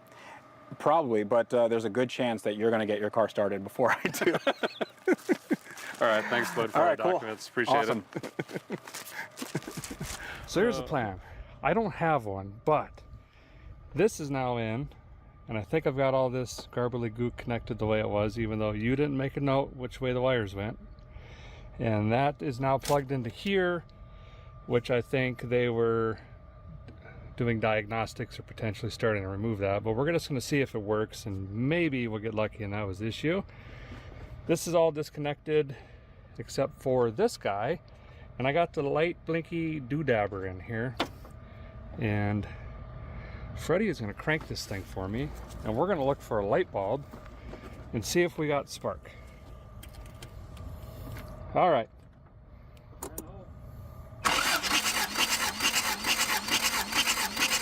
Yep. It's sparking here. Did you see that? It was jumping. It was a short. Let's put this up like this. I think that's plastic. All right, let's try it again. Yep. We have spark. Wow. Yeah, so it was the coil, not the lightning whirler. Cool. Yeah. What about the hoses? I think we should replace those, yeah. Really? Yeah, this one was leaking. Okay. I got them. I got to do something, you know? Sweet, that's awesome, because I have no idea how this is. And then we would have had to probably figure out top dead center. And there's a belt in here that would probably be wise to look at. Should I do that now, do you think? I feel like this car's been sitting for 10 years in the sun. Probably, I mean, you already cranked it, so it's not terrible, but... You just had enough guts to roll the window down. Do you think it rolls back up? Yeah. Nice! Yeah, it's a Honda. He also said he didn't want to get my hopes up, but he did see AC as well, and we burped this valve and it kind of went so maybe we'll even have AC in this thing. Probably not. Okay. How many bolts? I guess how much effort is it to take this cover off? And am I going to ruin some gasket that I don't have? That's the other question. 1, 2, 3. There's a, you can take off the upper right here. There's 10 here, 10 there, and then there, actually that might be it. It might just be 2, and you can see. Don't I got to take this off too, though? I don't think so. I think it just comes off of here. Or is there a ridge? There might be a ridge. Don't listen to anything I say, by the way. Just well, you know what you're looking at. I don't. This is the cable, and ooh, they put chrome on here. Yeah, that's extra. I'm thinking this has got to come off, and I'm worried about that gasket. Okay. But we have RTV. We do have RTV. Okay, let me ponder. Well, Freddie has quickly talked me into more work. We are now taking the valve cover and timing cover off to inspect the timing belt, which is actually a really good idea. I actually bought one ahead of time, assuming this is probably going to happen. However, I read through the Chilton, said you got to take the tire off, the motor mount, the AC compressor, the crank pulley, a belt that runs the charging whirler to get the whole assembly off. So it is quite a bit of work, actually. But let's at least inspect it and say it looks great, or if it's terrible, we're going to pretend it's not and put it all back together. Good. Okay. I'm assuming 10 millimeter. Everything's a 10, which you will lose immediately. I think I already. Did you actually lose it? So can you run nitrous through these stock? I mean, you can run nitrous through anything you want. You know, any pizza is a personal pizza if you believe in yourself. But I think these are probably not suited for lots of power adders off the bat. Right out the get-go. Yeah, but they're pretty stout if you want to just drive them like they are. Now these have timing belts, and I mean you're used to the timing chains on domestic engines, right? Yes. Same concept, but probably better actually. I hate belts. I think belts are just a terrible, terrible idea. So you have this wear item that will grenade your engine if it goes bad. Right, like in a clearance engine? Yeah. I don't know if this one is one or not. Yeah, the interference. I know in the 80s, a lot of Japanese manufacturers didn't make interference engines, but Hondas are usually higher compression ratio.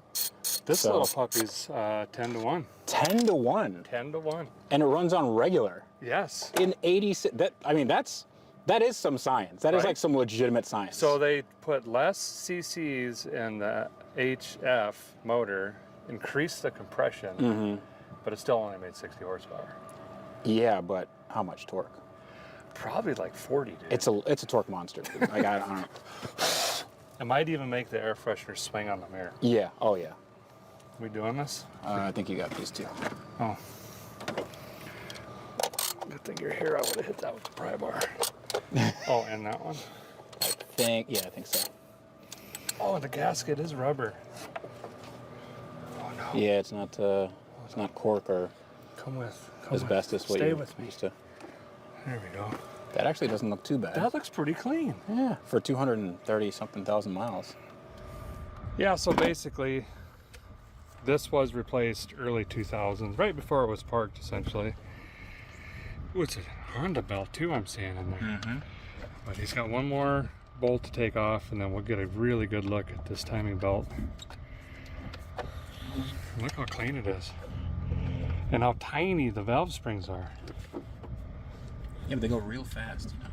I can just push it with my hand. Oh, that's great. All right, and there you go.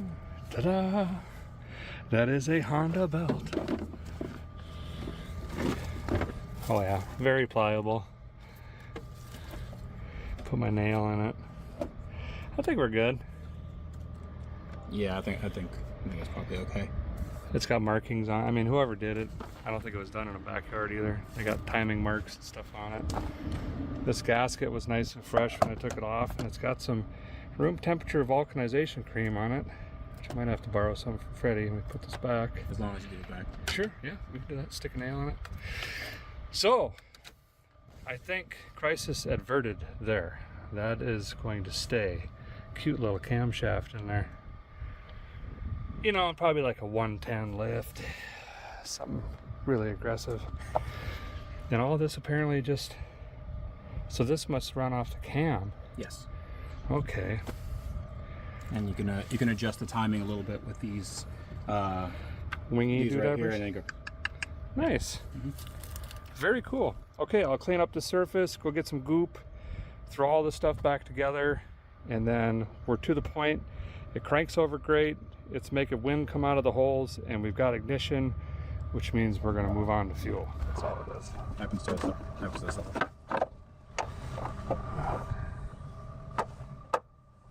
Where did we put the bolts for that? This yeah, one? right there.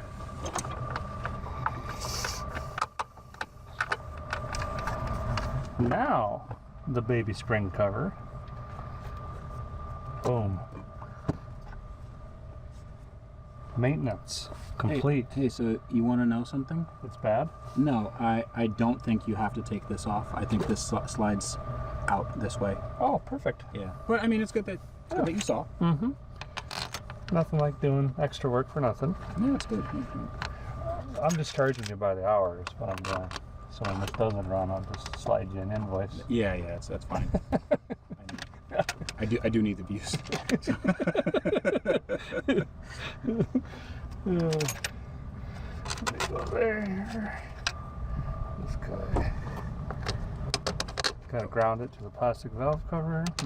Yeah, I wouldn't mind going over the grounds. I think if you're getting 10 bolts at the coil, that might be it. These are looking a little tatty, you know? Yeah, this one, the main one. Yeah, it should go underneath the battery tray and then tie into the engine somewhere. Yeah, I think you're onto something there because that is pretty weak. Yeah. I'll go get a doodabber.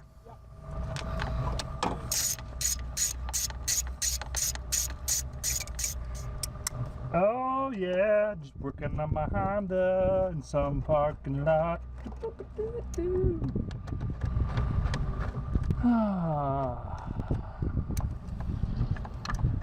Okay. So glad the timing belt looks good. That could have been a project. One of the very first things I did when I cracked that Chilton's was, how hard is it to put a timing belt in? And there was a picture next to it with a guy slapping his forehead. And that was my first indication that it's probably not something we want to do today. You know? Torqued. No idea what these are supposed to be set to. Just giving them one wrist pop. Like that. Pop the wrist, walk away. Pop. Pop.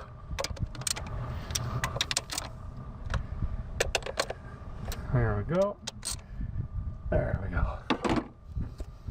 Now, I just need to put all these miscellaneous brackets on. This one, I think, holds the fuel pump or helps hold the fuel pump. And the secondary bracket is the clutch cable. I thought it was a hydraulic clutch, but there's a cable here going down to the shift machine. A guy then has to assume that it's cable operated, which would be fantastic for us.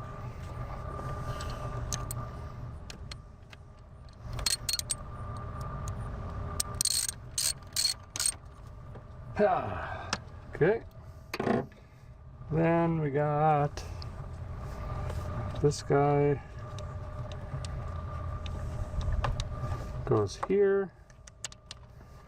We got a bracket that goes on over here for the fuel line to the feed to the fuel make it happen, or I'm going to leave that off because we're going to replace that line. These lines are more rotten than Fergie's national anthem, so but they got to come off. Agreed? Do you have those holstered, or like is there a book that you refer to and you're like, oh, this is a good one? just what my brain says. That's good. Fergie's national anthem. Wow. Did you hear it? Yes, it's terrible. Oh my goodness. Yeah. Okay, let's see. He's made a very valid point that with only 10 V's of power here and we got 12.3 here. We could have some grounding bonding issues, so he's in the process of cleaning up some grounds. And I think I am going to turn my attention to disconnecting this fuel line coming off of the pump, and I think we're going to try to pump some of the bad gas out with this fuel pump just to see if this pump works. And if it is, then we've got to extract all the old fuel out of the tank. Is this a plastic tank, do you know, or do you think it's metal? That's a really good question. This would have been around the time when they did a switch over, so it's anybody's guess. I'm gonna say metal. You think Bing.com would know? Yeah, Bing. Ask Jeeves would probably know. Ask Jeeves, yeah. Okay, he knows everything. I'll go over there and we'll Google it up. I don't even know where the tank's at. Maybe in the passenger floor. Yeah, I think this is the tank right here. Oh, perfect. Yeah, good. it's right there. And if it's plastic, that would be great, because then we know there's not any rust or any of that stuff. That's looking much better. You deal with electric stuff a lot on your projects. I have to. Yeah, You know, I don't. Unfortunately. I wouldn't mind rewiring this car. It's like 6 wires, so. We got updates. Grounds are cleaned. Fuel line is off. This thing is crispier than KFC. Look at this. Look at that. I feel like that's probably still good. You think? Yeah, it's all right. Yeah. I mean, you got a little check valve there, right? Yeah, I think that's what that is. Yeah, there you go. That's good. Filter of some kind. This is great news. We have fuel actively dripping from the fuel pump, which means somehow this is gravity feeding. This goes through the firewall. Or maybe they call that a bulkhead in Japan? No, it's a firewall. I think they still have fires over there, yeah. Oh yeah, okay. So fires are not contained in North America, good to know. And I don't know how it had, unless there's that much fuel in it. Well, there is that much fuel in it because he filled it. We already figured this out. So the tank is probably 7/8 full. And this fuel really doesn't look that bad. But I think what we should do now, since I got some help here right now, do you want to crank this and see if fuel flies out? See what happens. We want to spill raw gasoline all over this engine before we try to fire it up. Fine. Let me unplug the distributor, actually. Okay.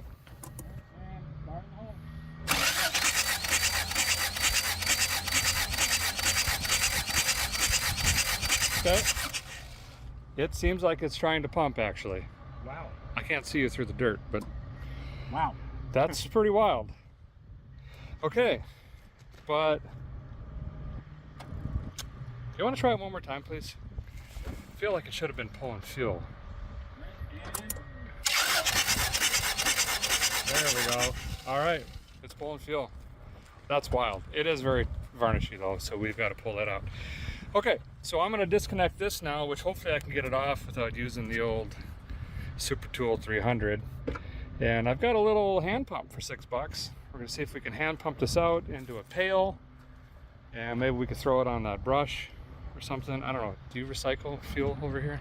The ground does. Okay, weed control. Okay. Yeah. All right. And then we'll put some fresh fuel in, and we might hear this thing fire here pretty soon. Oh yeah. Free bucket day. Okay, I think we got this figured out. I dropped 97 fittings, but we might have retained the 2 that we need. Look at that. I hear noise. Oh yeah. Look at that. Wow. So after about 67.5 years, we'll be back in business. Yeah, that doesn't really pump a lot, does it? Well, let me get a good pumping spot here. Okay, so every 3 pumps, it's 2 dribbles. Well, you got to prime it first, you know. Maybe it is empty, because the pump wasn't really pumping either. The gauge read empty. I wonder if they drained the gas. Maybe it was just out of gas. Or out of gas. Maybe it evaporated. I don't know. Evaporated? Yeah. There is some dirt coming out though.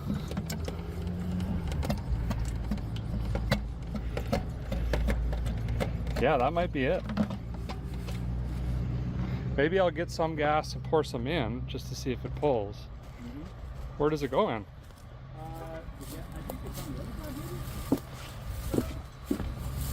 Oh, here it is. Is it Wi-Fi? Yeah, I think so. Oh, here we go. Huh. Oh, wow. Yeah, you were pulling pressure for sure. Oh, sweet. Is it flowing more now? It's doing something. It's pulling air. Yeah, it's empty then. All right, I gotta go get some diesel fuel or whatever this takes. Yeah. I feel like I've been practicing for this my entire life. don't know why.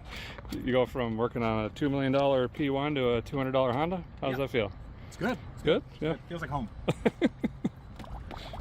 I'm not sure what that is doing. Huh.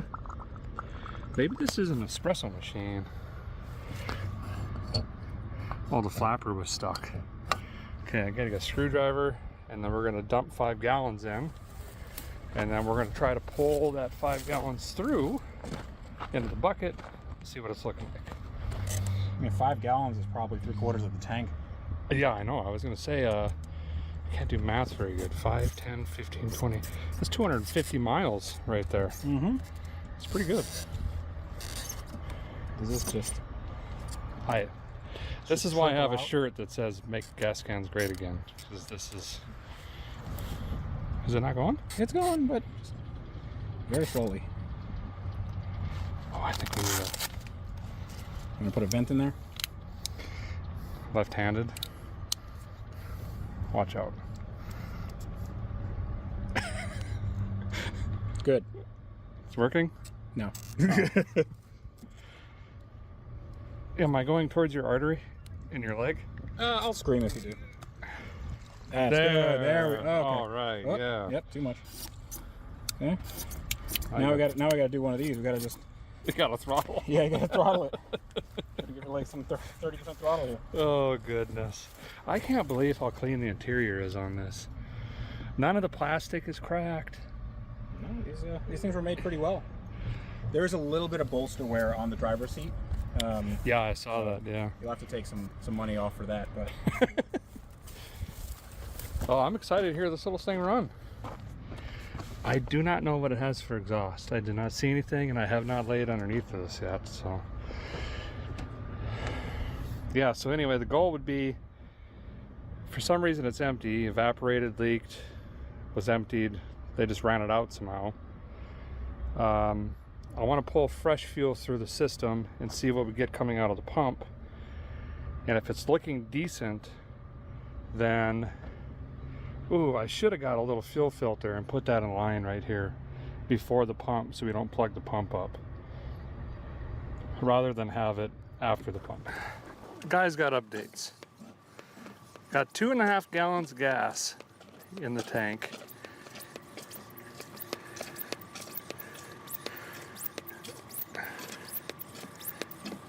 I don't seem to be pulling fuel very good at all. And when I disconnect this and blow back, or use the hand pump, I can't go back into the tank. I'm not sure if there's a check valve in there. Ooh, I can look. I have a Chilton's.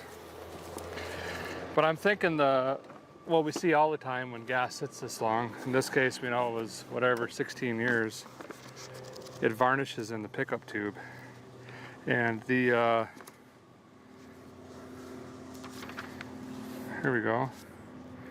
Is this the tank? What are we looking at here? Fuel filter, sedan fuel filter access plate. I don't know if this is for the digital one.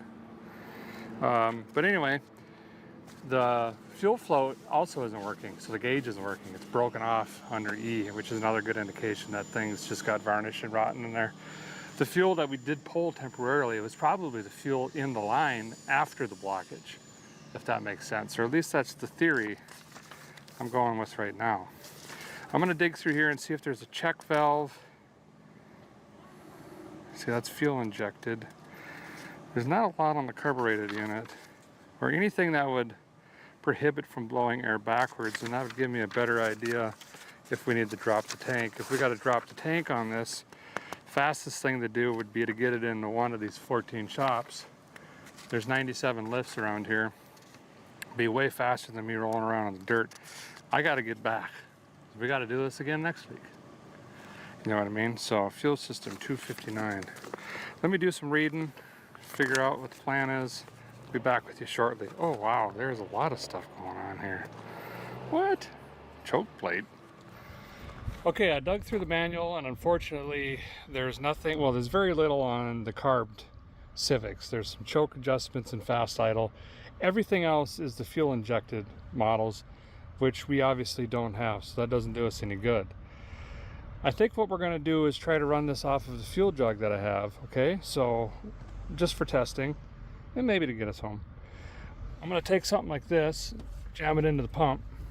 I'm going to take this other one, jam it over here, put some clamps on that, swing this over the edge so I can see it.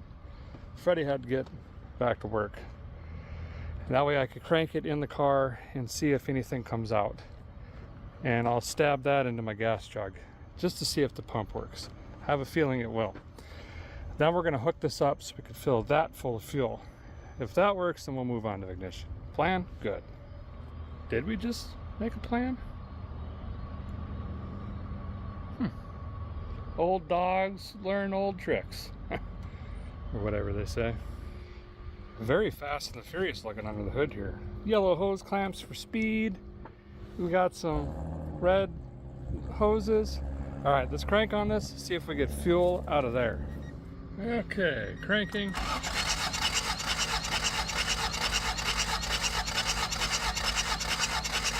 Come on.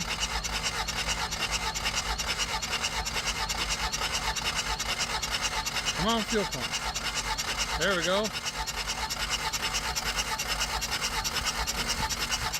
Give the starter a break, poor thing. Oh yeah. Now she's pumping. Nice.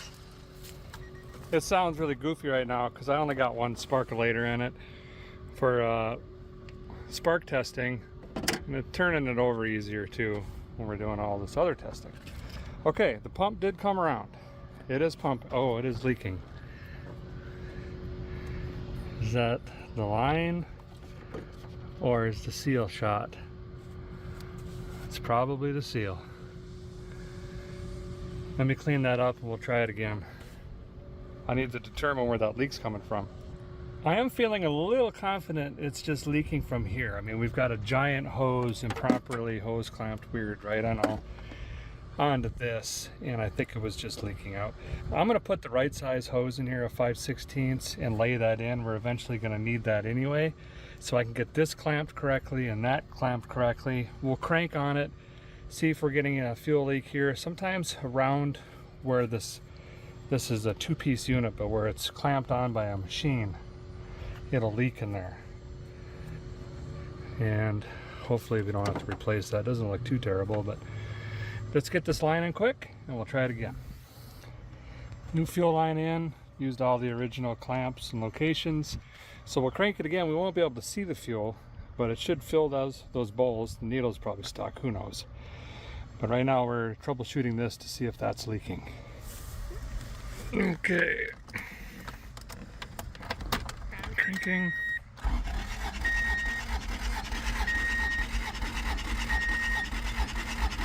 I don't know what's happening. Let's go look. Should have made a mess or something.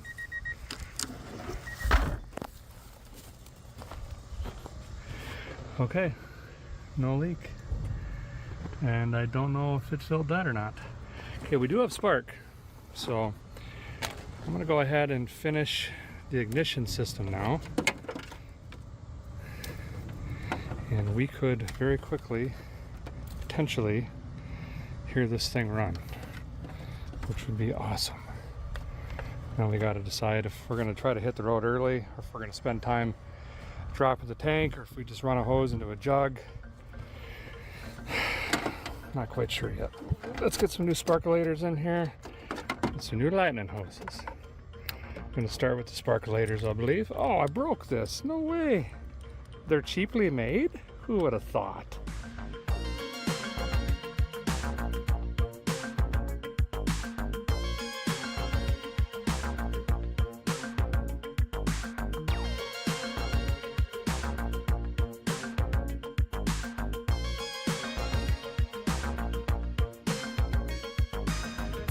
New sparkulators are in. I think we're gonna go ahead and replace these lightning hoses. They look very old. And I've got a cap for it as well. So let's go ahead and do that at the same time. That looks like just 2 screws. One down here, one there. Whole thing should come off. Quite the mess going here in just a little project. I think I can pull this out of the way.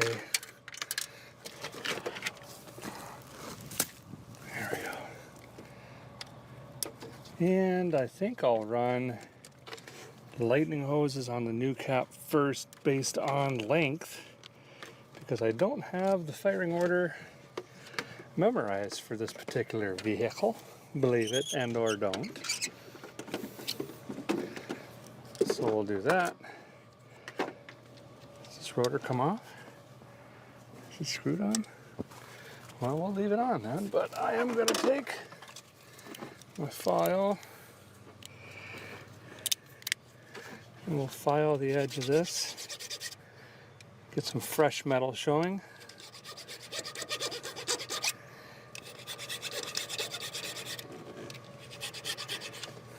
It will absolutely help this transfer spark.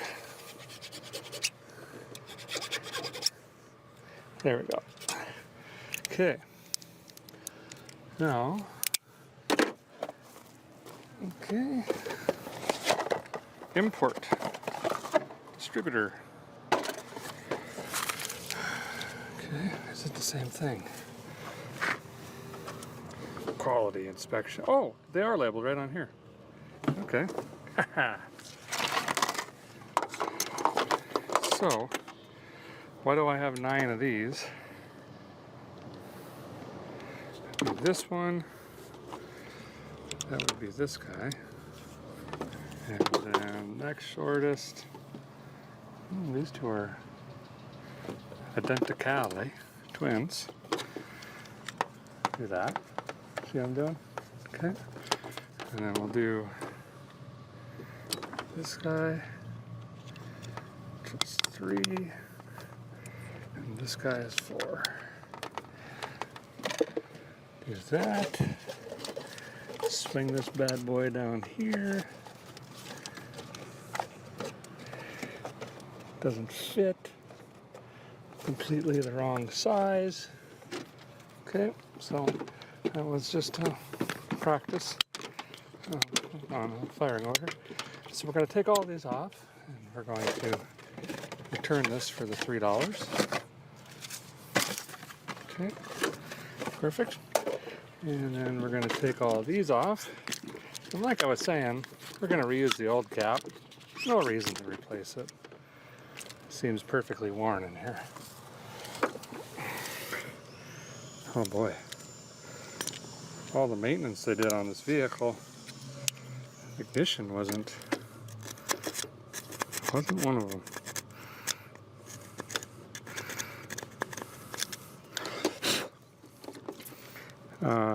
Lots of sulfur and material buildup on these. Same thing, just gonna file these until we get some good clean metal showing.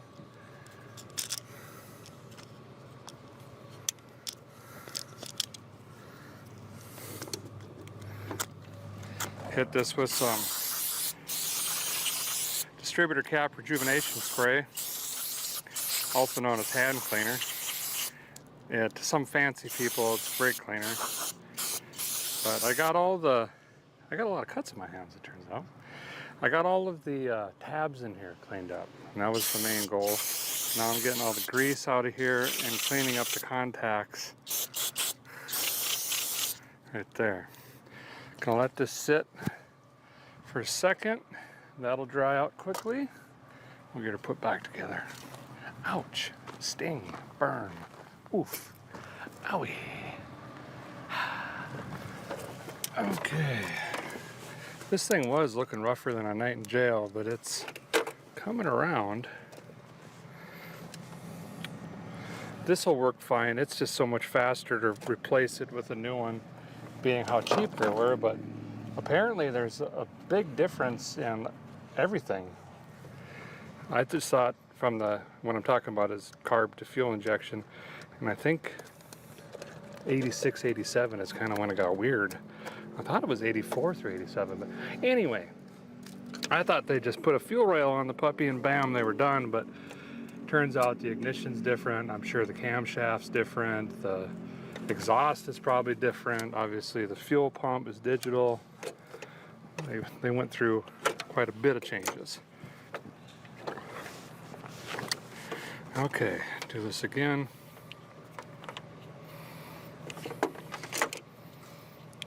One, 2, 4, 3. Pretty standard firing order for a 4-cylinder, I guess. Maybe not. Maybe. Okay.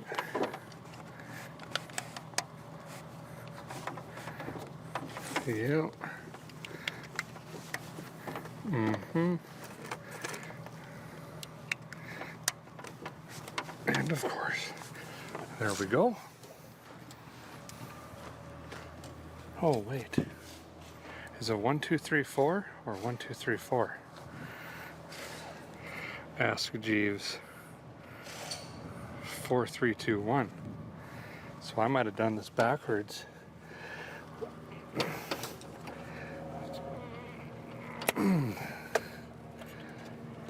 Four is the shortest. 1 is the longest.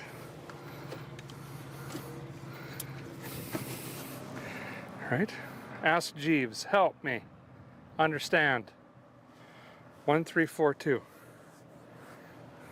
There we go. Yeah. Okay. 4 would be the shortest.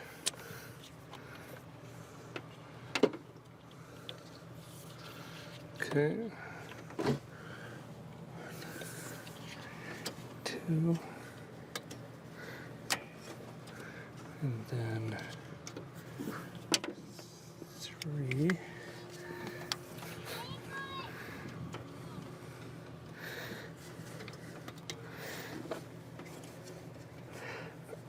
These have straight boots, not ideal. Not ideal. Repeat, not.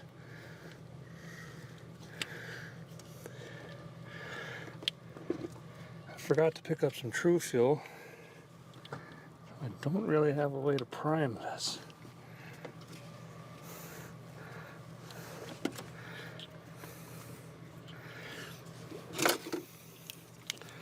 Might have to rely on the pump actually pumping and filling the bowl the correct way.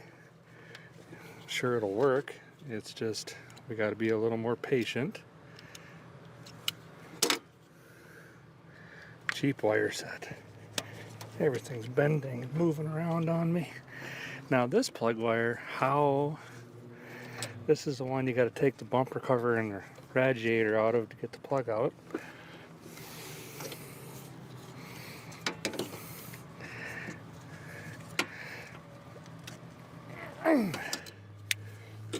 Okay.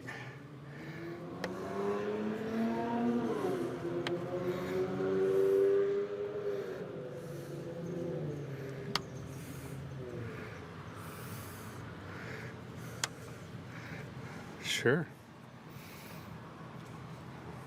Okay. Nice. Very nice. Thank you. You're welcome. Okay, losing my mind. Check. I need like a trash receptacle of some kind, don't I? I do.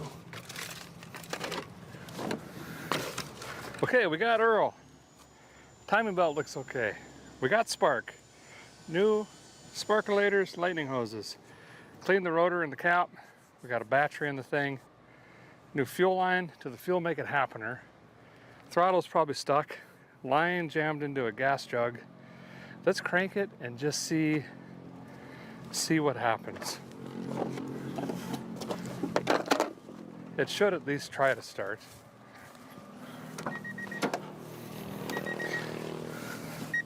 Come on.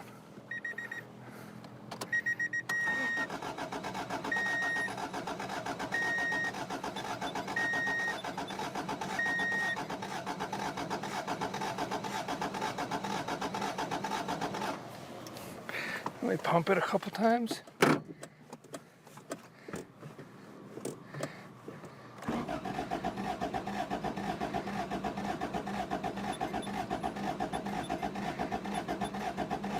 Pretty good gallop.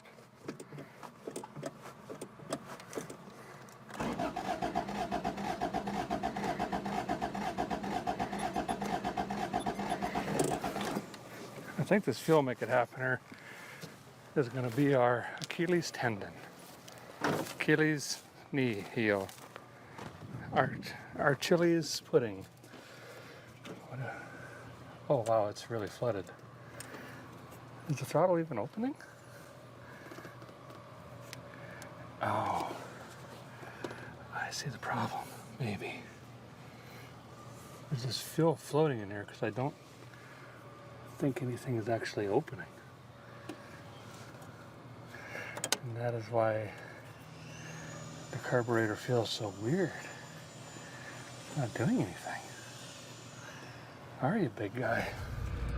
If you look close, you can see fuel. And if I open what I can of the butterfly, it doesn't do anything. I think that is stuck.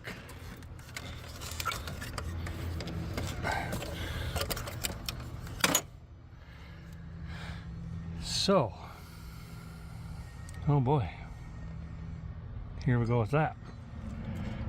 Took me a bit, but I got it freed up with the big standard. Had to bang on this camshaft basically, or whatever that is, lever. Now that's moving.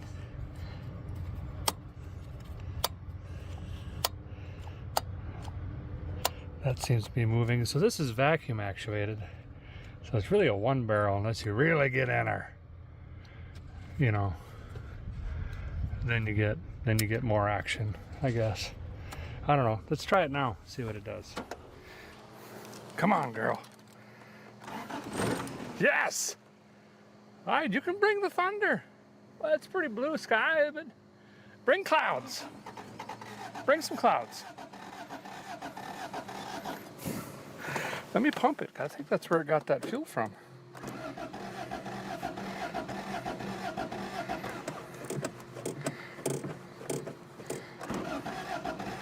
Come on.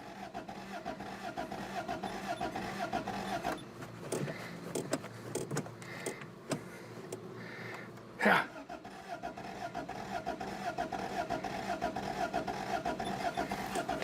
I don't think we got an accelerator pump.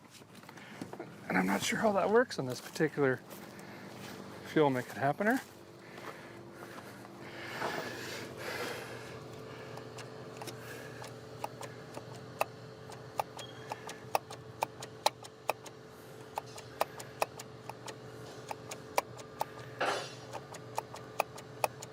Definitely not seeing that. Should be getting fuel. I don't know. Should we take this screw out? What does this do? Let's take that off. Well, I've wrapped on the thing. I got it primed just a little bit. I spilled most of it down there. Beat on this. I thought this would come out and we could check and see if it was getting fuel, but that must be like a pressure adjustment. So I've got it set back to right here. Seems to be getting fuel. So now that I got these freed up and they seem to be moving better. Although that one looks a little bent. Let's twist on the key and she's gonna fire right off. Bring the thunder. Whoa! There you go. Come on. Come on. You can do it. Come on, old girl.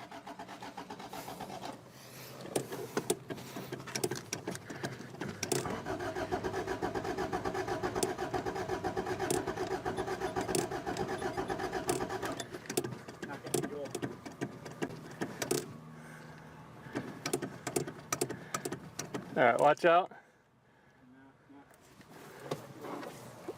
Okay, I want to crank it again. Huh.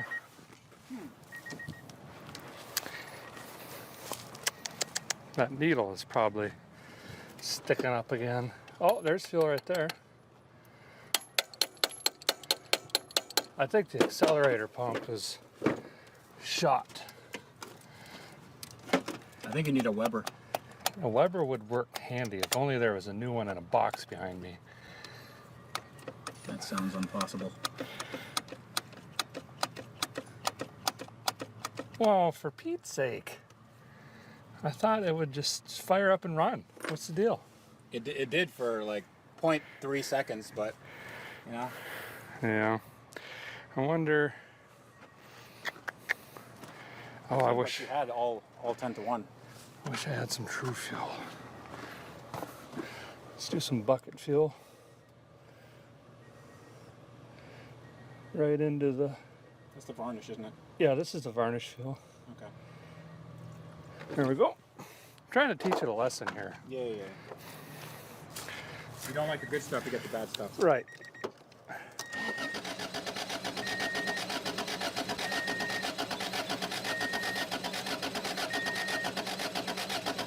Might have flooded it. I forgot we're dealing with 90. It's basically a lawnmower engine. Right. 91 cubic inches.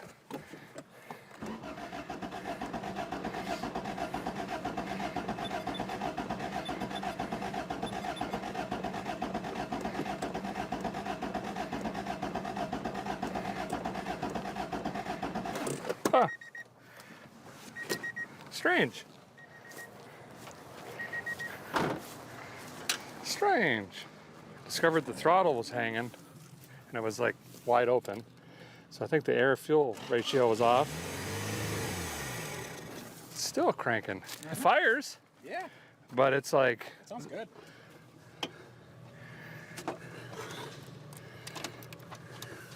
These things also idle at 5,500 RPM, so. Is that normal, what I'm hearing? Yeah. Okay. This, I think I see the problem. It's that thing. Yeah. Okay, so this fuel carburator thing is junk. I've now officially bent all of the levers on it, trying to get it to do something on the side. Not very good for a 700-mile journey. So we're going to take the Weber in a box over there with the adapter Rooney plate and try to adapt a 2-barrel Weber to this 91 cubic inch Honda. Is that what we're doing? Do you want to be in a shop, like an air-conditioned shop? That seems weird. Maybe. How much more daylight we got? Yeah. Okay. We might go into the shop. We'll see. That guy's so nice. He's opening up a bay in the shop for me, but I'm kind of enjoying the 70s out here. Got a slight breeze. Sun's starting to go down over yonder. I think we'll keep working out here as late as we can. They got a lot going on in there. It's just me and my hand. Okay, we got this Weber. Freddie bought this a long time ago, like 4 or 5 years ago when he got the car. And it's got this kit, 99000463-4.1269812 CV adapter kit Civic CRX MURLRC. And I guess that will take a standard Weber. We all know Webers. Right here. And that is going to adapt, I guess that would sit, well, I guess it doesn't really matter how it, well, for throttle linkage it does. We gotta figure that out. Whoa. Yeah, that's backwards. That's a whole ball of wax we gotta start thinking about. Yep, because that pulls the other way.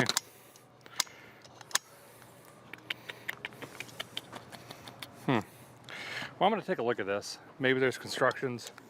See if we can use this Weber. Allegedly it's for this, but you might have to come up with your own throttle stuff. Either way, we need a carburator for this quickly if this is going to work properly. So, let me open up this box, maybe there's a picture on how you can, I'll never see that 10mm again, and how we can run the throttle linkage. If this is a kit, someone's had to have done it, right? Maybe when the sun starts going down, if we want to work late into the night, we can jump into the shop, get some lights, keep going on this. We still have fuel system, brakes, clutch. Haven't even looked at electrical lights, tail lights. Oh boy, stuff flying everywhere. Updates. Found some scrap metal, found a cable end, like a universal cable end that would accept a ball adapter for carb linkage, and I know that O'Reilly has a Edelbroken package on the speed wall that has miscellaneous ball studs, so we can probably figure out how to make this work. So let's just start tearing and get this thing off.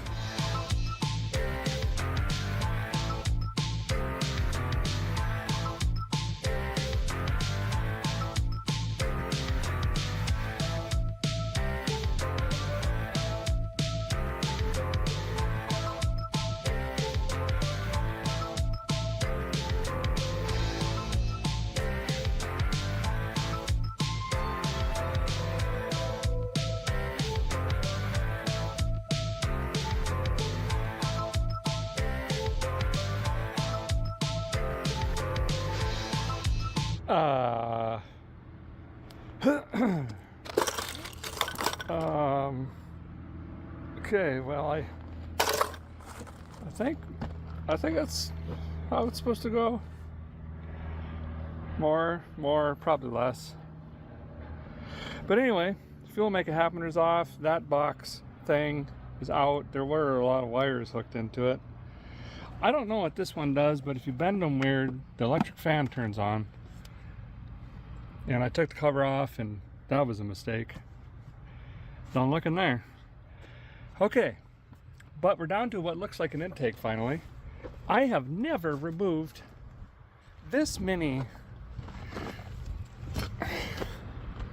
hoses and pipes. Well, I say removed. I just cut everything and pulled on it as hard as I could. This thing, whatever that does, I don't know. Basically all of this. Simple. Easy. Fuel mileage.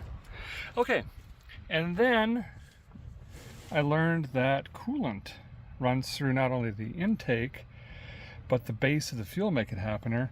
I took one of these out because now we got 54,000 things to plug up. We don't need vacuum leaks. And then ectoplasm started coming out of that. So I got to run to the Hardmore store and get a bunch of Teflon pipe plugs. And now we need to go back before I get something in the way. Here, we've got 6 dozen manifold vacuum leaks, coolant leaks, unknown things. I got to make some notes, stuff that I cut off. I mean, you know, wow, this really is light. I can literally lift the car with my knee. Huh. Anyway, that's where I'm at. Let's get some of this plugged up, taken care of first, and then we'll start building it back after that. Guys, back, got some 3/8 NPT pipe plugs. Hope that's the right get up. I had to get 2 brass, and then I got 2 in the Edelbroken pipe plug kit. So I'm going to pull all these out quick, Teflon them, plug them, and then we'll move on to vacuum caps and stuff like that. Just trying to do all this stuff while we don't have anything in the way. Okay, I got those 4 plugged off, and it looks so much cleaner, and that's really the main reason that I've done it. 3.5 of you, one of you is about ready to fall asleep, have caught on that these are just temperature switches, essentially, and they don't really need to be changed out. They're already a plug. Well, I'll just show you. Look at this mess that we took out of here, though, and how much cleaner it looks. So this is already a plug. It's basically a normally closed switch, and when this reaches X temperature, this would open and allow vacuum to flow through this. Somehow along the way, a lot of this was temperature controlled.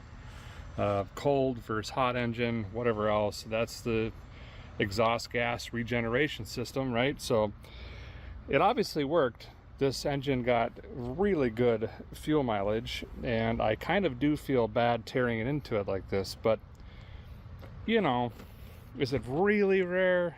Not really so. Is it cool? Yeah. We're gonna get a little bit more pep out of her? Guaranteed. Now we're moving on to vacuum. I've got to plug this guy and this guy at minimum, and then we're gonna have to do some testing down the road. I also need to plug this guy in the back, which is flowing some coolant. I'm just gonna use a cap and a hose clamp on that particular unit. And then we should be ready to start assembling the fuel make it happener back on this, and look how much cleaner that looks without this stuff. My goodness, and a mile of hose that I've dug out of this thing. There's parts laying everywhere I gotta pick up.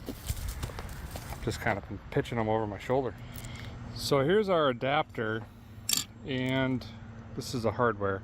So we got 4 studs and 4 screws. Based on how those are set, they're not tapered though, but these nuts aren't gonna like sitting down in there. So really, these should have a conical on them, but they don't. That's what's gonna go in there. And then the studs will go through here, which is threaded, and then we'll have 1, 2, 3 gaskets that need to go on there, and then we'll drop that Weber right on top. All right, let's assemble this thing. First is digging my knee into the gravel, getting the rocks just right. There we go.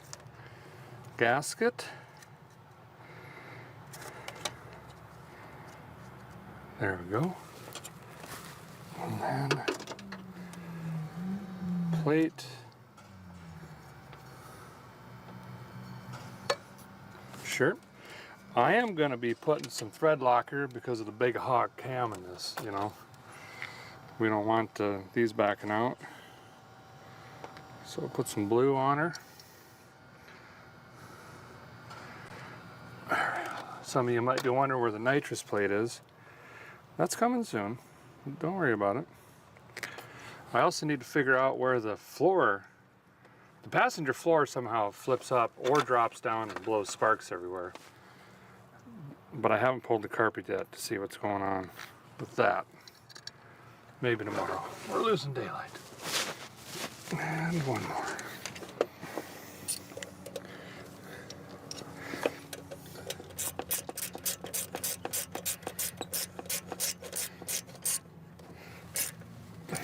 I guess I could have asked if they had a little countersinker bit or something for these, but and there is like a really cool like import hot rod shop, as you could just hear.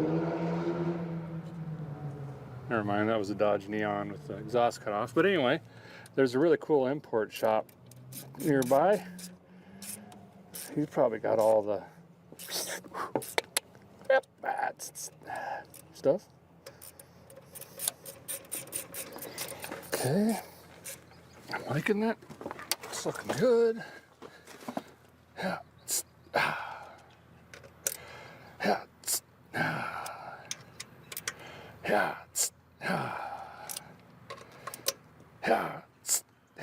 Did clean out the intake as best I could with brake clean and some rags. There was some heavy sludge in there sitting all these years.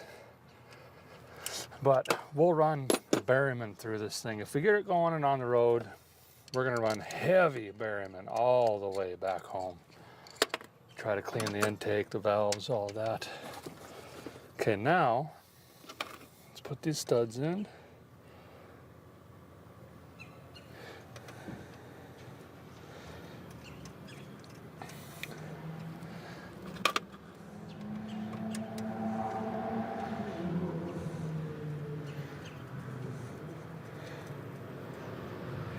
Okay, drop a gasket on.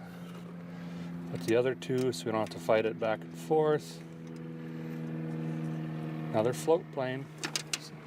Single engine. Cessna. Okay. Got a hot rod pulling in here. Something. Alright. Now, we have a spacer doodabber. I don't know why, but it must be important. One more gasket.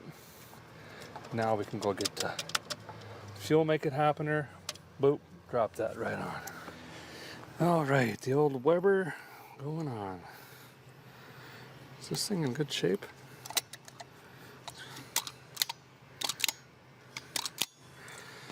It's new in box, should be. Boom. Okay, now we got spring washers, nuts, and the front, there is a cable. I missed this earlier. It's a universal DG.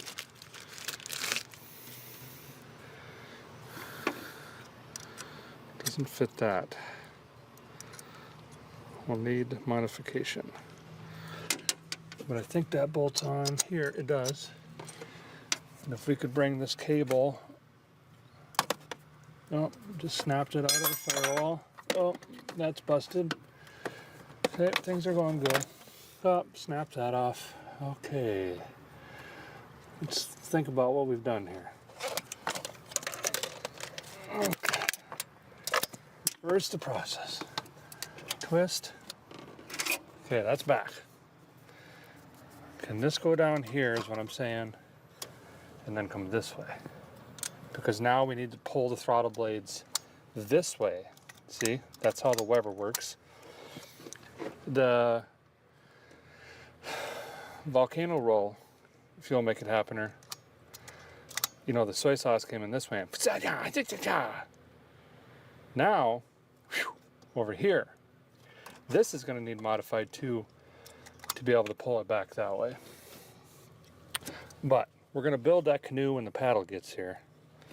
So let's just run some hardware on quick, get this situated on here, and then we'll work on the bracket first for the throttle cable, and then let the rest kind of fall into place. Wow, that looks way better. So looking closer at this bracket, this is going to bolt on this way behind here. I actually don't need to modify it. I got all this stuff out of the way. This slides on and goes over here. I'll go this way. But this is not going to work for us. We have this style lever now, and this is gonna, oh, whoa, whoa, whoa, whoa. This is gonna be way back here.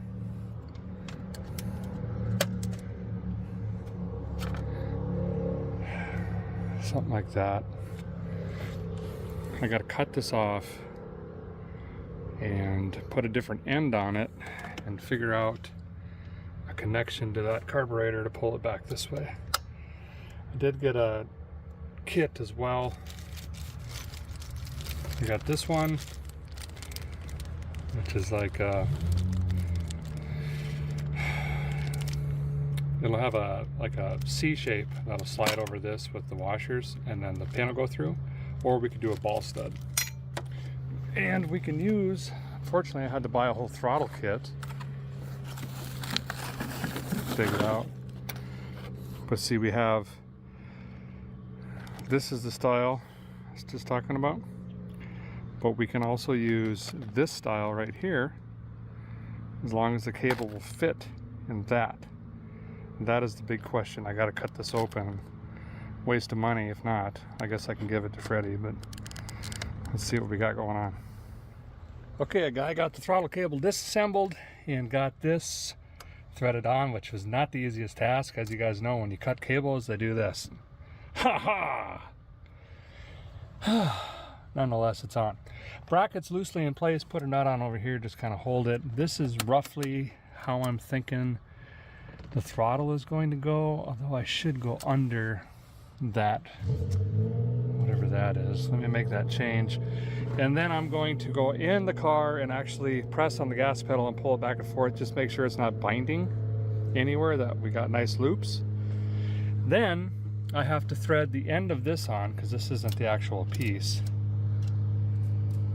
And we're gonna have to cut the cable wherever I can get the best bite on this, which is probably gonna be like that one right there. And make sure that we get full wide open throttle and it releases back to idle. Okay, we got some sort of MacGyvered return spring on here. Throttle cable turned out pretty nice actually. I may have to adjust this, so I left that nut loose. We want to make sure we get wide open, but we have adjustment here and we have adjustment here now. Just modification to this lever, this thing here, and this pin. Not going to hook the choke up at the moment. Got the fuel line cut and put back on. Switched the inlet from back here to forward, so this wasn't doing an awkward loop. That's going to look better.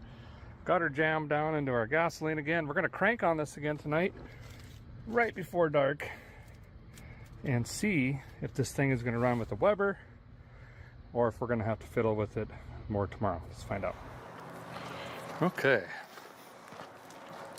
Will a Weber work on a Civic? About to find out. Might have to crank for a while to get fuel back up there. Cool. Do you need me to man anything? Like, what's a safe word? If I say applesauce, just stop. Applesauce? Got it. Or stop. I got no power. We jiggle? Yep.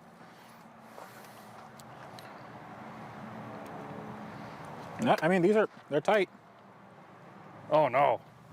Did the battery drain? I wonder if it has something to do with this. If I plug this in,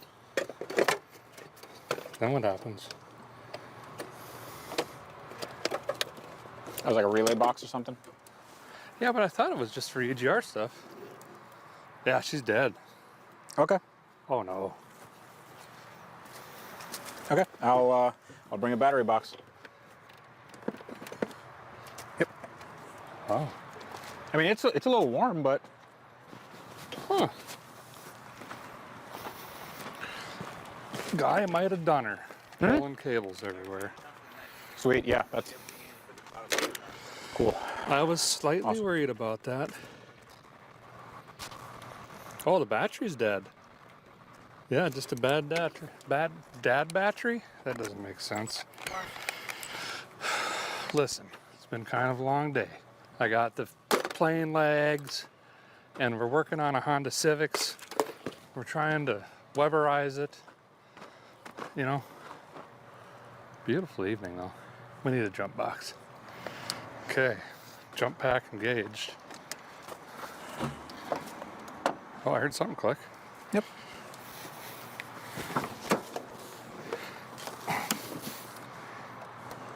No, I still got nothing in here though. Got nothing? No. I think I really did a number on the digitals.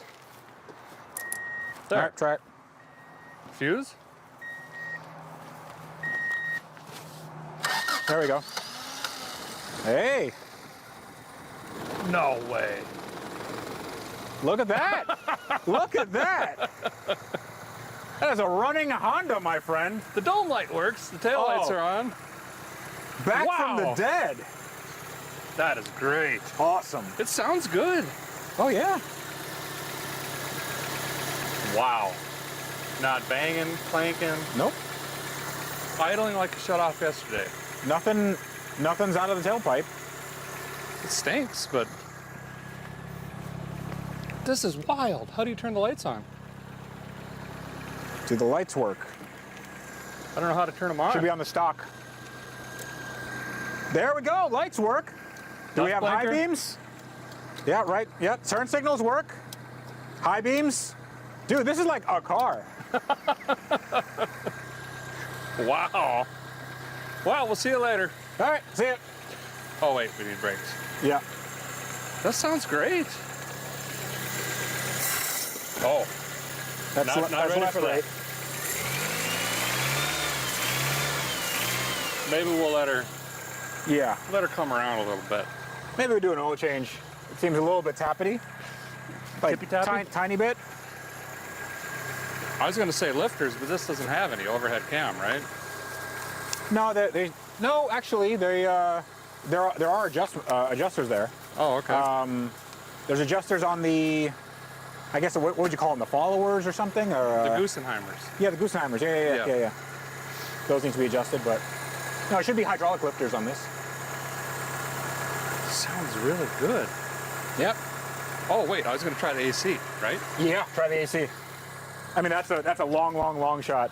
Also, what's it idling at right now? It says like 800. If you turn on the AC and it actually does anything, it's going to be like, it's going to go down to nothing. Okay, we're going, I guess just cold? Yeah, cold, and then there's an AC button. I don't see AC. It says rec. Let's recirculate. Heat, high-low vent. Is this? Yep. I think that's it. No. Okay.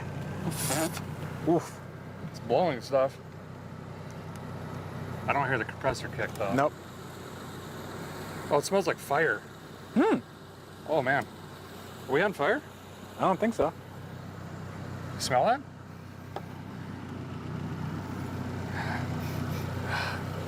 Is there smoke rolling out of here?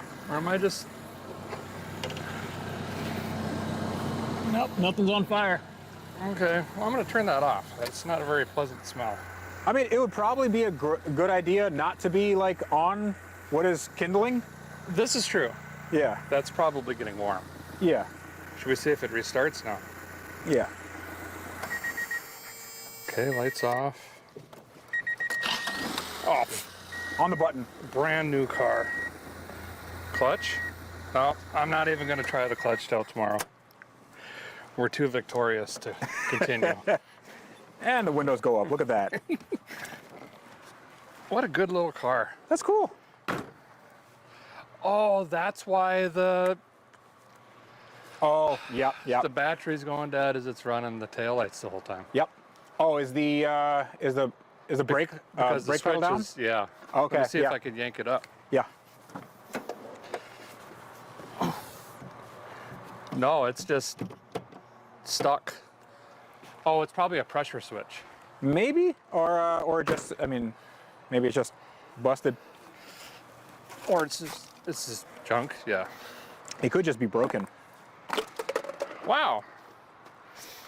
Very cool. That's not bad at all. Well, we should get in the shop. Yeah, that's let me clean. It's too nice to keep outside at this point. Yeah, I mean it's basically a super car that Yeah. runs. Yeah. Clean some stuff up here. See if we can get this thing in the shop, and then we'll have like AC and concrete. That's pretty cool. Yeah. Well, the guy's got his mess cleaned up, parts picked up, tools picked up, trash thrown away. As you can see, it is late at night. We're going to call it for tonight. Push this thing in right now, and tomorrow we'll start bright and early in the shop.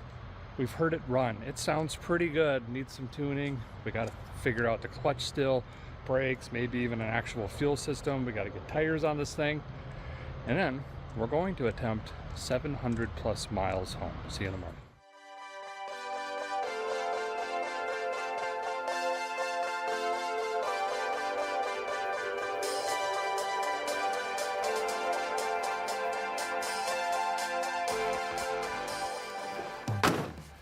Well, good morning. Back on the 1986 Honda Civic CRX HF.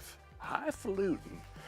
As you can see, we pushed it in the shop late last night. I did fiddle around with it a little bit, but didn't really get much accomplished, to be honest.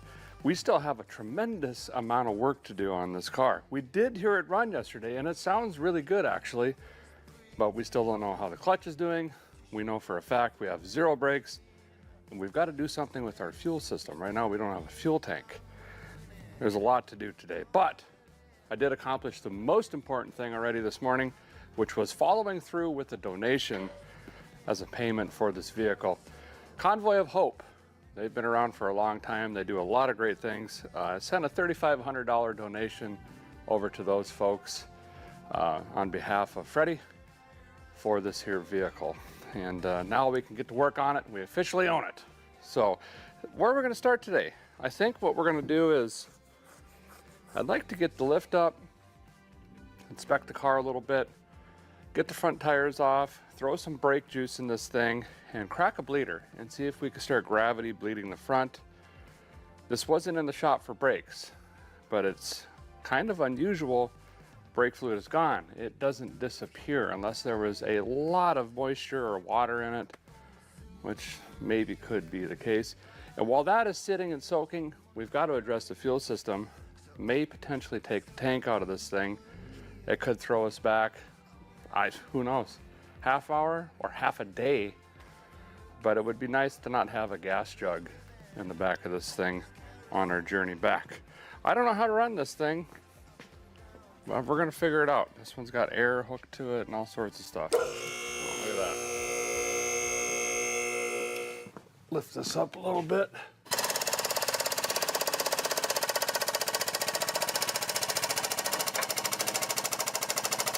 That should work. I'm gonna bring the lift down a scooch.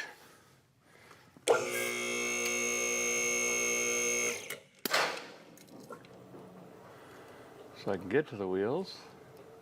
Feels kind of weird working betwixt millions of dollars and what is that thing over there? A McLaren. This one over here is a Lamborghini, I think.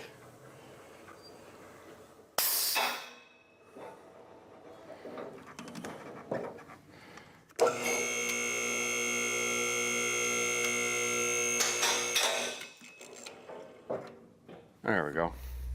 Underneath the rig, it looks pretty solid actually.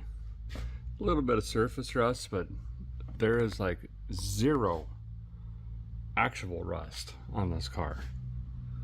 Very, very solid. Got a tiny little exhaust pipe. Look at that on the rocker. Perfect. I thought maybe under this plastic stuff it would be gone, but that looks great. Tiny, tiny little control arms. Look at this. Dainty little thing. Oh, there is a drain plug in the fuel tank, which helps us drain the fuel, but we're having a problem getting fuel out of it. I believe that's the filter up in there. So we got a line coming in right there and a line coming out. So we're gonna have to test the line forward and see if that's the plug or if it's the filter itself or if it's from the filter to the tank, and then we'll determine whether or not we're going to drop that thing out of it. That's kind of the goal there. But first we've got to get these tiny little 13s off. Boop, boop, boop, boop, boop, boop. And crack on the bleeder, which still has the rubber nubby doodab on it, believe it or not. That's pretty wild. So does this one. Wow. And see if we can start working on brakes simultaneously. This is directly behind me, the famous flooded P1. These guys find these incredible cars, tear them all the way down, and then rebuild them. I mean, down to, this is a bucket, a carbon fibre. And they're gonna fire this thing up today, I'm told. I don't even know what I'm looking at, but it is wild. But you know, we got a Honda in here, so let's keep focused on this thing. Gonna bust these tires off. Hopefully these brakes work because I don't have any parts. We do have a handbrake though, right? So, oh, they're so cute. Look. Moving free. Hey, look, just like the Pantera, someone has mashed that nut on. See how there's that groove there? They mash it in. Interesting. Looks like probably the original shocks. Everything's tight. Okay, now the master cylinder has this little basket in it. That's a really cool design, actually. It's got a screen and everything. This is full of mud. Pretty gross. So what I'm gonna do is clean this up with brake cleaner first, and then we're gonna put fresh dot 9.5 in there, or whatever dot coms we have. And then I'm gonna crack this bleeder right here and hope that we can start gravity bleeding it. If I'm getting fluid out of here, we'll let that drip for 20 minutes, close it, crack that one open, and we might got us some brakes. That's the hope anyway. Screen's all cleaned up. 14 gallons of this juice leaked down to the floor of my rental. That seems fine. Just can't really breathe in there. It's pretty heavy, scent-wise. Okay, 1.5 tablespoons of brake fluid, and that is full. All right.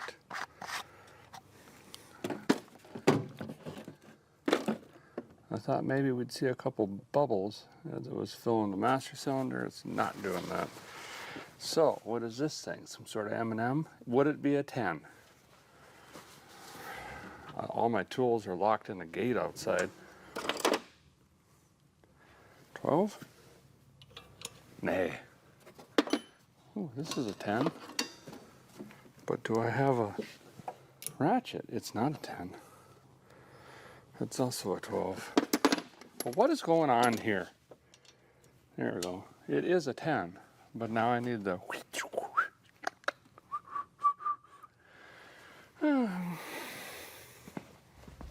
Okay, we got some juice in there. Shake it so you can see it maybe. There you go. And we got this bleeder cracked. The pan under it that I found.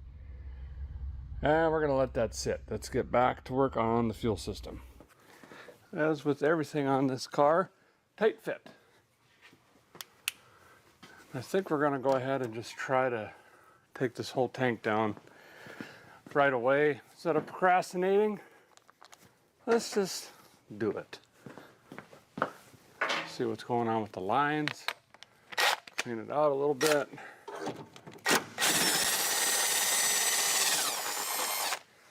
I think it's only got like 3 gallons of gas. Shouldn't be too heavy. Found this transmission jack thing just so I can pull it down on it while I get the line off.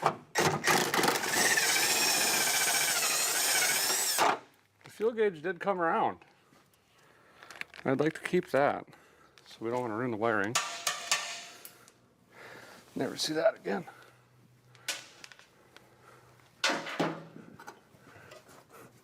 Why is it not? Huh? Okay. Come down now. Hey. You can come down. Oh, wow. Okay. Let me find a pry bar. This doesn't seem right.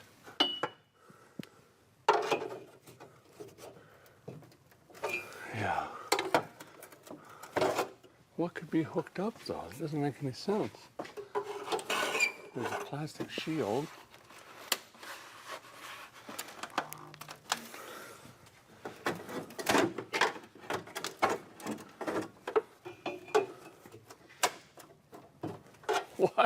What in the world?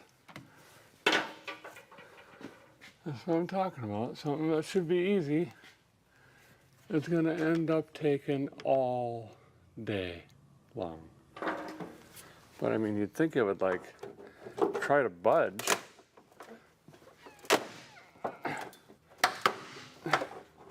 What is snapping? That's what I want to know. Huh? Oh, watch out now! Is this bolted to the car?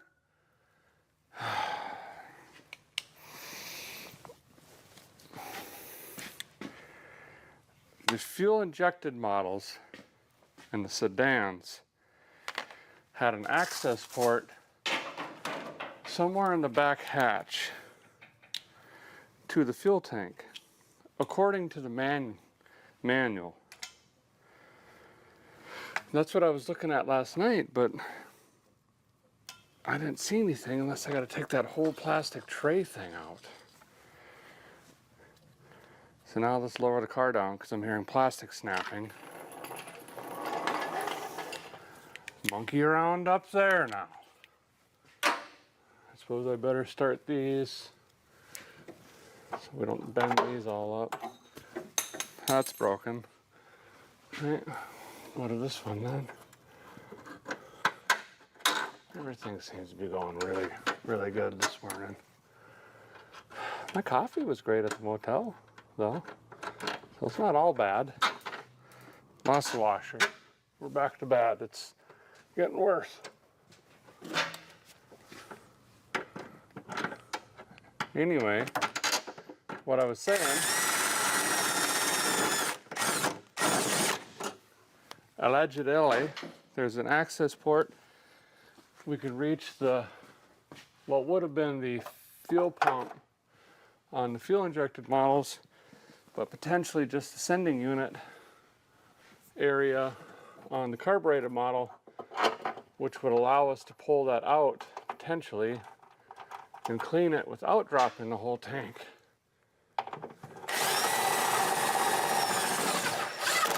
Wouldn't that be something? I don't know, let's try it. So that's that little pocket thing. By the way, there's more storage under this. 14 timing belts and another tire. But I'm wondering if we lift this thing out, would we have direct access to the tank? Because what else would be under that? So let's pull that out quick. And oh, that's fine. It was only 40 minutes and struggling taking out 75 stripped Phillips head screws. Huh, great. Like I got it finally. I've been up and down 37 times. The dirt. It was basically just glued to the undercarriage, and I got it out by popping one of these drain plugs on top and then sticking a pry bar through here, and that brought it down. There's the vent, bunch of EGR stuff. There's the sending unit, and there's probably going to be our issue. So let me get this supported and try to get all of this unhooked. Just kind of struggling in here, trying to get these lines off, balance this. Kind of funny, Honda's using the same clamps they use on like weed whackers, snowmobiles. Just a single spring clamp. Okay, I think evap stuff, so we'll just cut that. We don't need that where we're going. Okay, that's cut. There we go.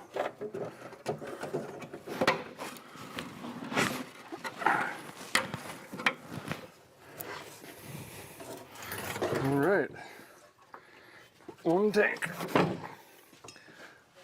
There is way more than 2 gallons in here. Way more.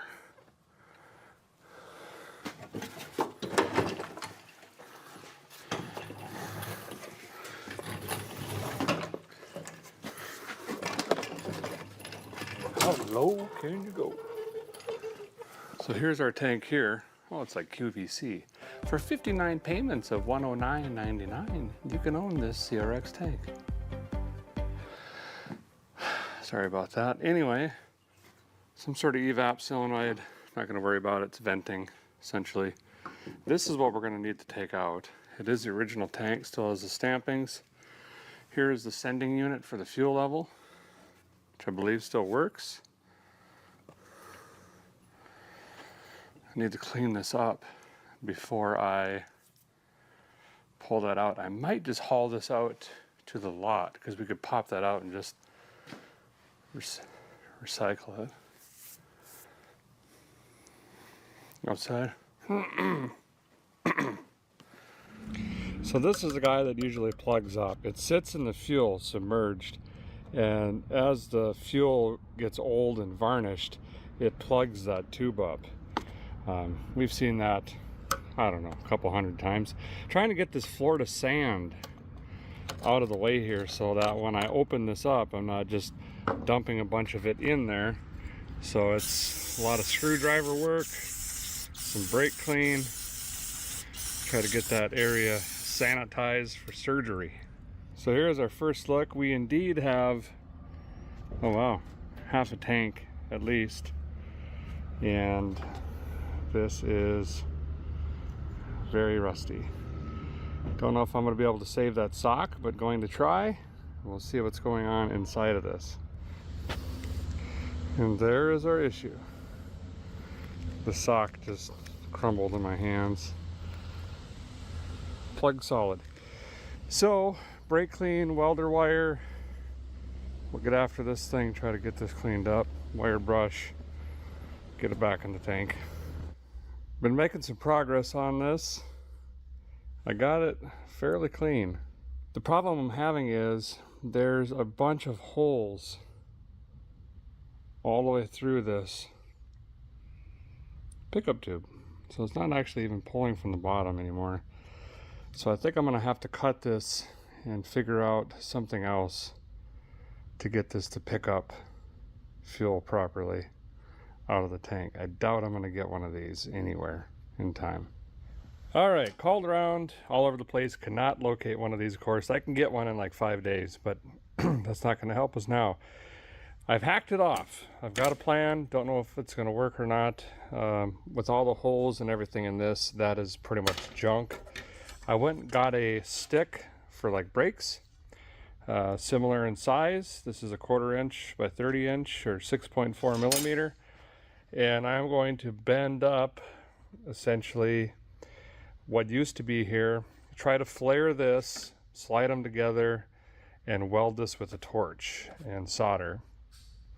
Don't know if it's going to work, worth a shot. If it doesn't, I'll just cut it again and we'll go with the rubber for now. Just need something to get us home. But I'm going to bend this first. We need this shape here plus another maybe about that for the sock that's gone, because we want to make sure we're hitting the bottom of the tank.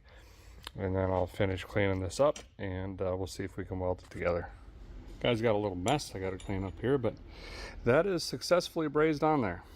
And it is solid. I've tried to twist it around and I blew air through one end, plugged it to see if it would leak. And I think that is going to work just fine. I'm not worried about the return. We'll just let that dribble in the top. But now we can go drop this back in the tank. We should be able to pick fuel up from the bottom. Might have to adjust this tail. It's not the most perfect bend, but it'll work.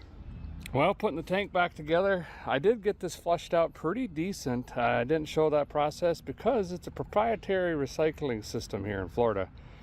Got the new sending unit, or rebuilt pickup tube, I guess, not sending unit, back in, installed. That seems like it's going to work. So now we can haul this back in and get her up into the CR and the X's. Well, we're up under the rig here. We got fuel filter change-a-roonies going on. Took out this old thing, which was probably restrictive and full of junk. Put that over there. We threw in a 32003, of course. Got that in line, and I think we're going to be ready for the tank now. We just got to make sure we hook all this back up. Got to run and grab some hose clamps for this. We'll use the original little, see how that's like a small engine clamp for that. This is for the fuel sending unit. And I think that's it. I don't know if that plug goes in from up top. So we'll throw this in, strap it back in. I can run and get some fuel and we could fire this thing up again on a fuel tank, which would be great. Normally I say we need the capacitize, but let's be honest, I'd only have to fill a gas jug 3 times to get home. So that's really not the case in this one, but it'd be nice to have it up here and be done right.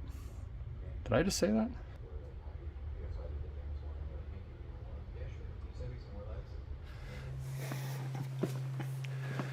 Apologize, you're just gonna have to kind of trust me and use your imagination right now.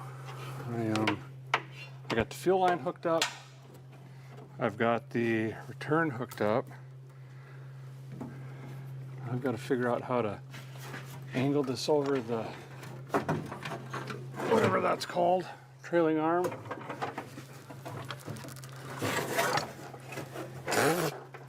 Like that. Now I've got to somehow hold this with my forearm. I slip on the filler neck, which I should have WD-40'd. I didn't. Oh man, everything is so tightly put together on this car. It's like people that built it had small hands or something. It's weird. I think I got it. Must, because it's hanging on its own. I'm gonna worry about the clamps later. I'm gonna start the straps first. Whew! Remember I said this is gonna be really easy and just a piece of cake? Well, that is ate the breakfast I didn't have. Okay? I said it. Speaking of breakfast, what am I gonna have for dinner? You know, lunch and dinner mixed together. Or, did I just say that wrong? Breakfast and dinner. Yeah, that's what I meant. All right, now we got this supported. I can realize everything I forgot, like the wiring for the sending unit. Can I still reach that? Stand on this rolling thing. Get there. Okay, we got that. Looks good. Fuel filter tucked up in there so it doesn't get pinched. Oh boy. Can't wait to pull this down again to put the right pickup in. Fun times.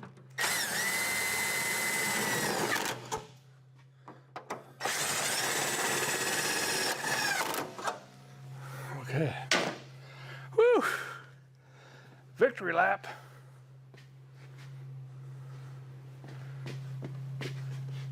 Okay, I'm back. All right, let's tighten those clamps up. I gotta get fuel, I suppose. Job complete. This here is the evap. We're not going there. That's all clamped back up. We've got an easier filter to replace. It's very common. Straps are in. Everything's back the way it should be. Good to go. Now I can lower this down, reassemble the rear hatch again, get all that put back the way that it should be, and clean up that mess. Then we can go get some gasoline and try to fire this thing up again today on some fresher fuel off of its actual tank, which will be a big victory. Well, had to go ahead and break the master cylinder off. It is not pumping any fluid.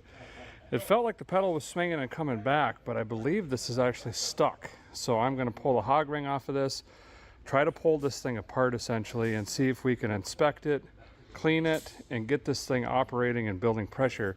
I have called everywhere for one of these and no one has one. Boy, this was a fight, and a delicate one, if that makes any sense, because if I damaged this, I would be in trouble. It took a long time, but I got all the hog rings, the seals, and pieces out. The piston was actually stuck in the bore in here, and I just now got it out a minute ago. I used the needle nose pliers, smashed those in a vise, heated it, and then used a hammer to pound up. And I hope that I didn't ruin this seal with heat, and we might be okay. Now I got to see if I can borrow some emery cloth. We got to clean up this piston, and we've got to take any scoring out of this bore and clean that up as well. Check for any rips in our seals, and then completely assemble this once again, and hopefully we can build hydraulic pressure. Guy had to take a trip to the parts store. Got a few things here I think we're going to need to try to pull this off. I did not find any more of these rubber seals, unfortunately. We're just going to have to hope that they work. But we have two things that we need to correct, which is this piston. There's some scoring and witness marks on it. We got to clean that up. I'm going to be using this emery cloth 320 grit. Sure, it's what we got. Okay, moving on. We got the bore of this bad boy, which is also going to have a score in it. And they make this tool specifically for that. So there's different sizes, just pay attention to the size. This is going to go in here. I'm going to use a little bit of lubricant. And we're not trying to change or modify anything, we're just trying to clean. So if I run my finger in here, I can feel that it's got some burrs in there. This stone will just go through here and clean it up, just like honing an engine basically, but we don't want to make it bigger because then we're going to lose the seal with this, which is our primary piston seal. So I've got to get all of this done quickly. When I'm done, hopefully fully assembled, we'll be able to take a screwdriver, push in, and the spring will push the piston back. We'll be able to fully assemble it with the reservoir cup, bend some lines up, bench bleed this, and be able to put it back on the car and bleed the brakes on the car. And then we have to hope that the calipers are good and everything else. Great. So setting this up is pretty straightforward. It's all the way loose right now, and you can see it fits easily in here. But if I were to turn this here, it will open this up. See? So I'm going to drop this in, open it up until we feel pressure, hook this to a drill, get to cleaning.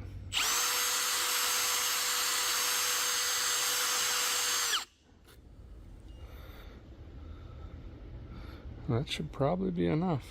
Hard to see, but we've got a nice clean crosshatch in there. Some of the remaining color is there because, again, we're not trying to make this bigger, so I'm not going to go till it's all new. The point of doing this is done, which there's no more burrs or anything in there that's sticking to my fingers. So that is a nice smooth surface. Get to putting this thing together. Just got to clean this up. Well, we have success. Got some juice in here, and there we go.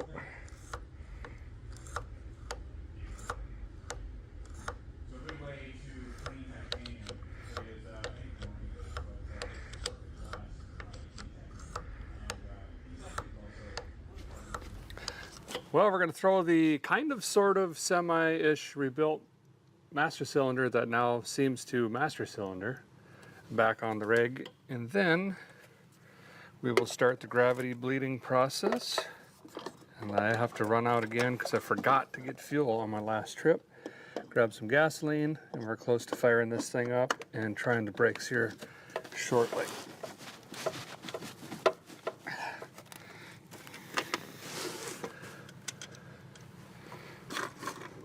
I'm racing Freddie right now.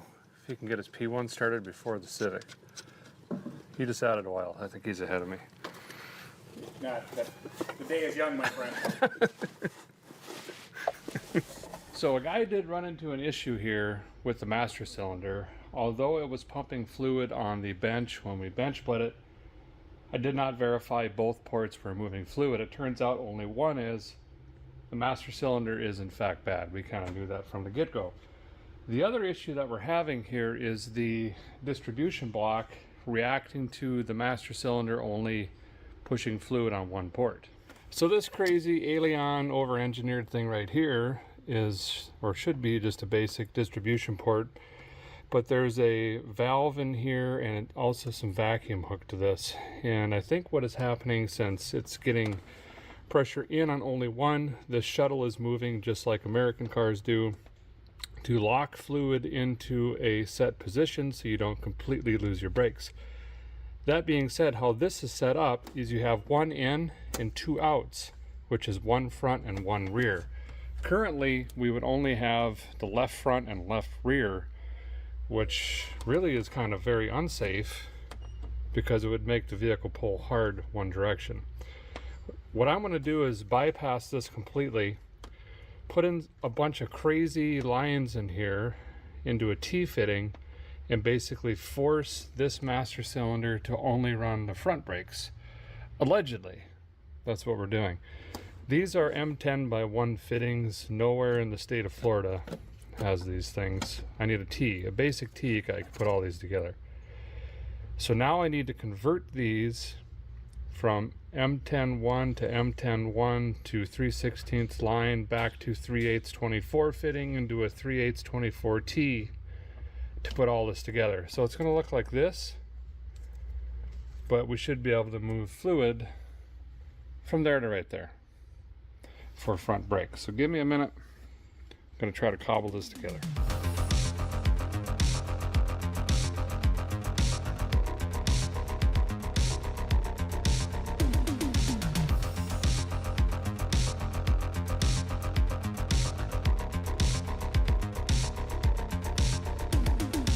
So we could not get fluid to this side before, which is what started the whole diagnostic thing. Freddie's pumping for me, and watch this. Boom. Getting some pudding. Okay, again, please. So we're gonna bleed the fronts out, have awesome brakes up here. Hey, we have front brakes, kind of, ish. They're not quite Freddie approved. They're in the middle-ish. Jack said it was great. It felt great. Yeah, so I'm going with that. It'll stop. Look, just don't judge me. You know, if it works, is it a dumb idea, is what I'm saying. Necessary to get us home, and don't worry, because we'll come back to this at some point and not fix any of that, okay? Now I'm gonna move on to tires. Let's get some tires put on these bad boys. I had some sent up here. Get those thrown back on. Put in a battery that's been on boil overnight, probably empty on acid at this point, so we'll throw some water in that. And then we'll fire this thing up, pretend we tuned it, put an air cleaner on it, and I think we're about ready to go. Also not changing the oil because it's got a Honda filter in it. I think that's probably approved, and from what I tasted, it was pretty fresh. So I just got to start cleaning and get the mountain tires. Let's check on this, where it was at. I don't even know how to run this thing. Go. I figured out last night, oh, it's 100%. I figured out last night the taillights were stuck on the CRX, so it drained this little guy. But we boiled it up, so it's fine. So the old ones were 175, 70, 13. I think I got the same size. These are weather force assist. Look how cracked they are. These were not going to get far. So we'll replace these. Some new rubber. Well, the guy's got fresh tires all the way around. Whew, she's looking good. Probably is not going to stop though. Hey, listen. We ran it for a second because I wanted to see what the vacuum, the brake booster was going to do with our pedal situation, because it wasn't grabbing until about 20%. We're using the rear outlet basically, which in this particular bore setup doesn't engage until the end of the throw. And with the engine running, there's like no brakes. So I'm hustling and flying through all this, doing the last little thing here, because I want to get this outside and test it while we have some daylight left and see if this is even going to be drivable. Because I don't know, guys, kind of have my doubts with this one. It's pretty sketchy, and if I'm saying that, then you know it's pretty sketchy. So, clamping on the Weber. And then I'll fire it up for you guys. It started right up, which means it's pulling fuel from the tank. And the pickup that I made, welded this morning, is working. Still have brake lights stuck on. Haven't even looked under the dash. I'm sure the switch is just boogered up, but Let me fire this hot rod up for you. Neutral check. And firing. Look at that. Wow. We got headlights, but these brake lights are stuck.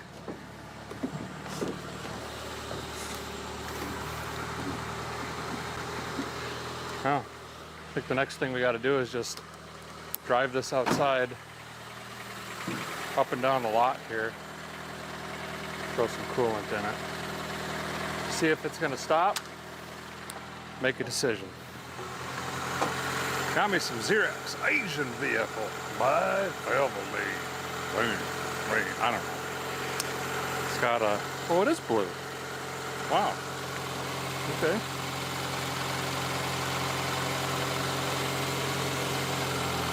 Used to just running, you know, North America stuff.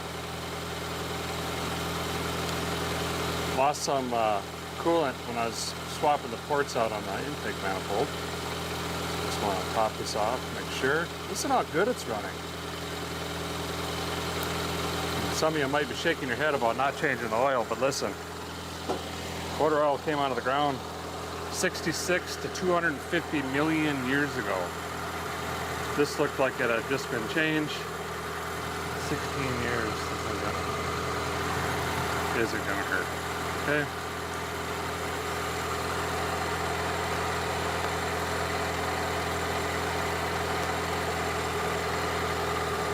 Sounds good.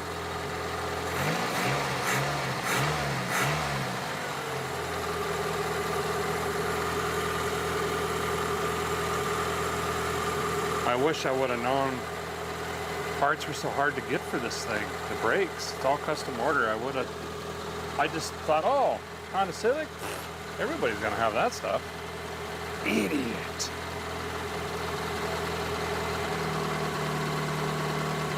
Let the air come out.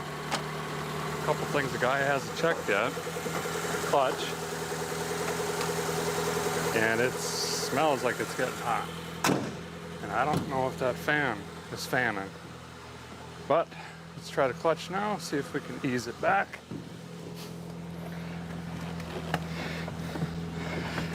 Okay, clutch in. I went in the gear first.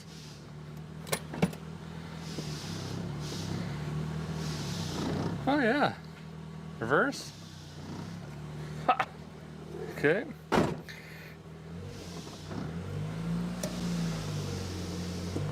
Got a wheel chock. Got to move. And we'll get this thing outside. No promises if it'll stop though. Goodness gracious. Yeah, straight back. You're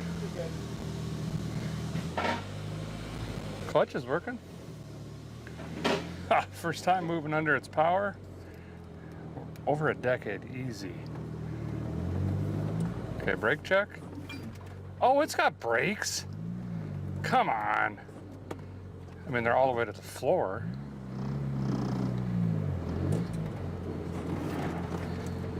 What was that noise?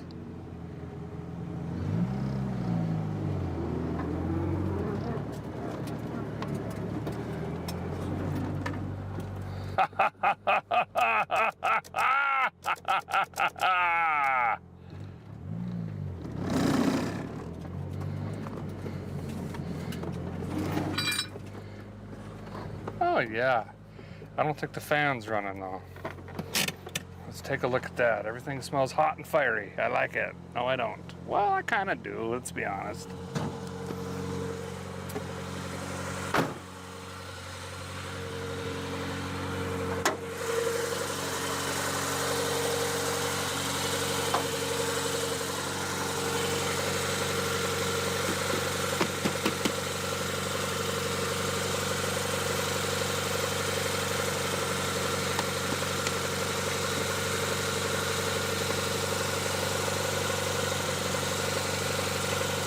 Wait a little bit longer. I don't know how the fan kicks on. Obviously it's got a relay, but I'm not sure if it's on a temperature switch. It's gotta be, right? But we removed a lot of temp switches. You know what I'm saying? So, but I have a guy in here that might help me. He's wired in a RC controller to a McLaren. And you trigger forward, that's how you start it, and then trigger back, you rev it up. I'm not joking. So he could probably come out and go, oh, boop. It'd be nice to hit the road tonight. The reason I bring that up. All right, a guy pulled her back in, and I've enlisted help. Eric over here is working on that P1 over there. And I said, why don't you take a break from NASA engineering and come over here and figure out this fan relay. And while he's doing that, I'm gonna try to contort myself underneath and figure out this brake switch, because we got brakes stuck on. And he's gonna probably, like a relay or something, you're thinking? Well, I'm gonna see if I could figure out the original Honda, troubleshoot the original Honda system, and at worst case, we'll put a relay on it and trigger it when you turn on the ignition, it'll turn on the fan. All right, so At worst case. 12-volt relay kick for the fan, that'll get us home, and then, you know. Sweet, well thanks for the help, man. Here's, I don't know, this might be helpful. Dude, that would totally be helpful. All right, let me take a look at it. Yeah, that came with the car. It's pretty sweet. Awesome. Well, good morning. Sun's just coming up over the palm trees here in Florida. Bright and early. Oh, the hatch didn't close. How do you do that? Hatch! Close! Well, anyway, obviously this is a rental. It's named after some character in Aladdin, I think. I have no idea what this thing is. Need to get this to the rental place, drop it off, and then get a taxi back to Tavarish's and pick up the CRX. Well, we made her back to the highfalutin Honda. Let's see what the Weber says this morning. Fired. A couple pumps. There we go. Nice. Do we have windshield wipers? They're moving, but they're not doing anything good for me. I don't think I have anything in here. Truck's might over here. Clean this windshield. Get ready to hit the road. All right, glass is cleaned. Now, late last night, thanks to Eric's help, did get the brake light switch working. It was just missing a little rubber piece, and we found the relay to the fan and just grounded that out. So the fan now runs with the key on, which is fine with me. That'll get me home. Don't want this thing overheating. Fuel gauge doesn't work. This is the most I've driven it, other than back and forth. Got a weird noise turning right. Hope that's not like a rear wheel bearing. Clutch is not very clutchy. There's not a lot left. And the brakes, I said we got brakes. Well, what I meant by that was when you jam the pedal all the way to the carpet as hard as you can, there's a little bit of front brake. And I can't get too overconfident here and forget the fact that we're running the front brakes on the back side of the master cylinder, that the other 50% is already bad, and that I rebuilt on a bench with limited parts. That could fail at any moment, but the handbrake does work just in case of an emergency. I am going to actually take more highway this time. I usually like to take back roads because I can travel at a slower speed, let the car come around, and if I break down on a back road, it's not as bad as an interstate. And you get to see the real America. All the small businesses and the great people and things like that are on back roads. But that involves a lot of heavy braking, going through small towns, lots of stoplights, stop signs. This time, I think we're gonna jump right on the highway interstate. and try to use the brakes as little as possible. Kind of a different strategy here. We'll see what happens. I ended up with 2 plates. I got one from 2003 or something and one from 2014. I have no idea which one actually goes to this vehicle. Really have to slip the clutch to get this thing moving. It is not a powerhouse, believe it or not. 3rd gear. Temperature slowly coming up.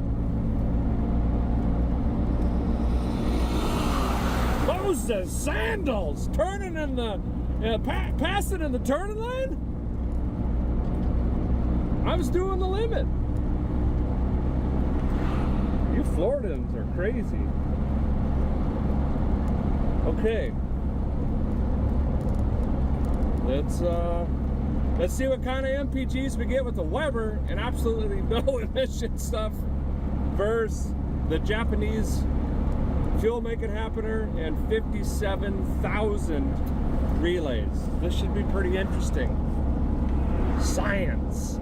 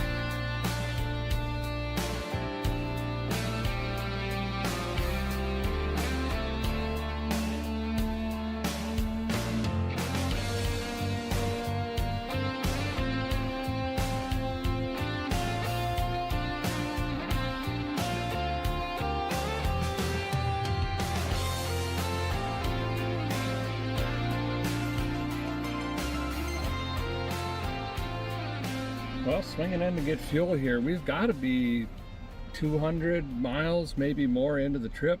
Car is running really good. Good enough. I wish I would have balanced the tires actually, because now you start noticing all the little things, like how sticky the steering wheel is and the tires being out of balance or shaking your teeth out. Radio works. Reached up here, pulled the antenna up. This trip's going great so far. Brakes, not so good.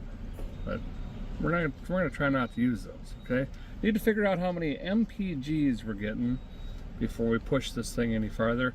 I also noticed up here on the windshield a date of, it's an oil change sticker, 2/22/07 with a due at 2/39/213, which the oil was fresh like I thought. It was just changed, and that correlates with the last fuel up in early 2008. So this guy changed the oil, filled it up, and sat.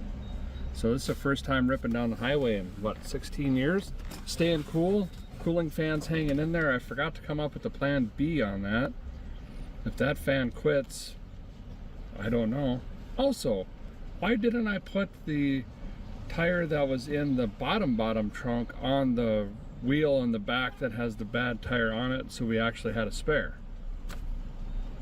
I don't know, little things you think about on the road. Gonna fuel up, grab me a hawk dog and something to wet the back neck and keep on running. Well, this seems to be looking fine. No major leaks or anything like that yet. Well, the guy ran the calculator at the pump. We're getting 35.8 miles to the gallon. I'm really impressed with that actually. We've basically doubled the size of the fuel make it happener, and I'm really pushing this thing to try to run 70 if I can, which is the speed limit.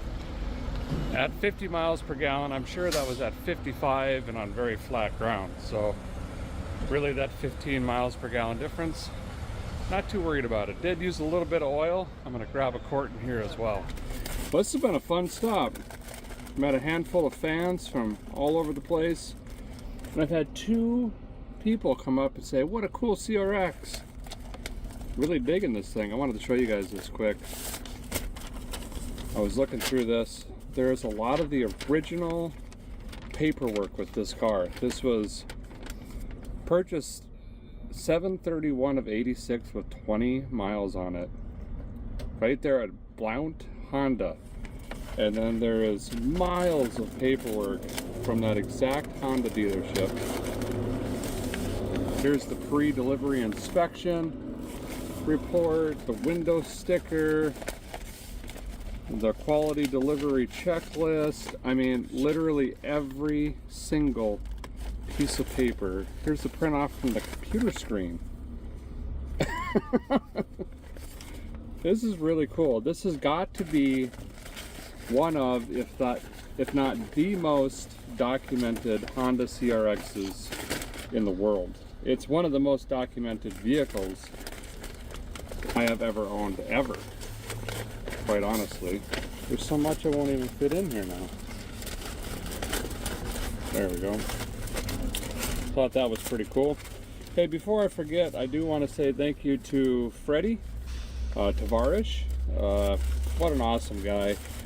And thanks for all the help and hanging on to it for me, and storage and tools, and let me work in his shop. Really cool guy. And they do some awesome stuff there, incredible stuff. They find like supercars that were like flooded in rivers and fires, and build them right there in the shop. So if you haven't, be sure to check that out. Okay, I got to figure out my path. We're just winging it, heading west right now on the handle. I don't know where I'm going, so let's figure that out and crank this thing back up and hit the road.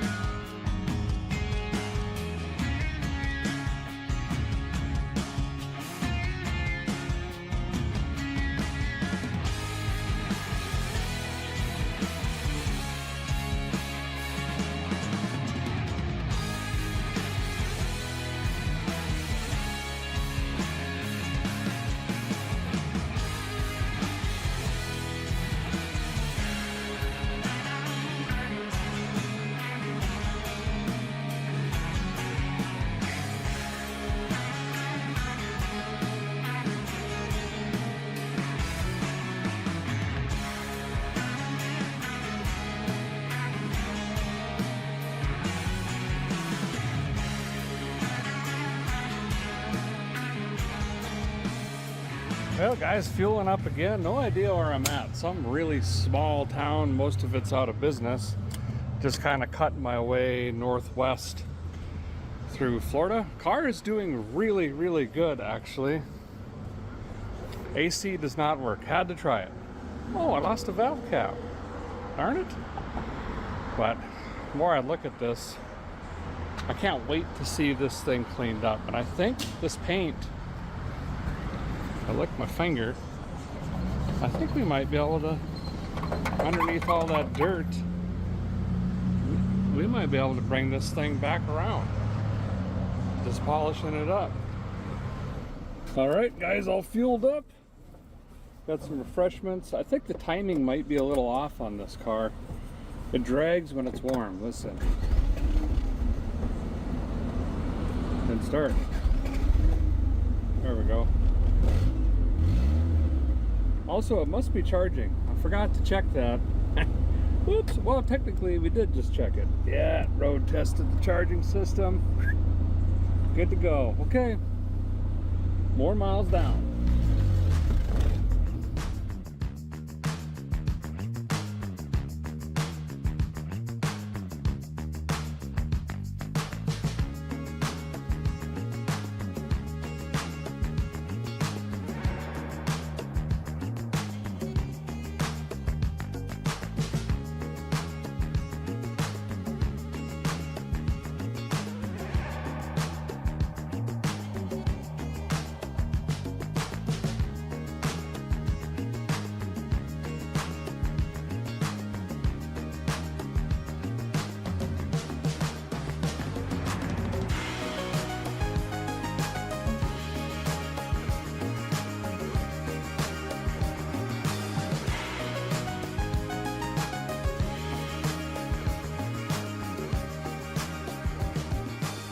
Well guys, pulling through another small town here.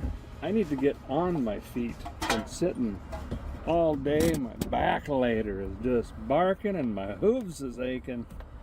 I need to get a pair of boots. Got too many miles on mine, and this little mom and pop shop has a giant Ariat sign in the window. So I'm gonna go in and get some steel toe cowboy boots, hopefully.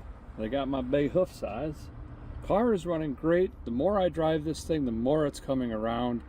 It used to smoke on when you let off the throttle or decel, and that is starting to go away. So I think the rings are really coming around. Or we're out of oil.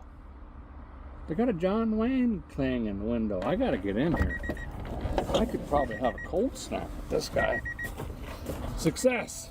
But that worked out great. A guy never has time to do anything other than turn wrenches or travel, so this worked out pretty good. Sitting here contemplating, we don't have any more issues. Well, we haven't had any. Come on. There's that timing. We might push on all the way home tonight. It'd be late, but that a guy could save on a motel and a meal out. We'll see. Knock on wood. Whatever we got in here. Balsa, plastic, anything? Nothing. Let's see how far we can push it.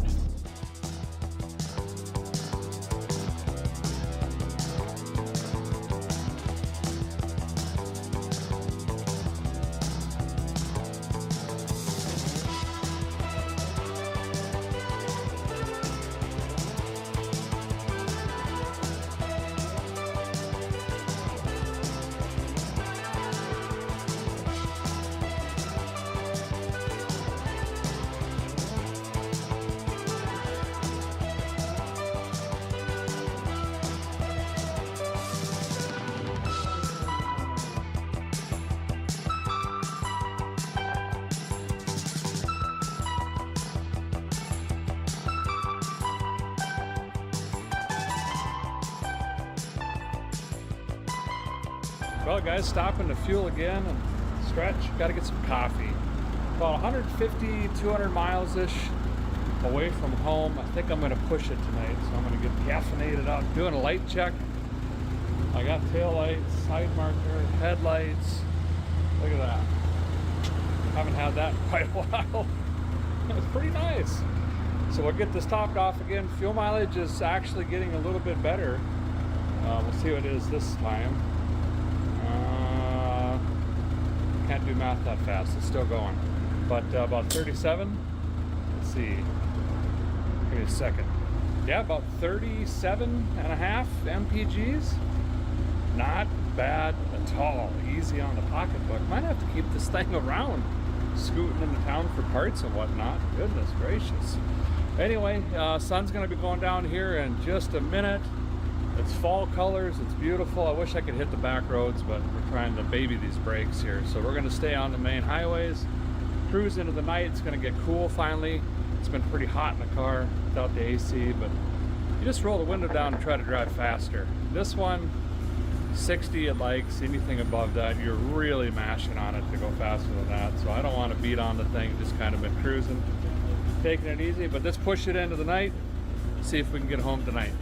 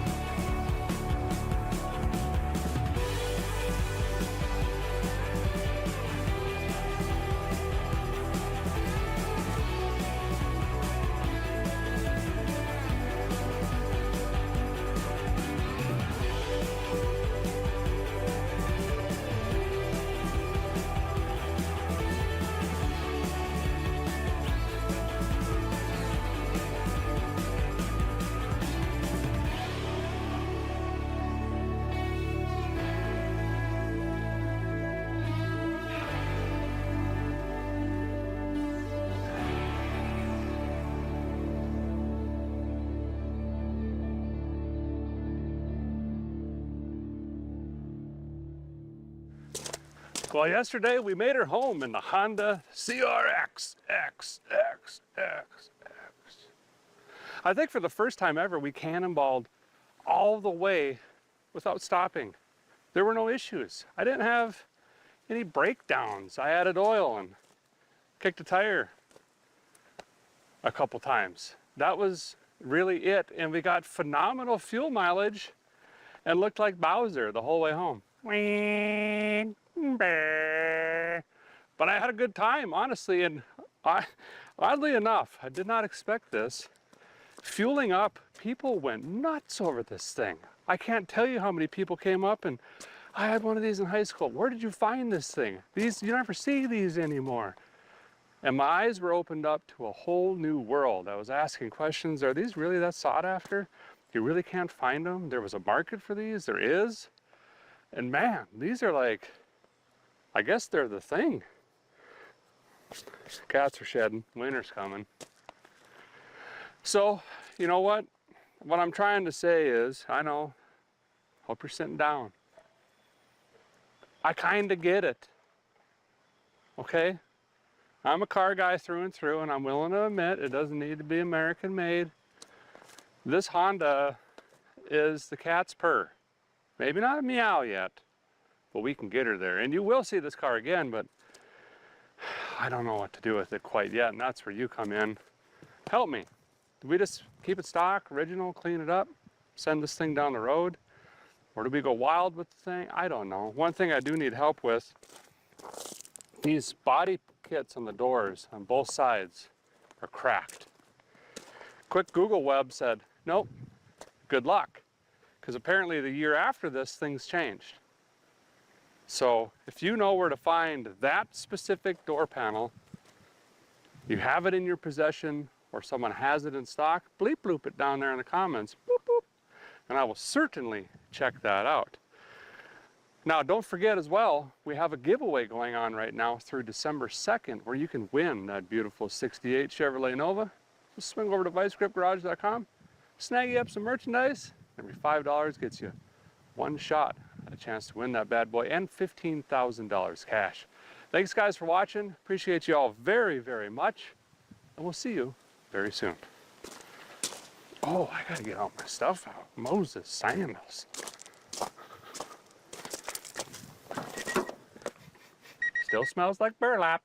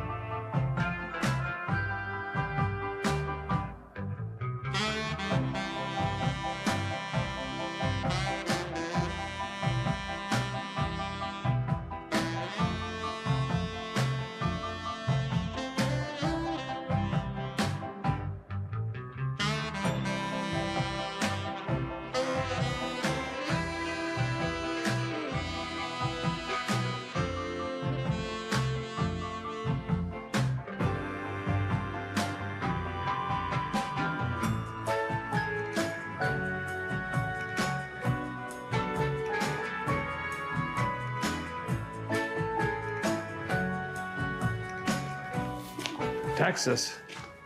That's where a guy is this week. Ooh, we got stuff.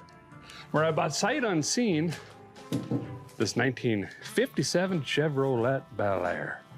Really don't know much about the thing. It was bought at an auction, as is where is. We're told it has known issues. It doesn't run, and it's been off the road for, I don't know, we're guessing 15 years, something like that. So I'm gonna do the right thing, see if I can figure out what is wrong with it, repair it, get it running, put it back on the road, and then attempt to drive it 650 miles back home to Tennessee. Essentially Texas to Tennessee. Sounds like an old country song. Speaking of which, it is hotter than Faith Hill in the 90s out here. Great, this will be miserable.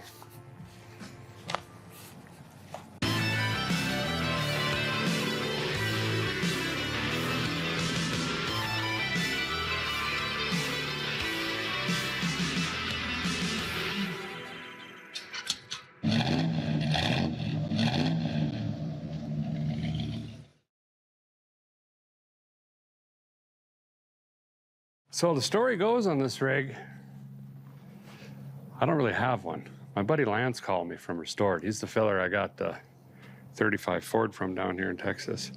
And he's the one that actually bought this from the auction. And then he went to pick it up and he's like, man, this is a pretty straight car actually. And he had a bunch of stuff going on and offered it to me and I picked it up. And big thank you to him because he's actually stored this thing for me going on a year now and rolled it under this lean-to thing for me so it could sit here and wait for me to arrive.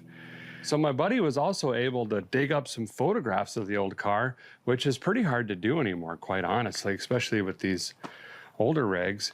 And as you could see, this car was really nice at one point. It was being driven and cruised and taken to car shows. Looks like it even won some hardware at some point. So someone really loved and adored this thing. And, you know, like most old rigs, I'm assuming age, unfortunately, potentially death. We really don't know what happened and how it ended up at the auction block.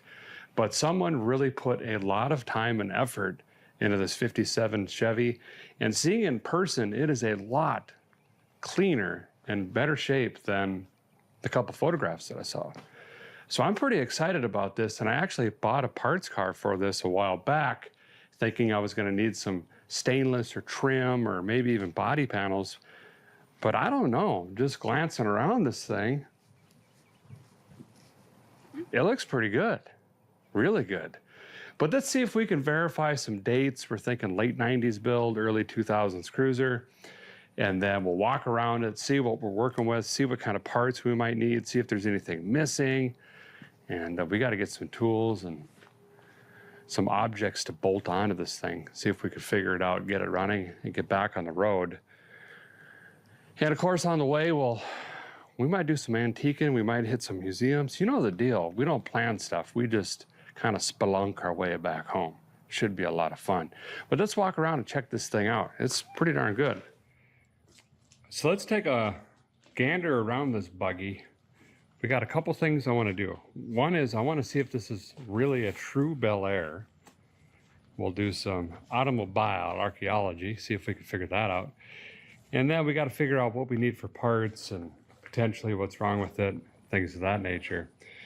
Now, it's pretty easy to fake a Bel Air. You just need the insert, the logo, or the emblem, and the stainless down the side.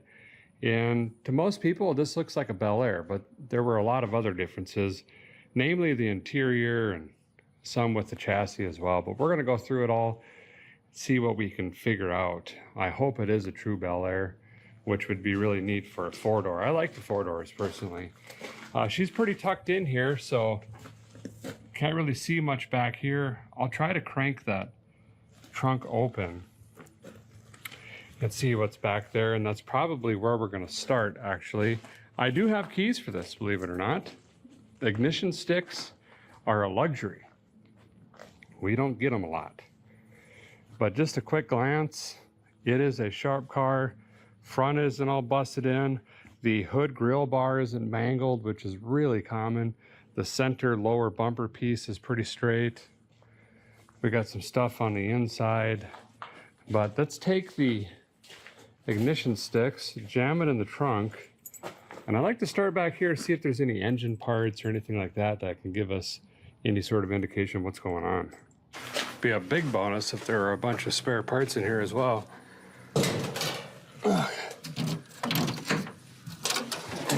Ouch. Oh, we got stuff.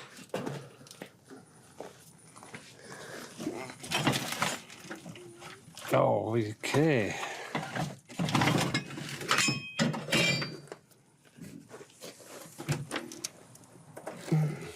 Got asparage. Wow, they even carpeted the back side of the seat. They really went to town in this rig at one point. Get over here and look. Get in here. So here's what we got. Feller likes Splenda. Also, he had a custom tire cover made. We got some material on the back of the seat, and you could tell because the shocks are painted and everything, this was all hussied up at one point. And there's a really good look at the original color. So this would have probably been yellow with a white top, but we'll see if we can figure that out here in a little bit. But we do have a couple spare pieces. Nice hood insert. That's a clock. We got a generator in there. We've got another one here. So safe to say there's charging issues on this car. And if there's 2 units in the trunk, it's probably not the unit, it's probably wiring, which is my favorite thing. Nope. We've got some rot over in the corner, some more here, and pretty prominent right there. It looks like the deck lid's leaking or something. Oh, there's no weather stripping on the trunk at all. That's the problem. And water is just pouring in here, rotting out this trunk, which has probably gotten into the suitcase. The fuel tank is right here. And once it rots through, that's gonna start getting into the tank. I think that tire has overspray on it. Actually, that or rust flavor, not really sure. Rear bumper looks to be intact. Oh, we got a tip. I wonder if we got gyps. We got dual tips? Oh, we do. We got dual pipelators. What else does a guy need? So that's really it. Uneventful, which is actually very good news. We don't have, water pumps or intakes or a head or valve train stuff. So let's go ahead and walk around the rest of the exterior. See how straight this thing is. Well, this car has definitely been painted, so we're gonna go over that. We'll kind of start there. This color is called Burgundy Wine, and it takes many years of training to just look at a color and understand exactly what it is. No, it's literally on the windshield. That's really cool. So this is a golden anniversary car show thing here, and that would have been 2005. And Don and Ellen were the old owners from Texas. And that right there tells us a 283 and a Power Glide, which is pretty cool. But yeah, Burgundy Wine was not an original color. The closest would have been Coral. Now, this was probably Calypso Cream, and you can tell because of the way that it is, which means it would have had most likely an ivory top. And we'll see if we can determine that. But I'm seeing a lot of the old primer they used to use, late 90s underneath here. The paint's actually really shot. From afar, you could stumble out of the tavern and this thing, you're like, is that your muscle car? And you're like, yeah. And you're like, paint looks mint. And you're like, yeah, feller. It's new. 7 years ago. That's what we got. It's got that brown oxide primer. She's popping through pretty much everywhere in the rig, but we don't have a ton of rust, which is really, really cool. The bottom of the fender, of course, the very common spot right there above the stainless. The doors are bubbling in that very common spot as well. And hopefully the inside sill isn't rotted. We can see bodywork here, that's Bondo.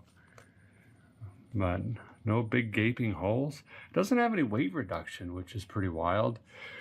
They never even taped this off. They knew they were putting the Bel Air trim on, so they just sprayed the whole car in this solid color. Oh, right here. Walked right past it. There's your white top. So that would have been your color. Beautiful color. My 56 Buick was the same kind of yellow and white combo, and it was sharp. I didn't think so when I was younger, and I wish I wanted to painted it at this point. Nothing going on with the hood at all. Not a single hail dent. Of course, this is when steel was steel. You know what I mean? They weren't messing around with this stuff. And front's not folded in. The eyebrows aren't rotted out. Sometimes this gets mud and dirt, sediment, and leaves. This just rots. Those look good. This fender, same identical story. Same thing going on with the doors. Right in the pockets. Not terrible though. Wheel well's great. I've got some cracking here. Oh, yep. I don't know if you heard that or not, but we've got, this is bondoed. That's gonna be all Bondo. Same thing here, they painted, put the insert over it. Insert's in great shape. It did get a whack right here, unfortunately. But other than this, now that I'm thinking of it, quite honestly, the stainless on this car is in immaculate condition.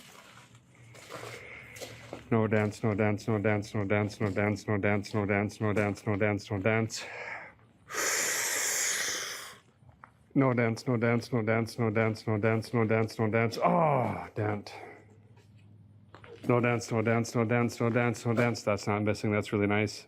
That piece right there. No dents, no dents, no dents, no dents, no dents, no dents, no dents, no dents, no dents, no dents. Pretty good. Roof's not. Oh, it does. I was about to say, never had stuff stored on it. Hard to see, but there is a moon. Right there, you can see it. Roof's got a little cave in it. Stop setting stuff on the roofs, fellers. That's what you get, okay? Glass is in okay-ish shape. I thought I saw, we got some wiper burn over there. There is a rock chip and a crack. This is the auction tag, as is, where is. There. Mirrors are on it, all the handles are on the thing. Pretty sharp car. That could be cleaned up, that bumper. Grill's intact. Beautiful exterior. Okay, well, let's jump on the inside. We got goodies. I can see that from a mile away.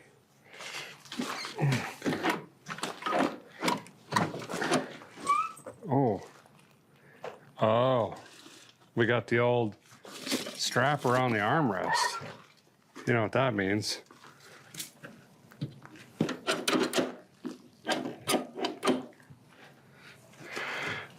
Something broken. Man. And then there are Rose and Aroma. We got some custom interior. Wow. Actually, we do. They really went after it. Get over here and look at this. Open the other side too. Oh. Yeah. Ooh. Smells like a cow hoof dipped in hot apricots with just a sprinkle of, what is that? White clover? No. Red clover. My bad.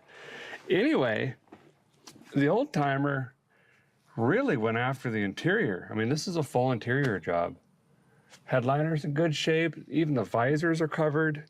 So, unfortunately, that did remove the original two-tone upholstery if it is a Bel Air or a 210 series. And the ceiling would have had chrome headliner bows if it was a Bel Air. All that's been removed. Oh, yes! Bob, Bob, Bob, Bob. Don't worry, that's just to go straight in these. We weren't actually cornering. We got stuff in here, though. You know, it's an old guy when you got hardware and like baby food jars and stuff like this. Champion.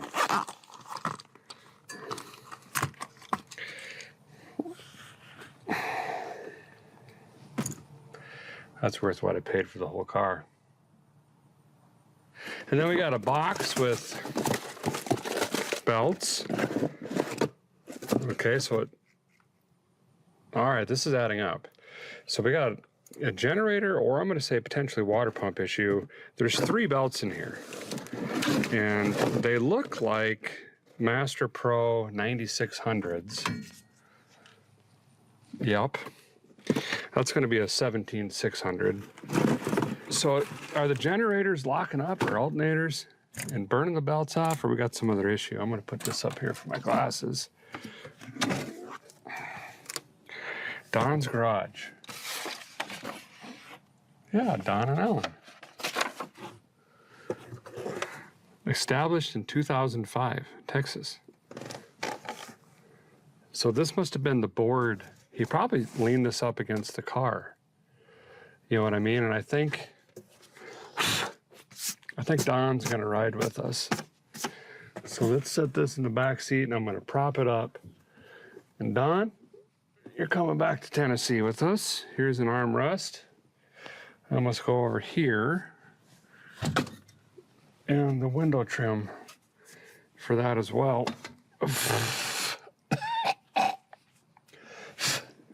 VIN tag's still on it.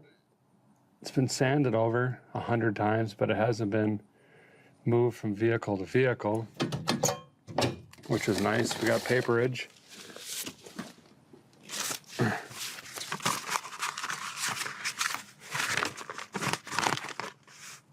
Judging out, wow, this guy was